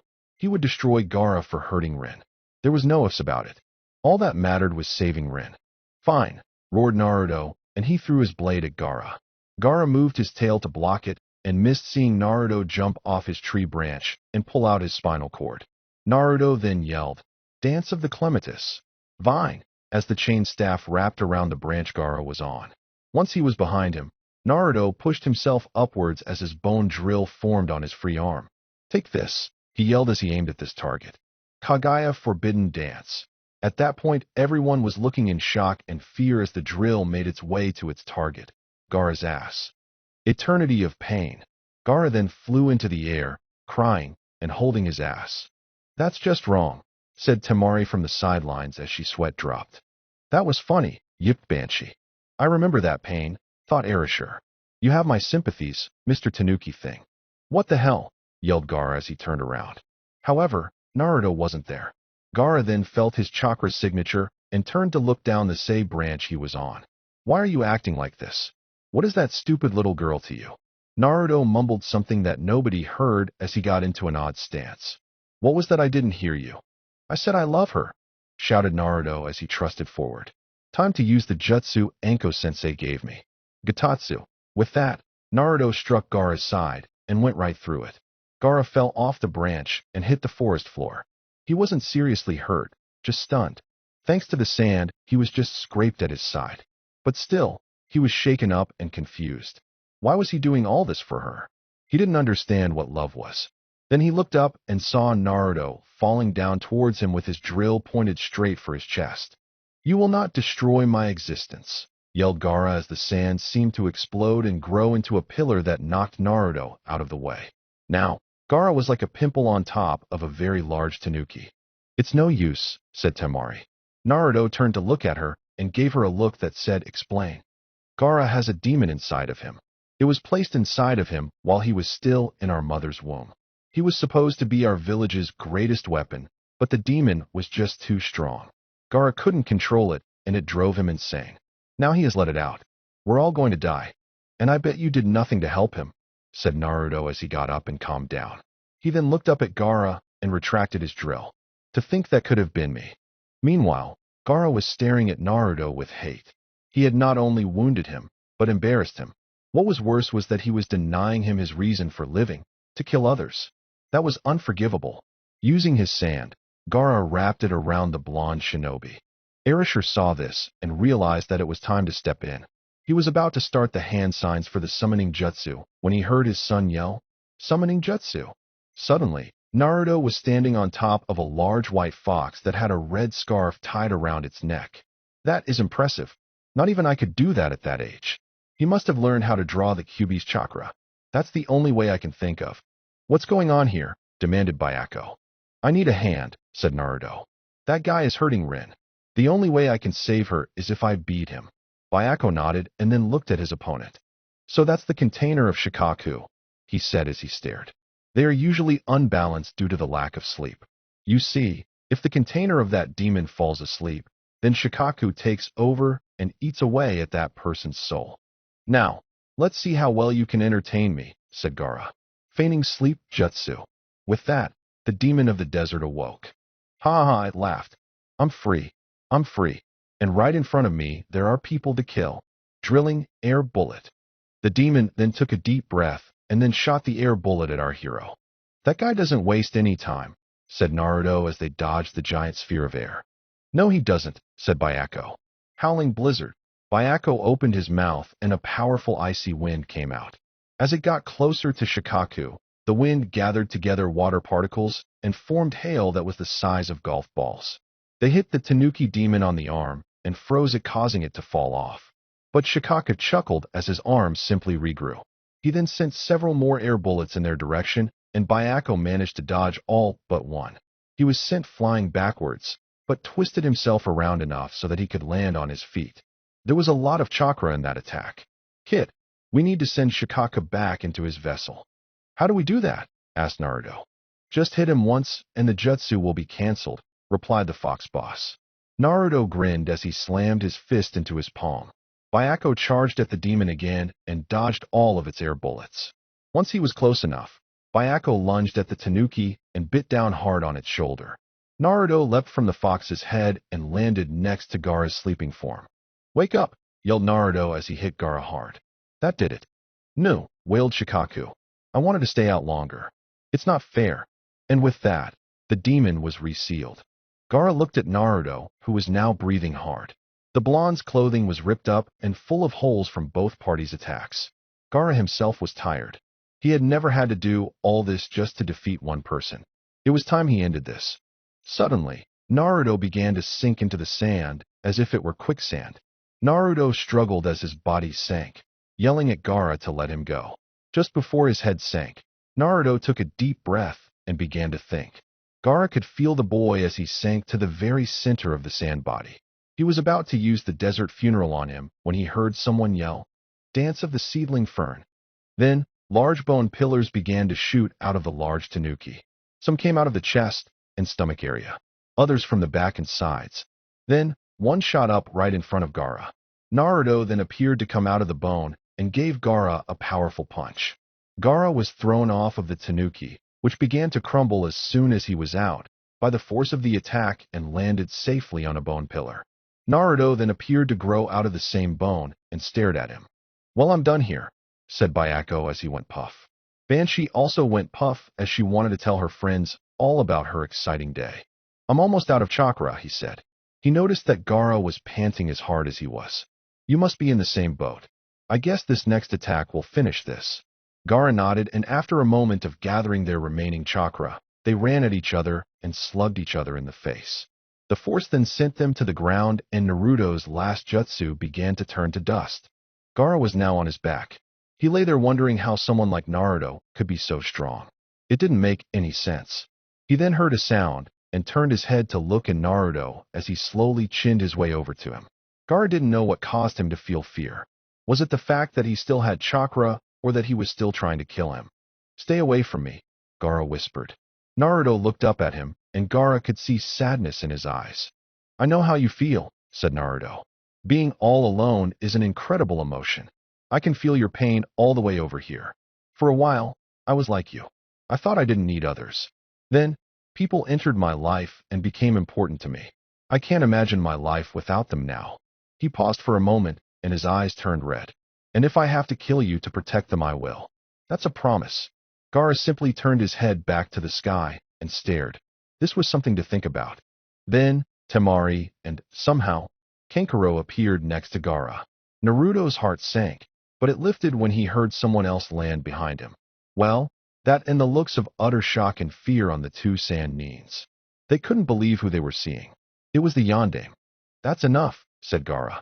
His brother and sister turned to face him. It's over. Let's go home. They were shocked. They had never seen Gaara like this before. Deciding it was best, they picked him up and left. As they jumped from tree to tree, Gaara began to think about his life, and if he could have the same bond Naruto seemed to have with others. Temari, Kankuro, I'm sorry. Those words were almost enough for the two of them to stop right there. They gave each other a look and continued. Don't worry about it, said Kankuro. Over with Michi. She and you were in at the edge of the forest. You know, said you. You could go to him right now. Michi smiled as she shook her head. Not now, she replied. I have a duty to fulfill. Finding your brother? You don't need to know, said Michi as she walked away. But I'll be back here soon. They can count on that. Naruto then felt someone push him over to his backside. Soon he was staring at the sky and an older version on him. Rin's safe thanks to you, said the older blonde. Good work, my son. Those were the last words Naruto heard before he passed out from chakra exhaustion. Erasure leaned down and picked up his son and turned around in time to see Momiji land in front of him. What happened here? She asked as she looked at Naruto. Our son defeated a powerful enemy, he said. He then walked over and handed the boy over to his wife. I'll let you take him back to the hospital, and I'll see you back at the house. I don't want to cause a panic when everyone sees that I'm alive for the moment. Momiji looked down at her son and then back at Erasure. Do you know how long you have? Maybe a day or two, said Erasure. This isn't permanent, so we better not waste any time. With that she nodded and the two left. Then Sasuke jumped down from a branch with his teeth gritted. So, he said, that's why everyone is so interested in you. Omake. The most powerful summons. Sarutobi stood before Orochimaru as their fight started. He knew he was old and had little chance at beating him as he was. Luckily, he came prepared. He pulled out a scroll and held it in his hand. What is that? Asked Orochimaru. Sarutobi just grinned. He opened it up, waved it around, and smeared some blood on it. Then, in a puff of smoke, there stood Momiji. What's going on? She asked. Momiji, there is something that I must tell you, said Sarutobi. Naruto made me promise not to tell you this, but I feel you should know. He then leaned over and whispered in Momiji's ear and told her a very big lie. Momiji's eyes turned a color red that would put the Kyuubi to shame. You, she growled as she pointed to Orochimaru. How dare you do that to my son? You sick pervert. With that she charged at Orochimaru and attacked him with power he had only seen from Pain. 3 minutes later, he had suffered all of the forbidden dances as well as losing his tongue. Omake. What drove Itachi insane? Sasuke was in his brother's old room looking for a scroll. It was said that shortly before Itachi began to act weird, he had brought home a powerful summoning scroll that had the summons that were unbeatable. After seeing Naruto in action, he realized that he too needed a summons. Finally he found it. He wrote his name in blood on it, and then tried it out. Summoning jutsu. What he got was an old guy with a red sweater. Hello, neighbor, he said in a creepy voice, and Sasuke canceled the jutsu. He then decided to try again. Summoning jutsu. This time he got another guy in red with an odd hair, who seemed to be working out. I'm a pony. I'm a pony. He kept repeating, and Sasuke canceled it. Then Sasuke tried once more and put all his chakra into it. There was a lot of smoke this time, and he felt 2 arms wrapped around him. Then it spoke. I love you. You love me. This went on for hours. The village found Sasuke the next day on the ground twitching like a made man. Soon after that he began to kill people who said the word love. The village had no choice but to lock him up. Hinata slowly opened her eyes and looked around. She was in the hospital. The first thing she noticed that her body was very sore. But that seemed like nothing compared to the other thing she noticed. It was Rin. She was slowly putting on her clothing, and a hospital gown was neatly folded on the bed. Was it a double K knockout? Asked Hinata in her normal stuttering voice. Rin quickly turned to face her with a look of surprise.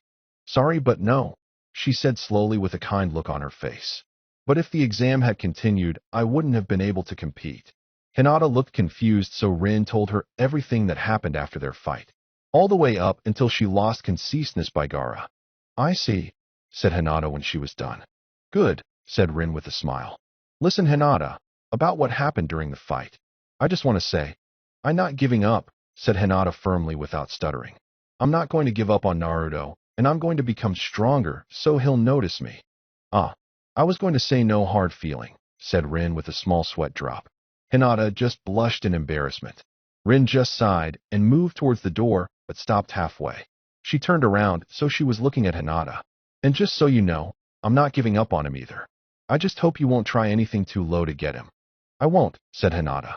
When I do get him, it will be by my actions and not something underhanded.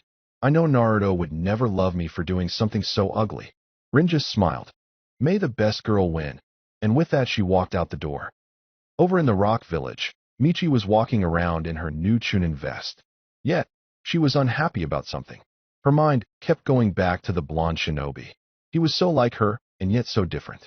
Maybe it was because of her mission, but she kept imagining what their children would be like. Hyperactive blondes running around blowing and cutting up everything in their path.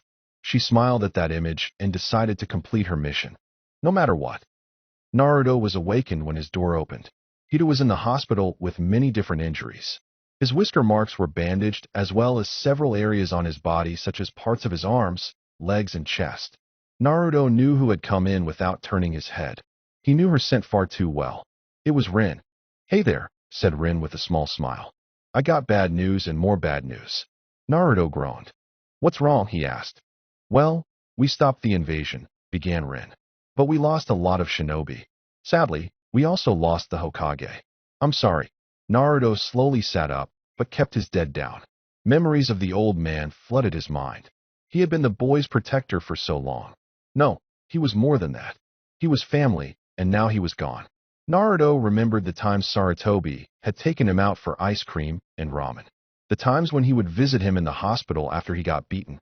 The times he spent with him during the holidays. Now they were gone. Do they know who did it? He asked slowly. I didn't see it myself, but I did ask Guy, replied Rin. It was Orochimaru. He's the same guy we meet up in the Forest of Death that sealed your chakra and gave that seal to Sasuke. I see, said Naruto.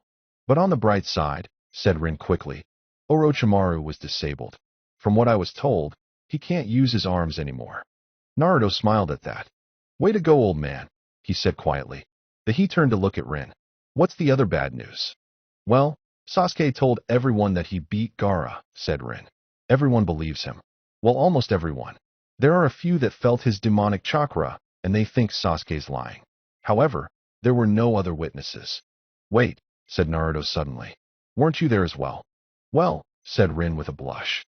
I kinda got knocked out by that sand attack. Naruto let out a sigh of relief. She didn't hear that embarrassing confession of his.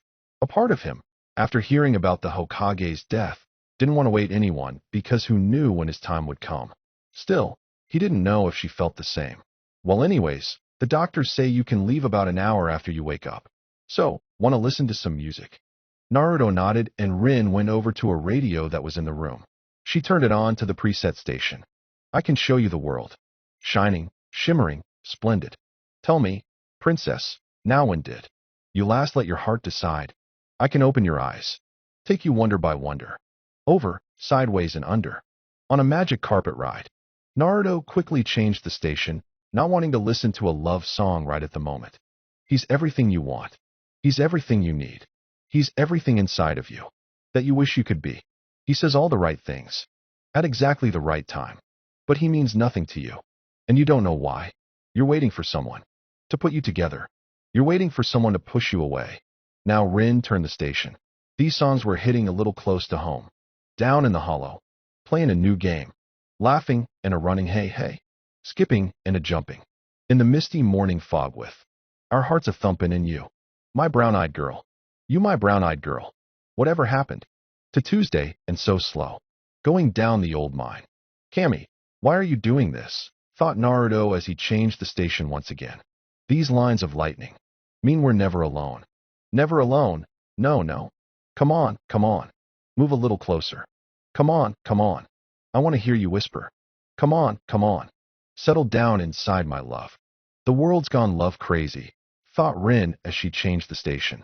Meanwhile, on a roof looking in on the two of them were Anko and Irika. In Irika's hands was a device that was controlling what songs they heard on the radio. Normally this device was used in philological warfare, but Anko found a better way to use it. Come on, she said as she watched them change the radio station once again. Just a little more. They are almost there. Are you sure we're doing the right thing? Asked the Chunin. Of course, said Anko without turning around. I mean, we all know that they like each other. They just need a little push to get them to admit it. Personally, I can't take the waiting anymore. They are changing it again. Let me help, said a new voice. The two turned around, and saw the one person who should never help in these kinds of situations. Jiraiya. In his hands was the device that Irika had been holding. This is the song that you need. You like an animal. I want to feel you from the inside. I want to. This time they just threw the radio out the window. Slowly Anko and Irika turned to the elder Neen with pissed-off expressions on their faces. Anko gave out a growl that reminded everyone of a fierce tiger or lion. Irika cracked his knuckles, and then his neck. You are going down, they said in unison. Back in the room, Naruto and Rin were sitting next to each other on the edge on the bed. They both had their heads down. They were both blushing madly. Drum roll, please. Naruto, Rin, I have something to say. They both said at once as they turned to face the other. Their faces turned a new shade of red, and then they turned their heads back down. Ah, you first, said Naruto.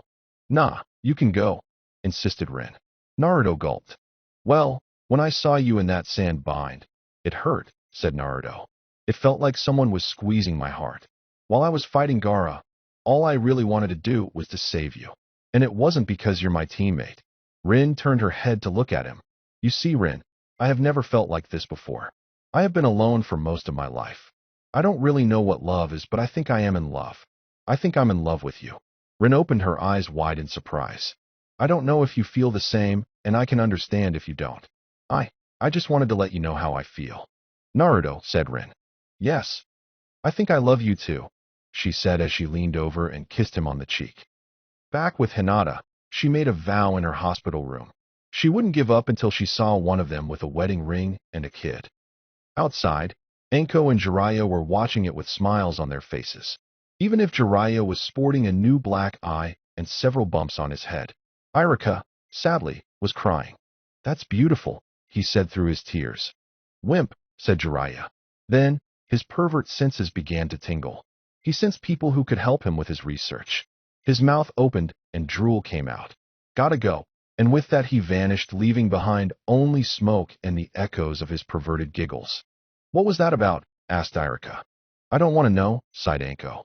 Then her own lecherous grin appeared on her face. She then turned to her boyfriend. Irika, I think we need to take this relationship to the next level. What? Well, we might have died in this invasion, said Anko as she leaned down near him.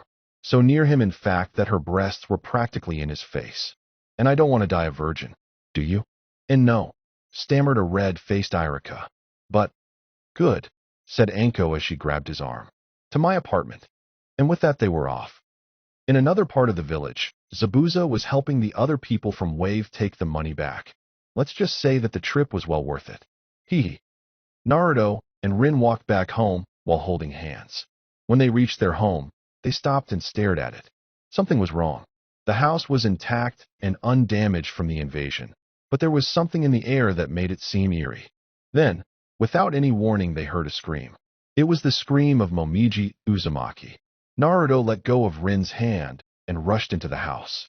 Kicking the door open, he scanned the first room and then went to the kitchen when he found his mother on the kitchen table.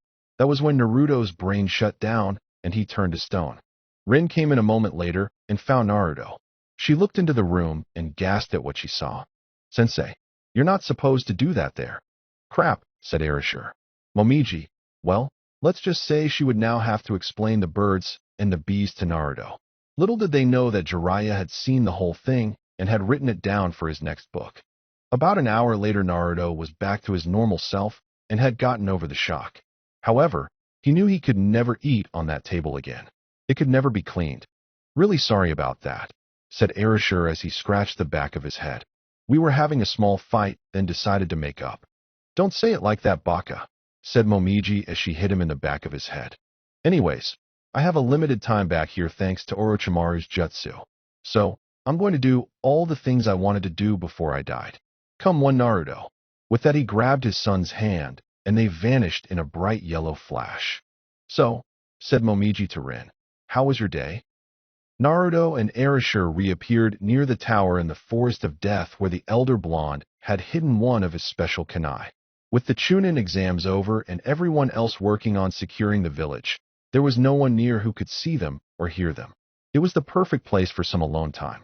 Hey, what's the big idea? Demanded Naruto as he stepped away from his father. I wanted to say I'm sorry, said Erasure. Wah, Please, let me finish, said Erasure with a sad loom in his eyes.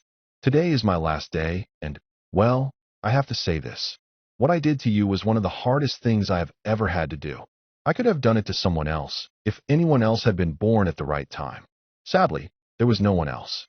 And, if there had been, I couldn't do that to them. Look at your life, Naruto. Could you condemn someone else to the life you led? No. I had hoped that you being my son and my last wish would have made a positive difference. That part thought you would have been spoiled rotten. Yet, another part believed that you would have been mistreated and abused like others who had been in your place, regardless of lineage. I guess that part of me was right. Erasure then closed his eyes. So go on. Take out all your frustrations out on me. I deserve that at the very least. For a moment, nothing happened. Then Erasure felt a powerful blow on the back of his head, and he was knocked down. When he opened his eyes, he saw Naruto with a very large bone club. Man, that felt good, said Naruto with a sigh. What the hell? Yelled Erasure with dish-plate eyes and pointing an accusing finger at his mini-me. Where's the I understand and I forgive you bit? It happens in all the animes and mangas. Well, this isn't an anime or manga, said Naruto as he mirrored his father. Just be grateful that that's all I'm going to do. You little gaki, yelled Erasure as he got up and jumped his son. Soon the two were covered in a dust could and fighting it out. When the smoke cleared, they were both lying on the ground panting. So, what do you want to do next? Asked Naruto. That little tussle had gotten a lot out of their systems, and they felt better for it. Do you know how to ride a bit? Asked Erasure. No, but I don't need to. They just slow you down, you know. Right, muttered Erasure. I guess you already know how to throw a kunai. Duh. Disposing of an enemy's corpse? Ah, no. At that Erasure smiled. Then let your old man show you how it's done. For the rest of the day, the two of them did things that fathers and sons do with each other. Erasure taught Naruto how to dispose of an enemy's corpse in several different ways. Then they did some arm wrestling. Then there was the birds and the bees talk. When they got home, Momiji had gotten some takeout ramen and they all ate together like a real family. Rin had decided to go out so she wouldn't be in the way. After dinner, Momiji had also gotten a new table. Erasure and Naruto did some sparring in the family training hall, and Erasure corrected his son's form when it came to his family style. Shortly after that, he began to breathe hard. When he fell to one knee, Momiji and Naruto rushed over to him. Dad, are you okay? Asked Naruto. It's almost time, said Erasure. Listen, in the attic is the Uzumaki ninjutsu scroll. If you need any help with them, ask Ero-sensei. He then looked at his wife. At least this time we get to say goodbye. A tear fell down her face. Goodbye, pervert, she said with a sad smile. Erasure just grinned at that as he vanished and left behind the corpse of an unknown sound nin. The next day was the memorial service to all those who died in the invasion. Little did they know that 4 people in black cloaks were watching the village. So this is your old home, said Kisame to Itachi. Looks like it's seen better days. Looks like someone had a party, said Toby. I hope we are wearing the right outfits for the occasion. Why did we have to bring them? Asked Itachi aloud. Because Pain-sama told you to bring me, said Toby. Pain-sama knows that Toby is a good boy who will not let him down. And Pain-sama says that if I do good I get a cookie. And it's bring the family to work day, said the other. Her name was Hizame Hoshigaki, and she was the 14-year-old niece of Kisame. Like her uncle, she had blue skin. Her black hair was braided down her back. Her light green outfit reminded people of a belly dancer's outfit. Her body was slim, so it looked really good on her. On her sides were the swords that once belonged to Raiga Kurisuke, who she had helped kill. Right? Said Itachi, wondering why he had asked. Let's just get this over with. Elsewhere, Orochimaru was in his bed looking at Kin. Amachi had been able to revive her and alter her DNA. For those of you who hadn't figured it out, she was the girl in the tank. Now she had cat ears on her head and a black tail. Along with these new outward appearances, she could also have multiple children that would have the father's bloodline limit and none of her new cat qualities. Yes, thought Orochimaru, she will do perfectly. Kin, I have a mission for you. I'll make. Evil monkey. Orochimaru had just gotten into bed. As Kabuto tucked him in, the snake Sannin remembered that Sarutobi had placed a seal on his chest right before he died. So far it did nothing. It just looked like a tattoo of a monkey. Good night, said Kabuto as he left the room. When the door closed, his chest began to glow and then there was a puff of smoke. When it cleared, There was the evil monkey from Chris's bedroom standing at the edge of his bed in his famous position. "Kabuto!" screamed Orochimaru. The door quickly opened, and the monkey vanished. "What is it?" asked the medical nin. "There was an evil monkey on my bed," whimpered Orochimaru. "Well, I don't see one," said Kabuto. "You must have had a bad dream." With that he left, and the monkey came back. Beware the curse of Sarutobi. It was early in the morning in the Hidden Leaf Village. Momiji had just finished putting on her kimono when there was a knock on the door. "Delivery!" yelled a male nin from outside. Momiji just grumbled to herself as she left her room and went down the stairs. When she opened the door, her eyes went dish plate and her jaw dropped. "Please sign here," said the male nin as he handed her a clipboard. Momiji, not taking her widened eyes off the delivery, signed for it. The male nin bowed and then left. "Hey Mom, what's out, ah?" screamed Naruto as he walked out the door. In the front yard was a fruit basket. A fruit basket that stood 2 stories tall and took up the entire front yard. Grapes dangled from the sides as it looked like it was overflowing with fruit. "Holy!" cried Rin as she stepped out to see what the fuss was about. Looking back and forth, she found a card that was addressed to Naruto. She reached out, grabbed it, and then began to read it aloud. "Dear Naruto, thank you for helping out our little brother. You have no idea what a difference you have made in his life. He has been acting friendly and has stopped killing people randomly. To show our thanks, the village got together and bought you this fruit basket. We hope you enjoy it." On another note, it turned out that we were deceived by Orochimaru. He killed our father and impersonated him to get us to invade your village. We have informed your village's council and are requesting to reform our alliance. Once you get a new Hokage, we will make our plea to him directly. Signed, Temari and Kankuro. "We are going to be having a lot of fruit salad," said Momiji. At the same time, Sasuke was training hard with his Chidori. He kept charging at a rock to see if the damage had increased or if he could get another shot in. This had been going on for the last 2 days. So far, no luck, and that pissed him off. He should have been able to at least get another shot in. Sasuke gritted his teeth. Each time he used this jutsu, he couldn't help but remember his fight against Gaara. The sand user had dominated him and nearly killed him if he hadn't been saved by Naruto. It was unreal, the class dobe, saving him, the #1 rookie. Since becoming his teammate, Sasuke had seen Naruto quickly gain power that should have gone to him. At first, Sasuke believed that he was only getting better because his bloodline awakened. Then after the fight against Gaara, he heard the dead Hokage call him son. Not only did he have a bloodline, but he was the son of the Yondaime. That raised the dobe's status above him. Sadly, luck was with Sasuke as no one had claimed that Naruto beat Gaara. Both he and Rin were asleep, and the Uzumakis were nowhere to be found. That's when Sasuke saw his chance. Once people believed that he defeated Gaara, they would hail him as a hero, and people would gladly train him. If Naruto tried to challenge this, the villagers would call him a liar and beat him up. Sasuke grinned at the thought of Naruto being put in his place, in the dirt. "Soon, Naruto, you will realize your place," thought Sasuke. Sasuke's daydream. "Sasuke," called out a Naruto dressed in rags as he ran up to Sasuke in the woods. Naruto then got on his hands and knees and bowed before Sasuke. "I'm sorry for ever trying to surpass you. It was wrong of me. If you wish me to, I will give you my power." Sasuke smirked. "Yes, you will," said Sasuke. He then knelt down and brought a hand to Naruto's face. "And you will give me so much more." What do you mean?" asked Naruto in a shaky voice. Sasuke just leaned forward. "You will give me your body and your heart," said Sasuke as his lips were an inch away from Naruto's. "Ending this evil daydream. I feel so dirty for writing it." Sasuke snapped out of his daydream and realized that his nose was bleeding. "Where the hell did that come from?" he cried out loud. "No, I can't be gay. It must be Naruto's doing. Yeah, that's right. He stole what should have been my victory over Gaara, and now he's warping my mind. I need to talk to Kakashi about this." With that, he ran to call his new sensei to arrange a meeting. Little did he know that Ino, who was spying on him, heard the whole thing. Iruka walked into his classroom, and everyone became silent. His uniform looked very sloppy and had a lot of wrinkles in it. In the entire history that he had been a teacher, Iruka had never come to class with a messy uniform.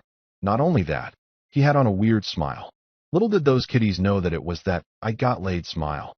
"Ah, sensei," said Hanabi while she raised her hand. "Are you all right?" He slowly turned his head, and a new Jinjutsu appeared behind him. It was a woman standing half-naked in a giant clam with two angels circling her. I have never felt better, he said. The classroom just cringed. Glad you could meet me, said Jiraiya to Anko. They were both on a balcony near Anko's apartment. Jiraiya was leaning over the railing, and Anko was leaning against a wall while she sharpened a kunai. I'm pleased to see how far Naruto has progressed. Sarutobi-sensei was wise when he chose you. Yeah, well, I can't take all the credit, said Anko, like it was nothing. Most of what he knows comes from his mother. I have been concentrating on the basics of chakra control, unarmed combat, and a few jutsus. The only reason that I was chosen was because most of the other Jonin would have spent most of their time with the Uchiha. Jiraiya nodded.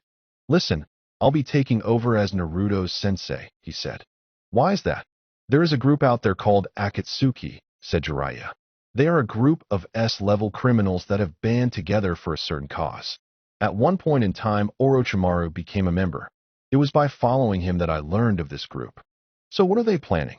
Asked Anko as she stopped sharpening her kunai. I don't know, said Jiraiya. All I know for now is that they have been doing two things. One is collecting jutsus. The other is gathering information on the Biju. Why go after them?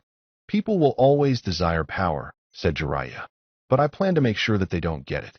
So I will be training Naruto so he can defend himself against anything that they throw at him. Anko lowered her head. This seems so unfair, she said. After everything that Naruto and people like him go through, there are still people out there that want to make it worse for them. Sadly, that's life, said Jiraiya. He'll just have to get used to having a target painted on his back. Later that afternoon, Jiraiya was looking through a telescope into a woman's apartment. Every now and then he would stop and write something in his notebook and then get right back to the giggling. Life was good for him right now. Then they showed up. What do you two want? Asked Jiraiya without turning around to face the elders. Jiraiya, began Hamaru. The village has survived this attack by Orochimaru. However, we sustained heavy losses. One of them was your sensei, Sarutobi. The Sand Village has sent us proof that they were tricked by Orochimaru and would like to ally with us. However, continued Karu, before we can do this, we need to stabilize our power by proclaiming a new Hokage. If we do not act quickly, other villages might attack us. There is only one person in the village who can fight against Orochimaru and can lead this village. That is you, Jiraiya of the Sannin. I decline, said Jiraiya without missing a beat. The two elders fought back their anger. For their plan to work, they needed the people to lose their faith in the Hokage system. Who better to do that than Jiraiya? They needed him to take the job. But isn't that what your sensei wanted for you? Asked Hamaru. Besides, there is no one else who has the strength to do the job. That is what sensei wanted, said Jiraiya. But not what I wanted. I'm too free-spirited for that job. But there is someone else who can do the job and do it better than me. My former teammate, Tsunade. The two elders thought about it. She wasn't what they were hoping for, but she was the next best thing. Her gambling and drinking addictions were well known. They could just see her gambling away the village's low funds or using them to pay off her debts. They could also see her attending meetings drunk and falling asleep at her desk. Hell, she was a much better choice than Jiraiya. I can do that, said Jiraiya as he wrote some more notes in his notebook. Very well then, said Koharu. Then we will send some A and BU with you. Nah, said Jiraiya as he waved them off. Those guys would just slow me down.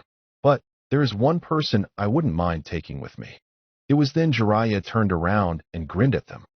Naruto was walking through the village towards the ramen stand. After 3 helpings of fruit salad, he needed some ramen. Hiding behind a street post was Hinata as she watched her crush. She smiled as he stopped to talk to Konohamaru. He's so sweet, said a voice nearby. Yeah, he is, said Hinata. She then blinked, and she turned her head. Staring right back at her was the explosive loving Nin, Michi. She was hiding behind a stack of wood across the street, and, in addition to her normal attire, was wearing a Chunin vest. What are you doing here? What are you doing here? Asked Michi right back at her. I live here, said Hinata. Behind a pole, said Michi as she blinked. She then raised a hand to rub her chin. I thought that the Hyuga clan was loaded or something. I mean, live here in this village, said a red-faced Hinata. Now, why are you here? Oh, said Michi. Well, I got promoted, and now I'm the ambassador between our 2 villages. That means I'll be spending more time here. Okay, said Hinata. So why are you following Naruto?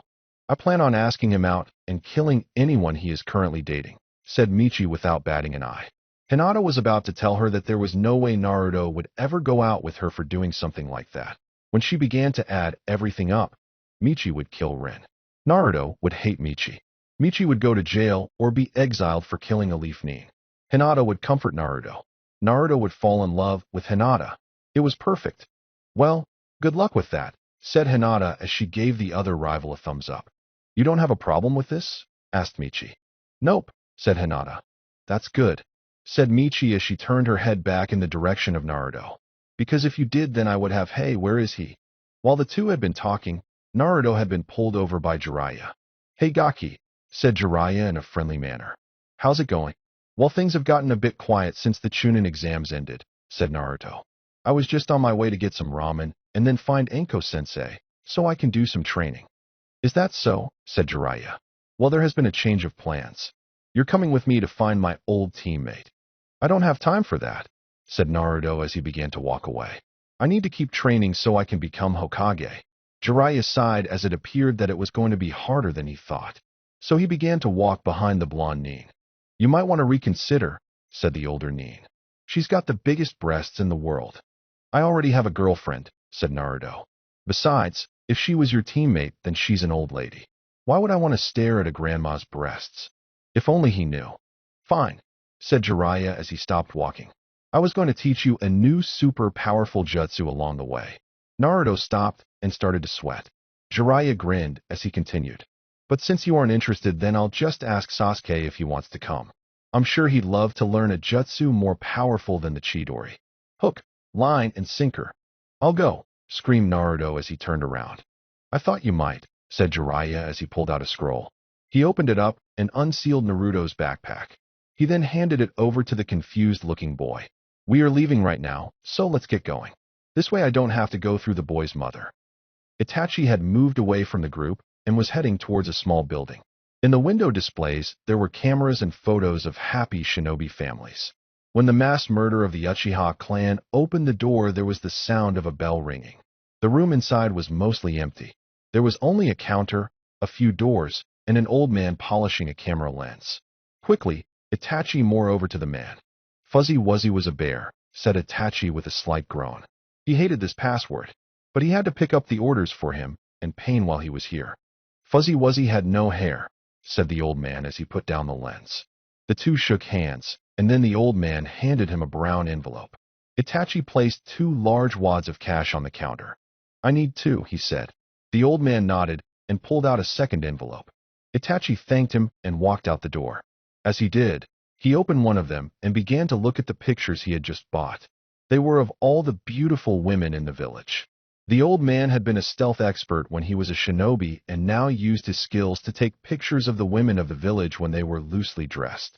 He would then sell them for a very nice profit. The first shot was of Kurenai while she was trying on lingerie. Then there was a picture of Yugao taking off her Yinbyu attire. The picture of Hana, very nice. Anko, well, it just showed her without her trench coat on. I now Pain-sama will be pleased, said Itachi as he put the pictures away and hid them in his cloak. He then made his way to the dango shop, where he was to meet the other. As he sat down, Kakashi stopped by the entrance. Shortly after that, he began to speak to Kurenai and Asuma. Their conversation ended when Sasuke showed up. Let's go, said Itachi once they had all left.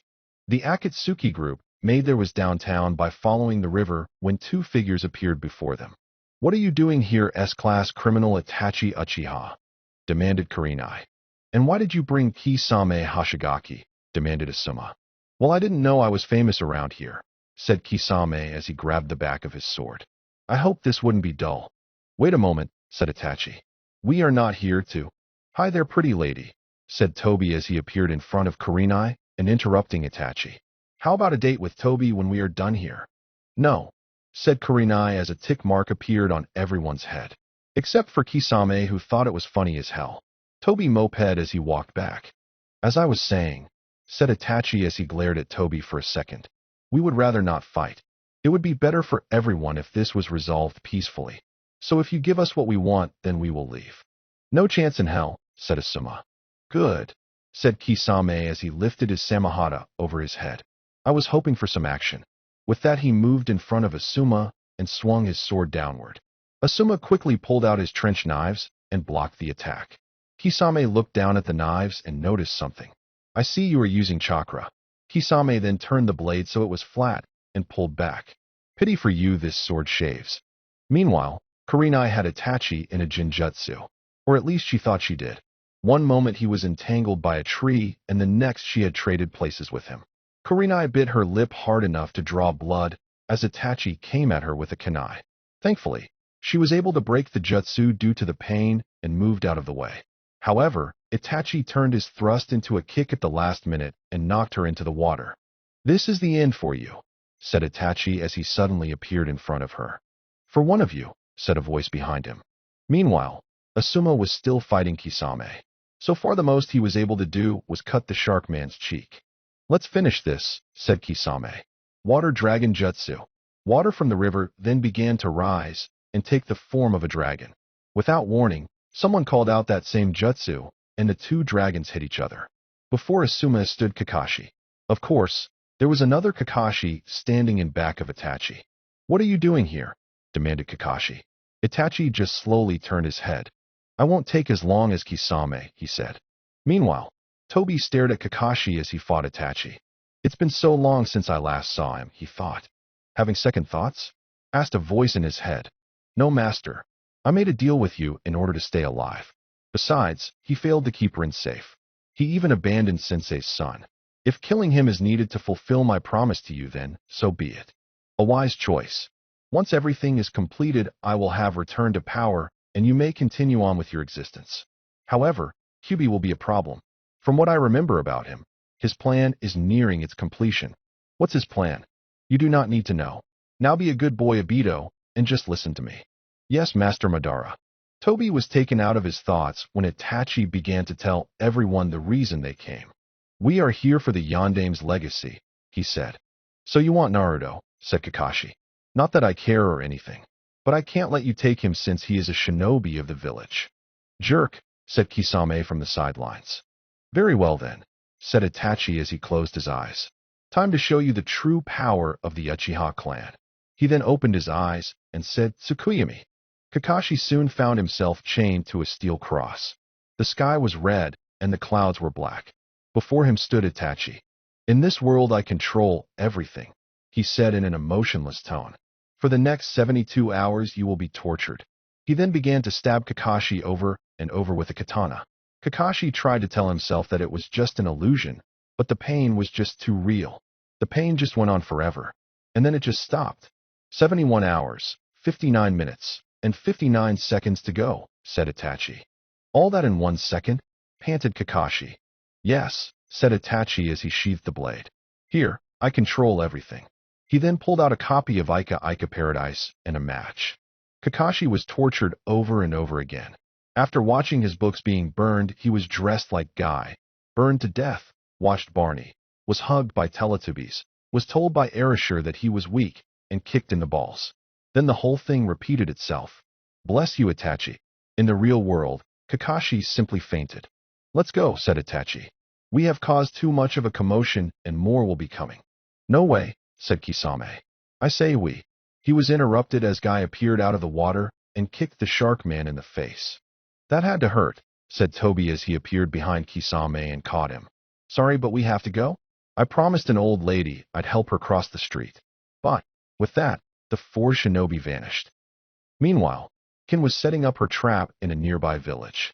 A scout had told her that her target would be heading this way.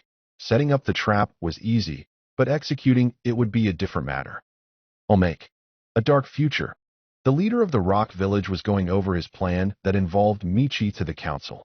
You see, if we can get the son of the yellow flash on our side, we will also have access to his jutsus and the Shikatsumiyaku. Just imagine what would happen if we mixed that with Michi's powers. Have you thought about it? Asked the councilman. The leader of the rock Neens closed his eyes. In his mind, he saw 2 blonde-haired kids playing tag. Then, they decided to spice things up. One of them pulled out a bone from his arm and threw it at the other. When it hit him, it exploded.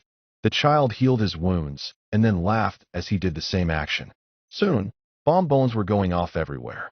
His mind then took him out of the village as a mushroom cloud appeared in the center and destroyed it. Now that I think about it, he said with a gulp, maybe it isn't such a good idea. Momiji had just arrived home from work when she noticed that something was off. Pulling a bone blade from her shoulder, she began to search the house very carefully. Room after room, she found nothing out of the ordinary. When she got to the kitchen, however, she found a small green toad with a scroll attached to its back. She moved over to it, and before she could take off the scroll, Rin came through the door. Mrs. Uzumaki, have you seen Naruto lately? She asked. He was supposed to meet me for lunch, but never showed. Momiji's eyes widened for a moment before narrowing dangerously as she turned to the toad. The poor little creature just gulped as it looked into those angry eyes. He better not have done what I think he did, Momiji said as she snatched up the scroll and opened it up. She then began to read it aloud. Dear Momiji, how are you this fine day? I bet you are as lovely as ever. I am writing to let you know that I have been assigned an important mission by the elders to make Tsunade the next Hokage.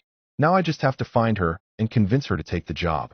On my way out, I thought that it would be a good idea for me to bring Naruto along. Don't worry, I'll be seeing to all of his training. He'll be stronger than ever by the time he comes back. And who knows, he might meet some new lady friends. Momiji stopped reading. I'll kill that hentai. He probably grabbed Naruto and ran out of here. She then looked at the rest of the letter. By the time you begin reading this, I will be far away and quite safe from you. Have a nice day. He does know that he has to come back sooner or later, said Rin with a deadpan expression. I mean, he has to escort her back and bring Naruto back as well. Or, if he fails to bring back Tsunade, he'll have to become the next Hokage. Rin shuddered. I don't want to be here when that happens. Nor do I, said Momiji as she began to plan for their return. She had to think of the right way to welcome Jiraiya back. Elsewhere, the four members of the Akatsuki were watching the duo walk down the road from on top of a hill some distance away.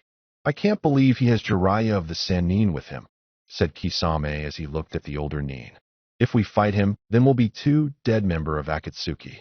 Do you have a plan, Itachi? Hi, replied the Uchiha. We need to separate them. Lucky for us Hey, where are Hisaime and Tobi? Kisame shrugged. He then looked in the direction of Naruto and Jiraiya and saw the two of them some distance from the targets with shovels. I see them, he said. What the hell are they doing?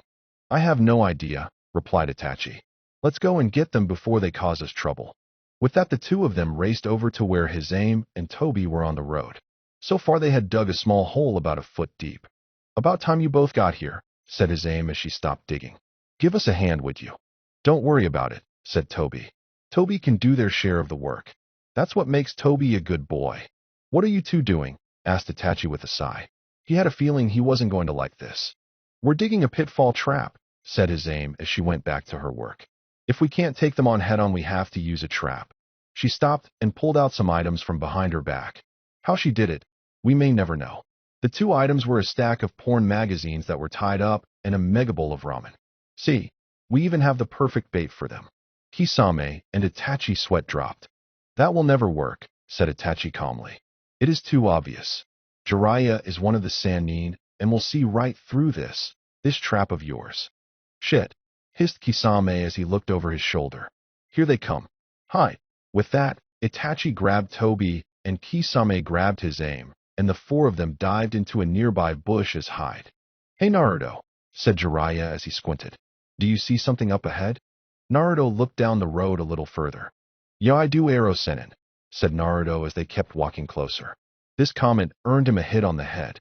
Don't call me that, he said. Then Jiraiya looked more closely and was finally able to identify what they were looking at. Naruto did the same. Then, at once, their eyes became hearts. It's porn ramen, they said at the same time as they made a mad dash for the items that Hisaime and Tobi left out. They, along with Itachi and Kisame, could only gap as they watched the two fools grab the intended bait. I can't believe that someone would just leave a mega ramen bowl lying around, said Naruto as he lovingly rubbed his cheek against the bowl. Don't worry, ramen. I'll make sure we are never separated until I eat you all up. How could someone do this to quality porn? Said Jiraiya with tears streaming out of his eyes. It's a sin, I tell you, a sin. Well, their sin is my reward. Let's go, Naruto. With that, they picked up their treasures and walked right into the little hole. Sadly for them, they landed face first. Hey, who put this here? Demanded Naruto. I'm an old man, yelled Jiraiya into the air. If I ever get the punks who did this, I'll make them sorry. With that, the two continued into town. Once they were out of sight, the four hiding in the bush came out with their mouths hanging. Well, except for Toby since they couldn't see his face. I can't believe it, said Itachi. They how why me? I guess we'll have to try our luck in the village, said Kisame.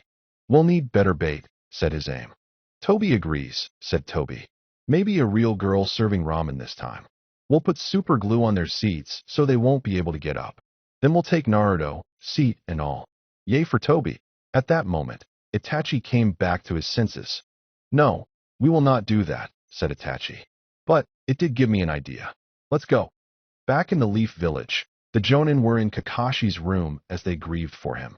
Whatever Itachi had done to him, it seemed to be long-lasting. All Kakashi did was stare into space. So, what do we do now?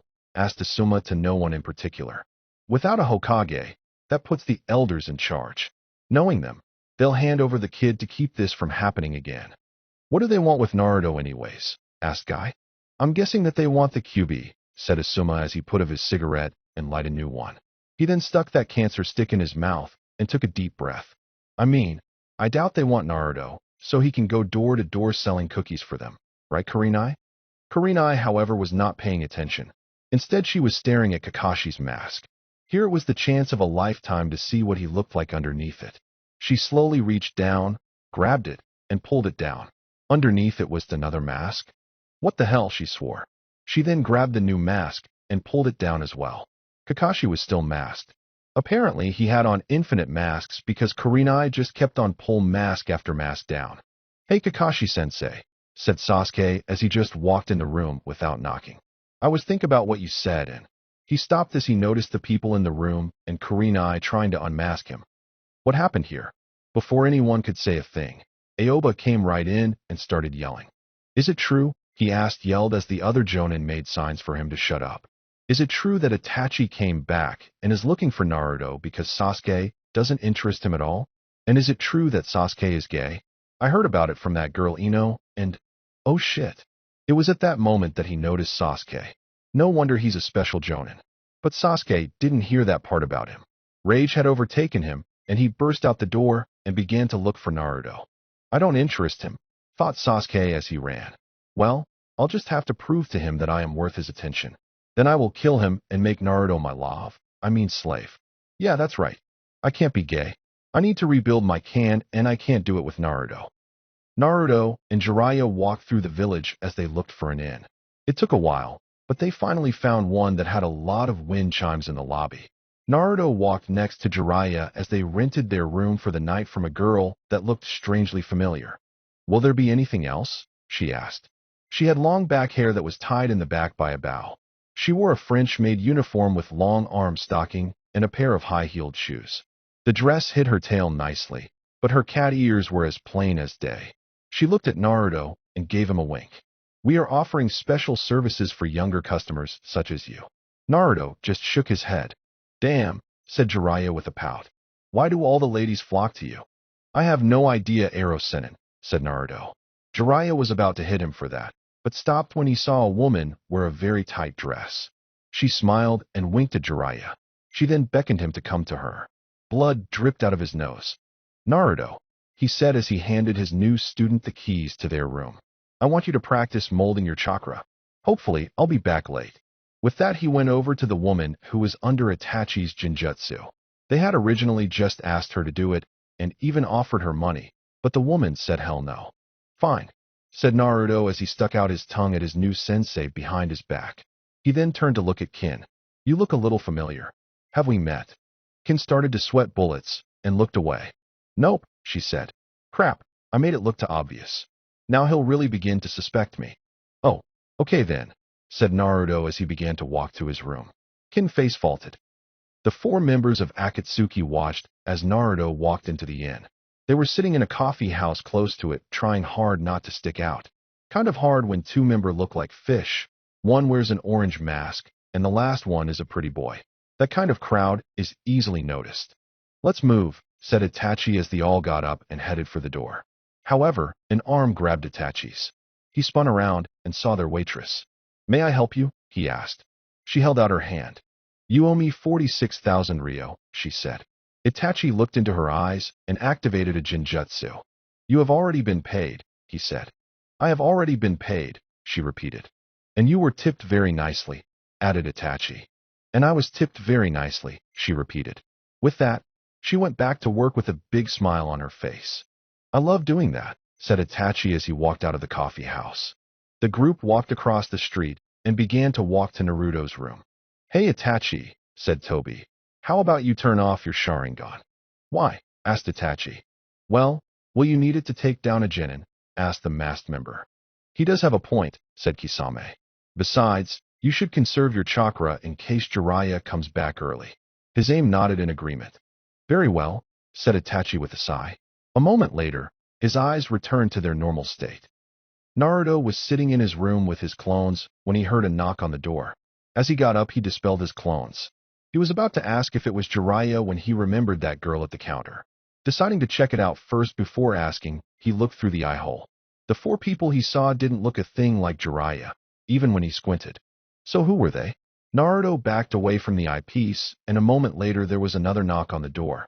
They all wore the same outfit, so that meant they were all together. They either belonged to some door-to-door company, or they were a nutty religious cult trying to get him to join. He thought about just telling them to go away when an idea popped into his head. He couldn't help but smirk. "This is taking forever," whined his aim. "Can't we just break the door down?" Kisame grinned and grabbed the handle of his sword. However, Itachi stopped him. "We can't create a racket like we did in the Leaf Village," he said calmly. "We'll do this my way." "Fine." Kisame sulked as he let go of his sword. Itachi then went to knock once again when the door burst open and a woman around Itachi's age looked at them with tears in her eyes. She had blonde hair that was tied into pigtails and a very nice chest. She was wearing a simple white dress. However, she looked very tired and a little dirty. Before Itachi could say anything, she began to cry. "Please tell your boss I'll have the money soon," she cried. "I know it's late, but he doesn't have to overreact and send Shinobi after me." I think we have the wrong room," said his aim. Itachi sighed. "Listen," he said, "we know." "Yes," she said, cutting him off. "I know you know I owe a lot of money. I try, I really do. But my good-for-nothing husband sends it all on alcohol and gambling. He even brought home another woman." She stepped aside so the four of them could see a man sitting on the bed drinking booze with a cute redhead next to him. He wasn't always like this. But after he lost his job, he began to act like a good-for-nothing drunk.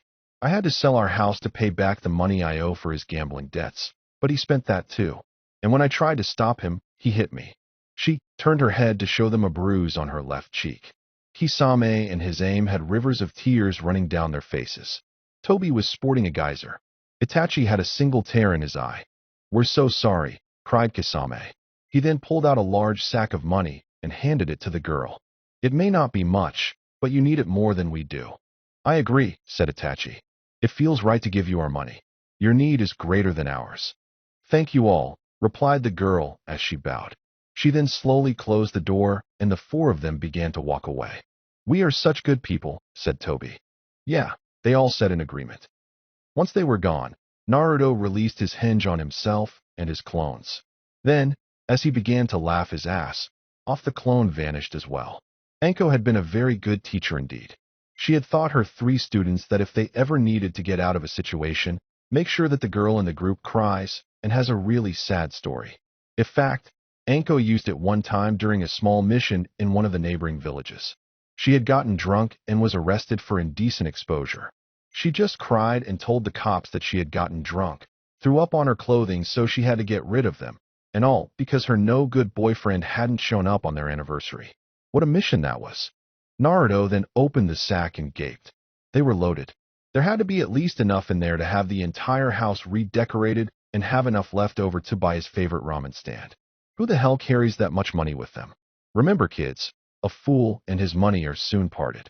"Then, Naruto!" shouted Sasuke as he came flying through the window.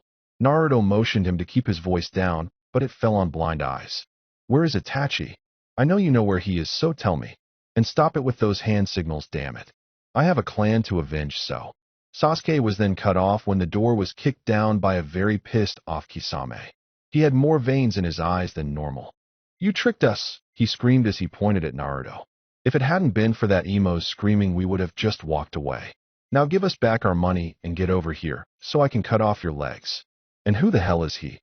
"That is my little brother," said Itachi with his Sharingan activated once again. "Naruto, the only reason you fooled me was because I didn't have my Sharingan activated. But now I will make you pay." "Itachi, the only one you will be fighting is me," snarled Sasuke. "Naruto is nothing compared to me." "To be honest, the both of you are nothing compared to us," said Toby. Sasuke glared at him. "Shut it," said Sasuke. He then stared at Itachi. "Fight me now." "Hey Itachi," said his aim as she stepped forward. "How about you let me take care of Naruto while you have a family reunion? I mean, it doesn't look like he'll be backing down." "Very well," said Itachi as he closed his eyes. His aim grinned like a maniac and then ran right to Naruto and grabbed him, taking him out the window and onto the neighboring roof. "Toby will go too," said Toby as he vanished as well. His aim let go of Naruto as she jumped back and pulled out her swords that once belonged to the lightning wielder of the seven swordsmen. Naruto tossed off his jacket and pulled out two bone blades from his shoulders. The two of them got into their fight stances. For a moment, neither one moved. They sized the over one up and looked for weaknesses. "This will be fun," said his aim as she charged at Naruto with an insane grin. She brought her swords down in an X pattern, and Naruto managed to block the attack. Soon they were in a power struggle. "I was right. You do have the Shikatsu Myaku. This is so much fun." She then jumped back and brought her swords together. A ball of electrical energy began to form, and she threw it in the direction of Naruto, yelling, "Lightning ball!" Naruto stood there like a deer caught in the headlights and was hit. He screamed in pain as a current of electricity surged through his body, and he fell to the ground. As he fell to the ground, Toby's Sharingan activated. Inside Naruto's mind, Madara walked up to the cage that held Kyuubi. The red eyes of Kyuubi looked back at him. "It has been a while, hasn't it, Kyuubi?" said Madara with a light smirk. "I haven't seen your furry face since you were rejected by the others. Tell me, how does that feel after all this time?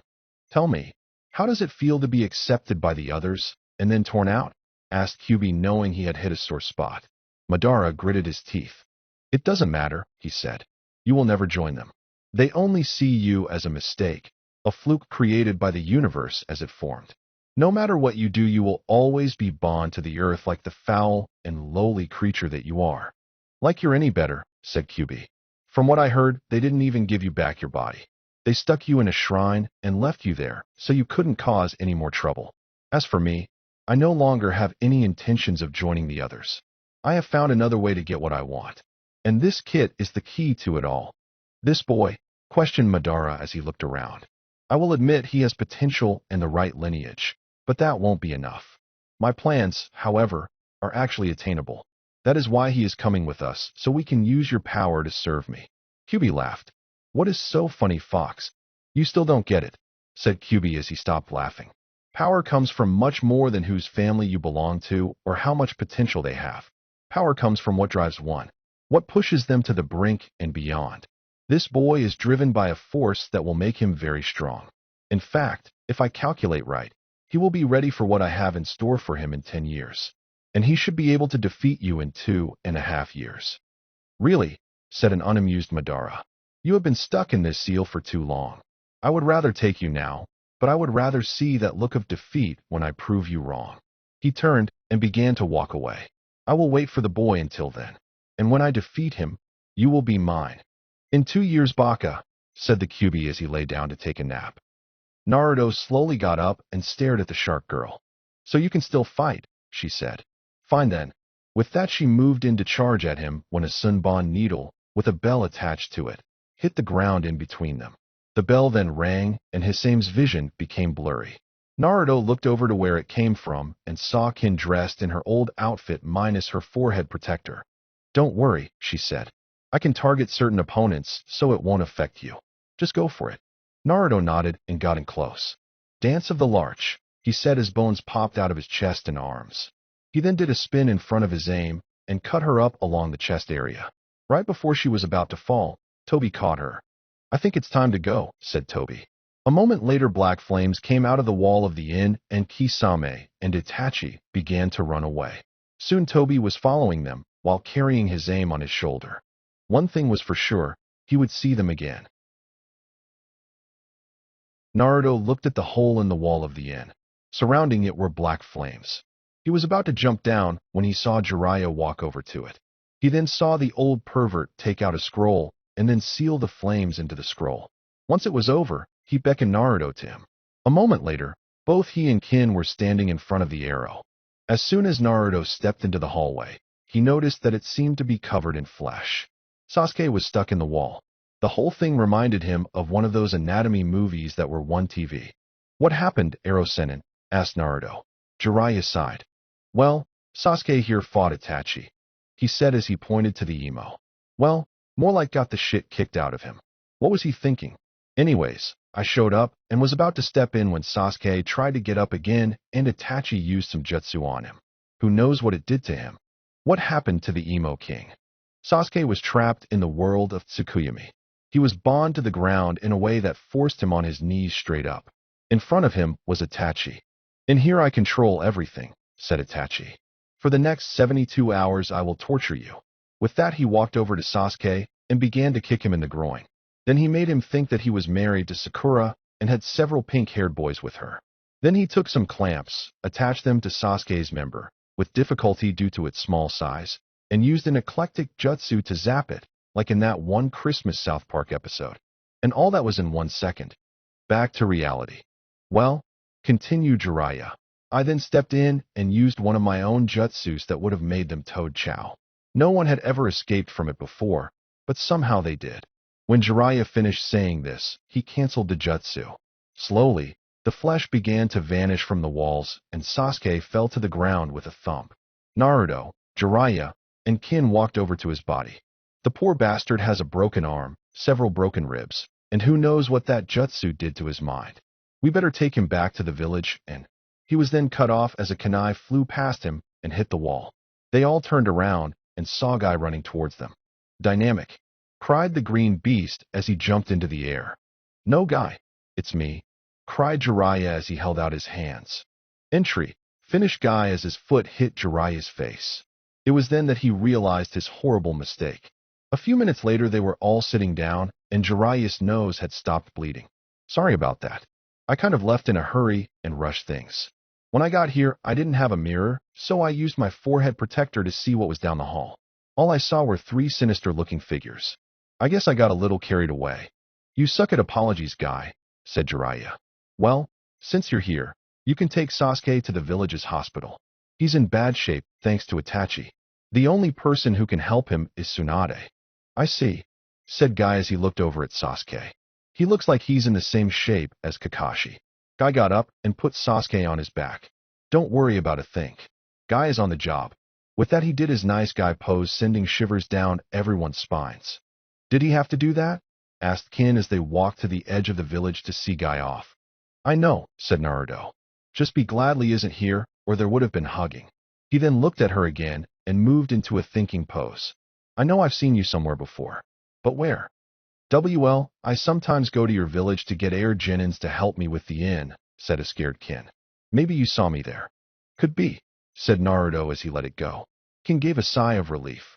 She had only met the blonde during the first exam. He was knocked out during the second part. Right now she had to do her job and make sure that he stayed alive so she could produce children that carried his bloodline. It was that or be killed by Orochimaru.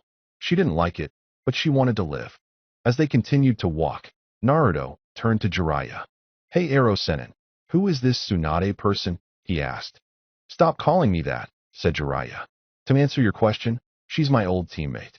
She also happens to be the world's greatest medical nin, as well as the world's biggest gambler. Naruto gave him a nod, and then turned to Kin. Sorry about your inn, said Naruto. I got some cash from those guys so I could use it to pay for the damage.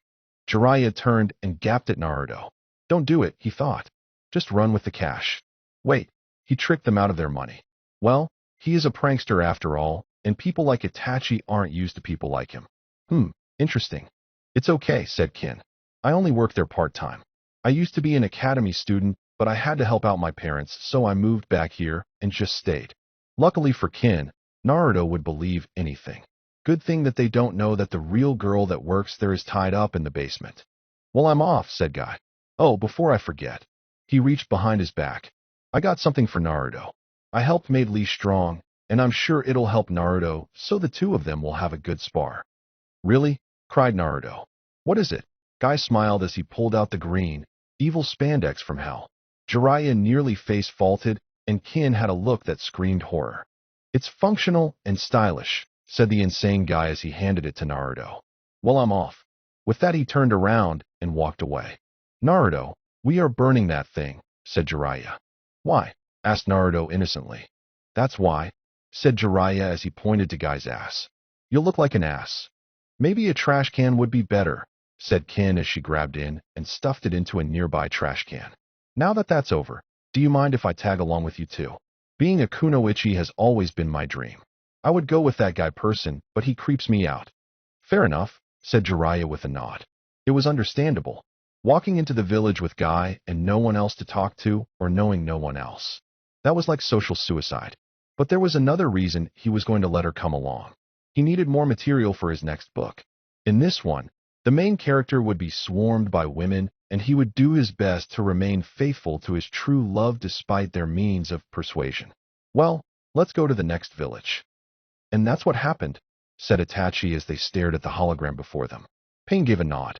After the four had ran away from Jiraiya, they had stopped at a valley some distance away to allow Itachi time to regain his strength. While they waited, they decided to inform Pain, the leader of the organization, about what had happened. I see, he said as he sipped some tea. If I had known of Jiraiya's presence, I would have sent more people to help. No matter. I will contact you with your next mission. Oh, and Itachi, did you pick up my order? Kisame turned to Itachi and gave him a bewildered look. Hi, Itachi said. Good, said Pain. Give it to Toby. He will make the delivery. Excuse me, Leader-sama, said Izame. I was wondering if I could become a full member. But Toby was promised the next slot, cried Toby. Mused Pain as he sipped his tea. I'll make you a deal. If you can get us QB before I send Itachi and Kisame again, I'll let you become a full member. Thank you, Leader-sama, screamed Izame in a fangirl-like fashion. However, said Pain as his hologram image set down his cup. If you fail, I will have you killed. His image then covered the entire field. Is that understood? He roared. Hi, stammered Izame. I won't let you down. And with that she left, leaving behind only a cloud-shaped after-image. Do you think that was wise? Asked Itachi. Itachi then felt a tug on his cloak. He looked over and saw Toby with an open palm. Wordlessly, he handed the package to Toby, who also took off. Might as well, said Pain. She gets him, then I say she deserves to be a full member. Think of the death threat as a form of motivation. I will contact you again with the time of the QB's capture. Pain then undid the jutsu that activated the hologram. He turned around and saw Toby with the package in his hand. Wordlessly, it was handed to him. So when do you want to go after him again? Asked Pain as he put the package away under his cloak. He couldn't wait to see the will of fire in these ladies. I told QB that I wouldn't go after him for another 2.5 years, said Madara. Is that wise? Asked Pain. The others won't allow you to rejoin them that easily. It seems you have gained a fair understanding of them since I explained them to you, said Madara with a laugh. No, they won't. However, they are not all seeing, and I doubt that they know I have escaped. Blue might suspect something. Pain nodded. He was the one who originally opposed you joining them. Is that right? Yes, said Madara. He was also the one who had me sealed away. If the last Great War hadn't taken place, then I would still be stuck in that cave. It was only by chance that the seal broke in that cave in, and a suitable vessel was around. Or perhaps Black had a hand in it. Whatever the case may be, they have not stopped any of my attempts so far. Once I have all 9 of the anomalies, I will have enough power to force my way back into their ranks and destroy them. Do not forget about what you promised me, said Pain. That machine you built will allow me to take the remaining energies and create a jutsu that will end the pain from this world. I will keep my word, said Madara with a chuckle. After all, it would be stupid to lie to a god. And don't you ever forget it, said Pain as he turned to look at his conquered village. I am the god of love and peace that will destroy all the evil from this world. Baka, thought Madara. Go on believing in that shit all you want. It makes you all the easier to control. Kin glanced over at Naruto as they continued their journey to get Tsunade. She had to admit he wasn't bad looking. It could have been worse. She could have run into the Uchiha and had to sleep with him. Right now, she had to concentrate on her mission, have his children for future vessels for Orochimaru. If she failed, he would kill her in a heartbeat. "Hey Kin, are you all right?" asked Naruto as he noticed her cat ears drop and her face looking a bit depressed. "Oh, it's nothing," she said quickly. "Well, we're here," said Jiraiya. It was then that they noticed that they were at a festival. "We'll be staying here until it's over and do some training. But for today, why don't you kids have some fun?" "All right," cheered Naruto as he set down his bag. He then pulled out his froggy wallet and the money he stole from the Four Stooges. "I got so much money I can do whatever I want." "Hey Naruto, can you hand that to me?" asked Jiraiya. Before Naruto could answer, Jiraiya grabbed his money, took out several bills, gave them to Naruto, and kept the rest for himself. "That should do it." "Hey, give me back my money," demanded Naruto. Jiraiya shook his head. "Naruto," he said, "there are 3 evil vices that all shinobi must be aware of. They are women, alcohol, and money. Take Tsunade, for instance. Because of her gambling debts, she has to go on the run constantly. Her gambling has destroyed her life. Since you are young, I must help you from going down the same road that she has." "I know about those," said Naruto. "I already have a girlfriend, so I don't have to worry about that, or so he thinks. I'm underage, so I can't drink. And I worked hard for my money, so I'm not going to spend it all. So give it back." "Nope," said Jiraiya as he tossed his bag at Naruto. "I'm going to start looking up information. If you need to find me, summon one of your foxes and have them sniff me out." And with that he walked away. "I'll never get him," said Naruto with a sigh. He then turned to Kin and gave her a smile. "So, where do you want to start?"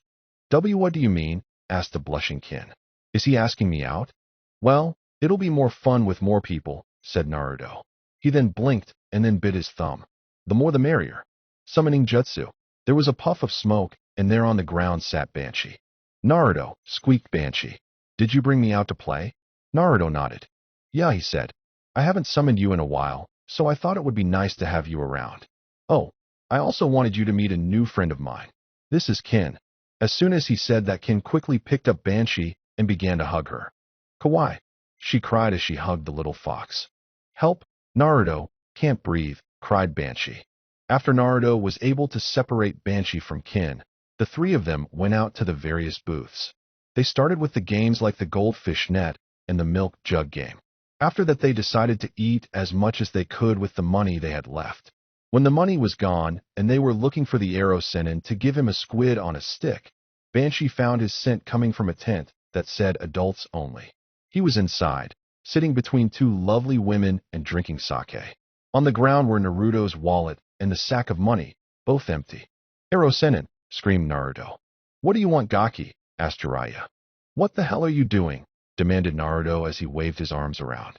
"What about those 3 vices? You are breaking all 3 at once." "Well, I'm older," said Jiraiya. Naruto was about to say something when the squid he was holding slipped out of his hand and hit the white suit of a man coming into the tent. "You little brat," said the man. "You're going to pay for that. This suit cost a lot of money." "I'm sorry," apologized Naruto. "It was an accident." "Well, you better pay up the dough," said the man's partner. "That suit cost a lot of money. Also, bro happens to be a famous missing nin from the Rock Village. He's ranked B in the bingo books." "That's it," laughed Jiraiya as he got up. "You're just a weakling. Why don't you run along home?" "You're dead," screamed the missing nin as he charged at Jiraiya. Jiraiya created a sphere of chakra, and when the foolish missing nin go to close Jiraiya, slammed it into his chest. The man then went spiraling out the tent and landed on a booth that was selling water balloons. Jiraiya then walked over to him. "You're Jiraiya of the Sand Nin?" he exclaimed. Jiraiya smirked as he reached down and took the man's money. "Hey," he said to the balloon vendor, "I want to buy all of your water balloons." "I'll make a new hire." Orochimaru had decided to conduct some interviews. After many hours of listening to so many people who were wannabe villains, he had narrowed it down to 2 people. They both stood before him to fight for the position. "Okay," said Orochimaru. "Tell me, what's the worst thing you have ever done, Mr. Voldemort?" "That's Lord Voldemort," said Voldemort. "I have killed hundreds of Muggels and ruined thousands of lives. I killed my father and his family. I even killed people so I could rip my soul apart so I could cheat death. So then, said Orochimaru, what's your biggest defeat? That would have to be the first time I failed to kill the Potter boy when he was a baby, answered Voldemort. You couldn't even kill a wee baby, said Fat Bastard. You're nothing compared to me. I ate a baby. Baby, the other white meat. Voldemort just stared at him. That is sad, said Orochimaru as he looked over Voldemort's record. You also failed to kill him on several other situations. Many of those you could have done it in a heartbeat. Well, I began the evil wizard, but was cut off as Fat Bastard began to sniff him. Hey, you're kind of frail, said Fat Bastard. Kind of like a baby. He then began to lick his lips. In the end, Fat Bastard got the job and Voldemort was never seen from again. It was early morning, but Rin was wide awake as she waited for the mail to come. It had been almost a month since Naruto left, and she deeply missed him. Ever since he had left, both she and Momiji had been working with the fruit that the Sand siblings had sent, making applesauce, apple pies, fruit salads, jams of all kinds, strawberry tarts, and so much more. If Naruto was still here, he could have used the shadow clone to give them a hand at the very least.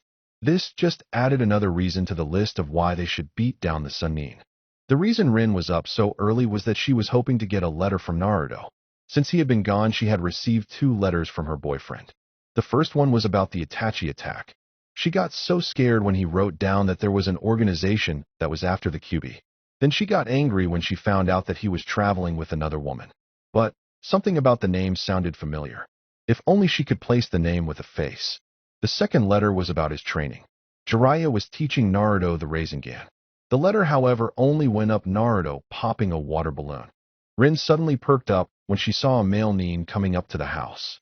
In a mad dash, she went over to the front door and almost knocked it down. Mail for Rin of the Leaf Village, said the male Nin with a sweat drop. He handed Rin the letter, and she almost ripped it out of his hand. Ah, have a good day. Rin opened the letter and began to read it. Dear Rin, how have you been? I really wish you were here.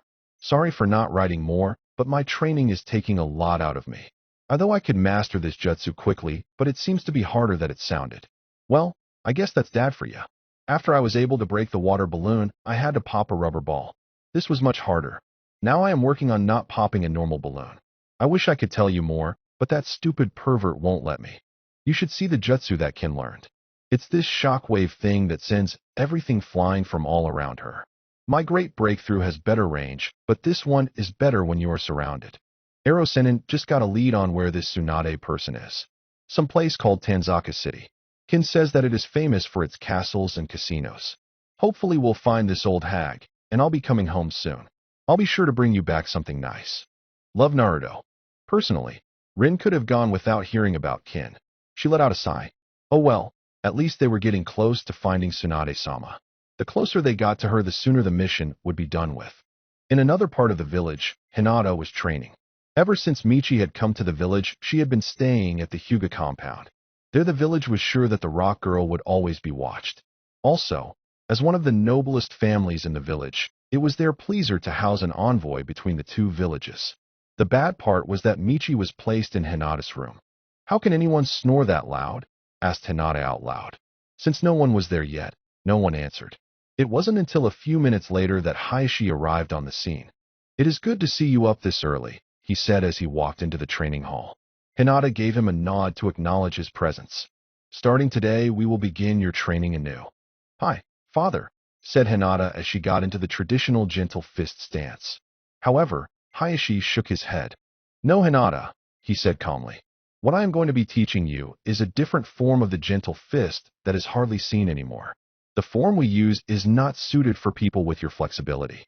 Therefore, I will be teaching you the split palm instead. Now let's go over the basics. Elsewhere, Momiji was in the hospital waiting room reading a magazine when Anko walked into the room. Mrs. Uzumaki, how are you? Asked Anko as she sat next to her student's mother. I've been better, she replied. I'm late, so I decided to get a checkup. Same here, said Anko with a surprised look. A few minutes later, both women were taken to see their doctors. Several tests were run, and then they were sent back to the waiting room. 1 hour later, both Momiji and Anko got the results from the tests. What? Screamed both women when they heard the joyful news. Did anyone else hear that? Asked Naruto. Jiraiya, who did hear it, started to sweat at the sound of Momiji's voice. "Hear what?" asked Kin. "It sounded like my mom and sensei," replied Naruto. "You must be hearing things," said Jiraiya as he began to look around for the woman he feared. They were now in Tanzaka City on their search for the legendary medic. Naruto was working on the last stage of the Rasengan while Kin carried Banshee. Jiraiya directed their focus to the casinos first and later the bars. Oddly enough, wherever they went, people started winning. It was as if one of them was super lucky. It wasn't until Naruto bought an instant win ticket and won the jackpot that Jiraiya began to suspect him. Later, Naruto suggested that they check out the castle. There they would be able to get a better view of the city, not to mention the tourists that went there. One of them could be Tsunade herself. However, "Where is it?" asked Banshee as she looked where the castle should have been. "I have no idea," said Jiraiya. The old pervert motioned them to follow him, and they began jumping from roof to roof heading toward where the castle should have been. Along the way, they spotted a crowd of people who were running in the opposite direction. "What's going on here?" asked Jiraiya to one of them. "A monstrous snake destroyed the castle," the man screamed. "Run, we're all going to die." Then went back to running and screaming like a little girl. When she heard the snake part, Kin's body turned pale and white. "What is he doing here? Is he checking up on me or something? I can't let him think that I am failing, or else he will kill me for sure. Or worse, he'll send me back to that lab, and I'll be used as a lab rat and then killed." "Hey Kin," called out Naruto. "Are you okay? You look a little spaced out." "You're wrong, Gaki," thought Jiraiya. "That girl is scared out of her mind. The question is why? Is it because she has a fear of snakes, or is it because she is working for Orochimaru? Well, a good shinobi keeps his friends close and his enemies closer. I'll wait before making any final decisions about her." "I'm fine," lied Kin after taking some deep breaths. "Let's keep moving, all right?" Jiraiya nodded, and the group continued to their destination. However, they found only rubble. "We missed her," said Jiraiya. "Let's keep moving." Later that night, the group was moving through a dirty section of the city. After the castle, they had gone from one side of the city to the other. They checked out every casino and hotel that they could. Yet, they found nothing. "Hey, Erosenin," yelled Naruto. "What is it, Gaki?" snapped Jiraiya as he turned to face his new pupil. "When are we going to get something to eat?" demanded the blonde. "We're starving here." Jiraiya was about to say something when his stomach growled. "I guess it wouldn't hurt," said Jiraiya as he turned his head to face a bar. "Let's go in here." "But we're not old enough," said Kin. "And that's a bar," yelled Naruto. "How about some real food like ramen?" "Baka," said Jiraiya. "I'm not telling either of you to drink. Just snack on some peanuts or something. Besides, bars are a great place to get information. You just want to get drunk and pick up women," said Kin, Banshee, and Naruto at the same time. This caused Jiraiya to face fault. "Let's just go in," said Jiraiya as he walked into the bar. The place was packed, full of people who were either crying over how much money they had lost, or they were celebrating the fact that they had won big time. Sadly, the majority of them happened to be losers. Sad fact of life and gambling. Jiraiya's eyes scanned the room until they fell upon a busted blonde-haired woman. Next to her was a black-haired woman who was holding a pig. As soon as she saw them, she stood up. Jiraiya then pointed at her. "Tsunade," he shouted. "Jiraiya?" questioned Tsunade. "What the hell are you doing here? Is she really 50? Naruto whispered to Kin as Jiraiya moved to sit with the other Sannin. "I heard she was Jiraiya's old teammate." "She sure doesn't look like it," Kin whispered back. Soon everyone was at the same table. Banshee jumped out of Kin's arms and went to the top of Naruto's head while staring at the pig. Every once in a while she would lick her lips and drool a bit. After a few minutes of waiting, fish, sandwiches, and kebabs were served and everyone began to eat. "What a day seeing all these old acquaintances in the same day," said Tsunade. Jiraiya then filled up her cup with some more sake. "Orochimaru," said Jiraiya. "What did he want?" "Just to say hello," said Tsunade. However, Jiraiya didn't buy it at all. He had made way too much of a commotion just to say hi. Tsunade then brought out some cards and began to shuffle them. "So, what do you want with me?" asked Tsunade as she sent down the cards. "I'll get right to the point," said Jiraiya as he cut the deck. He then placed it back where it was. "Tsunade, the village wants you to become the next Hokage." Naruto then began to choke on the food he was eating. Everyone else just looked a little shocked. After a moment, no one said anything, and then Tsunade began to pass out the cards. Naruto finally get his food down his thought and began to watch the two of them with great interest. Have you heard about Sensei? Tsunade just picked up her cards. Orochimaru killed him, right? She said like it was nothing. I heard it from him directly. I can't take it, shouted Naruto. Who is this Orochimaru person? He was one of the Sannin like us, said Jiraiya calmly. What? Shouted Naruto. But weren't the Sannin leaf Nins that protected the village? Jiraiya, who is this Gaki? Asked Tsunade. Jiraiya chuckled. This is Naruto Uzumaki, he said. This is the Kyuubi boy? Thought Tsunade. You still haven't answered my question, said Naruto. Besides, why should she become Hokage? Naruto, be quiet, said Jiraiya in a tone that was serious. This decision was made by the council. She is the granddaughter of the first Hokage as well as the one of the legendary Sannin. Her medical powers saved many during the war. She is fully qualified to do the job. A Genin has no say in this decision.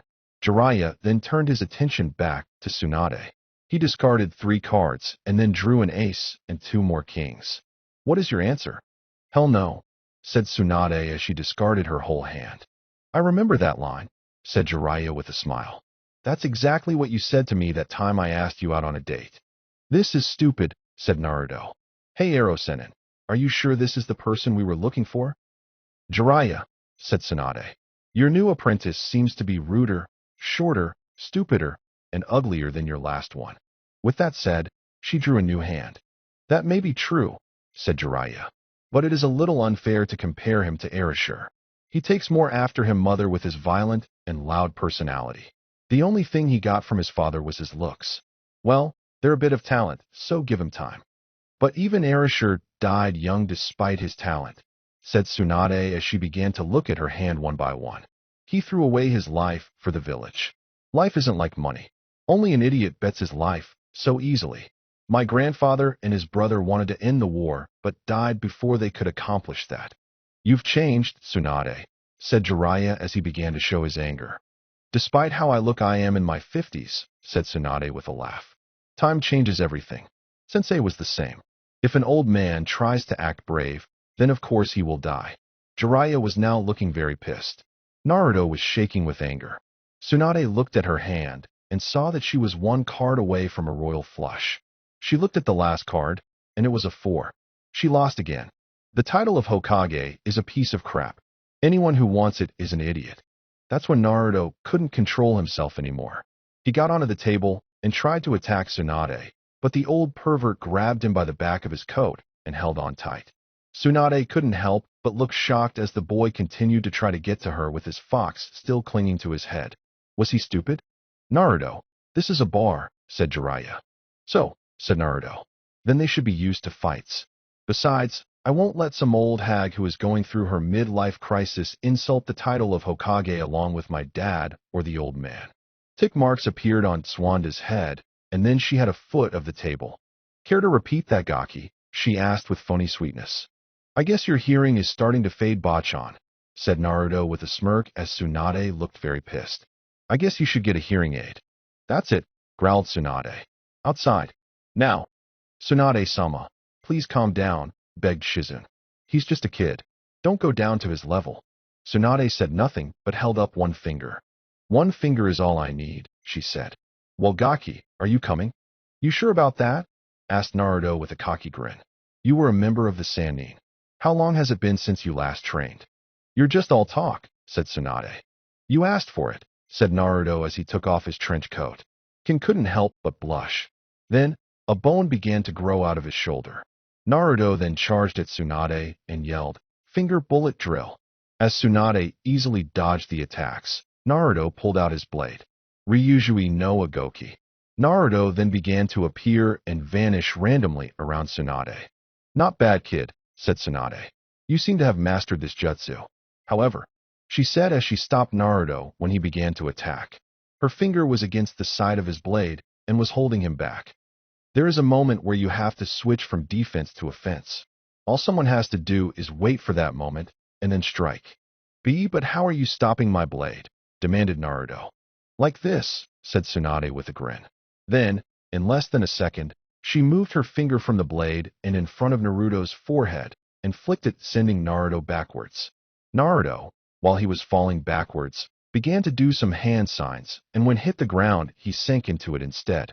Looks like he knows how to use his bloodline, said Tsunade. That would mean that. She was then cut off as a bone spike shot up in front of her. A moment later, Naruto's upper body came out of it and was about to stab her with the blade again.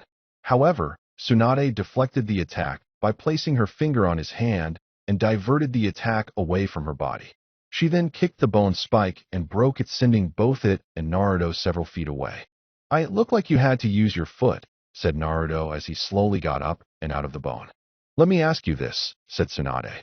Why do you care so much about the title of Hokage? I can understand the part about your father and sensei, but why the title?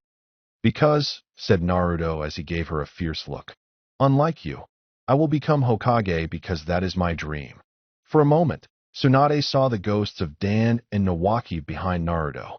Seeing this, Naruto decided to use the Rasengan. After forming the sphere, he charged at her. Seeing him in the nick of time, Tsunade thrust her finger into the earth and created a large crack in the earth that caused Naruto to be sent back. When the attack hit the earth, it left the imprint of a spiral. Jiraiya, why did you teach him the Rasengan? Demanded Tsunade. That's why this kid is daydreaming about being Hokage. I'm not daydreaming, said Naruto as he stood up. I'll have this mastered in 3 days. HMP, you said it, kid, said Tsunade with a smug look on her face. A man should never go back on his word. I agree, said Naruto. That's my Nindo. Then let's make a bet, said Tsunade. I'll give you 1 week. If you can perform the Rasengan in that time, then I will agree to become Hokage, and I'll acknowledge that you can become Hokage. I'll even throw in my necklace. However, if you fail, then you must give up on your dreams. Tsunade-sama, cried out Shizune. That's going too far. Fine, said Naruto. But you can keep the necklace. I have no need for that kind of stuff. Baka, said Jiraiya. That necklace was worn by the first Hokage, and you could buy an entire mountain with it. In that case, it's a deal, said Naruto. But Naruto, you might lose, said Kin. Please, said Naruto. I can do this. Besides, I heard that she never wins. Has anyone seen Taunton? Asked Shizune. Everyone turned to see Taunton running away from Banshee. I want bacon, yelled Banshee. As the week went by, Naruto trained like a madman. Shizune had tried to talk him out of it by telling him about the last 2 people who she gave the necklace to, but he refused to listen. He just kept training day and night. Kin stayed with him the whole time. Then on the eve of the last day, Kin brought Naruto to the room of Tsunade and Shizune. He just passed out, cried Kin. I didn't know what it was, so I brought him to you too. Tsunade picked him up and put him on the bed. She then began to check him out and found the problem. He is just suffering from chakra exhaustion, said Tsunade. He wore himself out, and now he'll be out for 2 days at least. Poor fool, he's lost. Tsunade-sama, are you going to go along with what Orochimaru has planned? Asked Shizune. Tsunade looked away. Then I will stop you.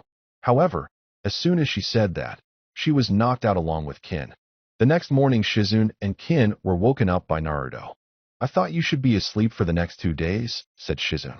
That's just the way my body works, said Naruto. All I need is 1 day of sleep, and I'm fine. That was when Jiraiya made his appearance. She drugged me, said Erosinin. Shizune then began to heal him as best as she could, and then informed them of the deal Orochimaru made with them. Heal his arms, and he would bring back her lover and little brother. After that, the group went out to find Tsunade, using Taunton and Banshee to sniff her out.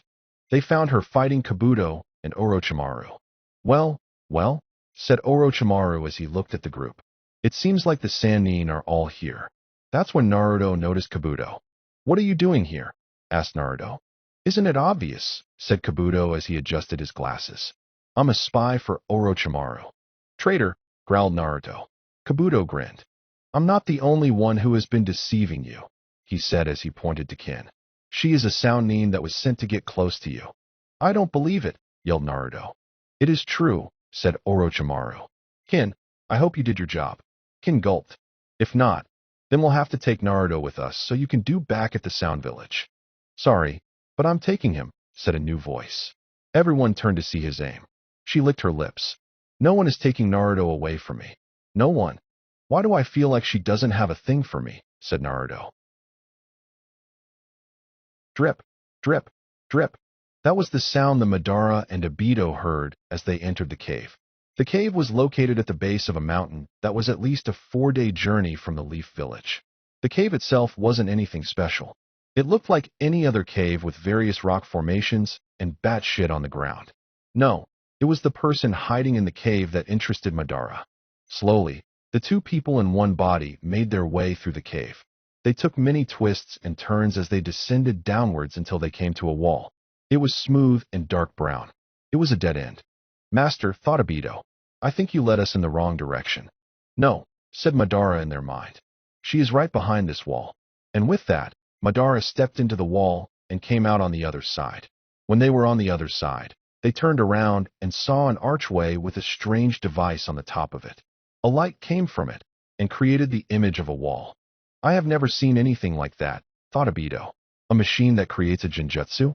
It is called a hologram, said Madara. In the time before chakra was used, people used machines to do what we do naturally. That is just one of our kind's past achievements. But the one who is using it is not of our kind. Then who is using it? Madara said nothing as they turned around again and saw what looked like a lab in the ill-lit room. There was a table with a few test tubes that were covered in spider webs on top of it. Also on the table was an old photograph of two kids. Although half of it was covered in dust, the image of a spiky-haired blonde could still be seen. There were other, more complex machines in the room, but the one that stood out the most was a device that was shaped like a coffin. It seemed to be made of glass and had several tubes that came out of it and were attached to another machine. The two walked closer to it, and Obito realized that it was about the size of a child. Then Madara spoke aloud. I know you are here, Silver, said Madara as he looked around. He was answered as two glowing red eyes appeared in the darker area of the room. There you are. And here I expected to find you still asleep. The machine detected you before you walked through the hologram, said the one called Silver. She had a slightly rough voice, but it sounded like that of a 13-year-old. And by the way, I no longer go by Silver. Got that, former Red. I am so sorry, former Silver, said Madara as he gave her a mocking bow. What are you doing here? Said Silver as she stayed in the shadows. Last time I saw you, you were being stuffed in a shrine. You, the only person in the other's history to ever break the rules by which we are bound to. Millions died because of you. Well, I got out, said Madara, and I got myself a host until I can retake my true form. But I have heard some interesting things.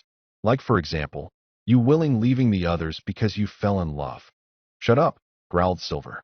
I don't blame you, said Madara as he continued. He was quite the charmer. All the girls had a crush on him. I'm surprised that his charm affected you. So you left the others and, in doing so, became your old self. What a stupid mistake seeing how ugly your body is. Don't say another word, said Silver as she breathed out each word. It was clever how you got close to him, said Madara. You used a genjutsu to hide your true form from him. But it didn't last.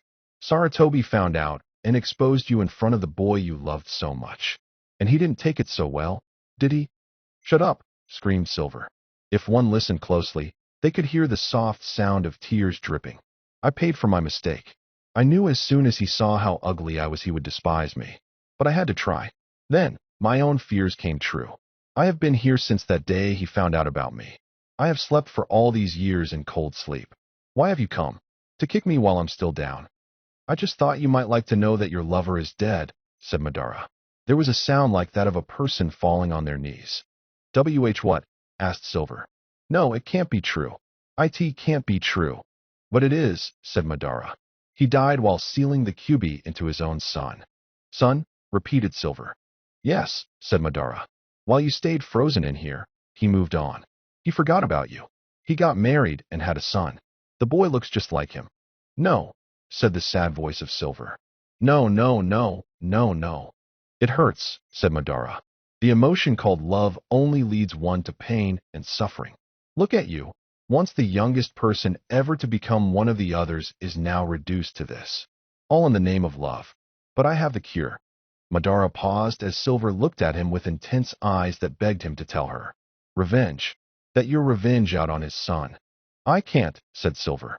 It is your choice, said Madara as he shrugged.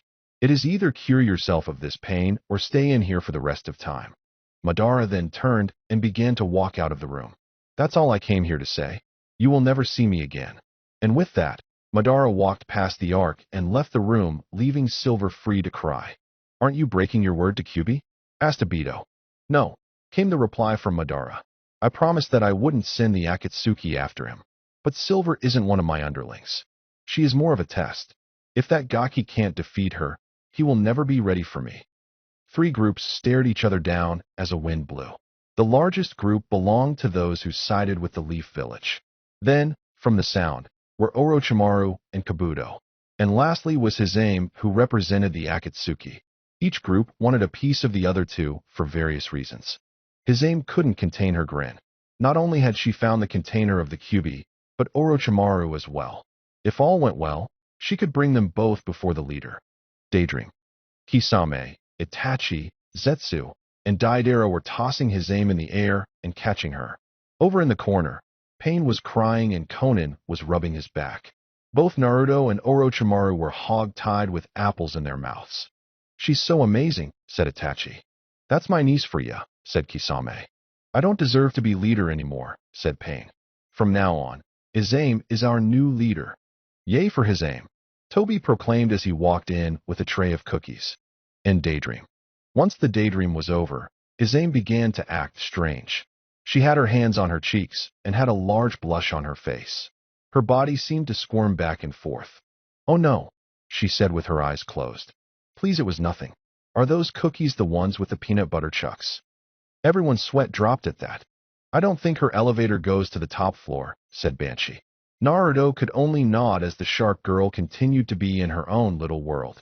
"Pay attention, Gaki," said Jiraiya. "We are in big trouble, and we need to protect Tsunade." Naruto turned to look at the elder medic Nin and was shocked at what he saw. She was on her knees and looked completely out of it. He then noticed that on her clothing were several splats of blood. He hadn't noticed this until now due to the presence of Orochimaru. "What's wrong with her?" asked Naruto.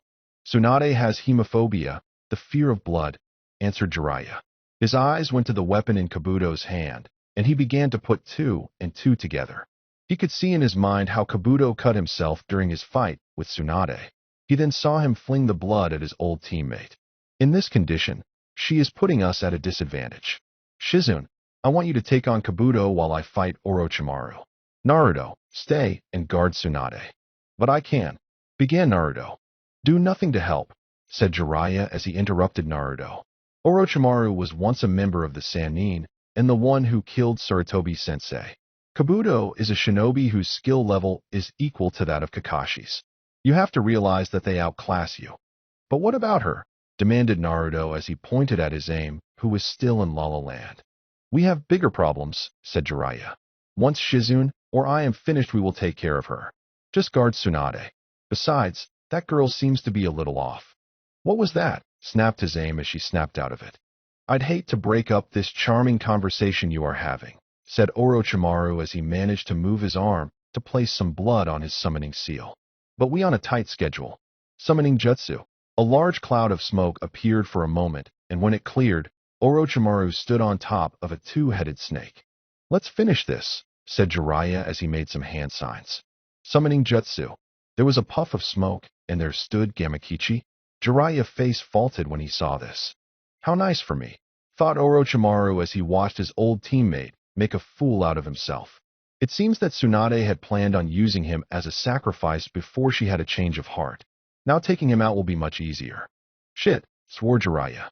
"My chakra is still messed up." Before he could say anything else, the snake lunged at him. Jiraiya saw this and jumped to avoid, as did almost everyone else who was nearby. While in the air, Jiraiya made some hand signs, and when he landed, he slammed both palms on the ground while yelling, "Swamp of the Underworld." The earth around the snake became soft and acted like quicksand as the snake began to sink slowly. The snake tried to fight it, but it was no use. It continued to sink until it was about halfway under, and then it just stopped. Jiraiya let out a grunt when he saw this. If his chakra hadn't been messed with, then the summoned snake would have been completely submerged. Only time could fix his problem, which meant he would have to stall. With that in mind, he leapt onto the half-sunken snake to engage Orochimaru in close-range combat. Unfortunately for Naruto, he had jumped too late when the snake lunged at them and was thrown back by the force. Personally, he was glad he wasn't eaten again. Sadly, The force had sent him back several yards, and he had landed on his stomach. Slowly he got on his hands and knees when he felt something press against his neck. Naruto looked out of the corner of his eye and saw his aim with one of her blades in hand. The other was in its sheath on her side. "This is too easy," she said with a sneer. "I had hoped that the vessel of the great Kyuubi no Kitsune would have been more challenging." "How did you find us?" asked Naruto. "Aren't you a curious little genin?" she said. "It was simple, really. After our first encounter, I went from village to village looking for clues. Then I read in the newspaper that a demon had destroyed the castle in Tanzaka town. I figured what the hell and came here. As soon as I got here, I saw Orochimaru and Tsunade in the middle of the street.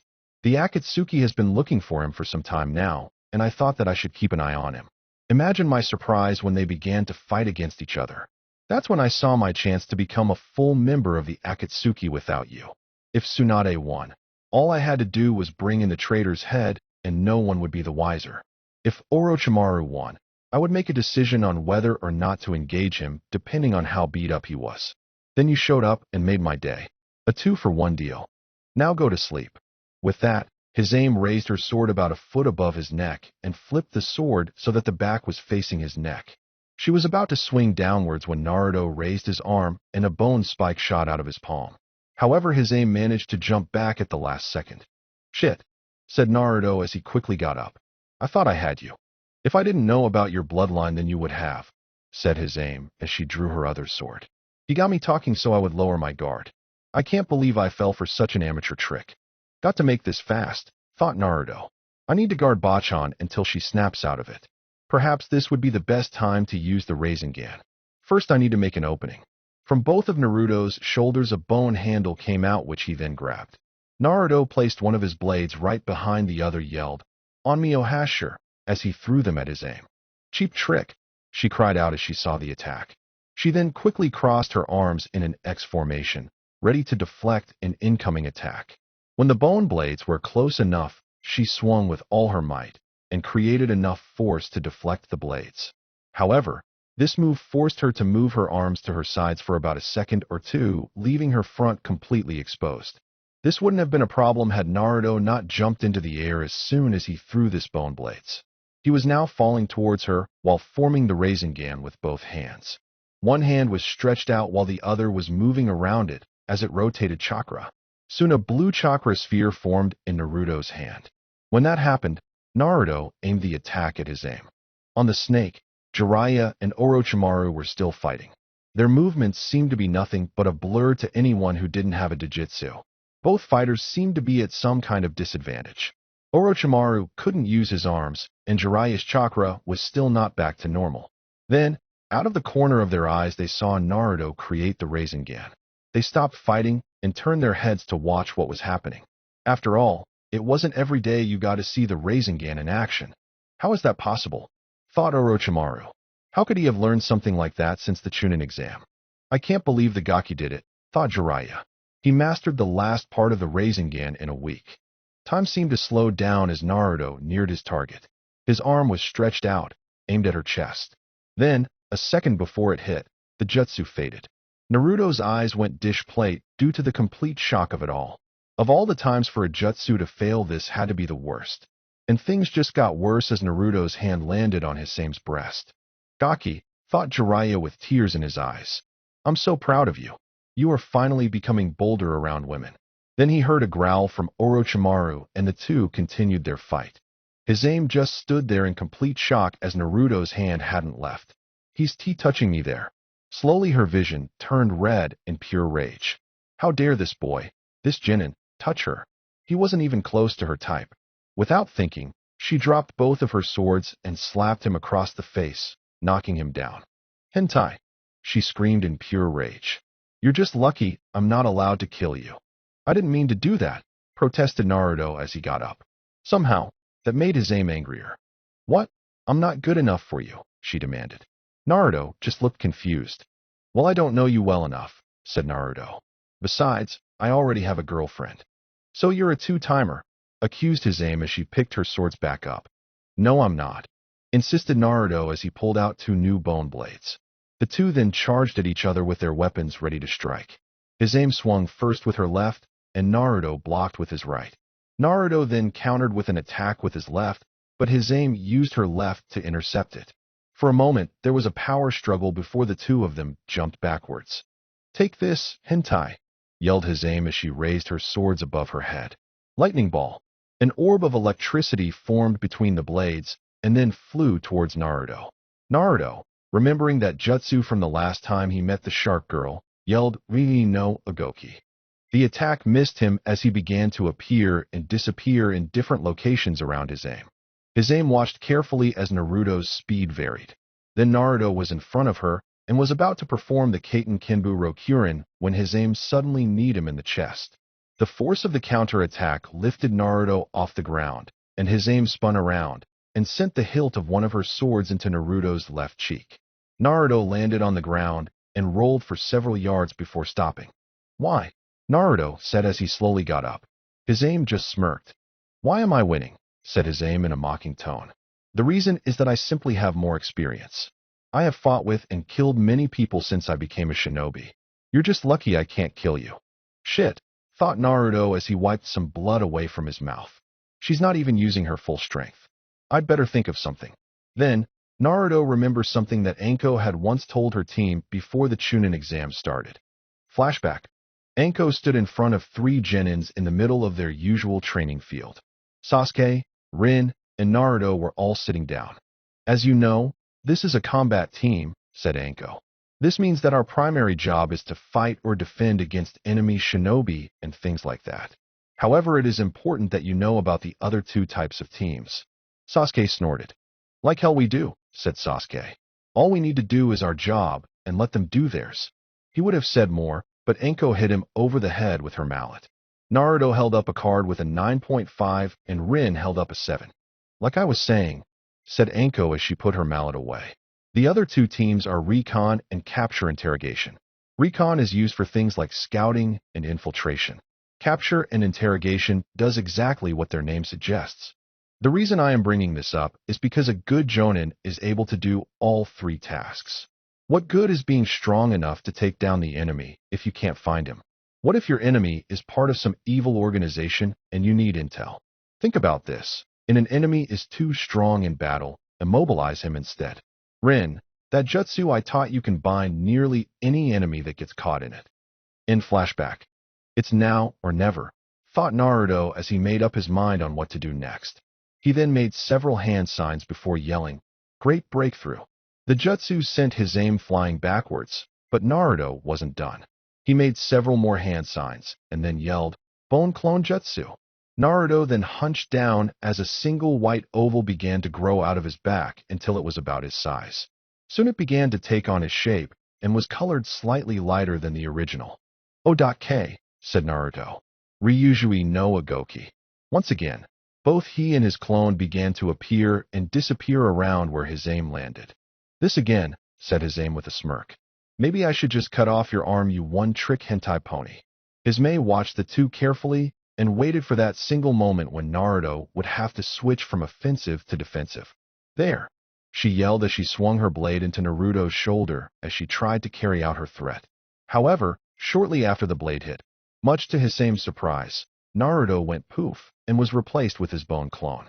Shit, he must have substituted himself with his clone at the last minute. The clone then grabbed Hisame's arm before she could finish cutting it off or removing it. Hisame watched as the clone began to harden and increase its density. In complete frustration, she swung her other blade at the clone only to have the clone catch it in its grip. "Let's finish this," said Naruto from behind her. "Dance of the Clematis, Vine."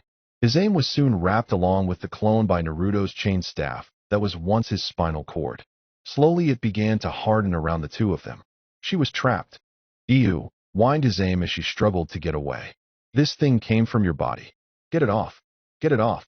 "You know," said Gamakichi from his hiding spot from behind a rock. "That is disgusting when you think about it." Banshee, who was sitting next to him, looked at him and licked her lips. "I think I remember hearing that from legs taste good," she said. Naruto ignored his aim as he turned his attention back to Tsunade. So far she was still there. Naruto began to make his way back there while making sure he didn't get too close to the fight between Jiraiya and Orochimaru. Then, he saw something that made him make up his mind about Kin. Kin sat as she watched the fight between Naruto and the shark girl. Time after time she saw the blonde get kicked down only to get right back up. Why? Why does he do that? As Kin watched, she began to remember her own life. From the time she entered the Sound Academy till now, she had been told many times how weak she was, how useless she was. She knew how Orochimaru viewed her. She was nothing more than a pawn. But it was better to be a pawn than to be dead. Those who were completely useless ended up 6 feet under or were used in one of Orochimaru's sicker experiments. But then she met Naruto and Jiraiya. They were nice. There was no other word for it. They treated her like a person despite the way she looked. Naruto had taken her out to have a good time. Jiraiya had taught her a jutsu and encouraged her with Naruto, cheering her on the whole time. And how had she repaid them? By plotting to betray them. Only one question truly remained. Was it too late? Kabuto smirked at the fallen Shizune. He had just disabled her feet thanks to his chakra scalpels. He knew she could heal herself, but that would take time. By then Tsunade would be dead, and he would be assisting his master to defeat Jiraiya. Kabuto turned to Tsuanda and then charged at her. However, when he got halfway there, he heard the ring of a bell. A moment later there were at least a dozen Tsunades. Kabuto just stopped where he was and closed his eyes. "What are you doing, Kin?" he asked coldly. Kin walked nervously in front of Tsuanda. In one hand held the string that was attached to her Genjutsu bell that was hidden. In the other were several Senbon needles. I don't want to be a tool anymore," said with as much courage as she could muster. "Being with Naruto and Jiraiya what I truly need." "Friends, do you really think they will ever trust you now?" asked Kabuto as he adjusted his glasses. "Maybe not," said Kin. "It will be long. It will be hard. But that's what makes the best things in life worth it." "You really are a baka," said Kabuto as he slowly reopened his eyes. "If you really wanted to live that long, then you should have just run away when you had the chance." The next thing Kin knew was that there was kunai in her side that Kabuto had thrown. She never even saw him throw it. Kin tried to remain standing, but fell anyways as her strength left her. Kabuto ran toward her with his kunai scalpel in hand, ready to kill her for defying both Orochimaru and himself. However, someone new blocked his path.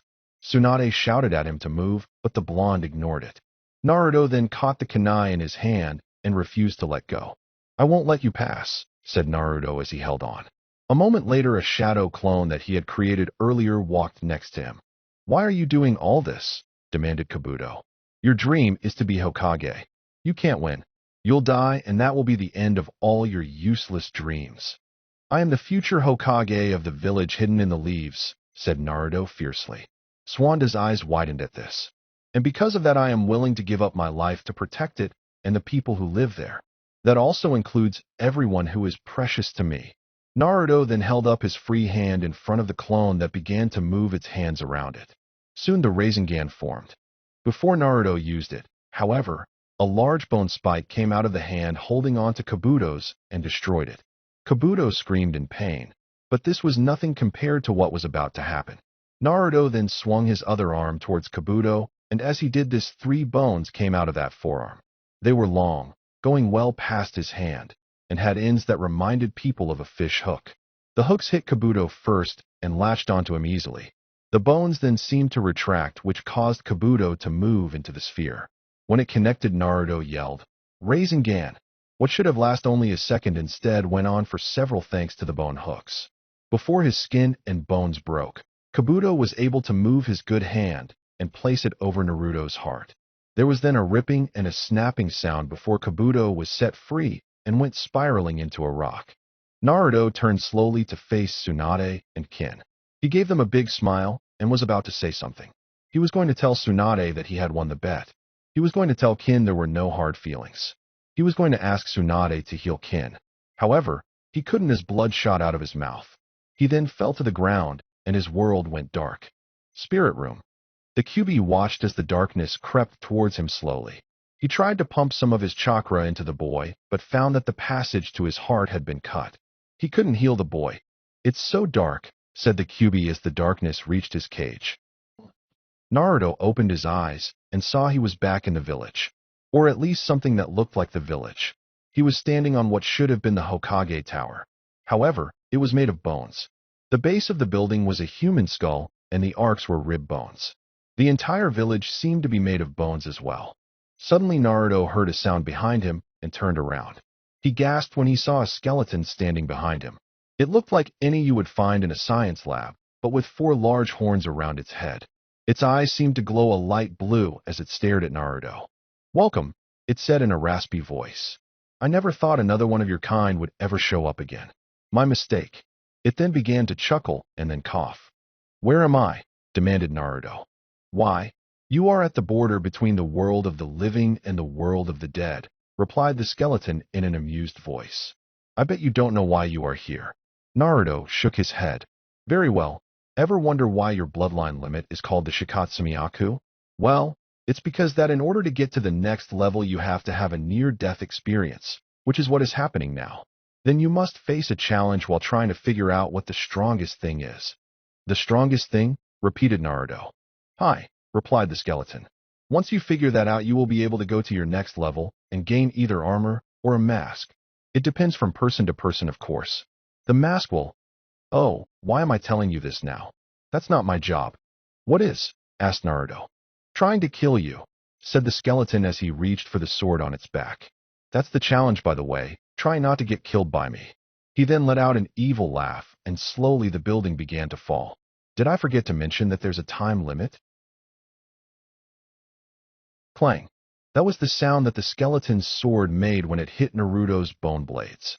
There was a moment of a power struggle before Naruto was forced to get away. The skeleton had a sword that was more European than Japanese. It was broad and heavy like that of a knight.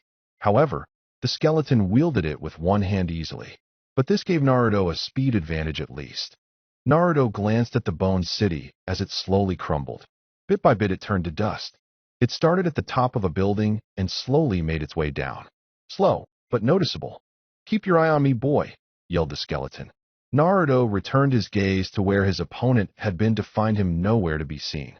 Naruto looked left and right, and then up, and that's when he saw him. The skeleton knight was coming down at him from the air. Naruto jumped to avoid the attack, which turned out to be a very good idea. The force of the blow destroyed everything from where Naruto had been standing to the edge of the tower. "Holy shit," yelled Naruto. He then dropped his bone blades and began to focus his chakra.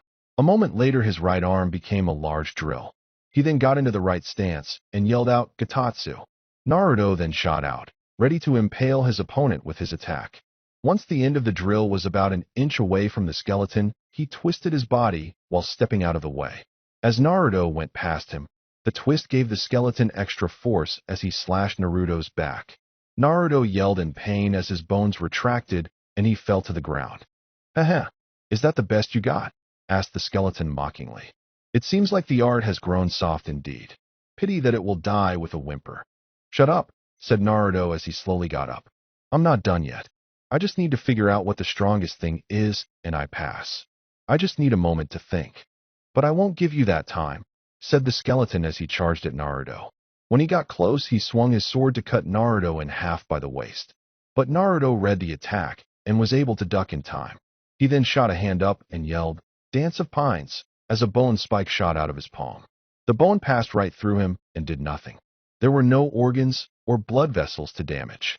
The skeleton looked down at Naruto, and, while he had no lips, Naruto could feel him smiling at him. "Baka." He then took his free hand and punched Naruto in the face, sending the boy flying backwards. "I won't give up," said Naruto as he slowly got up. He then formed 2 more bone blades from his shoulders. "No matter what you do, I'll just get back up." "Admirable boy," said the skeleton. "But you are not the first I have fought that has said those same words. Yet, you might be the last. So I will enjoy them while I can. Soon you will realize that you will never figure out what the riddle, and I will savor the look of defeat on your face." Then his voice changed. Once it was in a mocking tone, however it suddenly became serious. "Tell me, how far would you go for the ones you love?" "What kind of question is that?" demanded Naruto. "I would give my life to protect them like my father did for the village." "Give your life," said the skeleton in an amused tone. "How foolish are you? Only an idiot gives up their lives just like that." "Shut up," demanded Naruto as he charged at the skeleton. The skeleton raised his blade in defense as Naruto had his blades in a scissor position. What would you know about having friends and people you care about? I don't want to see them get hurt. That's why I am willing to do everything in my power to protect them. Baka! Yelled the skeleton as he pushed back. I was once a man too. Then, with a sudden burst of strength, he sent Naruto flying backwards. As Naruto started to fall back to the ground, the skeleton appeared above him and punched him in the gut. Naruto's eyes bulged in pain as he was sent right into the ground. Flashback. Outside, Naruto was looking up at the moon.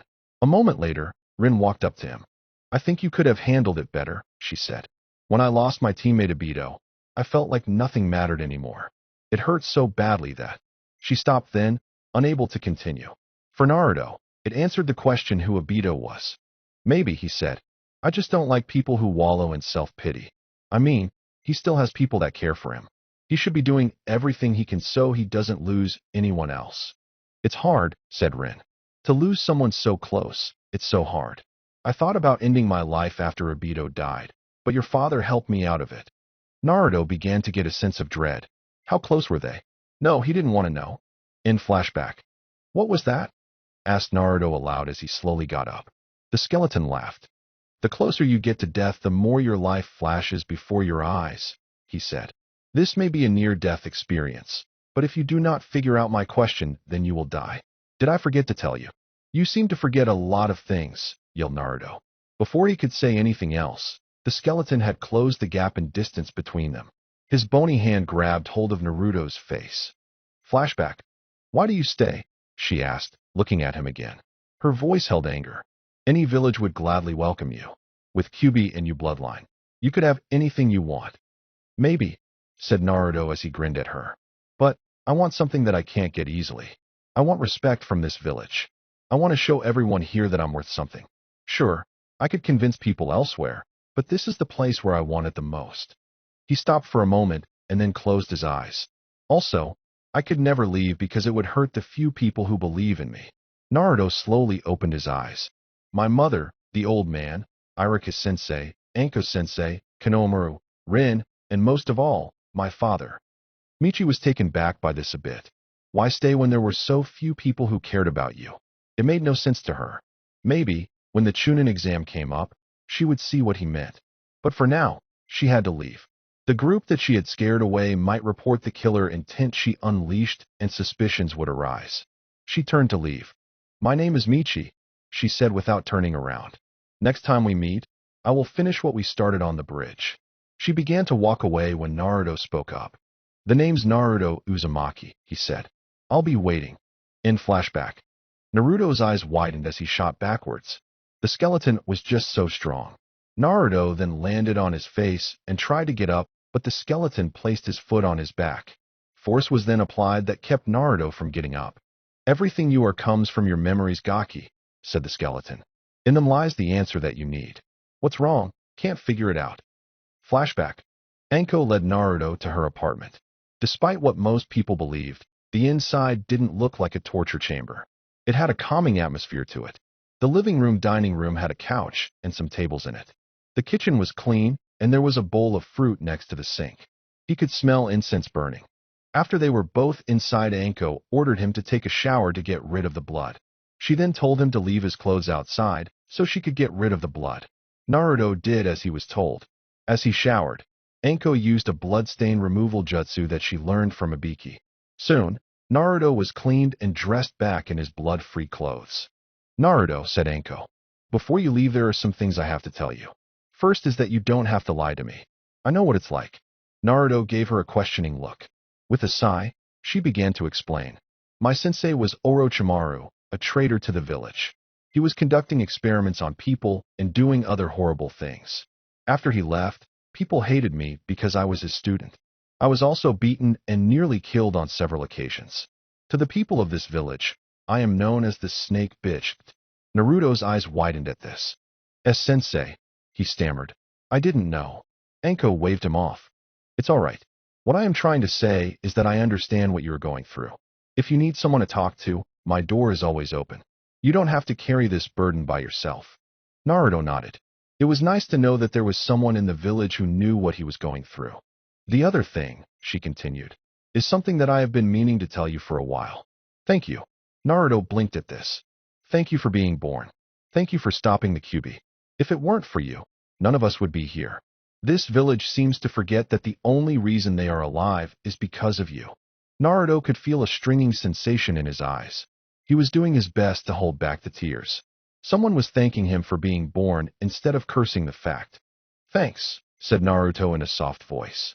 In flashback, the skeleton moved his sword so that it hovered over Naruto's neck. He then raised it and then gripped the handle with both hands. It all ended here. You were fun to play with, kid, he said. Once again, Naruto could feel the smile that wasn't there. But all good things have to come to an end. Flashback. What the hell? Yelled Gaara as he turned around. However, Naruto wasn't there. Gaara then felt his chakra signature and turned to look down the Sei branch he was on. Why are you acting like this? What is that stupid little girl to you? Naruto mumbled something that nobody heard as he got into an odd stance. What was that? I didn't hear you. I said I love her, shouted Naruto as he trusted forward. Time to use the jutsu Anko-sensei gave me. Gatatsu. With that, Naruto struck Gaara's side and went right through it. Gaara fell off the branch and hit the forest floor. He wasn't seriously hurt, just stunned. Thanks to the sand, he was just scraped at his side. But still, he was shaken up and confused. Why was he doing all this for her? He didn't understand what love was. Then he looked up and saw Naruto falling down towards him with his drill pointed straight for his chest. You will not destroy my existence, yelled Gaara as the sand seemed to explode and grow into a pillar that knocked Naruto out of the way. Now, Gaara was like a pimple on top of a very large tanuki. It's no use, said Temari. Naruto turned to look at her and gave her a look that said, explain. Gaara has a demon inside of him. It was placed inside of him while he was still in our mother's womb. He was supposed to be our village's greatest weapon, but the demon was just too strong. Gaara couldn't control it, and it drove him insane.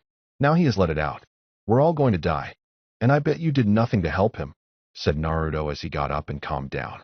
He then looked up at Gaara and retracted his drill. To think that could have been me. In flashback. Now die, roared the skeleton as he plunged his sword downward. Flashback. Why are you doing all this? Demanded Kabuto. Your dream is to be Hokage. You can't win. You'll die, and that will be the end of all your useless dreams. I am the future Hokage of the village hidden in the leaves, said Naruto fiercely. Tsunade's eyes widened at this. And because of that I am willing to give up my life to protect it and the people who live there. That also includes everyone who is precious to me. In flashback. Chakra flared around Naruto as bone spikes shot out of his back, catching the skeleton off guard. The skeleton was thrown into the air and landed close to the edge. At the same time, both warriors got up. As Naruto stood, the bones that had sprouted from his back retracted, and he created 2 more bone blades from his back. The skeleton readied his sword, preparing to charge. For a moment, everything was silent. The look in Naruto's eyes said it all. He was going to put everything into this next attack. The skeleton would have grinned if he could. To go out swinging was the way of a true warrior. It was the way he did when he was alive. Then they charged. Naruto was screaming his lungs out, and he ran right for his opponent. The skeleton did the same. The force from their steps caused the dirt and lost stones to go flying in the air behind them with each step they took. Time seemed to slow down as they got closer to each other. Naruto began to hear his heart beat, and his breath seemed louder than ever. Then Naruto felt something fall on his face. It was a teardrop. Time literally stopped for the 2 warriors. Naruto didn't know if his opponent was aware of this, but he sure was. Then, Naruto heard a voice. It was Tsunade's. Don't die, cried her voice as another tear fell on Naruto's face. Please don't die. Don't die? Thought Naruto. In his mind, he saw the legendary medic crying. Then he remembered what Shizune had told him, how he was like the other 2 people that Tsunade lost. Then he saw Rin crying. And then he saw his senseis Iruka and Anko. And then his mother. I want to protect them. But if I die, they will suffer. That was when time sped up again. Naruto now felt more power coursing through him as he continued his charge. There was a flash of light, and both fighters passed each other. Naruto landed on a knee with his arms stretched outward while the skeleton stood straight. The only sound that was heard was a dripping noise. Then, a slash mark appeared on Naruto's chest, and he fell to his side. Blood began to pool around his body as he lay there. It looks like you're doubt, is unfounded," said the skeleton right before his sword broke in half. Then a cut mark appeared on his spinal cord, and he fell apart. "It looks like you figured it out. Your ancestors were killers who took life for granted. So few could ever realize this simple truth that you have realized.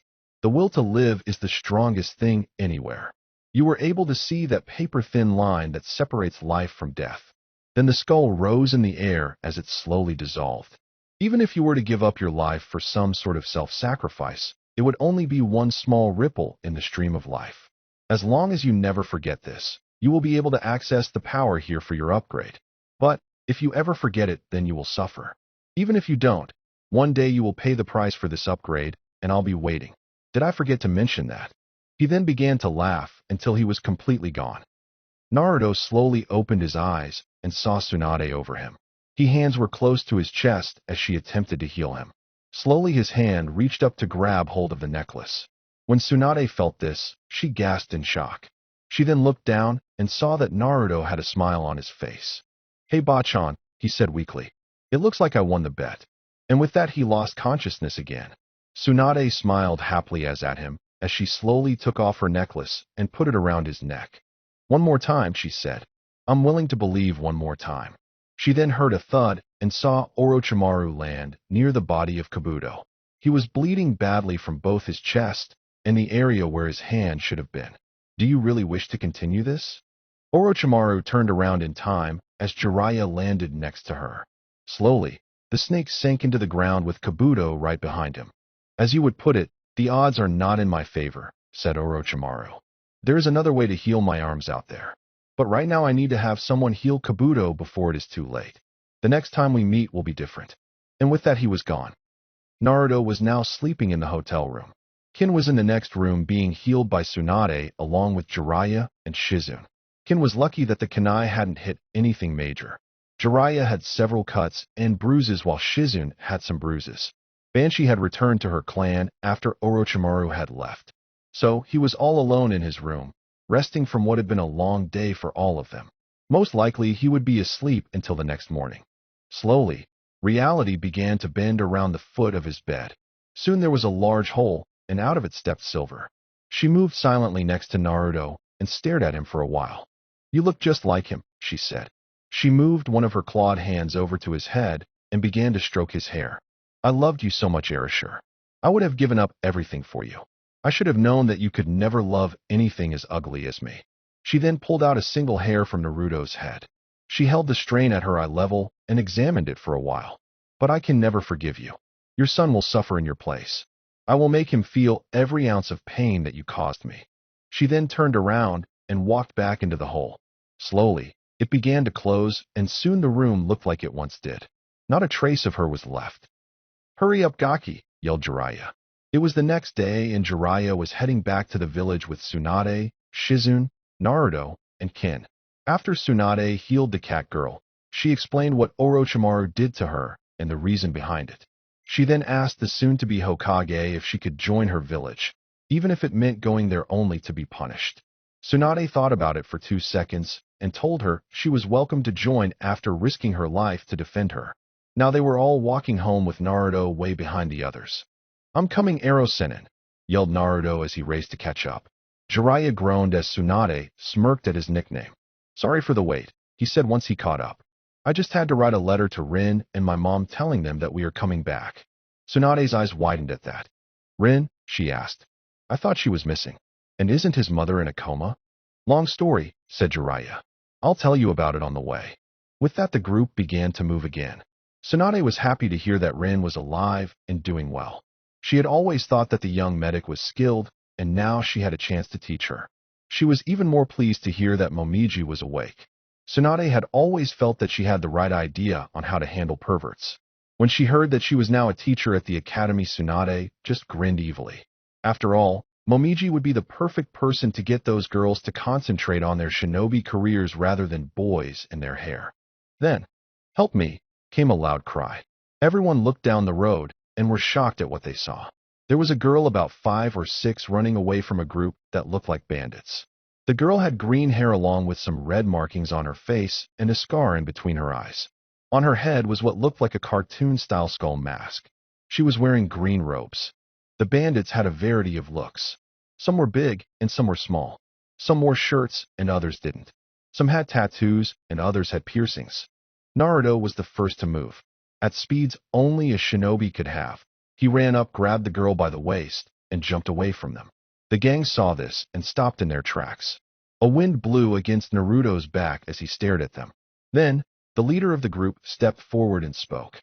"Boy," he said, "drop the girl and walk away. This has nothing to do with you." "Why are you chasing this kid?"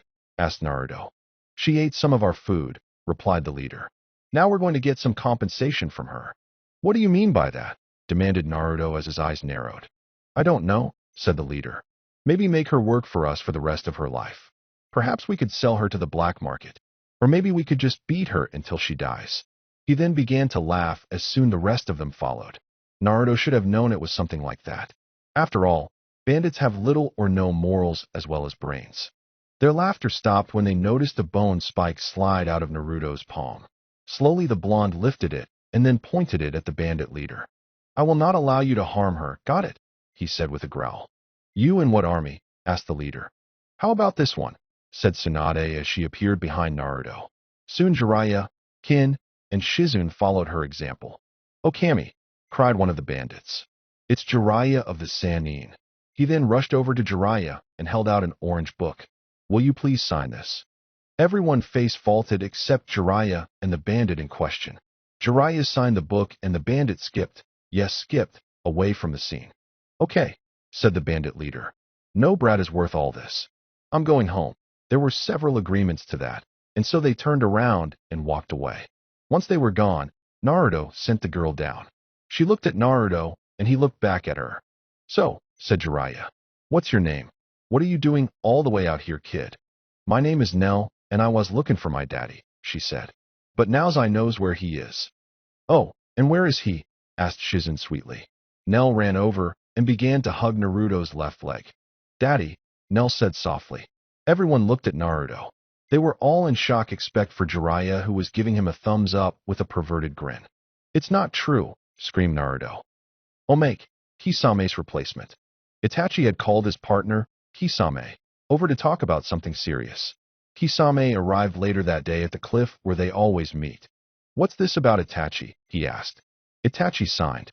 "I have been training a replacement," he said with no emotion. "You are no longer needed in this organization." "What?" screamed Kisame. "Who can replace me?" Itachi stepped aside to show Kisame that his replacement had been standing behind him the whole it. "It was a penguin?" "You have got to be kidding me," said Kisame with a sweat drop. "No," said Itachi. "He will make a much better partner than you." "We'll see about that," yelled Kisame as he reached for his sword. When his hand gripped the handle, the penguin reached behind its back and pulled out a shotgun. "What the—" he began but was cut off as the penguin shot him in the head. "Never mess with the penguin," said Itachi as he and his new partner waddled away. Rin sighed as she walked through the village towards the tower. It was another quiet day, and, oh, who the hell was she kidding? Ever since Naruto left, the council basically took temporary control and started sending everyone on missions. Then there was the fact that Anko and Momiji were both pregnant. Not to mention that crazy bomb girl was following her around waiting for the right time to blast her. Last week she tried to do it while she was on the John. She may have gotten away in time to survive, but she reeked for several days. But then again, you have to expect things like this in a shinobi village. Rin suddenly stopped when she saw Naruto walking towards her. He suddenly stopped when he saw her, and the two stared at each other for a few minutes. Then, without warning, Naruto raced over to her and embraced her in a hug. "I missed you, Rin," he said softly. "You have no idea what it's been like without you." Naruto then felt Rin's arms wrap around him. "I missed you too," she said. "But—" She then tightened her hold on him in the most powerful bear hug in the history of the world. The look in her eyes was that of rage. "Why the hell didn't you say goodbye? Do you have any idea what has been going on here? And why were you traveling with another girl? Don't you have enough of them running around here?" Naruto's face was now bright red from the pain. "Sorry," he choked out. Rin released him so he could speak better. "It's not my fault. Ero-sennin promised to teach me a jutsu, and then when I said yes, he gave me my bag and dragged me out of here. We met Kin along the way, and there is nothing between us, I swear." Fine, fine, said Rin as she looked away with a pout. It was impossible to stay mad at him for long. She then looked back at him and smiled at him. So, did you hear the good news? Naruto shook his head. Your mom and sensei are both pregnant. Naruto's eyes went wide and his mouth fell to the floor. What? He screamed. He then grabbed Rin by the arm and raced back to his home. He opened the door and saw Momiji cutting out coupons with some bone scissors she had made. How? When? Asked Naruto in shock. Momiji blinked as she tried to figure out what he was asking. Then, she saw Rin and realized that she must have told him. Well, she said slowly, I think it happened while your father was brought back from the dead. You know, when we... Don't say it, begged Naruto. He then eyed the evil table where he saw the two of them going at it. His eye began to twitch at the fact that it was still there. So what happens now? Well, I'm going to be keeping the baby, said Momiji. I missed the chance to raise you, and I'm going to do it right this time. And you're going to be helping, right? The way she that made Naruto want to gulp. Slowly, he nodded his head, and Momiji smiled brightly. Good. Oh, Rin, did you tell him that Anko and Irika are getting married? Rin shook her head. Never got the chance, she said. She then looked at Naruto. Anko-sensei went to Irika shortly after she found out and told him. He was shocked, of course, and Anko-sensei told him that she wasn't going to be a single mother while the father was still alive. He caught the hint very nicely. Ah, said Naruto. He honestly never thought that was going to happen. So when's the wedding? Next month, said Momiji. Since Irika is going to continue to teach at the academy, Anko will be able to leave the baby with him while she does missions. I wonder if they... She was then interrupted by the sound of a child's voice. Said voice caused Naruto to sweat all over. Daddy, yelled Nell. Wheeze or YOZ. I thought I lost her, said Naruto under his breath. Sadly, the women heard that and gave him the explained look. This time Naruto did gulp as he raised his hands. Funny story really. 5 minutes later. Jiraiya, screamed Momiji as she raced out of her house to find said pervert. The search took 10 seconds since she knew where he was. Peeking at the women in the hot springs. Damn you pervert. Kagaya forbidden dance. Eternity of pain. She then shoved the largest bone drill she had ever made up his rear. What did I do? Wailed Jiraiya as he went sailing into the air while holding his ass. He landed a few seconds later at the feet of the woman who he feared more than Tsunade. Momiji, hi. Are you still angry at me for taking Naruto out of the village? To his shock, she smiled while she shook her head. No, Jiraiya, she said with false sweetness. I'm not mad about that at all. But you did something that you really shouldn't have done. You turned my little boy into a pervert. You're overreacting, said Jiraiya as he waved his arms in the wave. Sweat then poured out of him when he saw the bone spikes come out all over her body. She's too old to be the Gaki's kid. We think she's just confused or something. Momiji blinked and retracted her spikes. I guess I did overreact, she said. She then kicked Jiraiya in the head. Now I'm back to being mad about you taking him in the first place. Damn him, screamed Izame. She was in a prison while she waited for her trail. All she could think about was the pervert who felt her up.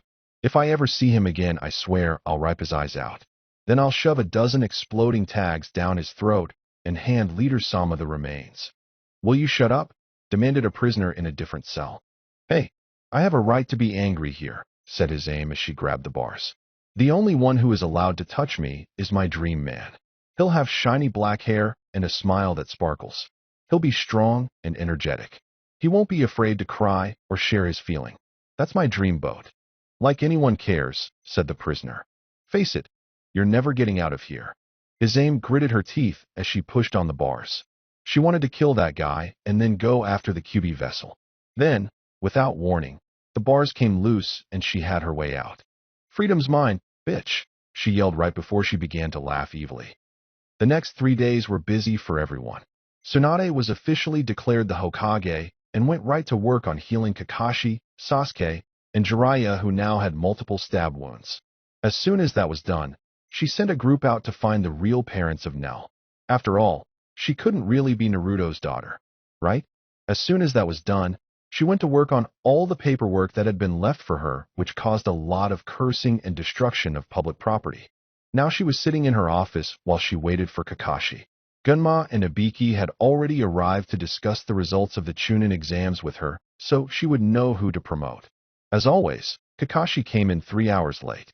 Sorry I'm late, he said, but I was testing to see which side would land on the ground if I tied buttered toast to the back of a cat. Oddly enough, a falcon came and snatched the cat away before it landed. Everyone in the room stared at him. If you are late like this again, I'll make sure you never leave the hospital again, growled the Hokage who had a hangover. Kakashi nodded and walked next to the other two examiners. All right, Ibiki, you're up first. What is your opinion on the genins who made it to the last round? Very well, said Ibiki as he took out a piece of paper with names on it. For the most part, they have decent skills in gathering information. All but one, that is. Naruto Uzumaki either has poor or no information gathering skills. He then handed Tsunade the paper he was holding. This is a list of the people who took the exam in the order of who deserves to be promoted. Tsunade looked it over and was shocked by what she saw. Naruto was at the top of the list. Below him were Rin, Shikamaru, Shino, Sasuke, Hinata, and Neji. I don't understand, said Tsunade as she looked over the list again. You just said he sucks at information gathering, and yet he's at the top of the list. Hi, replied the scarred man. Let me start with the others first. The girl Rin displayed great skill without the use of a bloodline limit. So did the Shikamaru and Shino. The last three were obviously using their dijitsus to steal information, thus their lower ranking. They should have hidden them better, in my personal opinion. That leaves us with Naruto. While he did not steal any of the answers, that was only the first part of my test. When it came time for the final question, many of those gakis looked like they were going to shit their pants. Then Naruto stood up to me and dispelled their fears. In a few sentences, he gave them back their courage and thus helped them pass the exam. In my years as a proctor in this exam, I have seen many shinobi, but never one who did anything like this. His paper was blank, and he still wanted to continue. In a way, that is what some Chunin missions are like. They will have no information beyond what they see. It will be the duty of the team leader to encourage them to continue, even when everything looks hopeless. Thank you, Ibiki, said Tsunade with a nod. She then looked at Kakashi. What is your opinion? I would recommend Sasuke, Rin, and Neji for the title of Chunin, said Kakashi. Rin was once a member of my team, so it should come to no surprise that I think she is ready. Sasuke has the skills and power that is needed in a Chunin and is far more focused on obtaining his goals. Neji is also highly gifted and would make a fine addition to the ranks of Chunin. What about the others? Asked Tsunade. Hinata has little confidence in herself and will drag the team down, said Kakashi. Shino is too secretive, and that makes it hard for the team to trust him. Shikamaru has a good mind, but needs some strength. As for Naruto, confidence and dumb luck can only take a person so far. He got lucky in the second exam when that rain nin attacked him. Thank you, Kakashi, said Tsunade. She then looked at Genma. Well, let's hear what you have to say. Thank you, Tsunade-sama, said Genma. I have to disagree with Kakashi on the matters of Sasuke and Naruto. Never before in the history of the exam was a match pushed back as much as we did for the Uchiha boy. Arriving late can cost a shinobi his life along with that of his teammates. I don't care what bloodline he has. That is no excuse for being as late as he was, especially with Orochimaru lurking around. As for Naruto, he showed skill and strategy that was well thought out. It may have been on his feet, but that is a good thing if a team is ambushed. So, I would say that Naruto is ready for a promotion. As for the others, I recommend both Rin and Shikamaru. They both showed their abilities and their strategical skills. Hinata was skilled, but she used everything she had in her first match without thinking about the others still to come. Shino, well, he didn't last very long for me to gauge him.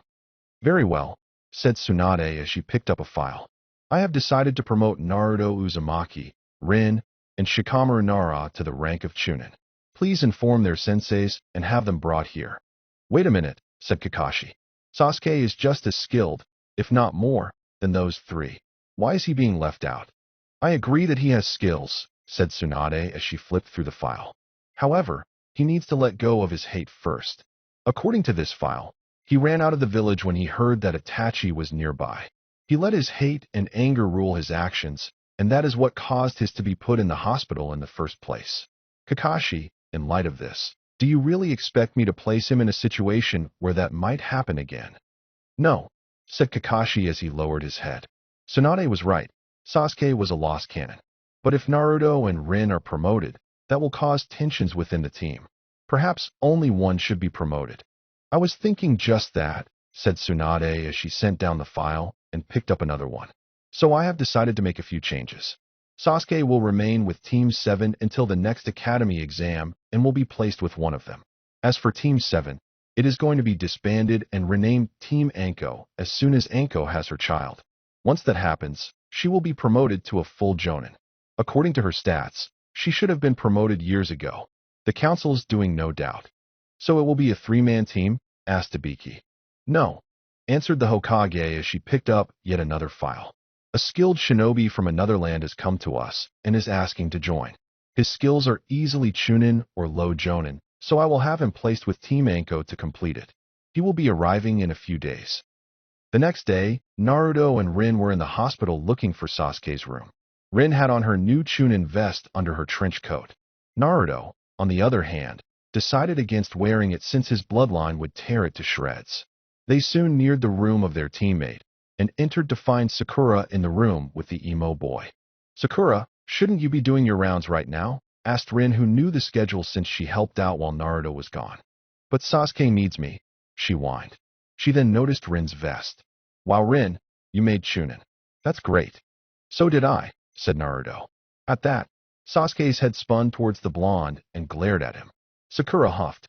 You're right, she said. Like anyone in their right mind would promote you over Sasuke. It's true, said Naruto with a grin. Out of all of us, only me, Rin, and Shikamaru made Chunin. Sakura was about to say something when Sasuke got up from his lying position on the bed. He threw off the covers and jumped off the bed. Everyone stared at him as he activated his Sharingan. His face was that of a boy filled with hate and loathing. Naruto, he growled. Fight me. Naruto raised his hands in a non-threatening manner to try and calm Sasuke down. Sasuke, he said, you haven't trained in a while. Just wait a while so you can get back your strength, and then we can spar. What's the matter? Asked Sasuke with a smirk. Afraid that everyone will realize that I should have been the one to be promoted. Naruto said nothing as he lowered his hands. I knew it. You're just talk and no action. Fine then, said Naruto. The roof. Now. Naruto stood facing Sasuke. Sasuke was looking as cocky as ever while Naruto took off his jacket. The roof was a bit crowded with all of the sheets, but it would do. You're not even going to be able to put one scratch on me, boasted Sasuke. Naruto said nothing except, Ryujui no Agoki. Sasuke activated his Sharingan as Naruto appeared and disappeared all over the place. He couldn't help but notice that the blonde's speed had increased. But, thanks to his Sharingan, he was able to see Naruto's movements. Seeing where Naruto was heading next, Sasuke moved in his path and tried to punch his. Naruto, however, was able to avoid this without breaking the technique. Grunting, Sasuke tried again and again with the same results. Soon Sasuke got fed up with this. He jumped into the air and yelled, Grand Fireball Jutsu. The roof was covered in flames as Sasuke's attack hit it. Then, Naruto leapt out of the flames right at Sasuke and punched him in the face. The two then landed on the ground. Sasuke's lip was now bleeding and Naruto had a few burn marks that were healing. Hey team, said Naruto coldly. If you're going to use a jutsu like that, we shouldn't be doing this here. Why not? Demanded Sasuke. It's a hospital, deadpan Naruto. Like I care, yelled Sasuke as he sprinted in front of Naruto. He then began to punch the blonde over and over with no effect. His fists soon began to scream in pain and he jumped back. Sasuke then began to make some hand signs and then yelled Chidori. He then raced at Naruto, who yelled out, Great breakthrough. A powerful wind swept Sasuke away across the roof. The jutsu soon faded and Sasuke got up to try again. Before he could finish the hand seal, someone yelled, Sanaijishu, and Sasuke became wrapped by at least a dozen snakes. He turned his head to stare at his sensei. That's far enough, she said. What are you two thinking? I'm all up for fighting, but there is a time and a place for everything. She then held out her arm, and the snakes returned to her. Now both of you will be getting it tomorrow during training. Sasuke said nothing as he jumped off the roof and headed home. Slowly, Naruto walked over to his sensei. Sorry about this, he said as he scratched the back of his head. I would have thought that you would have used better judgment, said Anko. What if the roof broke or something? Believe me, when I'm done with the both of you, you'll never forget the meaning of sorry. Hi, said Naruto as he lowered his head. It was late at night and Sasuke was walking out of the village. A little while ago, a group who called themselves the Sound Four appeared before him. They had been sent by Orochimaru to offer him a place in his service in exchange for power. Needless to say, Sasuke accepted, and he didn't feel bad about it at all. So, Orochimaru has made a move for Sasuke, said the Hyuga elder after the council had told them that a shinobi loyal to them had seen both the meeting between Sasuke and the Sound Four, as well as what was said. We should inform the Hokage at once. She will be made aware of it in the morning, said Koharu. This way it will appear she was sleeping on the job. And with most of the best shinobi in the village on their own missions, she will have to send the rookies, said Humru. Fail or succeed. After this mission, we will make our move. I will be ready, said the Hyuga. But I am worried about that Ino girl. She has been spreading rumors. However, the people are more concerned that Sasuke is gay than that he wasn't the one to defeat Gaara. I think we should take care of her. We will order her father to wipe her memory, said Koharu. That should do it. Kabuto lay in his hospital bed. Ever since his fight with Naruto, he had been slowly healing himself, but the extent of his injuries was just too severe. He had to use his chakra on his vitals and had to ignore some of his other problems. Like, for example, the stump where his hand should have been. That bone spike of Naruto's had destroyed it beyond repair, and it was removed as soon as they got back to the Sound Village. Never before had Kabuto been in this much pain. He mentally cursed himself for being the reason that Orochimaru had to abandon the fight. Somehow he would make it up to his master. He would get a new hand and work twice as hard from now on. He swore that if he ever failed Orochimaru like that again, he would take his own life. That was the least he could do. It was early the next morning, and Tsunade was already passed out with her head in a pile of papers. Last night had been a nightmare as several missions had come up requiring her to send out even more of her Chunin and Jonins. Normally, she wouldn't have accepted them as late in the day as it was, but the council reminded her that they had to show the world that they were still strong. Now the village was left with a bare minimum of its forces to defend it. Hell, Kakashi and Rin were both out on a mission together right now. But now that day was over, and she could get some rest for a moment.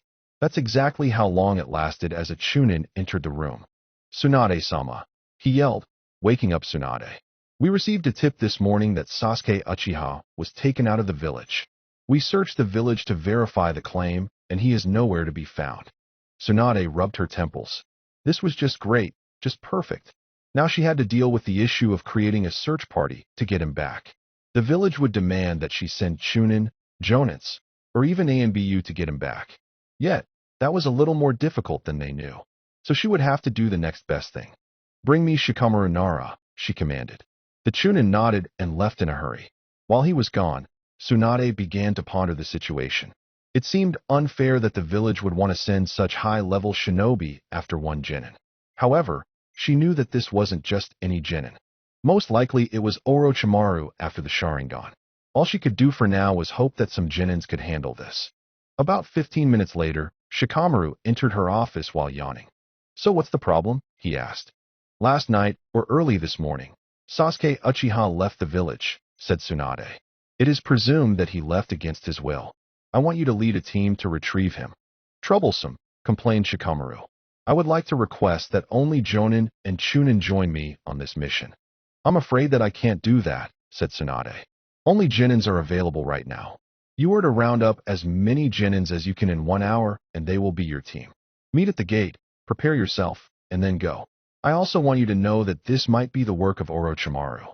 If that is the case, you must keep him from crossing the border or else the mission is a failure. Please remember that. Shikamaru groaned and turned around to leave when Tsunade spoke again. Oh, there is one other Chunin that you could take, she said smiling.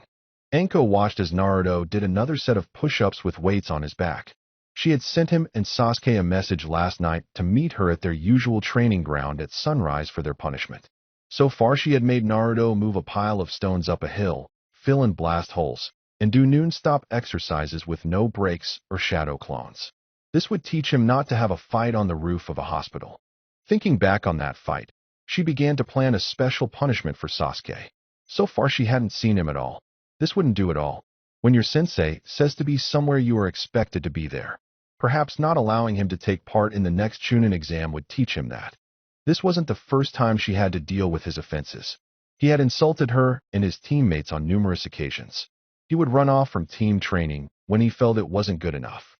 And not showing up on time for the Chunin exam had been a major embarrassment to her since he was still her student.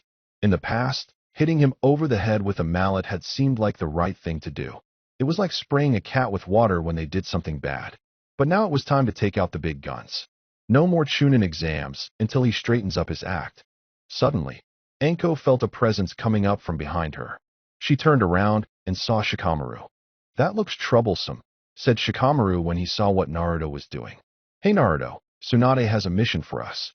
It looks like Sasuke has been kidnapped." Naruto stopped what he was doing, knocked the weights off of him, and jumped up. "How did that happen?" asked Naruto. "Like I know," said Shikamaru. "So are you in?" "Over course," said Naruto as he moved to put on his jacket. He then looked over at Anko for permission. "Go on," she said as she waved him off. "I think you have learned your lesson." With that, the two Chunin took off to look for more people for their team. The first stop was to get Choji, Shikamaru's best friend and teammate. Once he agreed to go along, they ran into Kiba, who was taking Akamaru out for a walk. Kiba, not wanting to miss the action, also agreed to go along. As the four of them went to the gate, they ran into Niji and Lee along with Lee's squirrel. Apparently, Lee was training his squirrel to fight with him. When the hour was up, the team consisted of Shikamaru, Naruto, Choji, Lee, Kiba, and Niji. "All right," said Shikamaru. "Here's our formation. Kiba will be in the lead due to his sense of smell. I'll be behind him so I can issue orders to everyone else. Naruto will be behind me since he can create shadow clones. With him there, he can back up the front or back more easily if we get into a pinch. Choji and Lee will be next to each other to protect the rear. Niji will be in the back scanning with his Byakugan. Any questions?" "I do," said a voice behind them. They all turned around and saw Michi. "Why the hell wasn't I asked to join?" "Two reasons," said Shikamaru. "One, you are not a member of the Leaf Village. Two, you are a girl and girls are troublesome." There was silence after he said that as a wind blew through the area. A moment later, a loud smack was heard as Shikamaru was slapped by Michi. As Shikamaru grumbled over the red hand print on his face, Michi went over to Naruto. "Please promise that you'll be okay," she asked. She then pressed her body close to his. "Very close." "Ah, okay," said Naruto uneasily as he backed up a bit. He then looked at Shikamaru. "Maybe we should get going now?" "All right," said Shikamaru. "Let's go." Inoichi was in the basement of the flower shop where he did his own work. People came to him when they had a mental problem, forgot something, and things like that. It was his job to help them work it out, remember what they lost, and other such things. The room was plain looking to say the least. The only things in there were books of the shelves, a few chairs, and a couch. It wasn't much, but it did the job. The door opened, in and walked Chuza and Shikaku, his old teammates and friends. Chuza was eating some jerky, and Shikaku looked like he was half asleep. Inoichi motioned them to sit down, and they did so. "So why did you call us?" asked Chuza. "I don't really care as long as it gets me away from my wife," said Shikaku with a yawn. "I called you both here because I have something important to tell you," said Inoichi. "It's important, and I don't know who else I can really trust at this point.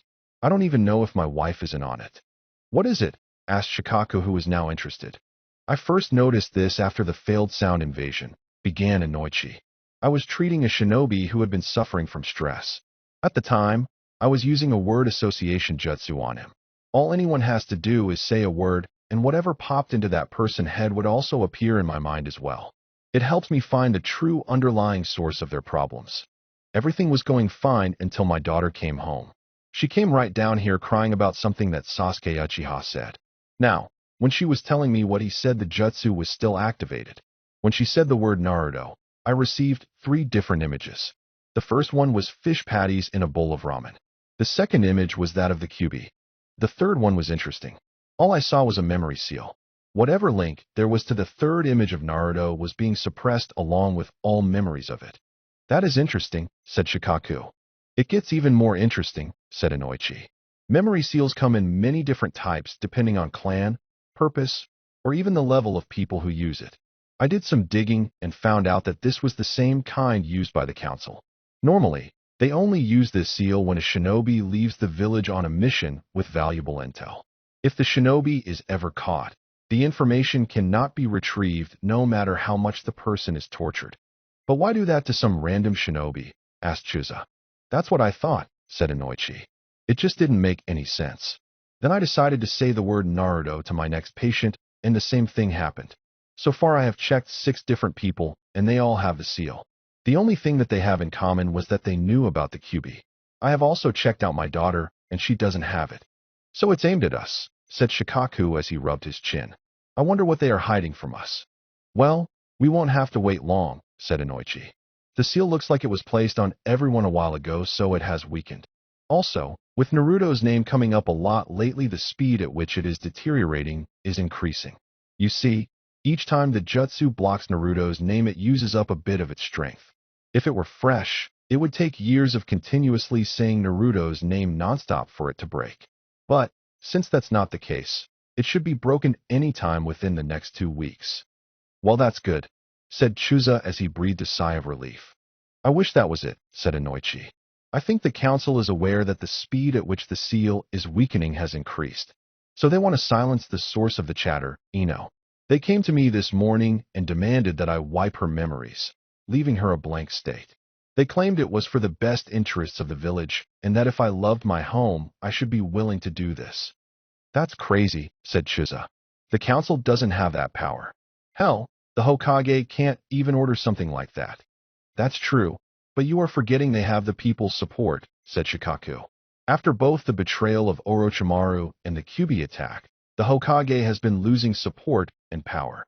The main reason is because Sarutobi-sama refused to have Anko or Naruto executed. He paused for a moment to consider this. What if the seal contained information that would change people's view on the boy? It would weaken their power and influence, said Inoichi. So far they have been seen as fighters for the people who want to get rid of the leftover evil in the village. Sarutobi-sama was seen as an old, kind-hearted fool who didn't have what it took anymore. The only reason he was never replaced was that no one else was strong enough for the job. So instead of replacing him, they had been stripping him of more and more of his powers as the Hokage. But if it turned out he was right all along, Tsunade-sama would get them all back.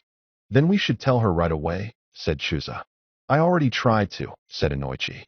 But with all the chaos going on right now, she can't see anyone. I'm afraid to leave a message because it might get intercepted by someone who is helping the council. On top of it all, we don't know who is working with them or benefiting from all this.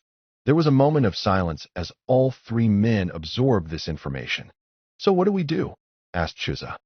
It was a few hours later, and the Leaf team was still on the trail. Akamaru had found Sasuke's scent, which they followed until it ended. It seemed the Sasuke had met up with 4 other people, putting to doubt that he was kidnapped. However, their mission was not to decide if he had been kidnapped, but to bring him back to the village. So they were now following the 4 new scents. At least now they knew how many enemies there were. Neji continued to scan the area with his Byakugan as they jumped from tree to tree. Then, he noticed someone heading towards them from the left. Neji pondered for a moment if it was the enemy. Did they know that they were being followed? Did they send someone back to sneak up on them?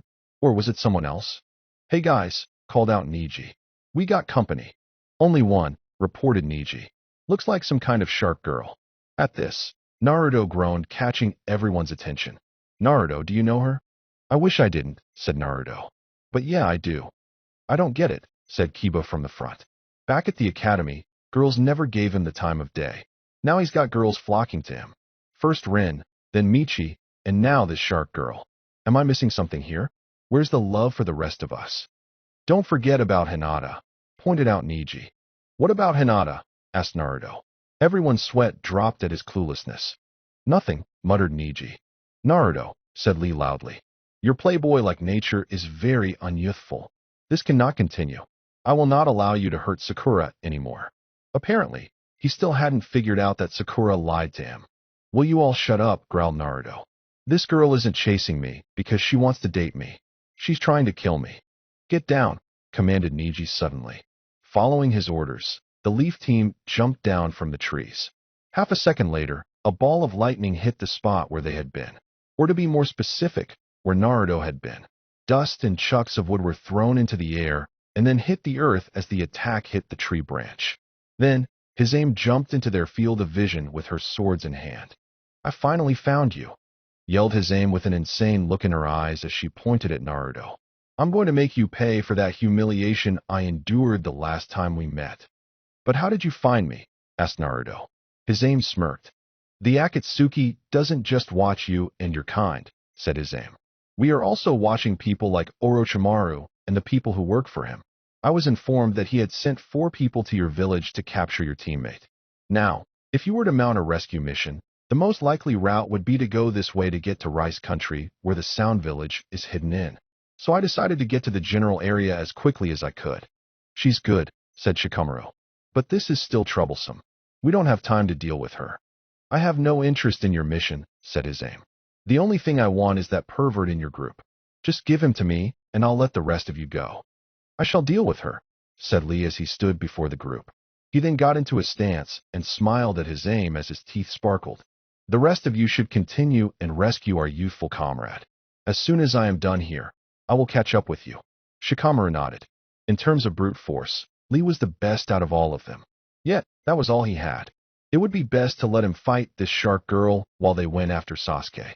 After all, the more time they wasted, the closer he got to the border. All right, said Shikamaru. Catch up to us when you are done. Lee, said Naruto. His aim is skilled with Kenjutsu and Raiton Jutsus. Thank you, Naruto, said Lee. Hey, wait, called out his aim as the Leaf team jumped into the tree. She was about to chase after them, but Lee moved into her path. I will be your opponent, said Lee, who remained in his stance. His aim began to look over her opponent and size him up according to her standards. He's hot, she thought. He's got that shiny black hair that I love so much. Those eyebrows and that bowl cut look perfect together. And he's got great fashion sense. The way that green spandex clings to his muscular body is so sexy, and his sparkling teeth are to die for. He's the closest thing ever to my ideal man. I wonder how strong he is. As you can tell, something's not right with her head. Lee watched and waited for his opponent to make the first move. While he waited, he noticed some odd things about her. First, she began to look at him from bottom to top. A moment later, her cheeks began to turn bright red. Then, he thought he was mistaken, saw a bit of blood drip from her nose. Then, the next thing he knew, his aim charged at him. Naruto jumped after a guy with white hair who was carrying the container that held Sasuke. They jumped from tree to tree until they came to an open field. Kimimaro stopped in the middle of the field and turned around to face Naruto with a look of disinterest. Naruto landed a few yards away from him. The two stared at each other with great intensity. The Leaf team had been broken up. Shortly after they left Lee, they ran into the group called the Sound Four. The fat one had used some kind of jutsu to hold them while he ate their chakra, and his teammates got away. Once they got out, Choji volunteered to stay behind and fight him. Thanks to that, they were able to catch up to the Sound Three again. However, some freaky guy with 6 arms slowed them down with his spider-like abilities. And he wasn't wearing red and blue tights. Niji said he would hold him off while the others went after the remaining members. For the third time, they caught up to the Sound Two. Kiba and Akamaru got separated as they aimed their attack against the freak with the light blue hair and another body growing out of his back. Naruto had been able to get the container away from the redhead who swore a lot, but it was taken back by a guy she called Kimimaro. Kimimaro had been in his bed as he listened to the problem. Kabuto had convinced Orochimaru to take another body and use Sasuke's next time. However, if they didn't get it this time, they might never get a chance like this again. Knowing that he was going to die soon, Kimimaro left the base so that he could be of use to Orochimaru one last time. Now here he stood. Give back Sasuke now, said Naruto as he took off his jacket.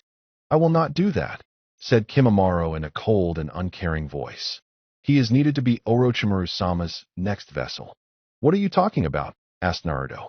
Orochimaru-sama has a great vision, said Kimimaro. In order to achieve this, he needs to switch bodies every 3 years. It is his will that Sasuke becomes his next vessel. He paused for a moment and looked at Naruto closely. I see. Now I know why my master is so interested in you as well. There will come a time when he will seek you out to become his next vessel or create one for him. Why the hell would I do that? Demanded Naruto. Because, said Kimimaro as a bone blade rose out of his shoulder. We are of the same clan. Orochimaru-sama wanted my body. However, due to my illness, that is not possible. Naruto stared at him as he pulled out 2 blades. I'll help him over my dead body, said Naruto as he readied himself. As you wish, said Kimimaro as he closed his eyes. I suppose that it's time to take out the trash. Unknown to them, for figures were racing to aid the Leaf team. 3 were coming from the Sand Village. The other one came from the Leaf Village. Omake. Orochimaru's hatred. Back in the day when Jiraiya, Tsunade, and Orochimaru were Genins, Orochimaru had decided to change careers. This came as quite a shock to Sarutobi. "Are you sure about this?" asked Sarutobi after he had announced his desire to change careers. "Hi, Sensei," said Orochimaru. "I have been thinking about it for a long time, and I realized that it's where my heart really is. Show business." He then pulled out some tickets and handed it to everyone. "I'm staring tonight, and I would like you all to be there for my first show." "This will be interesting," said Jiraiya. 500 Rios say that you'll be a hit," said Tsunade, causing Orochimaru's cheeks to turn red. Later that night, the entire village was gathered for the show. The spotlights shone on the stage as the announcer's voice filled the arena. "Ladies and gentlemen, Orochimaru is the Lord of the Dance." With that, Orochimaru came out dancing in that pirate shirt outfit. Sadly, it made people sick. I mean, Orochimaru dancing with his shirt open is just disturbing. By the end of the show, Jiraiya was the owner of 500 Rios thanks to the bet he had with Tsunade. When Orochimaru looked at the paper the next day, he read the first line before tearing up the paper. "The fools," he screamed. "Could they not see my genius? I swear, I'll make them pay. I'll burn down this whole village as if I have to. Coo, coo, coo. Hey, I like that laugh." Lee was panting hard. His opponent, his aim, was putting up a good fight. She had taken every punch and kick he dished out before returning the favor with her swords and lighting jutsus. After she had charged at him, he had managed to get down in time for a leg sweep that connected with her legs. However, as she fell, his aim was able to curl up and roll out of the fall. When she got up, she found Lee in front of her, and a moment later was kicked in the chest. His aim was then sent flying in the air until she hit a very large tree. When she hit the tree, however, she went puff and was replaced with a log that shattered on impact. Lee blinked in confusion as his aim silently fell down on him from directly above him with her swords ready to strike. If it hadn't been for Lee's squirrel squeaking out a waning, his aim would have cut off Lee's right arm. Instead, Lee was able to move out of the way and only received a nick on his shoulder. Not stopping for a moment, the second his aim landed, she pulled out some shuriken and threw them at Lee. Lee did a series of backflips as he avoided getting hit. After the last shuriken missed, Lee got up and charged at his aim and punched her in the face at full force. Sadly, she went puff as the real one got behind him and stabbed him in the side. The fight continued for what felt like hours. Each time one would think they had achieved the upper hand, the other would counter it in some way. Lee found himself admitting silently that she would be able to give Niji a run for his money. This wasn't good, seeing that he had yet to beat Niji once. "Are you getting tired?" asked his aim with her swords placed in an X formation in front of her. "If you are, you could always submit to me." When she said this, she licked her lips slowly. "I will never give up," said Lee as he got back into his stance. "I will keep fighting until my last breath." "He's so dreamy," thought his aim right before Lee began to attack her once again. Koharu and Hamaru were in Tsunade's office. Tsunade was currently at the hospital talking to 2 jonin who had been attacked, but the sound means while returning from a mission.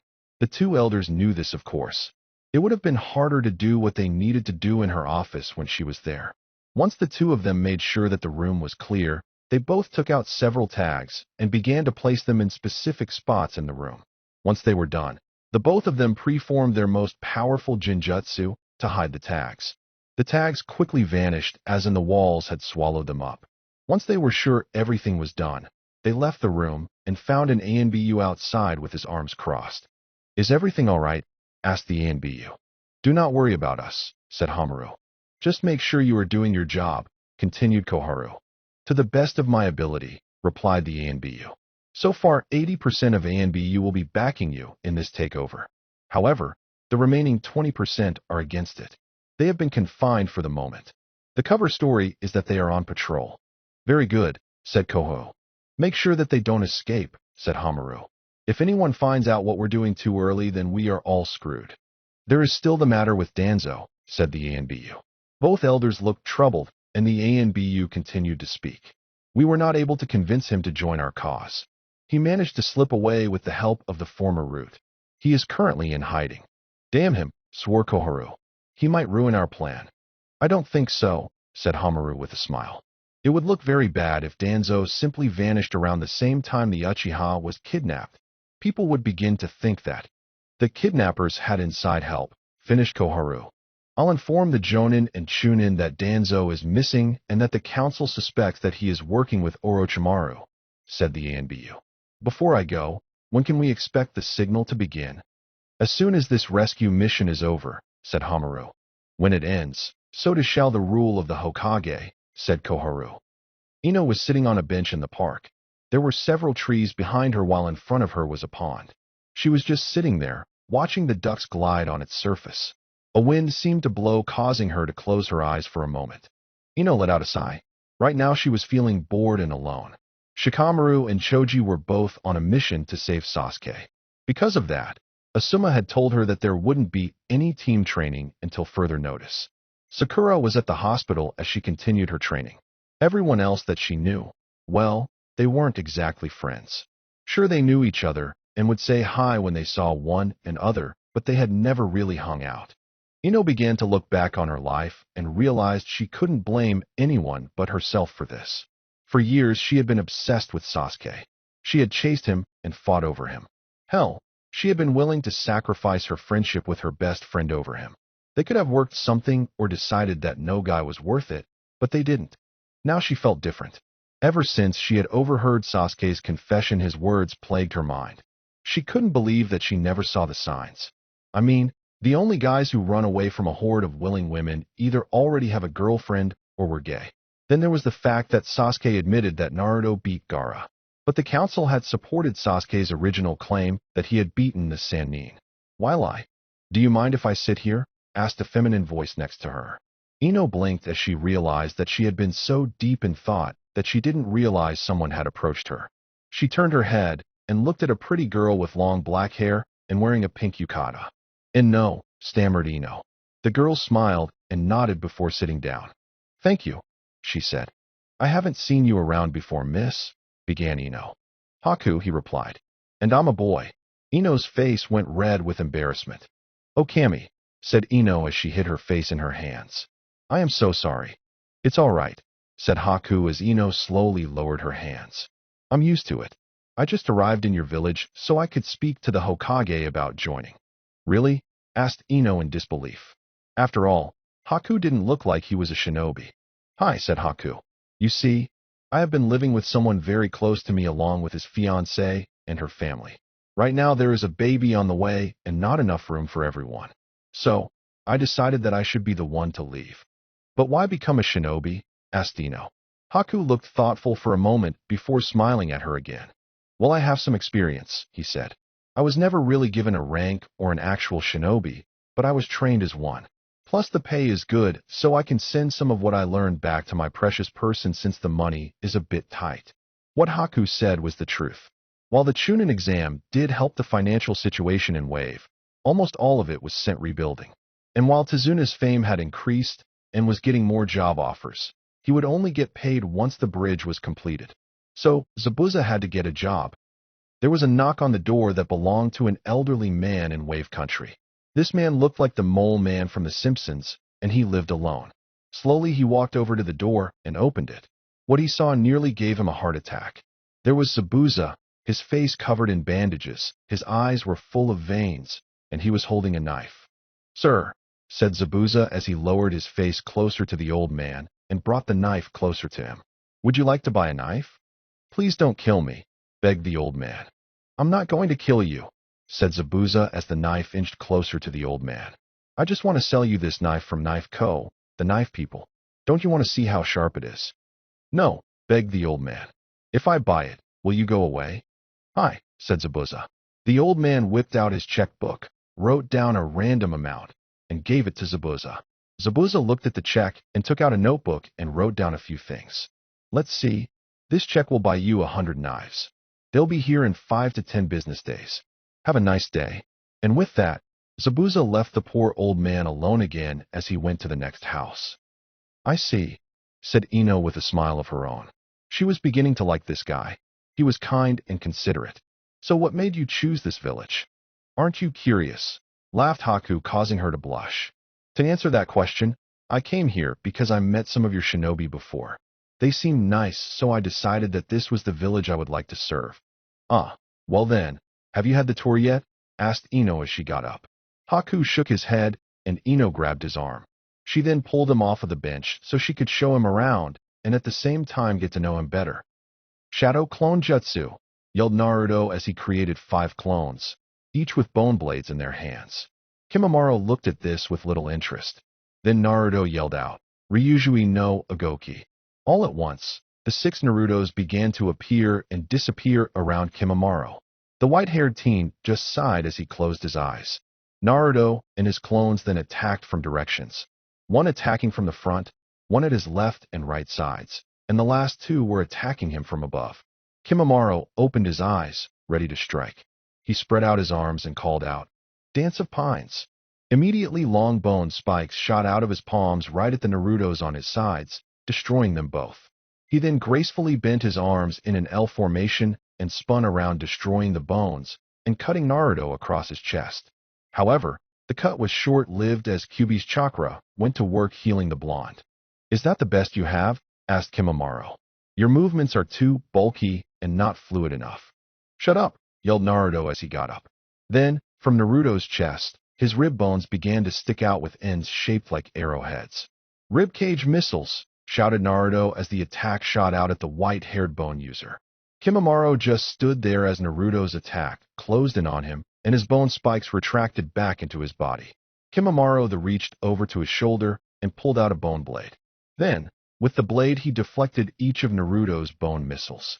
That was original but ineffective, said Kimimaro. What can I do? Thought Naruto. This guy, he might be as good as Mom, and I haven't beaten her yet. I have one chance, and that's to go to level 2. All right, said Naruto as he pointed at Kimimaro. I'm done playing around. It's time to finish this. Oh, said Kimimaro with a bored look on his face. So you were holding back? Well, so am I. Well then get a load of this, said Naruto as he threw his hands in the air. Level 2 activate. And nothing happened.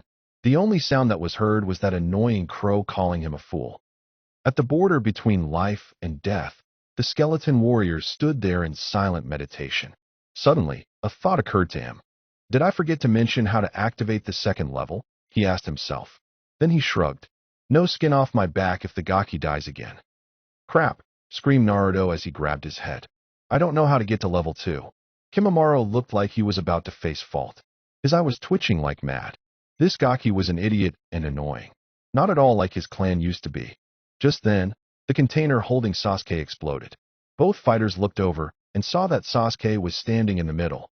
Naruto was about to give a sigh of relief when Sasuke turned to look at them. What surprised Naruto the most was that his eyes, which were a dark yellow. Then, they returned to their normal black. Sasuke hummed before jumping away. Naruto was about to give chase when Kimimaro blocked his path. Where do you think you are going? He asked. Naruto was about to answer when a bird flew past him from behind. However, this bird was different as it was made by clay. It flew right at Kimimaro, who looked at it in confusion right before it exploded. Naruto turned around and saw Michi appeared right behind him. Leave this guy to me, she said. Go and save that emo teammate of yours so that you can get that date he wants. Right, said Naruto with a nod. With one last glance at Michi, Naruto took off for Sasuke, leaving behind his trench coat. Michi smiled as Naruto left. So you love him enough to trade your life for his, said Kimimaro, who had gotten back up. I would do the same for Orochimaru-sama. There is no greater expression of love than to give up one's body for the person you love. You love that sick bastard? Yelled Michi. I bet he tried to stick his kunai in your holder. No, said Kimimaro with a blush. He never had to try. I gave myself willingly to him every time. Michi felt sick when she heard that.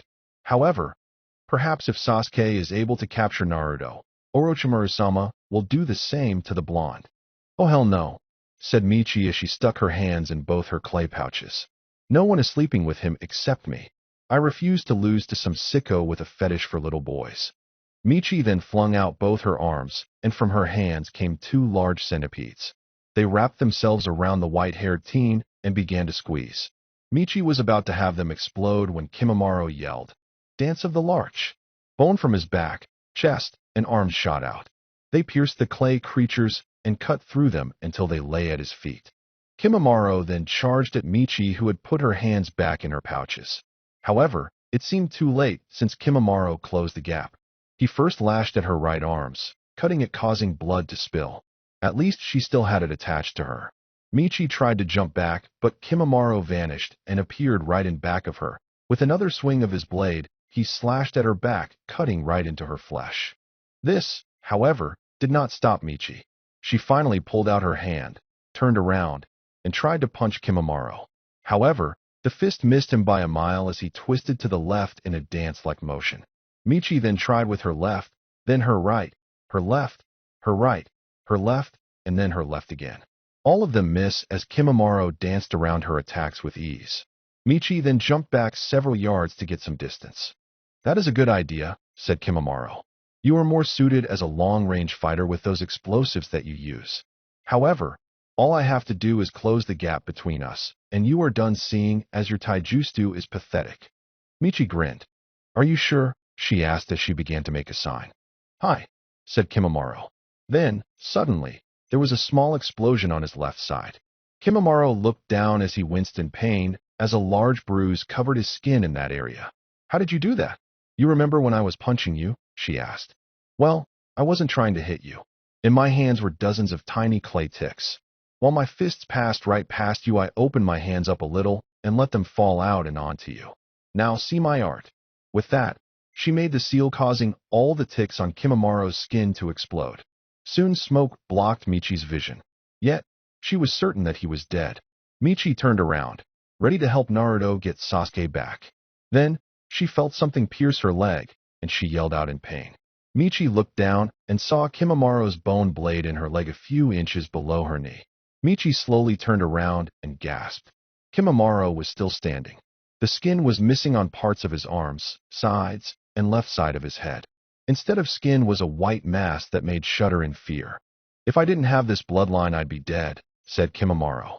He then held up his hands as his finger bones began to sprout out of his skin. "I have damaged your leg to dampen your movements. You may dodge the first attack, but the second will connect. Finger bullet drill." With that, his finger bones shot at Michi at great speeds. Michi closed her eyes, waiting for the pain. However, nothing happened. "Who are you?" asked Kimimaro.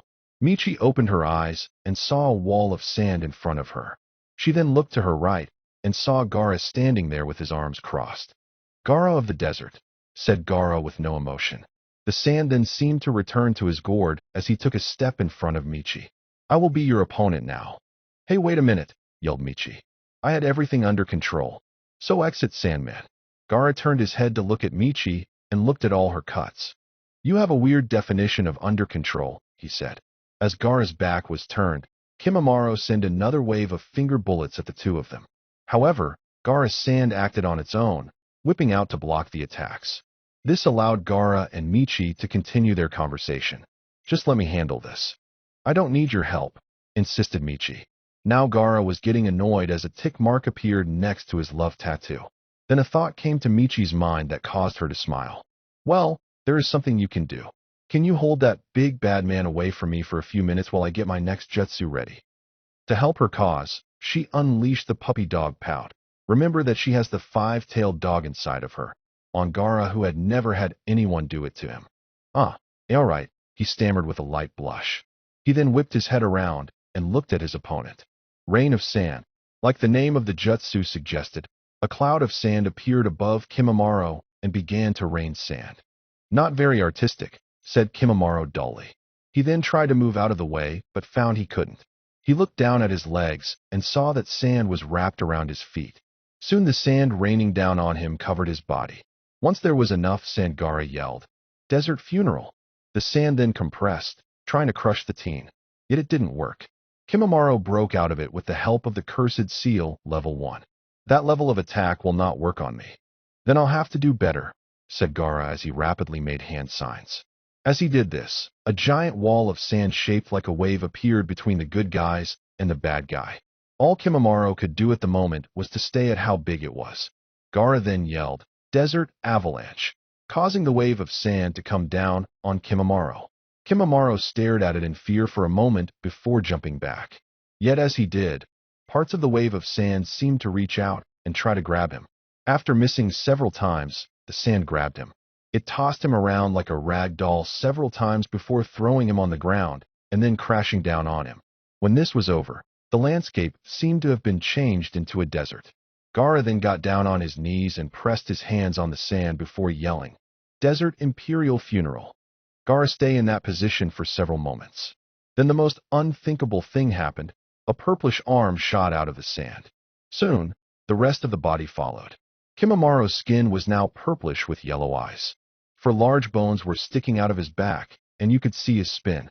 He had even grown a tail like a dinosaur. But this wasn't Barney. It was something only slightly worse. It charged at Gaara, who tried to stop him by creating explosions in the sand. However, this didn't even faze him. As soon as he was close enough, Kimamaro reached behind his back and pulled out his spinal cord, yelling, "Dance of the Clematis, Vine," as it wrapped around Gaara. Luckily for Gaara, his sand came up to protect him from the blades on the chain staff. Kimamaro saw this and said, "Flower," as his arm became a drill. "This is made from the strongest bone in my body," said Kimamaro. "I know that jutsu," said Gaara as his eyes narrowed. "Last time Naruto stuck it up my ass. Luckily for me, I have a counter this time. Last absolute defense, Shield of Shikaku." The sand rose between them and took the shape of a giant tanuki. "Good job, Sandman," said Michi's voice. Both fighters blinked, realizing that they had forgotten about her. They both turned their heads looking for her, but she wasn't to be seen anywhere on the ground. Slowly, they looked up and saw a giant bird in the air. Michi was standing over the edge with something that looked like a wailing angel made of clay. "Behold my most powerful jutsu at this moment." "This can't be good," said Gaara as he watched Michi drop the clay bomb. Then, when he saw it grow, he created a dome of sand to protect himself. Then boom. When Michi landed, nothing was left. She had scorched the earth of everything except that sand dome.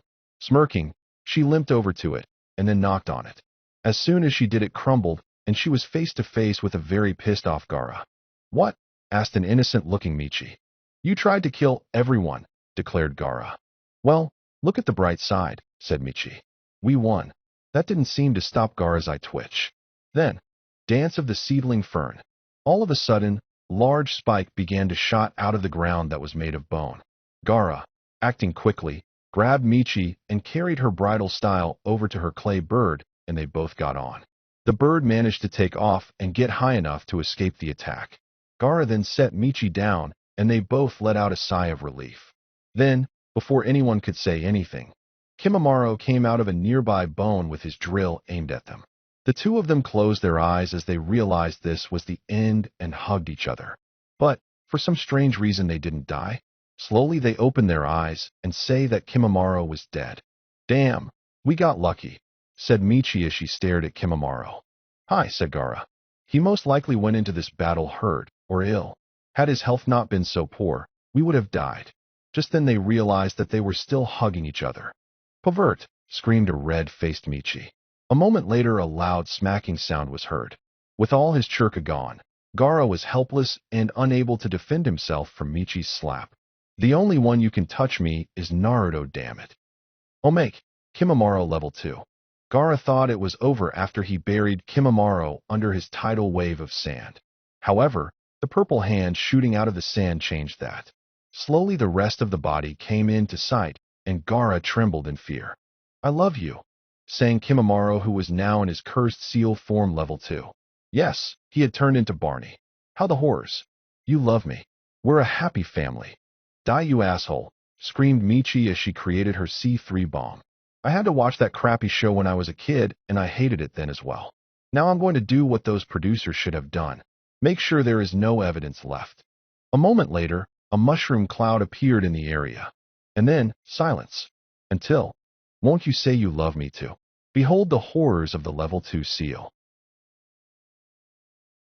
Tsunade was in her office going over her paperwork, but very slowly as she had a lot on her mind. She had just gotten word that the council suspected that Danzo was helping Orochimaru. That didn't surprise her much considering how much he hated Sarutobi and herself. Now the villagers were asking her why she didn't do something about him sooner and why Sasuke hadn't been under better protection. Still, something didn't seem right. Danzo may be a war hawk, but he had always had the best intentions of the village at heart, even if they were immoral and all. So, why would he give Sasuke to Orochimaru knowing that the snake would use Sasuke's body to destroy the village? Also, why hadn't she been informed about this sooner, before all of the Jonin and Chunin? Something was up, and she didn't like it. Suddenly, there was a knock on her door. She told whoever it was to come in. A moment later the door opened, and there stood Kakashi and Rin. Tsunade let out a small sigh as they walked over to her. She really could have used Rin on the rescue effort since she was a Mednin. However, the council had sent them both on a mission the night Sasuke vanished. Something didn't seem right about that. Tsunade-sama, is everything all right? Asked Rin with worry in her voice. You look distracted. I'm fine, lied Tsunade. I trust the mission went smoothly. Hi, said Kakashi. He then handed her a sheet of paper that had a large A on it. But this was a waste of time. The daimyo's wife thought someone kidnapped her cat this time. He was really hiding under a farmhouse. Why the council thought it was important enough to make it in a ranked mission, I will never know. I agree, said Tsunade as she scanned the paper. Her eyes narrow as she began to get a bad feeling. Something was up. All right, I have another mission for you both. Can it wait? Asked Rin. I would like to go and help in the rescue. Someone could be hurt and need some healing. I'm sorry, said Tsunade, but I have another mission for you both. Rin stood there for a moment and then turned around and began to walk out the door. Rin, where are you going? I was just going to talk a walk before my next mission, she said without turning around. Once she was out the door, Tsunade sighed and turned to Kakashi. Go with her, she said as she rubbed her temples. Hi, said Kakashi as he vanished in a cloud of smoke. About 5 minutes later, Kakashi was out of the village and right behind Rin. If you are trying to get me to go back, you'll have to fight me, said Rin without turning her head. No, said Kakashi with an eye smile. I'm here to help you save your boyfriend. Why do you care? Asked Rin with some venom in her voice. You have never shown much attention towards Sensei's son before. Why should I? Asked Kakashi. All Sensei ever did was hold me back, forbidding me from using the Chidori and wanting to remove my Sharingan. If the Kyuubi hadn't attacked, then I would have lost Obito's eye. Naruto may not be Sensei, but he's the closest thing to him now. You're pathetic, said Rin as she hopped from tree to tree. You're just like everyone else in the village, taking out your anger on Naruto just because he's all that's left of something else. He's not his father, so don't go and taking your problems and issues out on him. That's what a coward does. Oh, that's rich coming from you, said Kakashi. Aren't you the one who ran away from everything after Obito died? Rin stopped on the branch she was on, and Kakashi landed on the branch right behind hers. Slowly, Rin turned around, and Kakashi saw the tears in her eyes. Shut up, she shouted at Kakashi. Not all of us have ice running through our veins like you. Do you want to hear the truth about what happened to me after Obito died? I was going to kill myself. Do you know why? Because he died trying to save me after I treated him like crap. I can still hear him saying that he loved me right before it happened. It hurt Kakashi, do you understand that? If Sensei hadn't sealed me in that scroll, then I would be dead right now. And now I feel that I have a second chance, and I'm not going to mess it up like you have. What are you talking about? Asked Kakashi, who was taken back a bit by Rin's outburst. The real reason you have paid so much attention to Sasuke isn't just because you're the only one who can use the Sharingan, she said. It's because you want to make it up to Obito for not saving him and thanking him for the eye that he gave you. You think that if you help the last of his family in the village, you can make it up to him in some small bit. But Sasuke is nothing like Obito. Obito was the crazy, dead last goof who was kind to everyone. He would want you to help others like him, not just those from his clan. Rin paused for a moment. We're losing time. With that, she began to jump from tree to tree again, with Kakashi behind her again. I was hurt, said Kakashi after a moment. What? Asked Rin. You left without saying anything, said Kakashi. You never spoke to me after that mission. I thought that I should just give you space to deal with it. But you never came back. I was hurt. Then, when I saw you again after all these years, still the same, I was angry and sad and happy at the same time. I was angry that you just popped back in, sitting there eating ramen, like nothing happened. I was happy that you were back, safe and sound. And I was sad when I realized that I had missed out on us. Rin didn't look back, but continued to jump as Kakashi spoke. And when I saw that you were with Naruto, I figured you went to him because he was Sensei's son. But, as time went on, you two became friends, and then a couple. I became a distant memory for you. You were the one who caused it, said Rin. Every time I tried to get close to you, I got pushed away. You have no one to blame but yourself. Hi, said Kakashi as he lowered his head. Rin turned her head a bit so she could see him out of the corner of her eyes. She was still angry with him. All the times when Naruto needed someone, he was never there for him.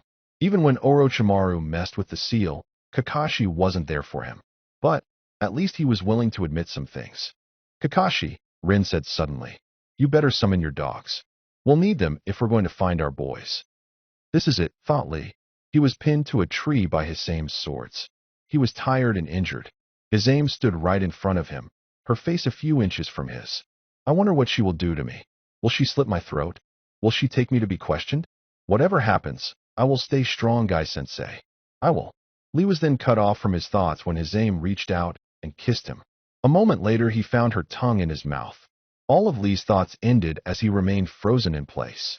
That was amazing, said his Hisame after she pulled away. She then took away the swords that were pinning Lee and put them back on her hips. What just happened? Asked a confused Lee. I kissed you, silly, said the shark girl with a blush. I know that, said Lee. But why? To go around kissing random strangers is very unyouthful. What kind of girl do you think I am? Demanded his Hisame as she folded her arms.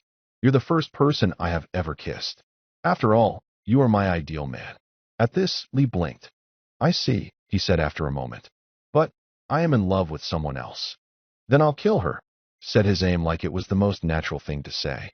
But I don't know anything about you, said Lee. Guy-sensei says that in order for any relation to work, both parties have to know each other. His Hisame stood there for a moment. For that moment, Lee believed that Guy-sensei had saved him. Then, when the moment was over, his Hisame licked her lips. Then let's get to know each other better, she said as she wrapped her arms around his head. Sasuke stood on top of the statue of Madara Uchiha in the Valley of the End. He stood there, waiting for Naruto. A moment later, his wish was granted as Naruto appeared from the forest and landed on top of the Shodai Hokage statue. Both Nins stared at each other. Sasuke, said Naruto, I've come to take you back to the village. And why should I go back? Asked Sasuke as he looked at Naruto in a way that made him feel uncomfortable. If I do that, then I'm back to playing shinobi and will never gain the power to kill my brother. You saw what he did to me back at the inn. I had thought I had narrowed the gap between us, but it is still as wide as ever. Orochimaru has promised me the power I need. I would be a baka not to accept. In case you have forgotten, said Naruto with anger in his voice. Orochimaru is the man who killed Ji-san. He's the one who caused the sound and sand invasion.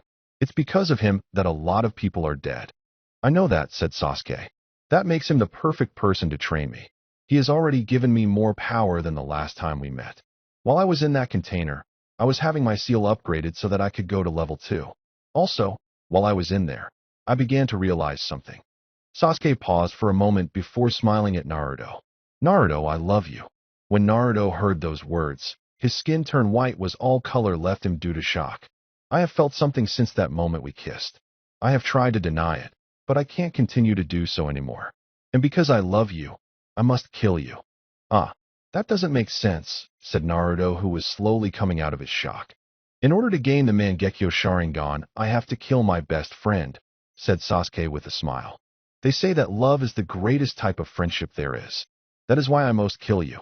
I am willing to trade the love I have for you for more power. Naruto felt sick. His teammate, who he liked being around as much as he liked having teeth pulled, said he loved him.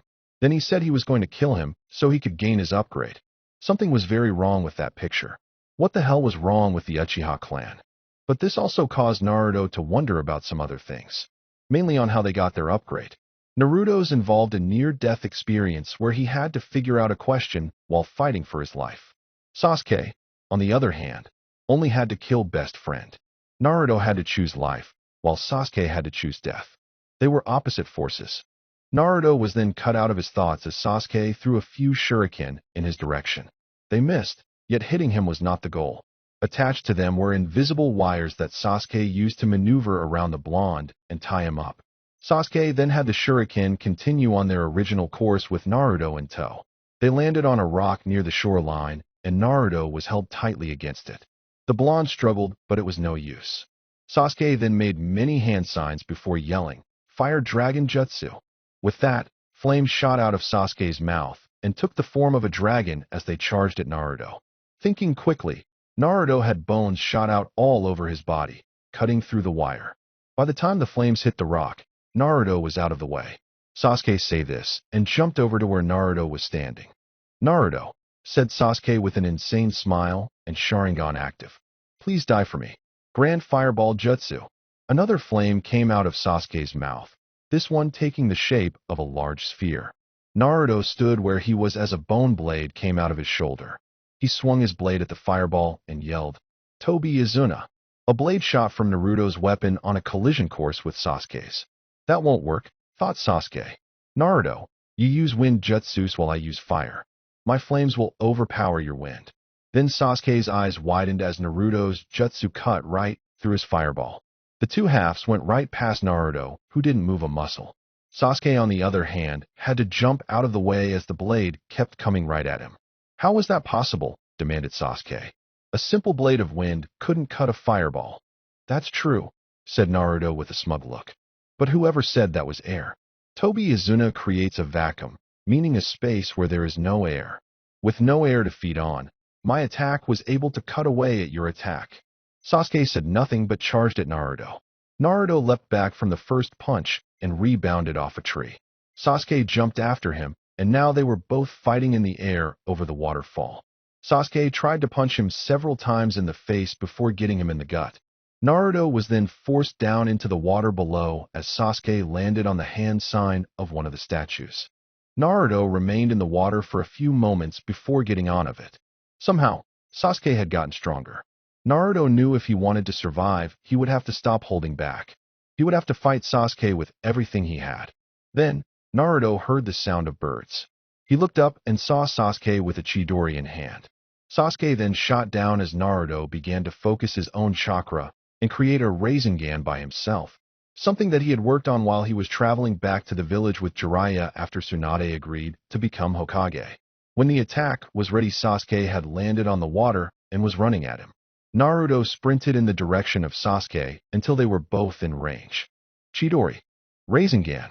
Both attacks hit and then struggled for power. In the end, however, both fighters were forced back by the force that was generated. Slowly, they both got back onto the water and into a fighting stance. However, Sasuke now had a fully mature Sharingan. Slowly, the cursed seal began to spread over his body. "I wonder," said Sasuke with his grin still intact. "Is it possible for anything to pierce those bones of yours?" Phoenix Flower Jutsu. Naruto jumped up to avoid the dozen or so many fireballs that were shot at him. Sasuke was on him in less than a second. He gave Naruto a fierce uppercut that sent him spiraling down to the water below. Naruto got up and found Sasuke running at him and aimed a punch right at his gut. Naruto doubled over and Sasuke grabbed him by his neck. A second later, Sasuke activated his Chidori. "This is the way it has to be, Naruto. Do not worry. The love I have for you will live on forever in my eyes. The eyes that will hold the Mangekyo Sharingan." Sasuke then tightened the grip on Naruto's neck as he plunged the Chidori into the blonde's chest. Naruto slowly entered a world of nothingness. There was no up or down. All there was in this nothingness was himself. He could still feel pain around his neck from Sasuke's hand. He tried to move his hands, but they felt some numb and heavy. Then, all of a sudden, he saw a thin ray of light. It was a line that seemed to cut the darkness in half. It was barely visible, but it was there. Naruto kept his eyes on it as he tried to move his arms. Sasuke grinned as he tightened his grip around Naruto's neck. So it would be over. Then a black aura began to surround Naruto. Sasuke's eyes widened in shock as it began to wail and heal the blonde's wounds. Then, Naruto grabbed Sasuke's arm and forced him to let go. Sasuke jumped back and stared at the blonde, who now had yellow eyes. "What are you?" demanded Sasuke. "When I was younger," said Naruto slowly, "I really thought it didn't matter. All I wanted was for people to recognize me. If they did that, nothing else mattered. I really didn't care if I lived or died after that. But now things are different. When faced with death, I was able to see that paper-thin line that separates life from death, and I chose to live. Sasuke, the will to live is the strongest thing there is." "You're wrong," yelled Sasuke. "Hate, anger, darkness. These are the strongest things around. I will use them to surpass my brother and kill him." "Sasuke," said Naruto as if he didn't hear him. "You don't know how good you have it. Even after your clan was destroyed, you still had people around you who wanted to help you.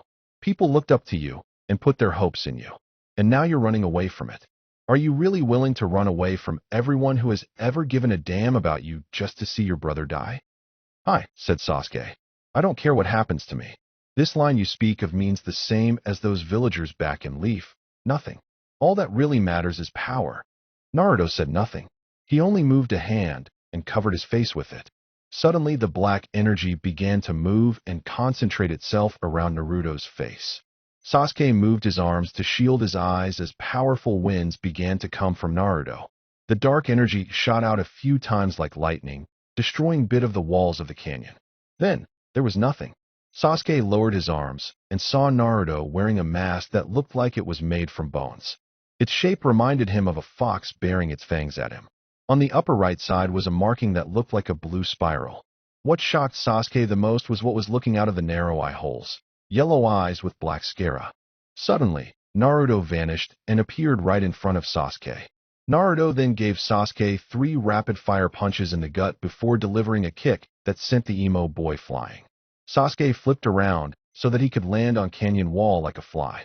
Once he had landed on all fours, he looked down but could find Naruto. "Looking for something?" asked a voice. Sasuke began to feel cold sweat as he turned around and saw Naruto. "This can't be," thought Sasuke. "He's moving faster than my eyes can follow him." Sasuke then bolted down along the wall as Naruto just stood there before melting into the canyon wall. Sasuke was halfway down when he heard Naruto yell, "Dance of the Seedling Fern." Bone spikes began to shot out of the canyon wall and pierce right into the opposite wall. They were so large and thick that it looked like someone had built hundreds of white bridges between the two sides.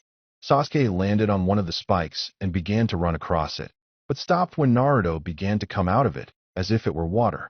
Naruto's yellow eyes pierced him with fear like he had never known, even worse when he had first met Orochimaru. "What is that thing?" asked Sasuke as he pointed to Naruto's mask. "Your clan isn't the only one with a second level," said Naruto. "This mask somehow makes me faster and more agile. My reaction time has also greatly increased. Your movements are so slow that it's like you're standing still." Naruto then saw Sasuke look right and left, as if he were trying to find a way out. "Don't bother. I can move my body within these bones at will, as well as sense anything on them." Sasuke chose not to listen as he lunged to his right onto another bone.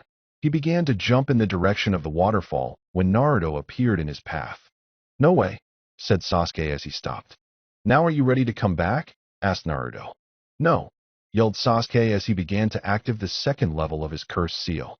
His skin began to darken as his hair color became lighter. A large 4-pointed star appeared on his nose, and his sclera turned black as well.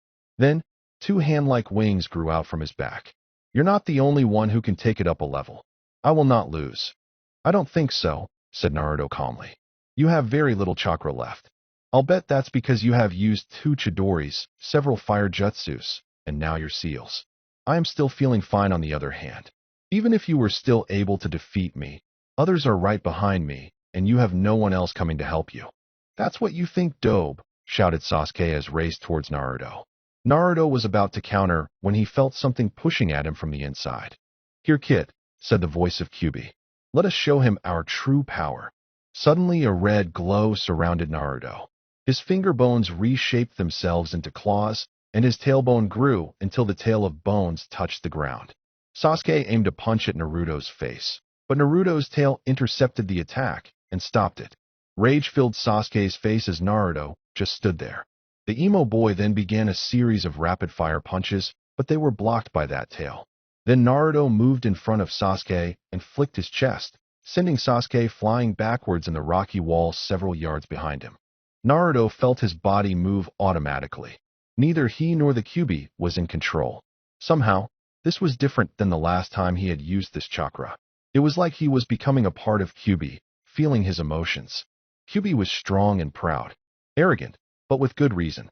He was unbeatable thanks to his healing abilities and never-ending chakra supply. Suddenly, memories began to flood Naruto's mind.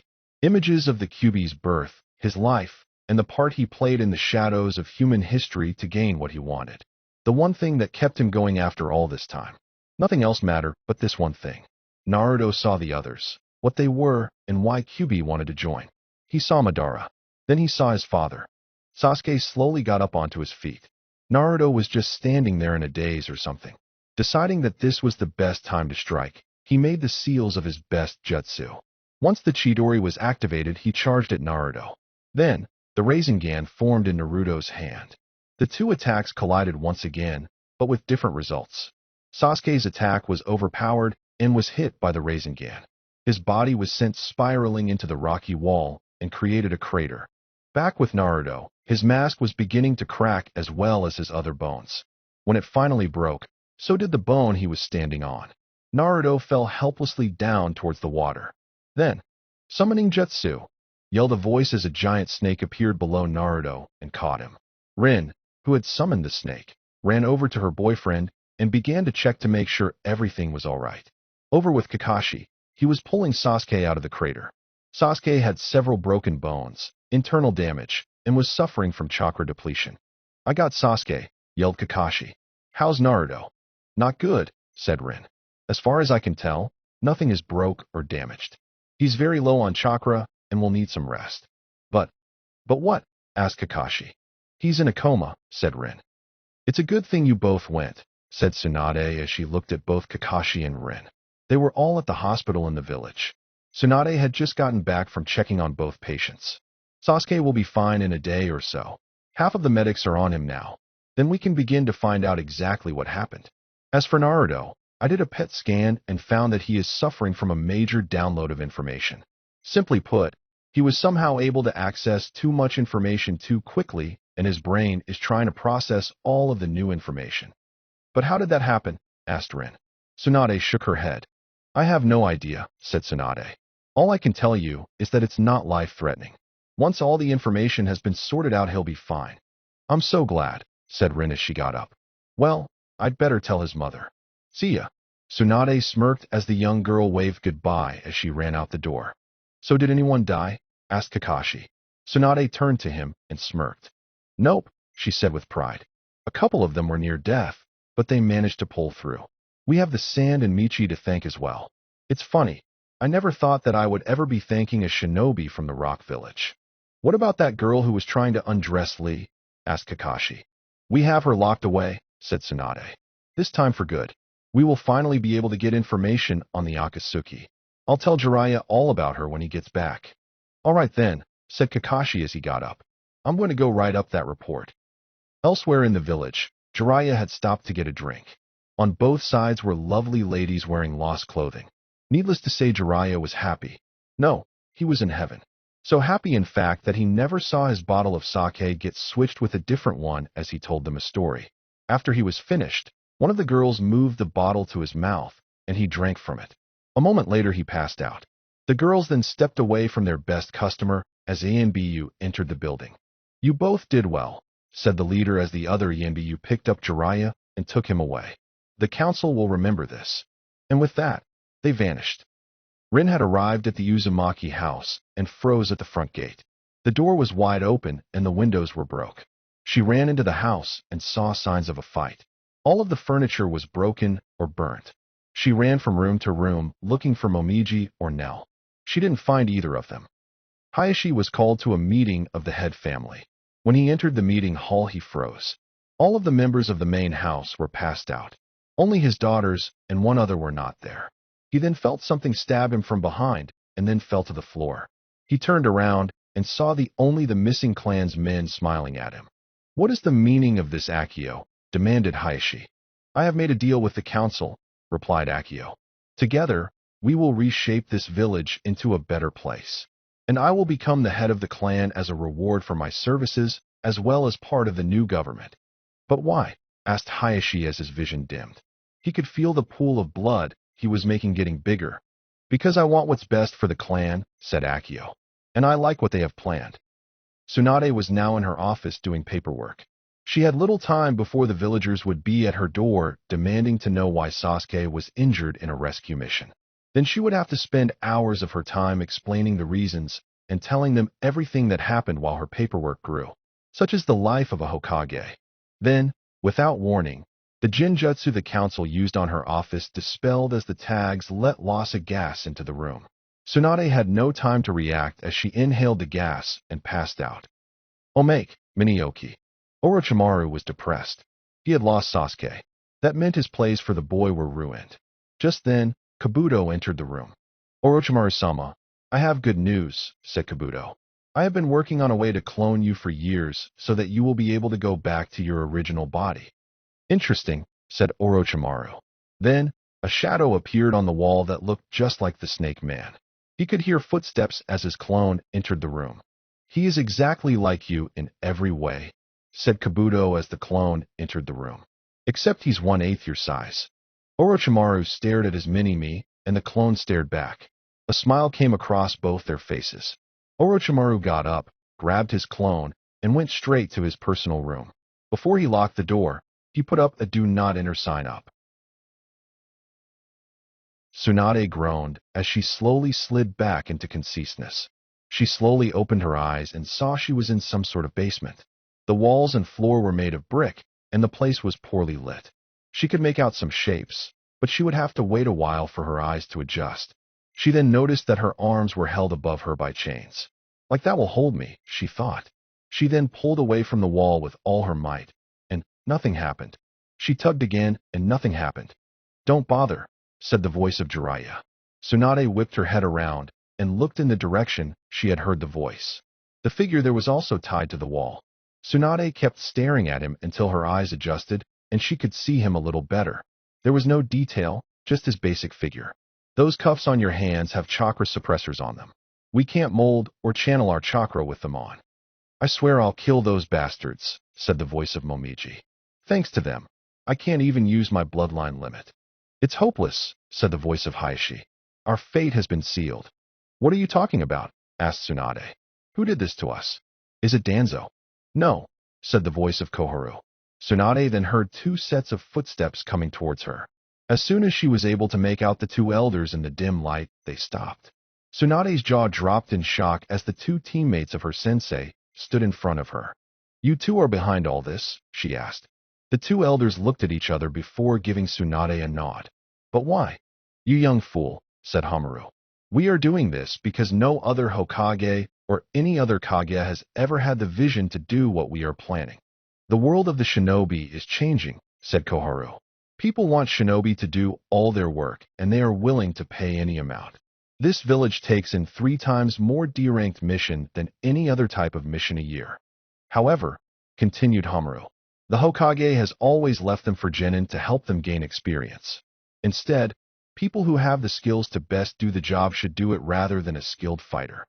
So you plan on selling the civilian? Asked a startled Tsunade. Wrong, said Hamaru. We plan on renting them. We also have other plans for this village, said Koharu. There is too much freedom, which is causing weakness. Therefore, we will be taking away any rights that we feel will endanger the village. For example, the forced breeding of any clan within the village that looks like it is near extinction. This, of course, will only occur after we have stabilized our power. The people will never let that happen, said Tsunade. They will revolt the moment their freedom is in danger. She then grew nervous when she saw the 2 of them smile. Tsunade, said Hamaru as he pulled out a mirror. We have been planning this for a long time. Did you not think that we were not prepared for any situation? And weren't you wondering why we have the head of the Hyuga clan here? He then moved in front of Tsunade and lowered the mirror so Tsunade could see her face. Her face paled instantly. No, she cried as she saw the seal on her forehead. The birdcage seal had overlapped her own, there for the world to see.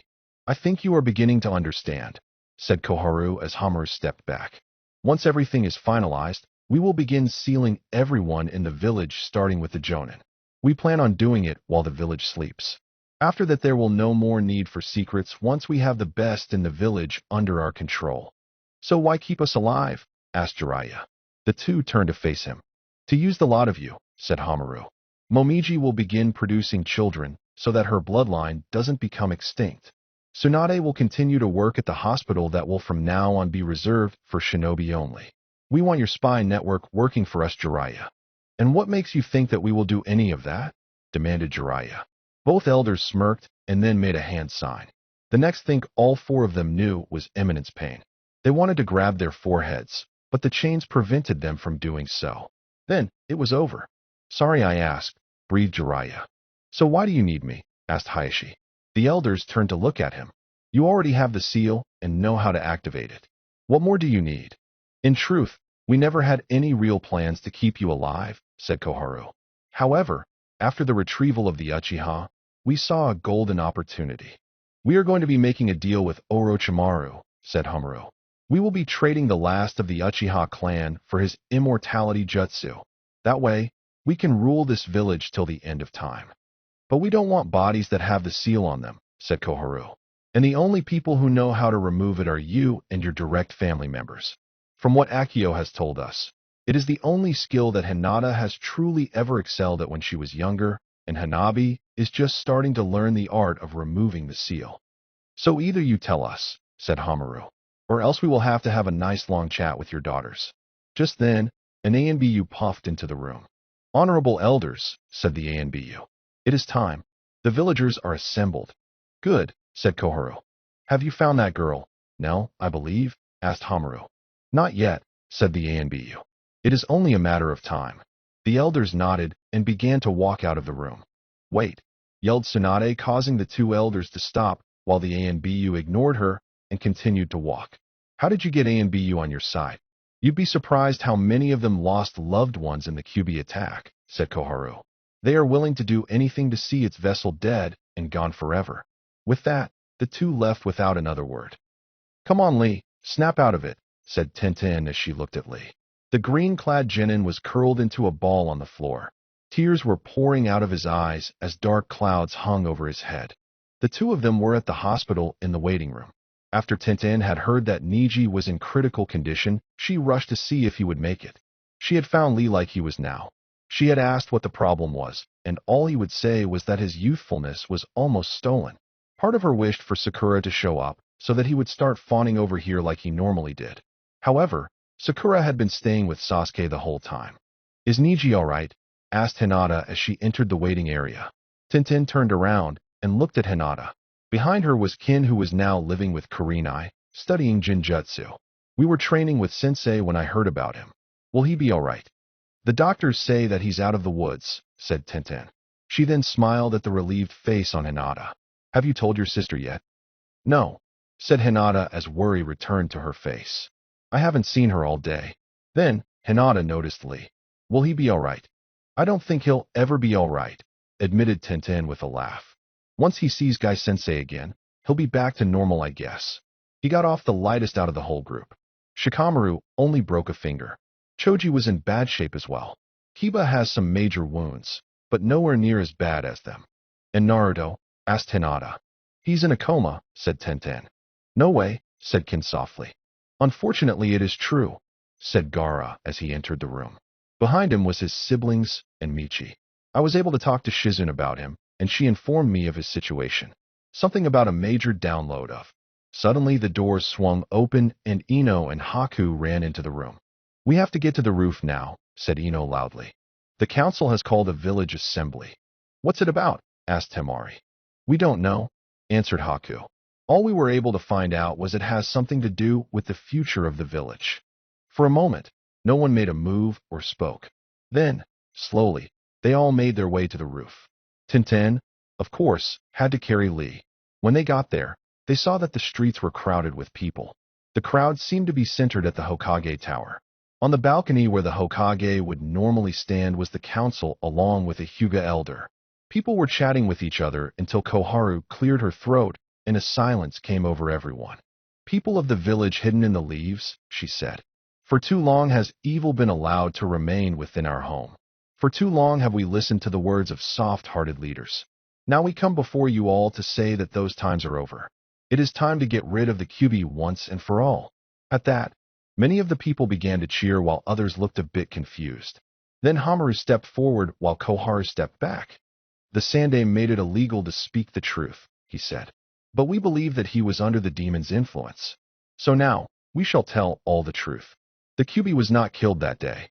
The Yondaime sealed in a boy which it later took control of. This boy is Naruto Uzumaki. We had hoped that Tsunade would be able to resist it, but she too had been taken over. It is now clear that having a single leader was a mistake. That is why we, the council, have taken over in the best interests of the people. For a moment there was silence. Then, all at once, most of the population who had been around when the Kyuubi attacked began to cheer. Meanwhile, as the council continued to talk, the teens on the roof were shocked. Well, except for Gaara, Temari, Michi, and Kankuro. Lee snapped out of his funk and stood up. Tintin was shaking as she remembered all the stories she had heard about the giant fox. Kin's jaw dropped. Hinata covered her mouth. "And Naruto is the Kyuubi," stammered Ino. "No," said Gaara. "He is merely its holder, its vessel. He is the one person in this village that is keeping it contained and from killing everyone here." "Are you sure?" asked Tintin. "More sure than anyone else here," said Gaara. "For I hold within me Shikaku. I also hold a demon inside of me," said Michi. "I have the five-tailed dog, Hoku. Trust us when we say that we never asked for this. The moment we were born, stupid adults crammed them into us so we could be weapons for them. That's the way people like me and Gaara were raised. Naruto's case is different. He had the Kyuubi sealed inside of him to save this place, and look how everyone is thanking him." "They're right," said Hinata. "Naruto is too kind and cares too much about his friends to ever be a demon. He..." "Shoo!" interrupted Haku as he pointed to the council. "The following people will now be called to justice," declared Hamaru. Anko Mitarashi for her ties with Orochimaru. Michi for being a rock shinobi and holder of a demon. Gaara for his crimes during the Sound and Sand invasion, as well as being a demon vessel. Rin for deserting the village. Hinata and Hanabi Hyuga for plotting against the Hyuga clan. And Naruto Uzumaki. All of them will be given a public execution. Anyone who hides them or defends them will also be executed. The Hyuga clan has graciously volunteered to help in their capture. We will also be pardoning anyone who was wrongfully arrested while doing their duty to the village by trying to kill Naruto Uzumaki, said Koharu. Starting with Mizuki Tsuji, who was really trying to keep the Kyuubi from stealing the Forbidden Scroll. "Crap," said Gaara. "We have to get Naruto," cried Hinata. "He's helpless right now." "We'll help too," said Haku. "Are you sure you want to help us?" asked Michi. "If you do, then you will be killed." "I do not believe in what this village's council is doing," said Haku. "If I must die to do what is right and help a friend, then so be it. I'm sure that Naruto would do the same for me." With that, he began to run towards the door. Everyone else immediately followed him. Naruto was in a world of darkness. He looked to his left and saw nothing. He looked to his right and saw nothing. He looked to up and saw nothing. He looked down and saw something. What it was, he wasn't sure. Whatever it was gigantic. It seemed to go on for miles and miles in all directions. It seemed to emit a very dim yellow light. Then, in an instant, it exploded without sound. Everything just blew in every direction all at once in bits and pieces of the large mass. Naruto quickly brought up his arms to defend himself, but the masses just passes right through him like he was a ghost. This continued for some time until the masses seemed to stop. They were now everywhere in large clumps. "A beginning for all," said the voice of the Kyuubi. "It has happened many times before. No one knows how many times it has happened. Perhaps millions or more. A constant cycle of creation and destruction in this level of existence." "What do you mean?" yelled Naruto. He received no reply, as if he were watching a television program and Kyuubi was only the narrator. And as if someone had hit fast forward, the clumps began to change rapidly. He watched as they compressed and took on the shape of spheres. Some ignited into balls of burning flames. The other spheres began to orbit around these burning balls. It soon occurred to Naruto that he had seen how the universe was formed. As soon as he realized that, it felt like he was being lifted up. The solar system he was looking at was soon replaced with a galaxy. Suddenly, Naruto felt something. Naruto turned in its direction and gasped. It looked like a lightning bolt that just kept going. It was soon followed by 8 others that sped across the emptiness of space. Each one was a different color, but Naruto kept his eyes on the red one. He watched as the red one entered a galaxy, destroying everything in its path. "An error," said the voice of Kyuubi. "An anomaly created when the universe was formed. A fluke. That was all that we were to them. Something that needed to be corrected." Naruto continued to watch as something new appeared out of nowhere. They were like glowing orbs, each one a different color. Naruto saw red, blue, black, pink, yellow, and green. They went around each of the lightning bolts and began to compress them. Naruto was then zoomed in closer as the first bolt was changed into something that looked like a tanuki. After it had been changed, Naruto gasped as one of the orbs seemed to cut into space and throw the tanuki into the hole, and then closed it. The orbs repeated the process over and over until the last one, a nine-tailed fox, was thrown in. The others, said Kyuubi, beings who live as pure chakra and exist on a different level than us, charged with the duty of watching over the universe and maintaining a balance of sorts. Powerful as they are, there are beings above them and even more above those. One could saw that whoever is at the top of this could be the most powerful being in existence, an entity that started the cycle and made every rule in which this universe follows. What you call this entity is up to you. Naruto then felt like he was being dropped. He fell into a galaxy and eventually landed on a planet. The planet seemed familiar to him, as if he had been there before. However, the giant reptiles that were walking around did not feel as familiar. Naruto walked around for a moment and watched them. Some eat plants and some killed to eat. Some flew in the air, while others walked on either 2 or 4 legs. Then a rip appeared. It was like the blue sky had been cut with a knife. Then, one by one, he watched as the Biju jumped out of the rip one by one. The creatures of this world looked at them in fear and fled. The Biju, however, paid them no mind as they walked away. Finally, we were free after billions of years, said the Kyuubi. We each went our own way at first, confined by the shapes the others had given us. We could no longer affect anything on a galactic scale. Perhaps it was their fail-safe should we ever escape. As time went by, we grew bored as few found nothing exciting to do. So, we fought with each other. The scene changed and Naruto was now watching the Kyuubi's fights. One by one Kyuubi defeated them. Each time, the surface of the planet changed. Anything that was there was usually destroyed. The final fight between the Kyuubi and an 8-tailed snake lasted for years nonstop. Explosions covered the planet due to Kyuubi's attacks while the snake unleashed poison after poison. The last explosion by Kyuubi ended the fight in his favor, yet at the same time doomed the planet. It had created a large crater, and all of the dirt was thrown into the air, blocking out the sun. But before winter could occur, all other life on the planet was already dead. I had proven that I was the strongest of our kind, said Kyuubi. Now, with the planet devoid of all other life, we became bored again. Unlike humans, our strength never grows or lessens. I would always remain the strongest, so fighting again would be pointless. One by one, we fell asleep in the mess our destruction created. Sakura stood over Naruto's bed. In her hands was a kunai. She had been listening to the council's announcement from Sasuke's room, and when she heard about Naruto, she knew what she had to do. He's a monster, she thought. He hurt Sasuke. He has the Kyuubi inside of him. He hurt Sasuke. I have to do this for the village, and when Sasuke wakes up he'll love me for avenging him. Sakura then raised her arms, aiming the kunai at the blonde's gut when a voice yelled, Sanaijishu. Then next thing Sakura knew was being bound by several snakes.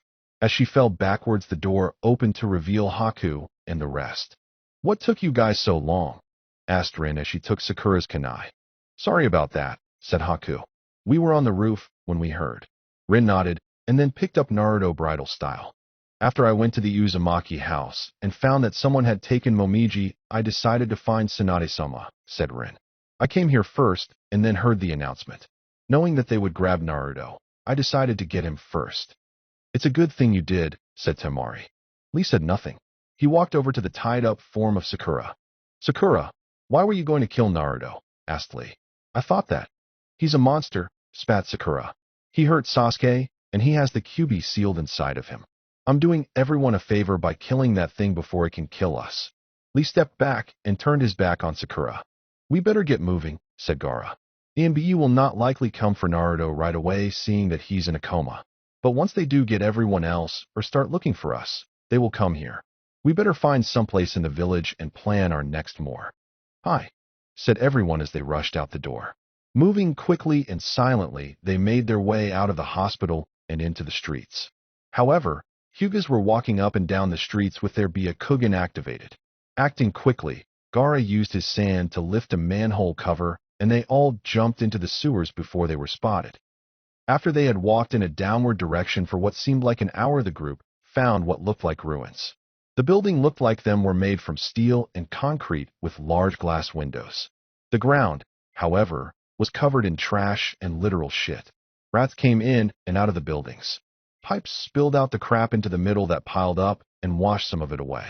The smell of this place was awful. The group quickly entered one of the buildings. The first thing that Rin did was set Naruto on a dry chair. One by one, they found something to sit on that didn't make them sick. They then sat in a circle and began to think. "What is this place?" asked Michi as she covered her nose. "I remember we talked about this in class," said Ino, who was also covering her nose. "When the Shodai Hokage created the village, he basically buried old ruins that were already there. He then regrew all the trees and plant life above it. It was symbolic because we were burying the past to grow a better future." Everyone looked at her funny. "Hey, I learned a few things when I was competing with Forehead Girl." "I wonder what happened to the people who used to live here," asked Haku aloud. "Sorry, girly boy, but we have more important things to worry about," said Michi. "Like how the hell are we going to get out of here?" "We can't just leave our families here," said Hinata. "Hey, your family is out to get you and your sister," said Kankuro.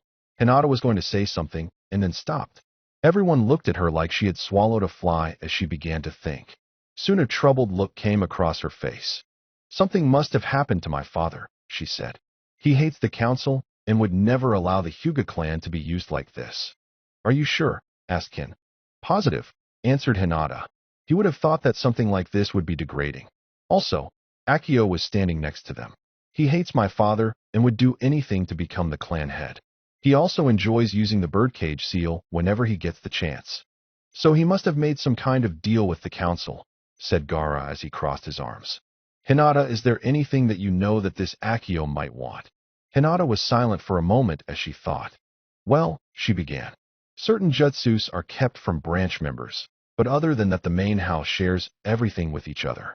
The only thing that is kept within my direct family line is the knowledge of how to undo the birdcage seal without killing the sealed person or having them lose their bloodline." "So why haven't you used it to undo the seal on Niji?" asked Tenten. "Believe me, I want to," said Hinata. "However, if I just did that, they would reseal him and then place the seal on me. One of the things about this unsealing technique is that it doesn't work if you have the seal on you." "Why is that?" asked Kankuro. "It was originally designed for criminals," answered Hinata. "If a criminal ever got their hands on it, they could then free themselves. That's why safety locks were put in place." Gaara nodded and began to think. "All right," he said. "Based on this information, I'm going to make some assumptions on what is happening. The council made a deal with Akio. If the only thing that Hinata and Hanabi know is how to undo the seal, then that is what the council wanted, the seal. They must want to kill Hinata and Hanabi so that the information on how to undo it will never be revealed. Judging by your description of this Akio's personality, he would go along with this deal if they planned on sealing a lot of people." Gaara then closed his eyes. "I think they plan on placing the seal on the people of this village. They are using the people's hate of people like Naruto, so they will go along with them being in charge." "Great," said Kankuro. "We come all this way to help get that Uchiha ass, and this is the thanks we get." "Kankuro, calm down," begged Temari. "Hell no," said Kankuro as he stood up. "I'm not going to calm down. Right now we are in some sewer in a freaky place, while up above people are going to kill us all. And after they do that, they're going to enslave the village by putting that stupid seal on everyone. This place is fucked up." "Indeed it is," said a voice from the doorway. Everyone turned towards it in surprise. What they saw was a man with one arm and one eye. "Perhaps we should join forces," said Danzo. "Who are you?" demanded Gaara as he uncorked his gourd. If Danzo was scared of him, he hid it well. "My name is Danzo," replied the one-eyed man. "I am, or at least was, the leader of Root. Believe me that I am not your enemy." "Why should we believe you?" demanded Kin. "I heard all about you from Orochimaru. You're a war hawk and opposed the Sandaime while he was alive." "That is true," said Danzo. "I will never deny any of what you said. Sarutobi tried to attain peace through talk and negotiations. He believed that my ideas were, how you would say, a bit extreme. So he shut down Root. However, the only things the council really cares about are money and their own political power. That is why I choose to oppose them. Everything I have ever done has been for the benefit of the village. That includes getting Kakashi to teach Sasuke Uchiha the Chidori. That man would never pass along one of the most powerful close-range jutsus in the village unless someone gave him a nudge. You spoke of teaming up, said Gaara. Why should we? What do you have to offer us? Because I know the council's plan, answered Danzo. And while Root has been officially disbanded, we still meet unofficially. For a moment, no one moved or said anything. Then, Gaara motioned the man to come closer. Danzo walked closer to the circle and stood in front of Gaara on the other side. What is the council's plan? Asked Gaara. I see you are wise for accepting my help, said Danzo. You will make a fine Kazekage one day. Gaara growled, causing Danzo to sigh. It is as you believe. The council plans of enslaving the villagers. He has used their emotions to control them, something that I warned Sarutobi about. Yet you are wrong about one thing. The reason they want Hinata and Hanabi. I have recently learned that they plan of trading Sasuke Uchiha for Orochimaru's immortality jutsu. They will need to know how to remove the seal so they can enter a new body without becoming branded with the cursed seal as well. Only 2 people fully know how to undo the seal. If they cannot get what they want from Hayashi, then they will try to get it from Hinata. Hanabi has yet to master the skill, but she knows the basics. Well, we have to stop them, said Michi. No matter what village you are from, this is just plain wrong. Everyone nodded at that. Michi then pointed at Danzo. Hey, old man, how about you give us something that we can use? I have a lot to offer, said Danzo. I have a small group that is loyal to me. I also know where the Hokage, Jiraiya, Momiji, and Hayashi are being held. However, our numbers are extremely low compared to theirs. This is why we are going to have to lessen their numbers. Gaara's eyes narrowed at that. You mean you want me and Michi to use our demons to kill as many of the Hyuga clan and ANBU as we can, said the red-headed Nin. You read between the lines very well, said Danzo. We can't do that, said Hinata as she stood. We must do whatever it takes to ensure the survival of the village, snapped Danzo. We may weaken it in a way that leads to its destruction anyway. But I would rather see it burn to the ground than to allow it to become a Rinna slave market, so those 2 can make money for all time. Naruto watched as the earth changed while the Biju slept. Like before, it was as if he were watching a video on fast forward. The landmass broke apart and continents formed. The world became cold and icy. New species began to appear. It seemed like this time that mammals would be the dominant life form. It all stopped suddenly. Naruto was now in the middle of a forest that was lush and green. The air smelled so clean. In front of him was a caveman. He was poking at the earth in front of him with a stick. Naruto moved closer to him to get a better view. Once he was right next to the caveman, Naruto saw a patch of red fur in the earth. The caveman then gave one good hard poke. Then it happened. The earth began to shake around them. The ground began to break, and from it rose the Kyuubi. The roots of trees were tangled in its fur. Realizing this, Kyuubi shook himself like a dog does when it's wet. This sent trees flying in all directions. When he was finished, Kyuubi looked down at the caveman who had wet himself. My first meeting with humans was less than impressive, said Kyuubi's voice. They were tiny, stupid, and weak. They bored me to no end. So rather than waste my time killing them, I decided to see how much this world had changed since I began my long sleep. The scene then changed in a bright light. Naruto was now in the middle of a barren land. Ahead of him was a city.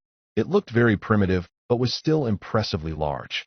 Seeing nothing else, Naruto walked towards it and eventually saw people. It seemed like clothing had been invented and that the age of the caveman was over.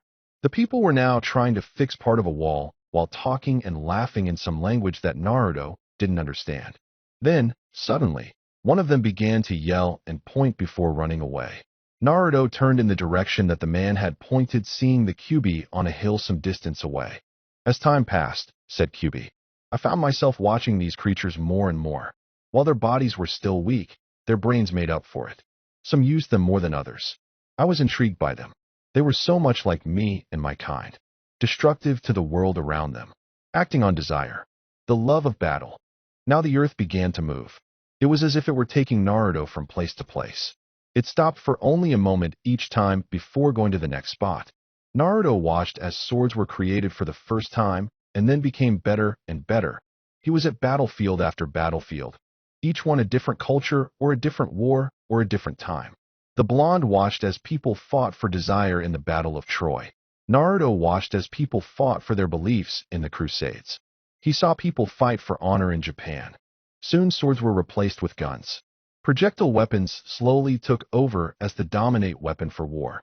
Then Naruto saw tanks and flying machines that dropped bombs on the ground. He saw gases that killed people in gruesome ways. Each weapon became worse than the last. Then Naruto saw them used to kill civilians. Corpses being pushed into holes on top of each other. Then the earth stopped. Naruto was now standing on a hill overlooking a city. Overhead, a flying machine dropped a bomb. It made an odd whistling sound as it did. When it hit the ground, the blonde saw destruction unlike anything he had ever seen before. Everything seemed to be destroyed around a giant mushroom cloud. "What the hell?" said a frightened Naruto. "Human population continued to grow at an alarming rate," said Kyubi. As it did, weapons became deadlier and easier to use. Due to these two things, the value of human life dropped. People may saw that no one could put a price on life, but these things I saw spoke differently. With a push of a button, a single human with no battle training could kill thousands, maybe even millions. It made me sick. I soon found myself wondering if I should have killed them off when they were still primitive. Time passed, and I watched your kind less and less. Technology became deadlier and deadlier. Lasers shot down from the sky. Missiles soon did 20,000 times the damage of the nuke. Soon, machines took the place of armies. Machine against machine. Wars lost their meaning and were fought for any reason or for none at all. Humans began to care more about image and looking thin than about staying strong. Schools that taught people how to fight became a joke, a mockery of what they once were. Until the scene changed once again in a bright flash of light. Naruto was now in a canyon. Before him a man sat cross-legged. His eyes were closed in meditation. Then Naruto heard loud footsteps. Coming towards them was the Kyubi. He walked past them and then stopped. He turned his head to stare at the man who had not moved an inch. Slowly, Kyubi turned around. It was shortly after what humans called World War X. I had kept my existence a secret. The only mention of me came from legends that few knew about. Yet seeing this man compelled me to communicate with him for reasons I do not know. Then Kyubi spoke. It wasn't like what Naruto had heard before, which was more like a voice from all directions. This time, the Kyubi before him spoke. "Human, what are you doing here?" asked the Kyubi. The man opened his eyes and looked at the Kyubi. He then reached behind his back and pulled out a large bottle.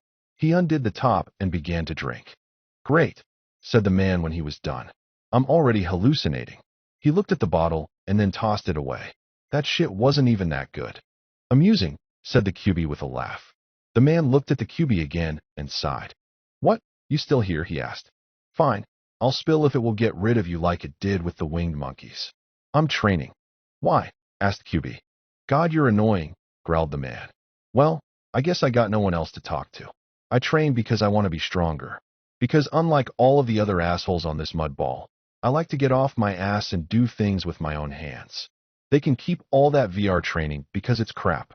"You amuse me, human," said the Kyubi with a feral grin. "Tell me, have you ever heard of chakra?" "Now what the hell is chakra?" asked the man. The Kyubi said nothing as he opened his mouth. Then a red light shot out of it and hit the man. He screamed in pain as a series of rings appeared in his eyes. When Kyubi closed his mouth, the man fell to the ground and didn't get up. Kyubi smirked before turning around and continuing on his way. Then Naruto heard the narrative voice of Kyubi once again. When he woke up, he believed that I was just a dream. Perhaps that was for the best. That man began to train and, with my gift, was able to figure out about chakra. He then created the first ninjutsu. When he returned to civilization, people were shocked by the change in his eyes. They were even more shocked when they saw he could walk on walls. He later opened a school where he taught others to do the same. I will forever remember him as a drunken man. However, history remembers him as the Rokudo Sennin. "WHA!" cried Nell as she ran through the streets. Next to her, running equally fast, was Hanabi. Behind them were several ANBU. After Hanabi had heard the announcement, she immediately went into hiding. However, the spot she had chosen was the same place that Nell was hiding. 6 minutes later, Nell said the coast was clear, and the both jumped out in front of a group of ANBU. Now, when you have ANBU on your ass, you'd be surprised how fast you can run. This is all your fault. yelled Hanabi as she ran like she was running the 100-meter dash. Why did you tell me the coast was clear? Nell stopped crying and pointed to the sky. Sweet, she said. It w clear. Hanabi did her best not to face fault. Also, I love being chawed because I'm a soyous masochist. What the hell is wrong with you? Yelled Hanabi. Suddenly, Nell shot ahead of her and then stopped. She looked left and right and then pointed down an alleyway. This way, she said before running into it. Hanabi, not seeing any other choice, turned right and ran into a dead end. She then looked down on Nell. Cammy, I hate you, she said to Nell. Nell, in return, looked at her with big puppy dog eyes. Suddenly, Yimbiyu were right behind them. Both girls slowly turned around. The leader of the group, who happened to be the one the council had always spoken to, stepped forward. It's the end of the line, he said.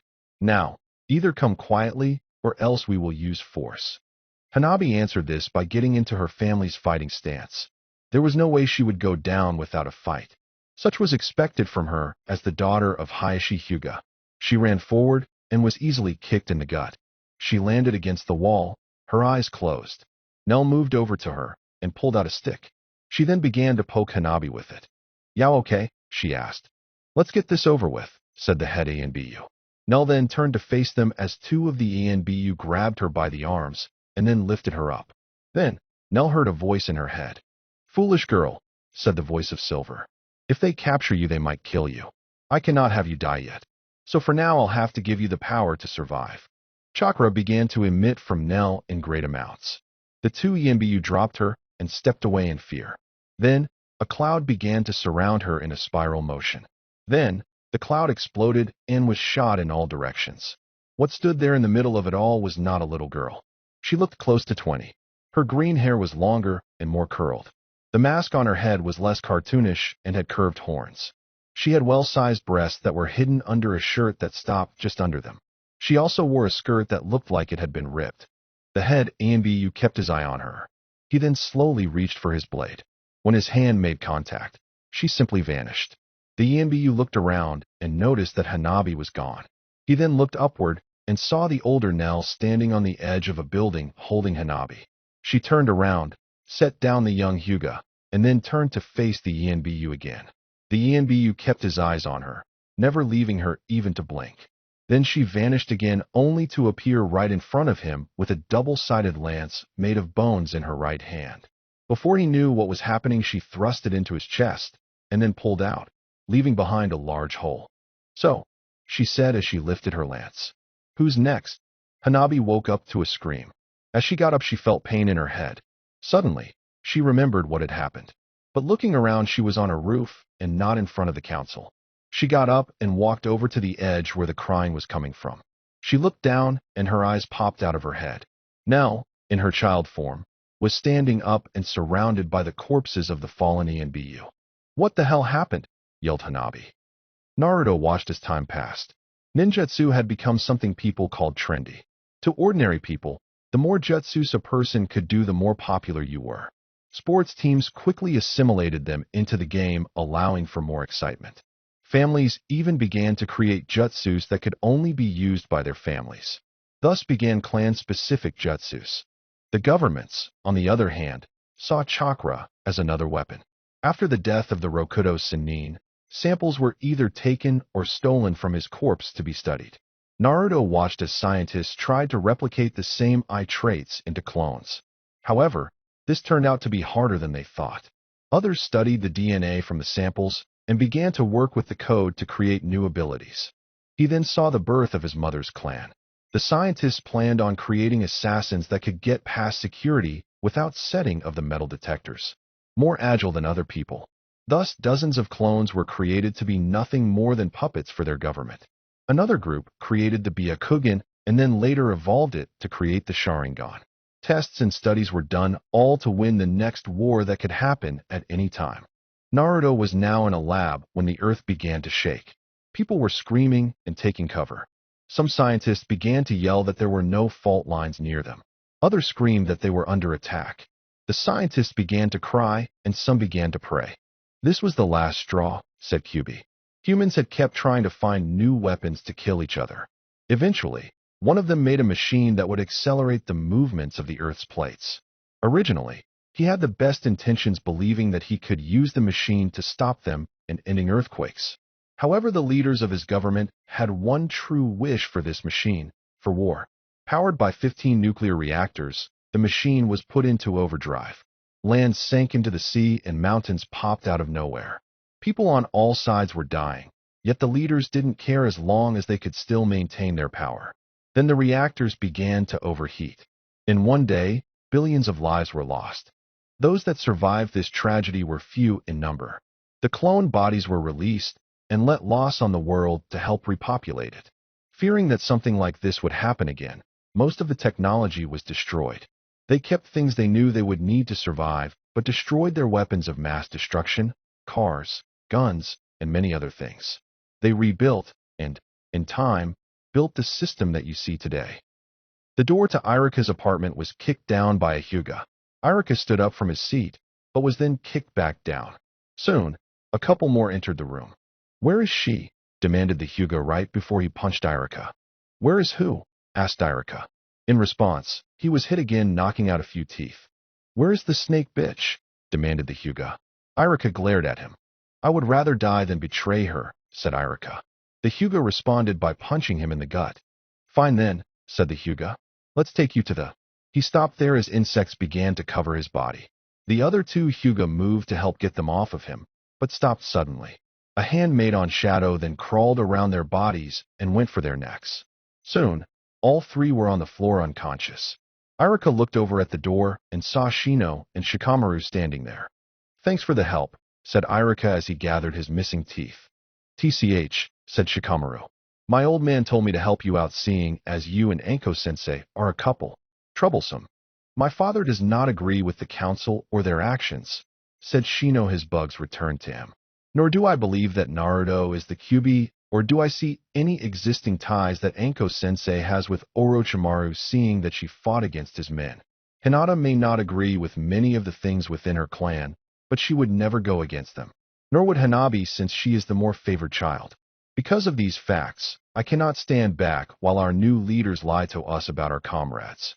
"Good enough for me," said Irika with a small sweat drop on his forehead. "Now let's get Anko and find some place to hide for a while."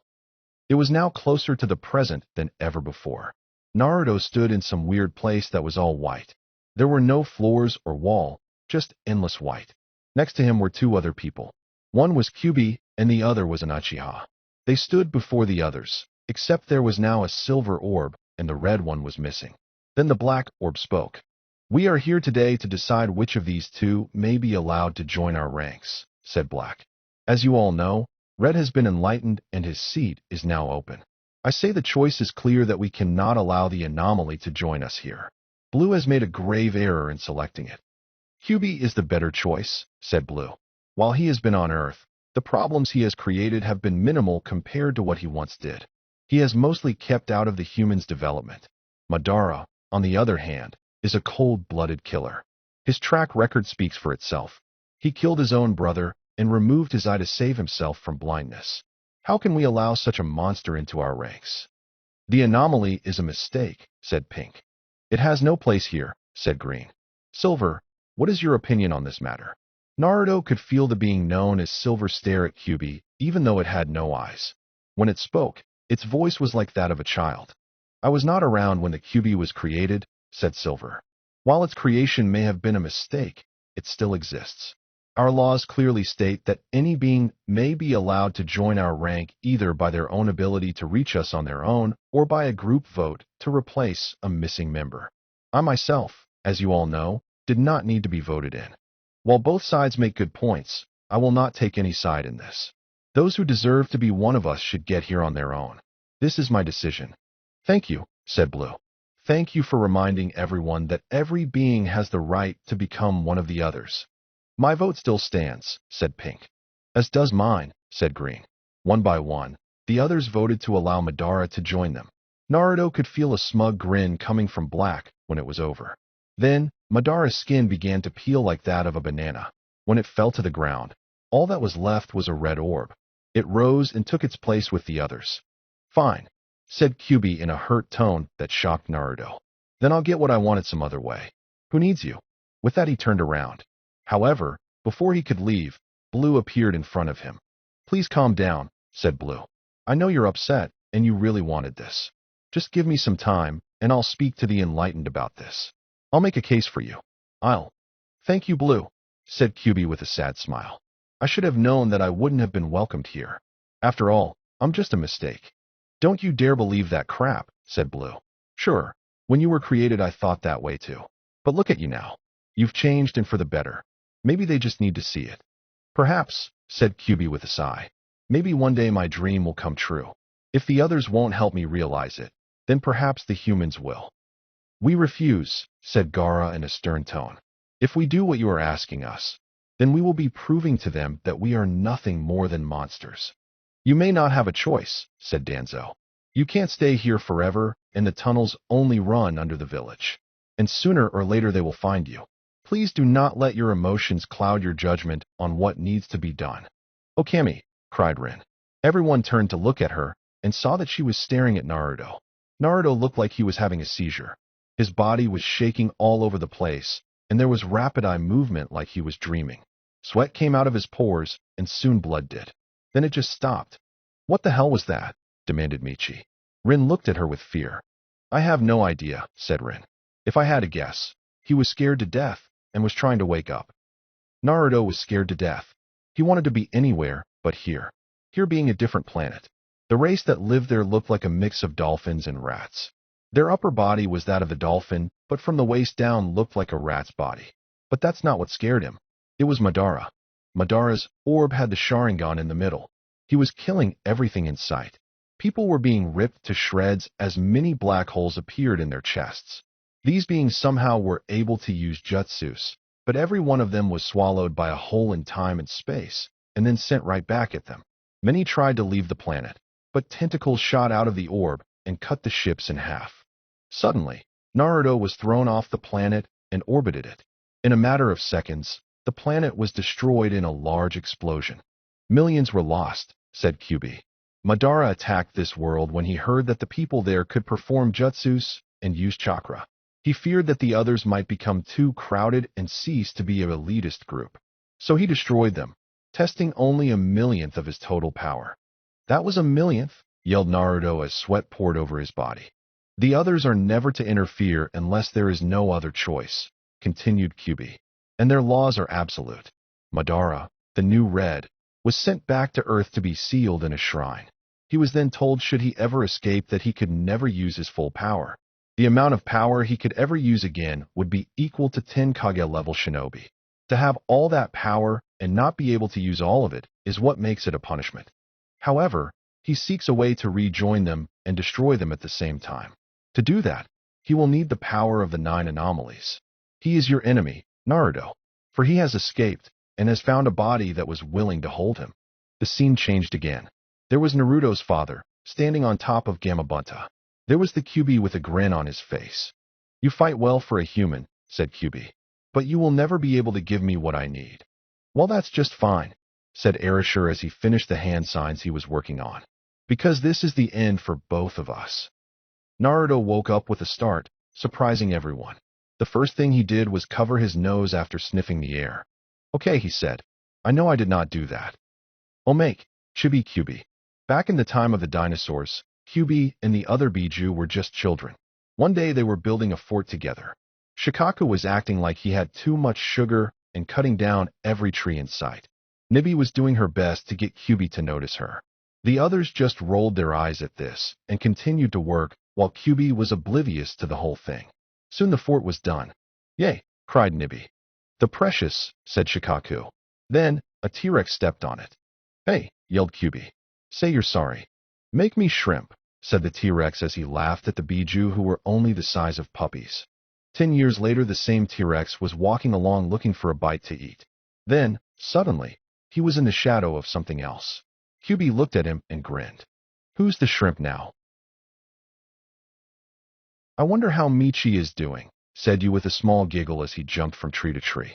The gay, gender-confused boy was jumping from tree to tree as he headed from his village to the Leaf Village.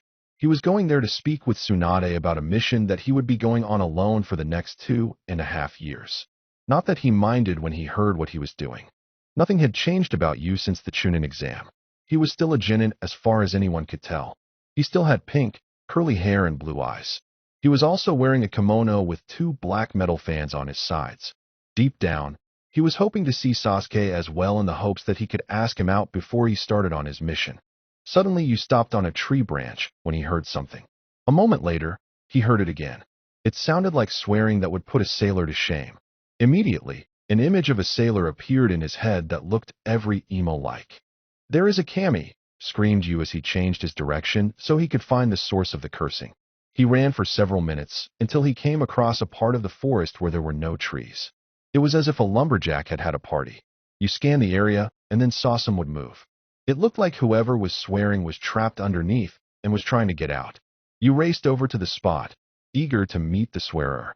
"Don't worry, I'll help you get you," said Yu as he began to lift some of the wood until he saw something that made him stop. "What the fuck is your problem?"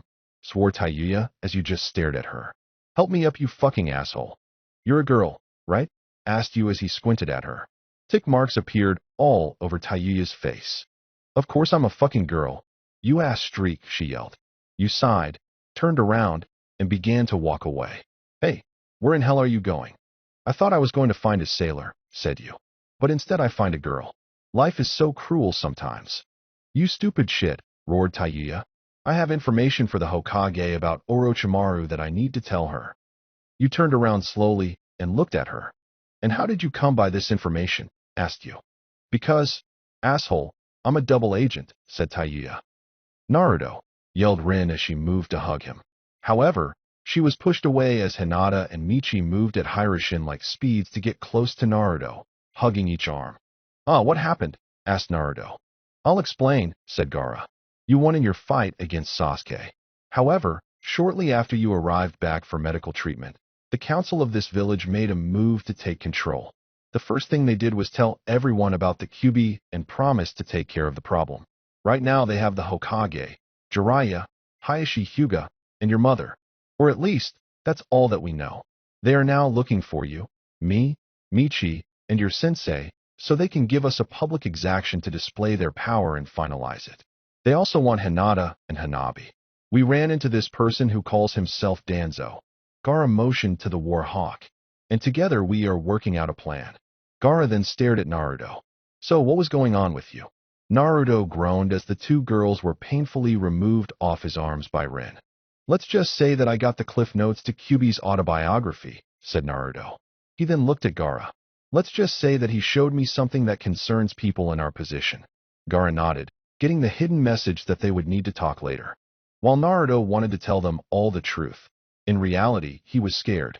A guy who could only use power equal to 10 Kage level shinobi wanted to rip out their Biju and use them to power himself up.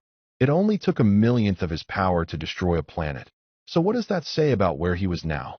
How was he supposed to defeat someone like that? Then there was what Kyuubi wanted him to do for him. The future was starting to look bleak. "Now that you're here with us," said Danzo with some impatience, "do you have anything to contribute?" "Well," said Naruto slowly, "could I get some more details?" At the same time, his aim was sitting in her cell. This time the bars had been reinforced, so she couldn't bend them like she did last time. What was worse was her swords were right in front of her on the wall. If she could reach them, she could have a chance at freedom. However, she had no way of getting to them. "Damn it," she swore. "This sucks." "I agree," said a voice. A moment later, Toby appeared from around the corner and stopped in front of her cell. "Never fear, Toby is here." "Toby," said a surprised Hizame. "Why are you here?" "Because tonight is the Akatsuki group karaoke contest," said Toby as he bent the bars. Hizame is always Toby's partner. Hizame nodded as she walked out of her cell. "Thanks, Toby," said Hizame as she grabbed her swords. "When we're done kicking everyone else's asses, I need to get back here." "Oh," said Toby with a bit of surprise. "Still going to get the Kyuubi?" Hizame blushed a bit. "Well, that's part of the reason," she said. "There is also a guy involved." "Hooray for Hizame," yelled Toby. "That's right," said Hizame. "Hooray for me." Somewhere, within the village, the ground beneath the street exploded. People who had been standing in the area ran away in fear. When the smoke cleared, Three figures stood in front of the hole that they had made. "Are you sure this will work?" asked Michi as she began to prepare her clay. Naruto said nothing and Gaara just stood there. Flashback.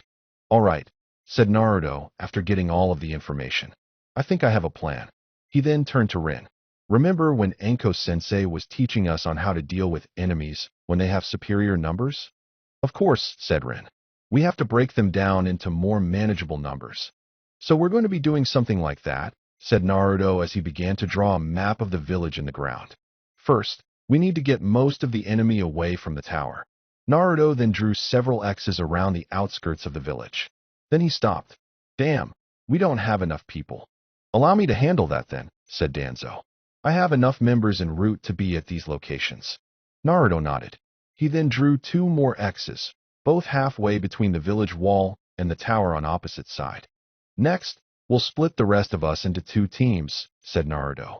"Team 1 will be made of me, Michi, and Gaara. Team 2 will have Bushibrows, Ino, Haku, Temari, and Kankuro. Since Team 1 is the one that they want the most, they'll send the best after us. Team 2 will be taking out as many as possible and looking for anyone else who wants to help. Hopefully, they'll spread their forces thin." "So what about me?" asked Rin. "People will be needing medical attention, and that's why the remaining members of our little group have a different mission," said Naruto with a smile. In flashback, Naruto soon saw what he could only assume to be the effects of his plan. About a dozen ANBU and 19 members of the Hyuga clan, as well as various Jonins and Chunin heading towards them. Out of the corner of his eye, Naruto saw a smirk appear on Gaara's face. "Is that it?" he asked as sand began to shot out of his gourd. The sand then moved to block several projectiles that were aimed at them. "I've taken down more before." "I'm sure you have," said Michi as she dodged the kunai that were thrown at her. She then sent several clay birds at them that soon exploded in bursts of water. "But I think the situation is a little different." "That's right," said Naruto as he blocked a sword with his bone blades and then cut right through it. Before the Jonin could react, Naruto slashed his chest. "They were already afraid of you, weren't they? Here they just hate you." "True," said Gaara. Desert Coffin. Gaara looked upon the 3 ENBU he had caught in his sand and smirked. It seemed like this part of Naruto's plan was working. Hyuga clan members and ANBU that had been searching for them were now fighting with Root in various places along the village. Once the two teams had been spotted by the council, they sent almost everybody in the tower and nearby to get them. Then, more people showed up. Irika, the original Ino Shikicho team, Shikamaru, Shino, and Choji began to fight as well and began to make their way to the tower. Later, Kurenai along with Asuma, Guy, and Kakashi also began to fight as well. Because of all of this, no one was guarding the tower, and no one saw Hinata, Rin, Kin, and Tintin slip into the building. Flashback.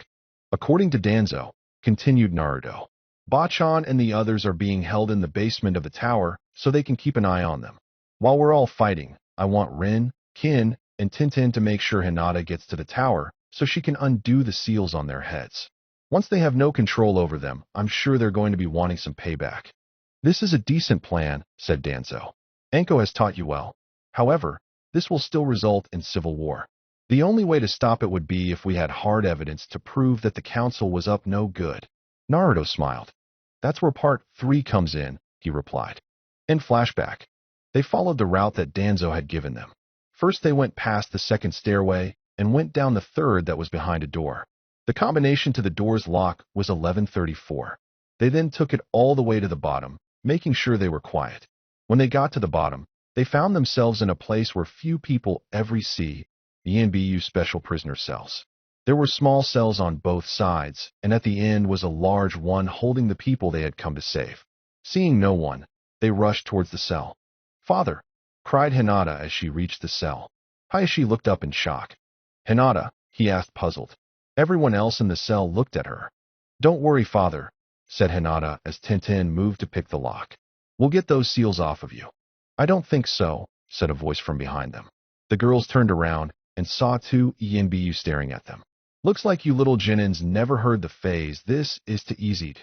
"Shit," Rin swore as she got into a battle stance. Tintin pulled out some shuriken. Kin pulled out her Senbon needles with the bells on them. Hinata got into her own battle stance. This caused the ENBU to laugh. Do you four little snots think you can beat 2 ENBU? He asked. He continued to laugh as his partner pulled back his fist and hit him behind his head. Everyone looked at him as the other ENBU fell to the floor. Not that I'm complaining or anything, said Kin as she lowered her needles a bit. But why did you do that? Because I'm on your side, he replied as he walked over to the cage.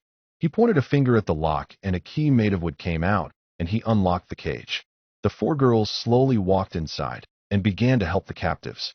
Hinata went right for Tsunade and started to undo her seal. Well, this is a surprise, said Tsunade. Tell me, why the sudden change in heart? There was no change, the ENBU replied. During the retrieval mission, I noticed that several ENBU simply vanish. The one thing they had in common was that they held no grudge against Naruto Uzumaki.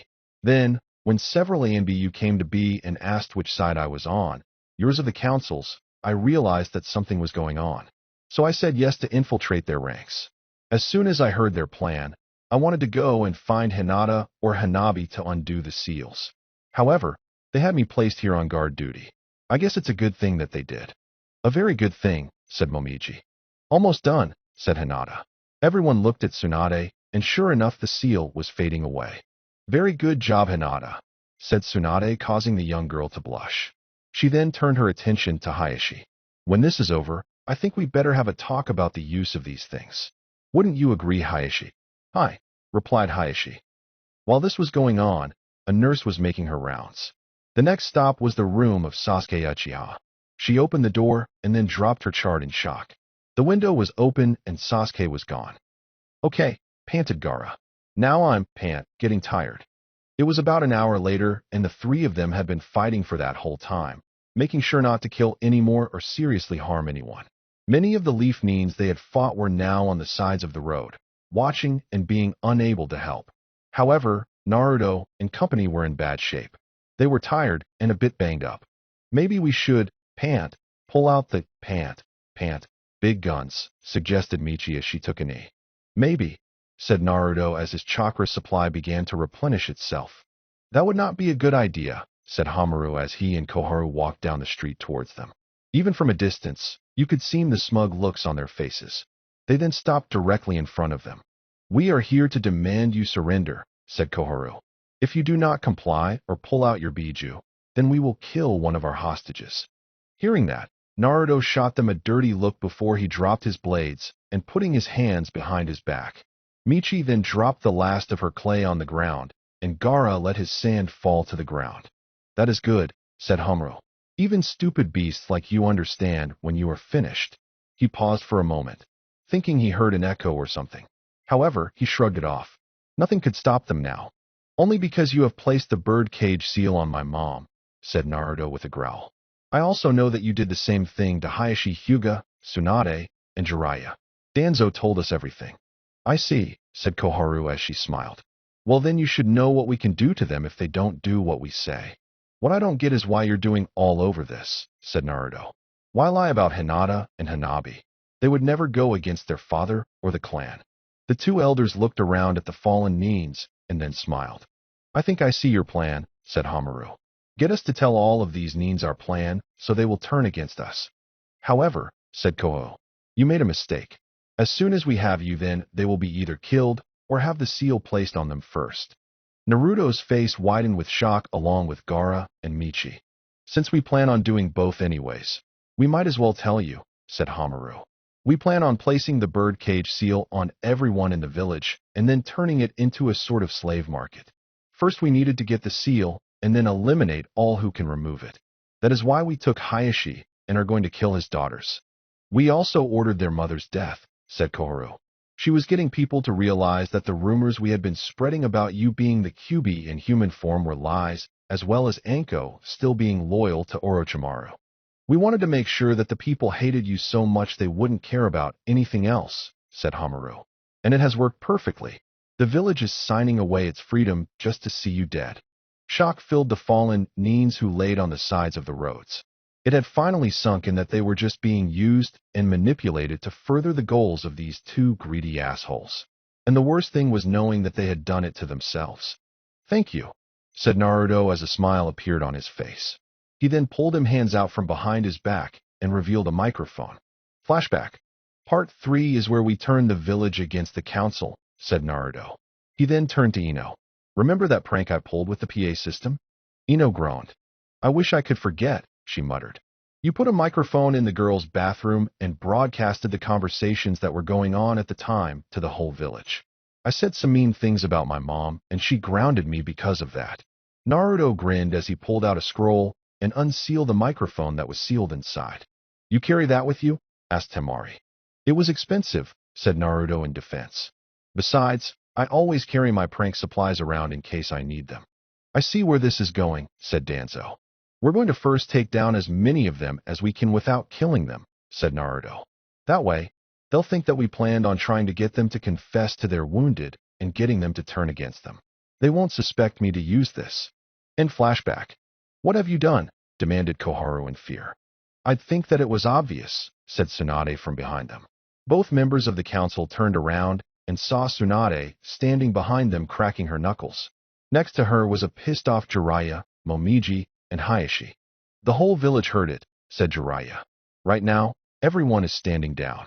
You let your egos cloud your judgment and made the mistake of underestimating your opponent. Save that for later, Jiraiya, said Tsunade with a look that promised death.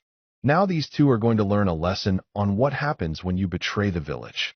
From a distance, the sound of punches could be heard, as well as the screams of two old geezers. Tsunade let out a sigh. It was 2 days since Naruto's prank on the PA stopped the council dead in its tracks, and things were quieting down a bit. The first thing that had been on her agenda was the death of the Hyuga elder and the council for their betrayal. After she had beaten them into a bloody pulp, Tsunade dragged them into the forest of death and made sure some of the monstrous leeches that lived in there landed on them. According to Aburame clan, it was a most unpleasant way to die. It didn't take long for their already shriveled up bodies to become even more shriveled up as every drop of their blood was drained from their bodies. The second thing she did was undo the genjutsu that was on most of the villagers. This happened, of course, after Inoichi had been able to talk to her. She had wondered how the village could treat the son of the Yondaime the way they had, and this explained it. Well, they shouldn't have treated him like that in the first place.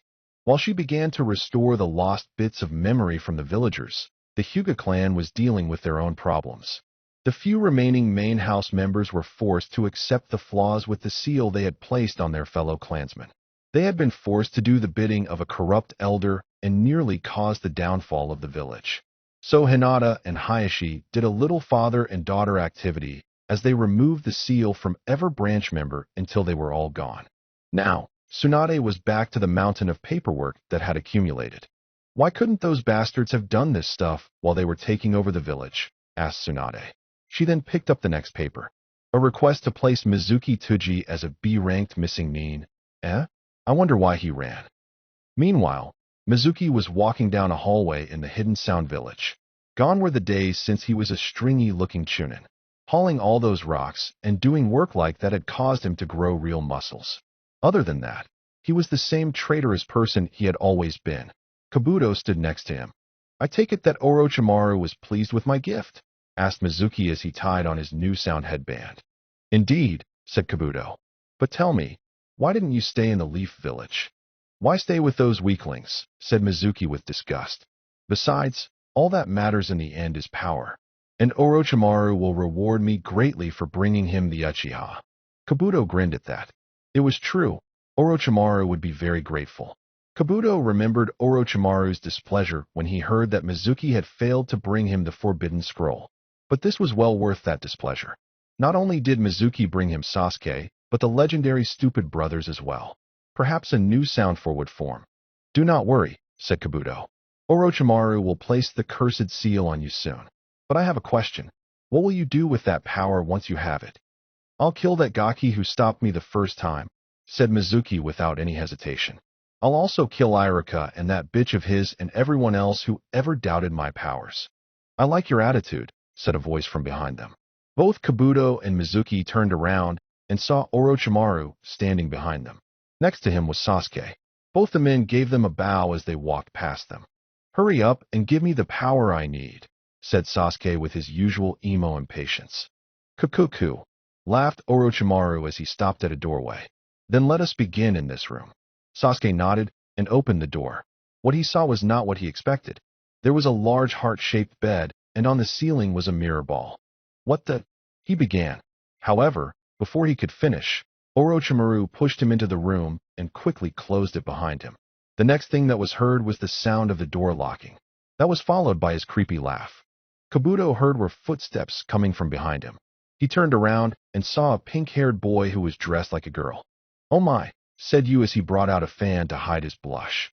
"I was hoping to do that with him first." Seems the stupid brothers escaped as well," said Tsunade as she continued to read over the papers. "Must have happened during all the commotion. Well, at least that guy who eats people's faces didn't escape. Now what's next?" Tsunade was then stopped by a knocking on the door. "Come in." The door opened, and in walked two people. One was a girl with red hair and dressed in a similar fashion to Orochimaru. Next to her was Jiraiya with a grin on his face. Tsunade motioned them to take a seat, and they did. "About time this old hag finally let me see her," said Taiya. This comment caused tick marks to appear all over Tsunade's face. "What was that?" demanded an angry Hokage. Jiraiya was the first to react, as he held up his hands in a calming manner. Now, said Jiraiya. "Taiya here is a bit rough around the edges. Please calm down." As Tsunade began to take several deep breaths, he turned to the fiery red head. "Okay now, please tell Tsunade everything." "Fine," she said. Back when Orochimaru first showed his white ass in Rice Country, a few people didn't trust him at all. One of these people was the head of the military. He tried to get our daimyo to reject that sick fucker by saying that he already betrayed his own village, and he would surely do the same to him in a heartbeat. But shit brains didn't listen. So my clan was contacted, and I was given the assignment of spying on Orochimaru. I was to contact the military if I ever got wind of any shit that would go against what he promised. It was fucking hard work. That bastard trained us like a slave driver. Then he selected several of us and placed his curse seal on us. Few survived. When I heard about the attack on the leaf, I was about to blow the horn, but the military head was 6 feet under. The daimyo right now is more like a puppet, and Orochimaru is the fucker who is pulling the strings. Not knowing who I could trust, I had to keep up the act until I could escape. It was hard to find a chance like that. The Sound Four was always together. But while we were escorting that Uchiha bitch to Orochimaru, we began to split up. I would have handed the container over to those ass wipes if Kimimaro hadn't showed up. But it all worked out since that freaky pink-haired guy showed up and brought me here. "I see," said Tsunade. "Does this mean that Sasuke left the village under his own free will?" "Hell yeah," said Taiya. "It didn't take much convincing." Tsunade groaned. "Great. Now I have 2 renegade Uchihas to deal with," she said. "So what does Orochimaru want with Sasuke?" "His body," answered Taiya. Since he wouldn't heal his arms, Orochimaru decided to take Sasuke's body earlier than he had planned. However, since Kimimaro showed up, it meant that we were most likely too late, and Orochimaru had to take some other bastard's body. If I remember correctly, it will be another 3 years until he will be able to take another body. "So we have 3 years until Orochimaru gains the Sharingan," said Tsunade with a sigh. "That's good news at least. It means we have time to prevent that." "Taiya, was it? What will you do now?" Taiya crossed her arms. "No fucking clue," she said. "Can't go home without snake shit sniffing me out, that's for sure." "Well," said Tsunade, "maybe you could become a leaf nin." "Maybe," said Taiya. "It would be nice to get a chance to get some payback." "I'll give you some time to think it over," said Tsunade. "You may go." Taiya nodded and left the room. Once she was gone, Jiraiya spoke up. "So, you planning on offering everyone who walks through your door a job?" "We're short-handed," said Tsunade. "While casualties were small during the council's little coup, we still lost people. And we were already short-handed as it was. This means that we are going to have to take some drastic measures." "Like what?" asked the Toad Sage. "For starters," began Tsunade, "I am asking that all retired shinobi in the village come out of retirement. We'll need them to help train the new genins that will be coming out of the academy and going on some missions. Also, I'm going to have to assign missions to some of the genins that are a bit above their level.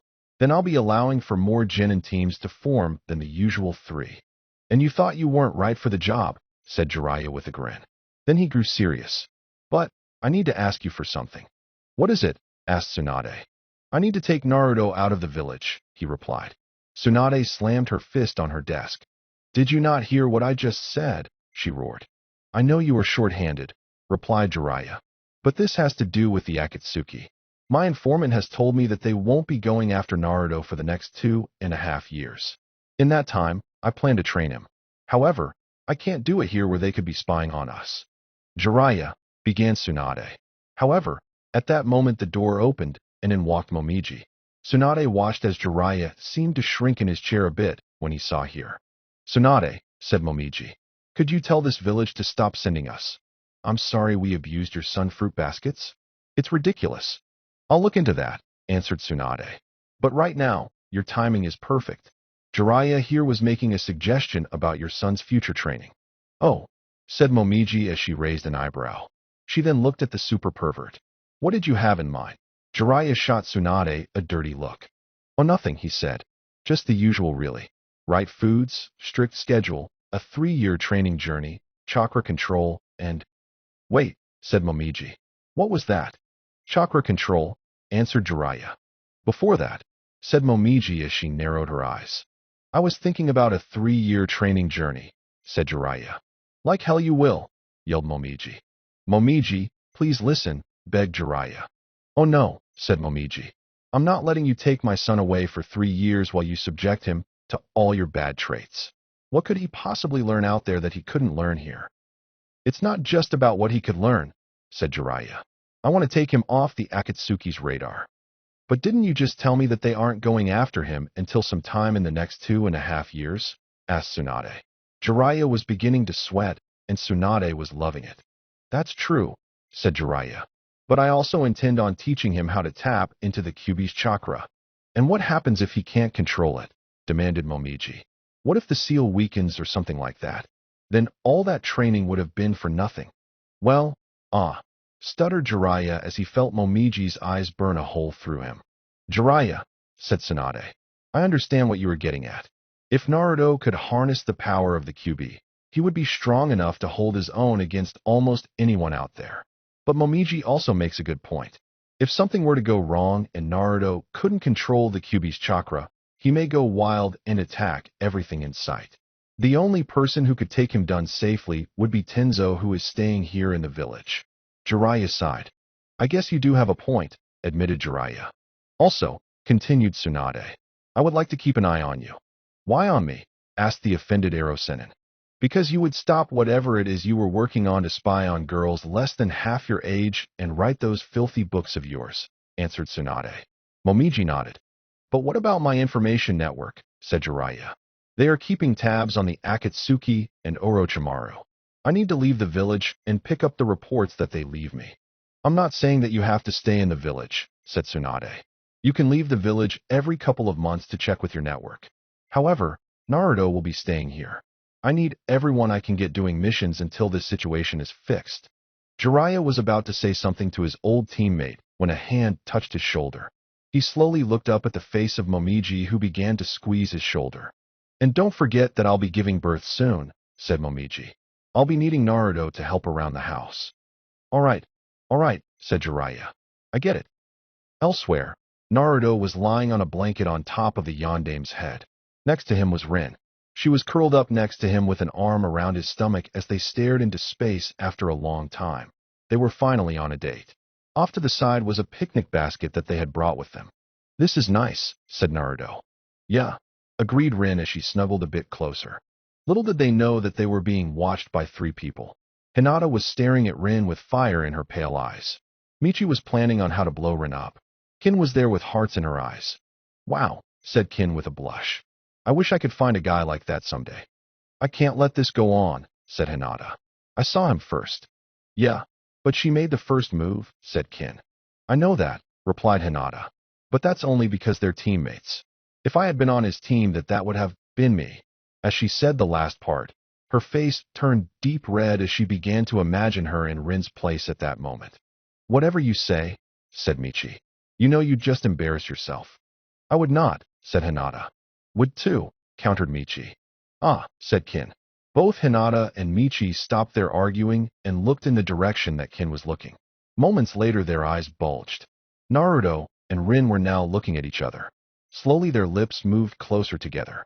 Naruto's and Rin's lips were millimeters away from each other when a damn Chunin decided to poof in on them. They pulled apart from each other and sat up straight instantly and began to give the stupid Chunin evil glares for ruining the moment. "You two are wanted by the Hokage," he said before he poofing away. "Damn it," yelled Rin as she got up. "We were so close to having that perfect moment." "We still can," said Naruto as he got up as well and began to head with Rin to the Hokage's tower. "We can continue where we left off once we are done." "It won't be the same," cried Rin. As the two walked away, the same Chunin appeared in front of Hinata, Kin, and Michi. "You three are also wanted by the Hokage," he said. The rookie 9, minus Sasuke, were standing in front of Tsunade along with Haku, Kin, Team Guy, and Michi. "I would like to start out by saying how proud I am of all of you," said Tsunade with a smile. "In the last official mission, those of you who brought back Sasuke faced down enemies that some Jonin couldn't handle. If you keep this up, I'm sure you will make the rank of Chunin soon. Also, for your help in stopping the council's plot to take over the village, I want to say thank you for everything that you did. You should all be proud of yourselves." "What would you expect?" said Naruto with a grin. "We rock." Tsunade responded by throwing a paper weight at his head, knocking him to the ground. "Baka," said Tsunade under her breath. Rin, Hinata, and Michi all rushed to Naruto to help him get up. "Damn," said Kiba as he watched this. "I never thought I'd see the day when I wished I was Naruto." "Agreed," said Shino. "Hey," yelled Naruto once he was up. "What the hell was that for?" "Because I'm not done yet," answered Tsunade. "The council may be gone, but they left a few things in motion. I'm sure that Team 7 remembers Gato." Naruto nodded and Rin's eyes narrowed at the sound of that fat man's name. Well, before Naruto killed him, the council had contacted him to gain his support for after they took over the village. I'm guessing that they planned on helping him ship drugs around the world and collect a small chunk of the profits. "And you're just finding out about this now?" yelled Naruto. Tick marks appeared on Tsunade's head. "Yes," she replied. "The council members were once shinobi and know how our village operates. It was easy to keep information from the rest of us." "So how does this affect us?" asked Shikamaru. "I mean, you said that this Gato person is dead. So what's the problem?" "The problem is the group that Gato belonged to," said Tsunade. "There is a group of crime lords who range from drugs to the slave trade that rule over the criminal underworld. Gato was a member of this group. I believe that this group, called the Black Club, might have continued to communicate with the council after Gato's death. There is no telling how they will respond to this. As that weren't bad enough, other groups might try to take advantage of our weakened state. We already have 2 groups to deal with. More might come out, seeing this weakened village as a chance to make a name for themselves or achieve their goals. So, I have decided to make some changes. Kin will be joining Team 10 since Shikamaru is now a Chunin. Team 7 will be disbanded and instead will become Team Anko. Anko, who will become a full Jonin, will command Naruto, Rin, and Haku. However, until she delivers her baby, the team will be doing missions by themselves. "Wow," cried Naruto. "This is great." "Damn it," yelled Kiba. "How come Naruto gets to be surrounded by all the hot girls? I mean, he gets to have the new girl in his team. It's just not fair." "But I'm a boy," said Haku. Kiba's jaw just dropped to the floor as his skin turned white. "Oh," said Tsunade, who acted like Kiba's outburst never happened. "Before I forget, Lee, that shark girl who nearly raped you broke out of jail." She looked at the spot where Lee had been standing and found it empty. "Ah, where is Lee?" Everyone shrugged. Somewhere, in an unknown location, a group sat in a circle. Their faces were covered by shadows, yet their fancy suits could be seen easily. Some were old while others were in their late 20s. "So," said an elderly voice, "the Leaf Council failed. A pity. I could have used their shinobi to smuggle weapons." "What about me?" said another. "My brothels needed some new girls." Some they all began to argue, except for one man. He would smoke a cigarette and seemed to have long black hair. "Gentlemen," he said in calm tone, "please calm yourselves. I know most of you had some sort of plans for that village, but going after each other will not fix the problem." "He's right," said one of them. "It's that Uzumaki's fault. He was the one who helped take them down. And do not forget that he was also the one who killed Gato," said another. "We should put a bounty on his head to send a warning out to everyone who would dare to mess with Use." "That's a great idea," said one. I like it, said another. That would be foolish, said the man with the cigarette. That would admit that we think of this boy as a threat. If word got out that we are afraid of a single Chunin, then we might lose everything. That is a gamble that I am not willing to take. I see your point, said a small man. We'll decide on what to do on a later date. Yes, thought the man with the cigarette. Wait a while longer. Wait until his name becomes famous so that I can use him for my own plans. Naruto Uzumaki, you will make me the richest and most powerful man ever to live. Omake, deleted scene from last chapter. Asuma, Kurenai, and Kakashi were out in a training field as they pondered on what to do. We can't let the council take over the village, said Kurenai. That's right, said Asuma. My father would never have wanted this. Now, said Kakashi with an eye smile. I bet they have the best intentions for the village. I don't think so, Dickless, said a voice. Everyone turned around and saw a pale-skinned boy standing near them. In his hands was a book. Who are you? Asked Asuma. That is not important, said the boy. I work for Danzo. He asked me to make sure you all got this. With that, he tossed over the book to Kurenai, who caught it. Kurenai opened it and saw that it was the new rule book for the village. She soon became very angry when she read one of the new rules. There is no way I'm working at a brothel just because I have a good figure, she said as she handed the book to Asuma. What? Cried Asuma. No smoking? I'm kicking their asses. Now calm down, said Kakashi with an eye smile. He was a non-smoker, and the thought of sleeping with Kurenai sounded very nice. So far he didn't have a problem with the new rules. Here then, said Asuma as he threw the book at Kakashi. Kakashi opened it and began to read until he spotted one rule he would never follow. What? He screamed. No porn. I'll kill them. The end.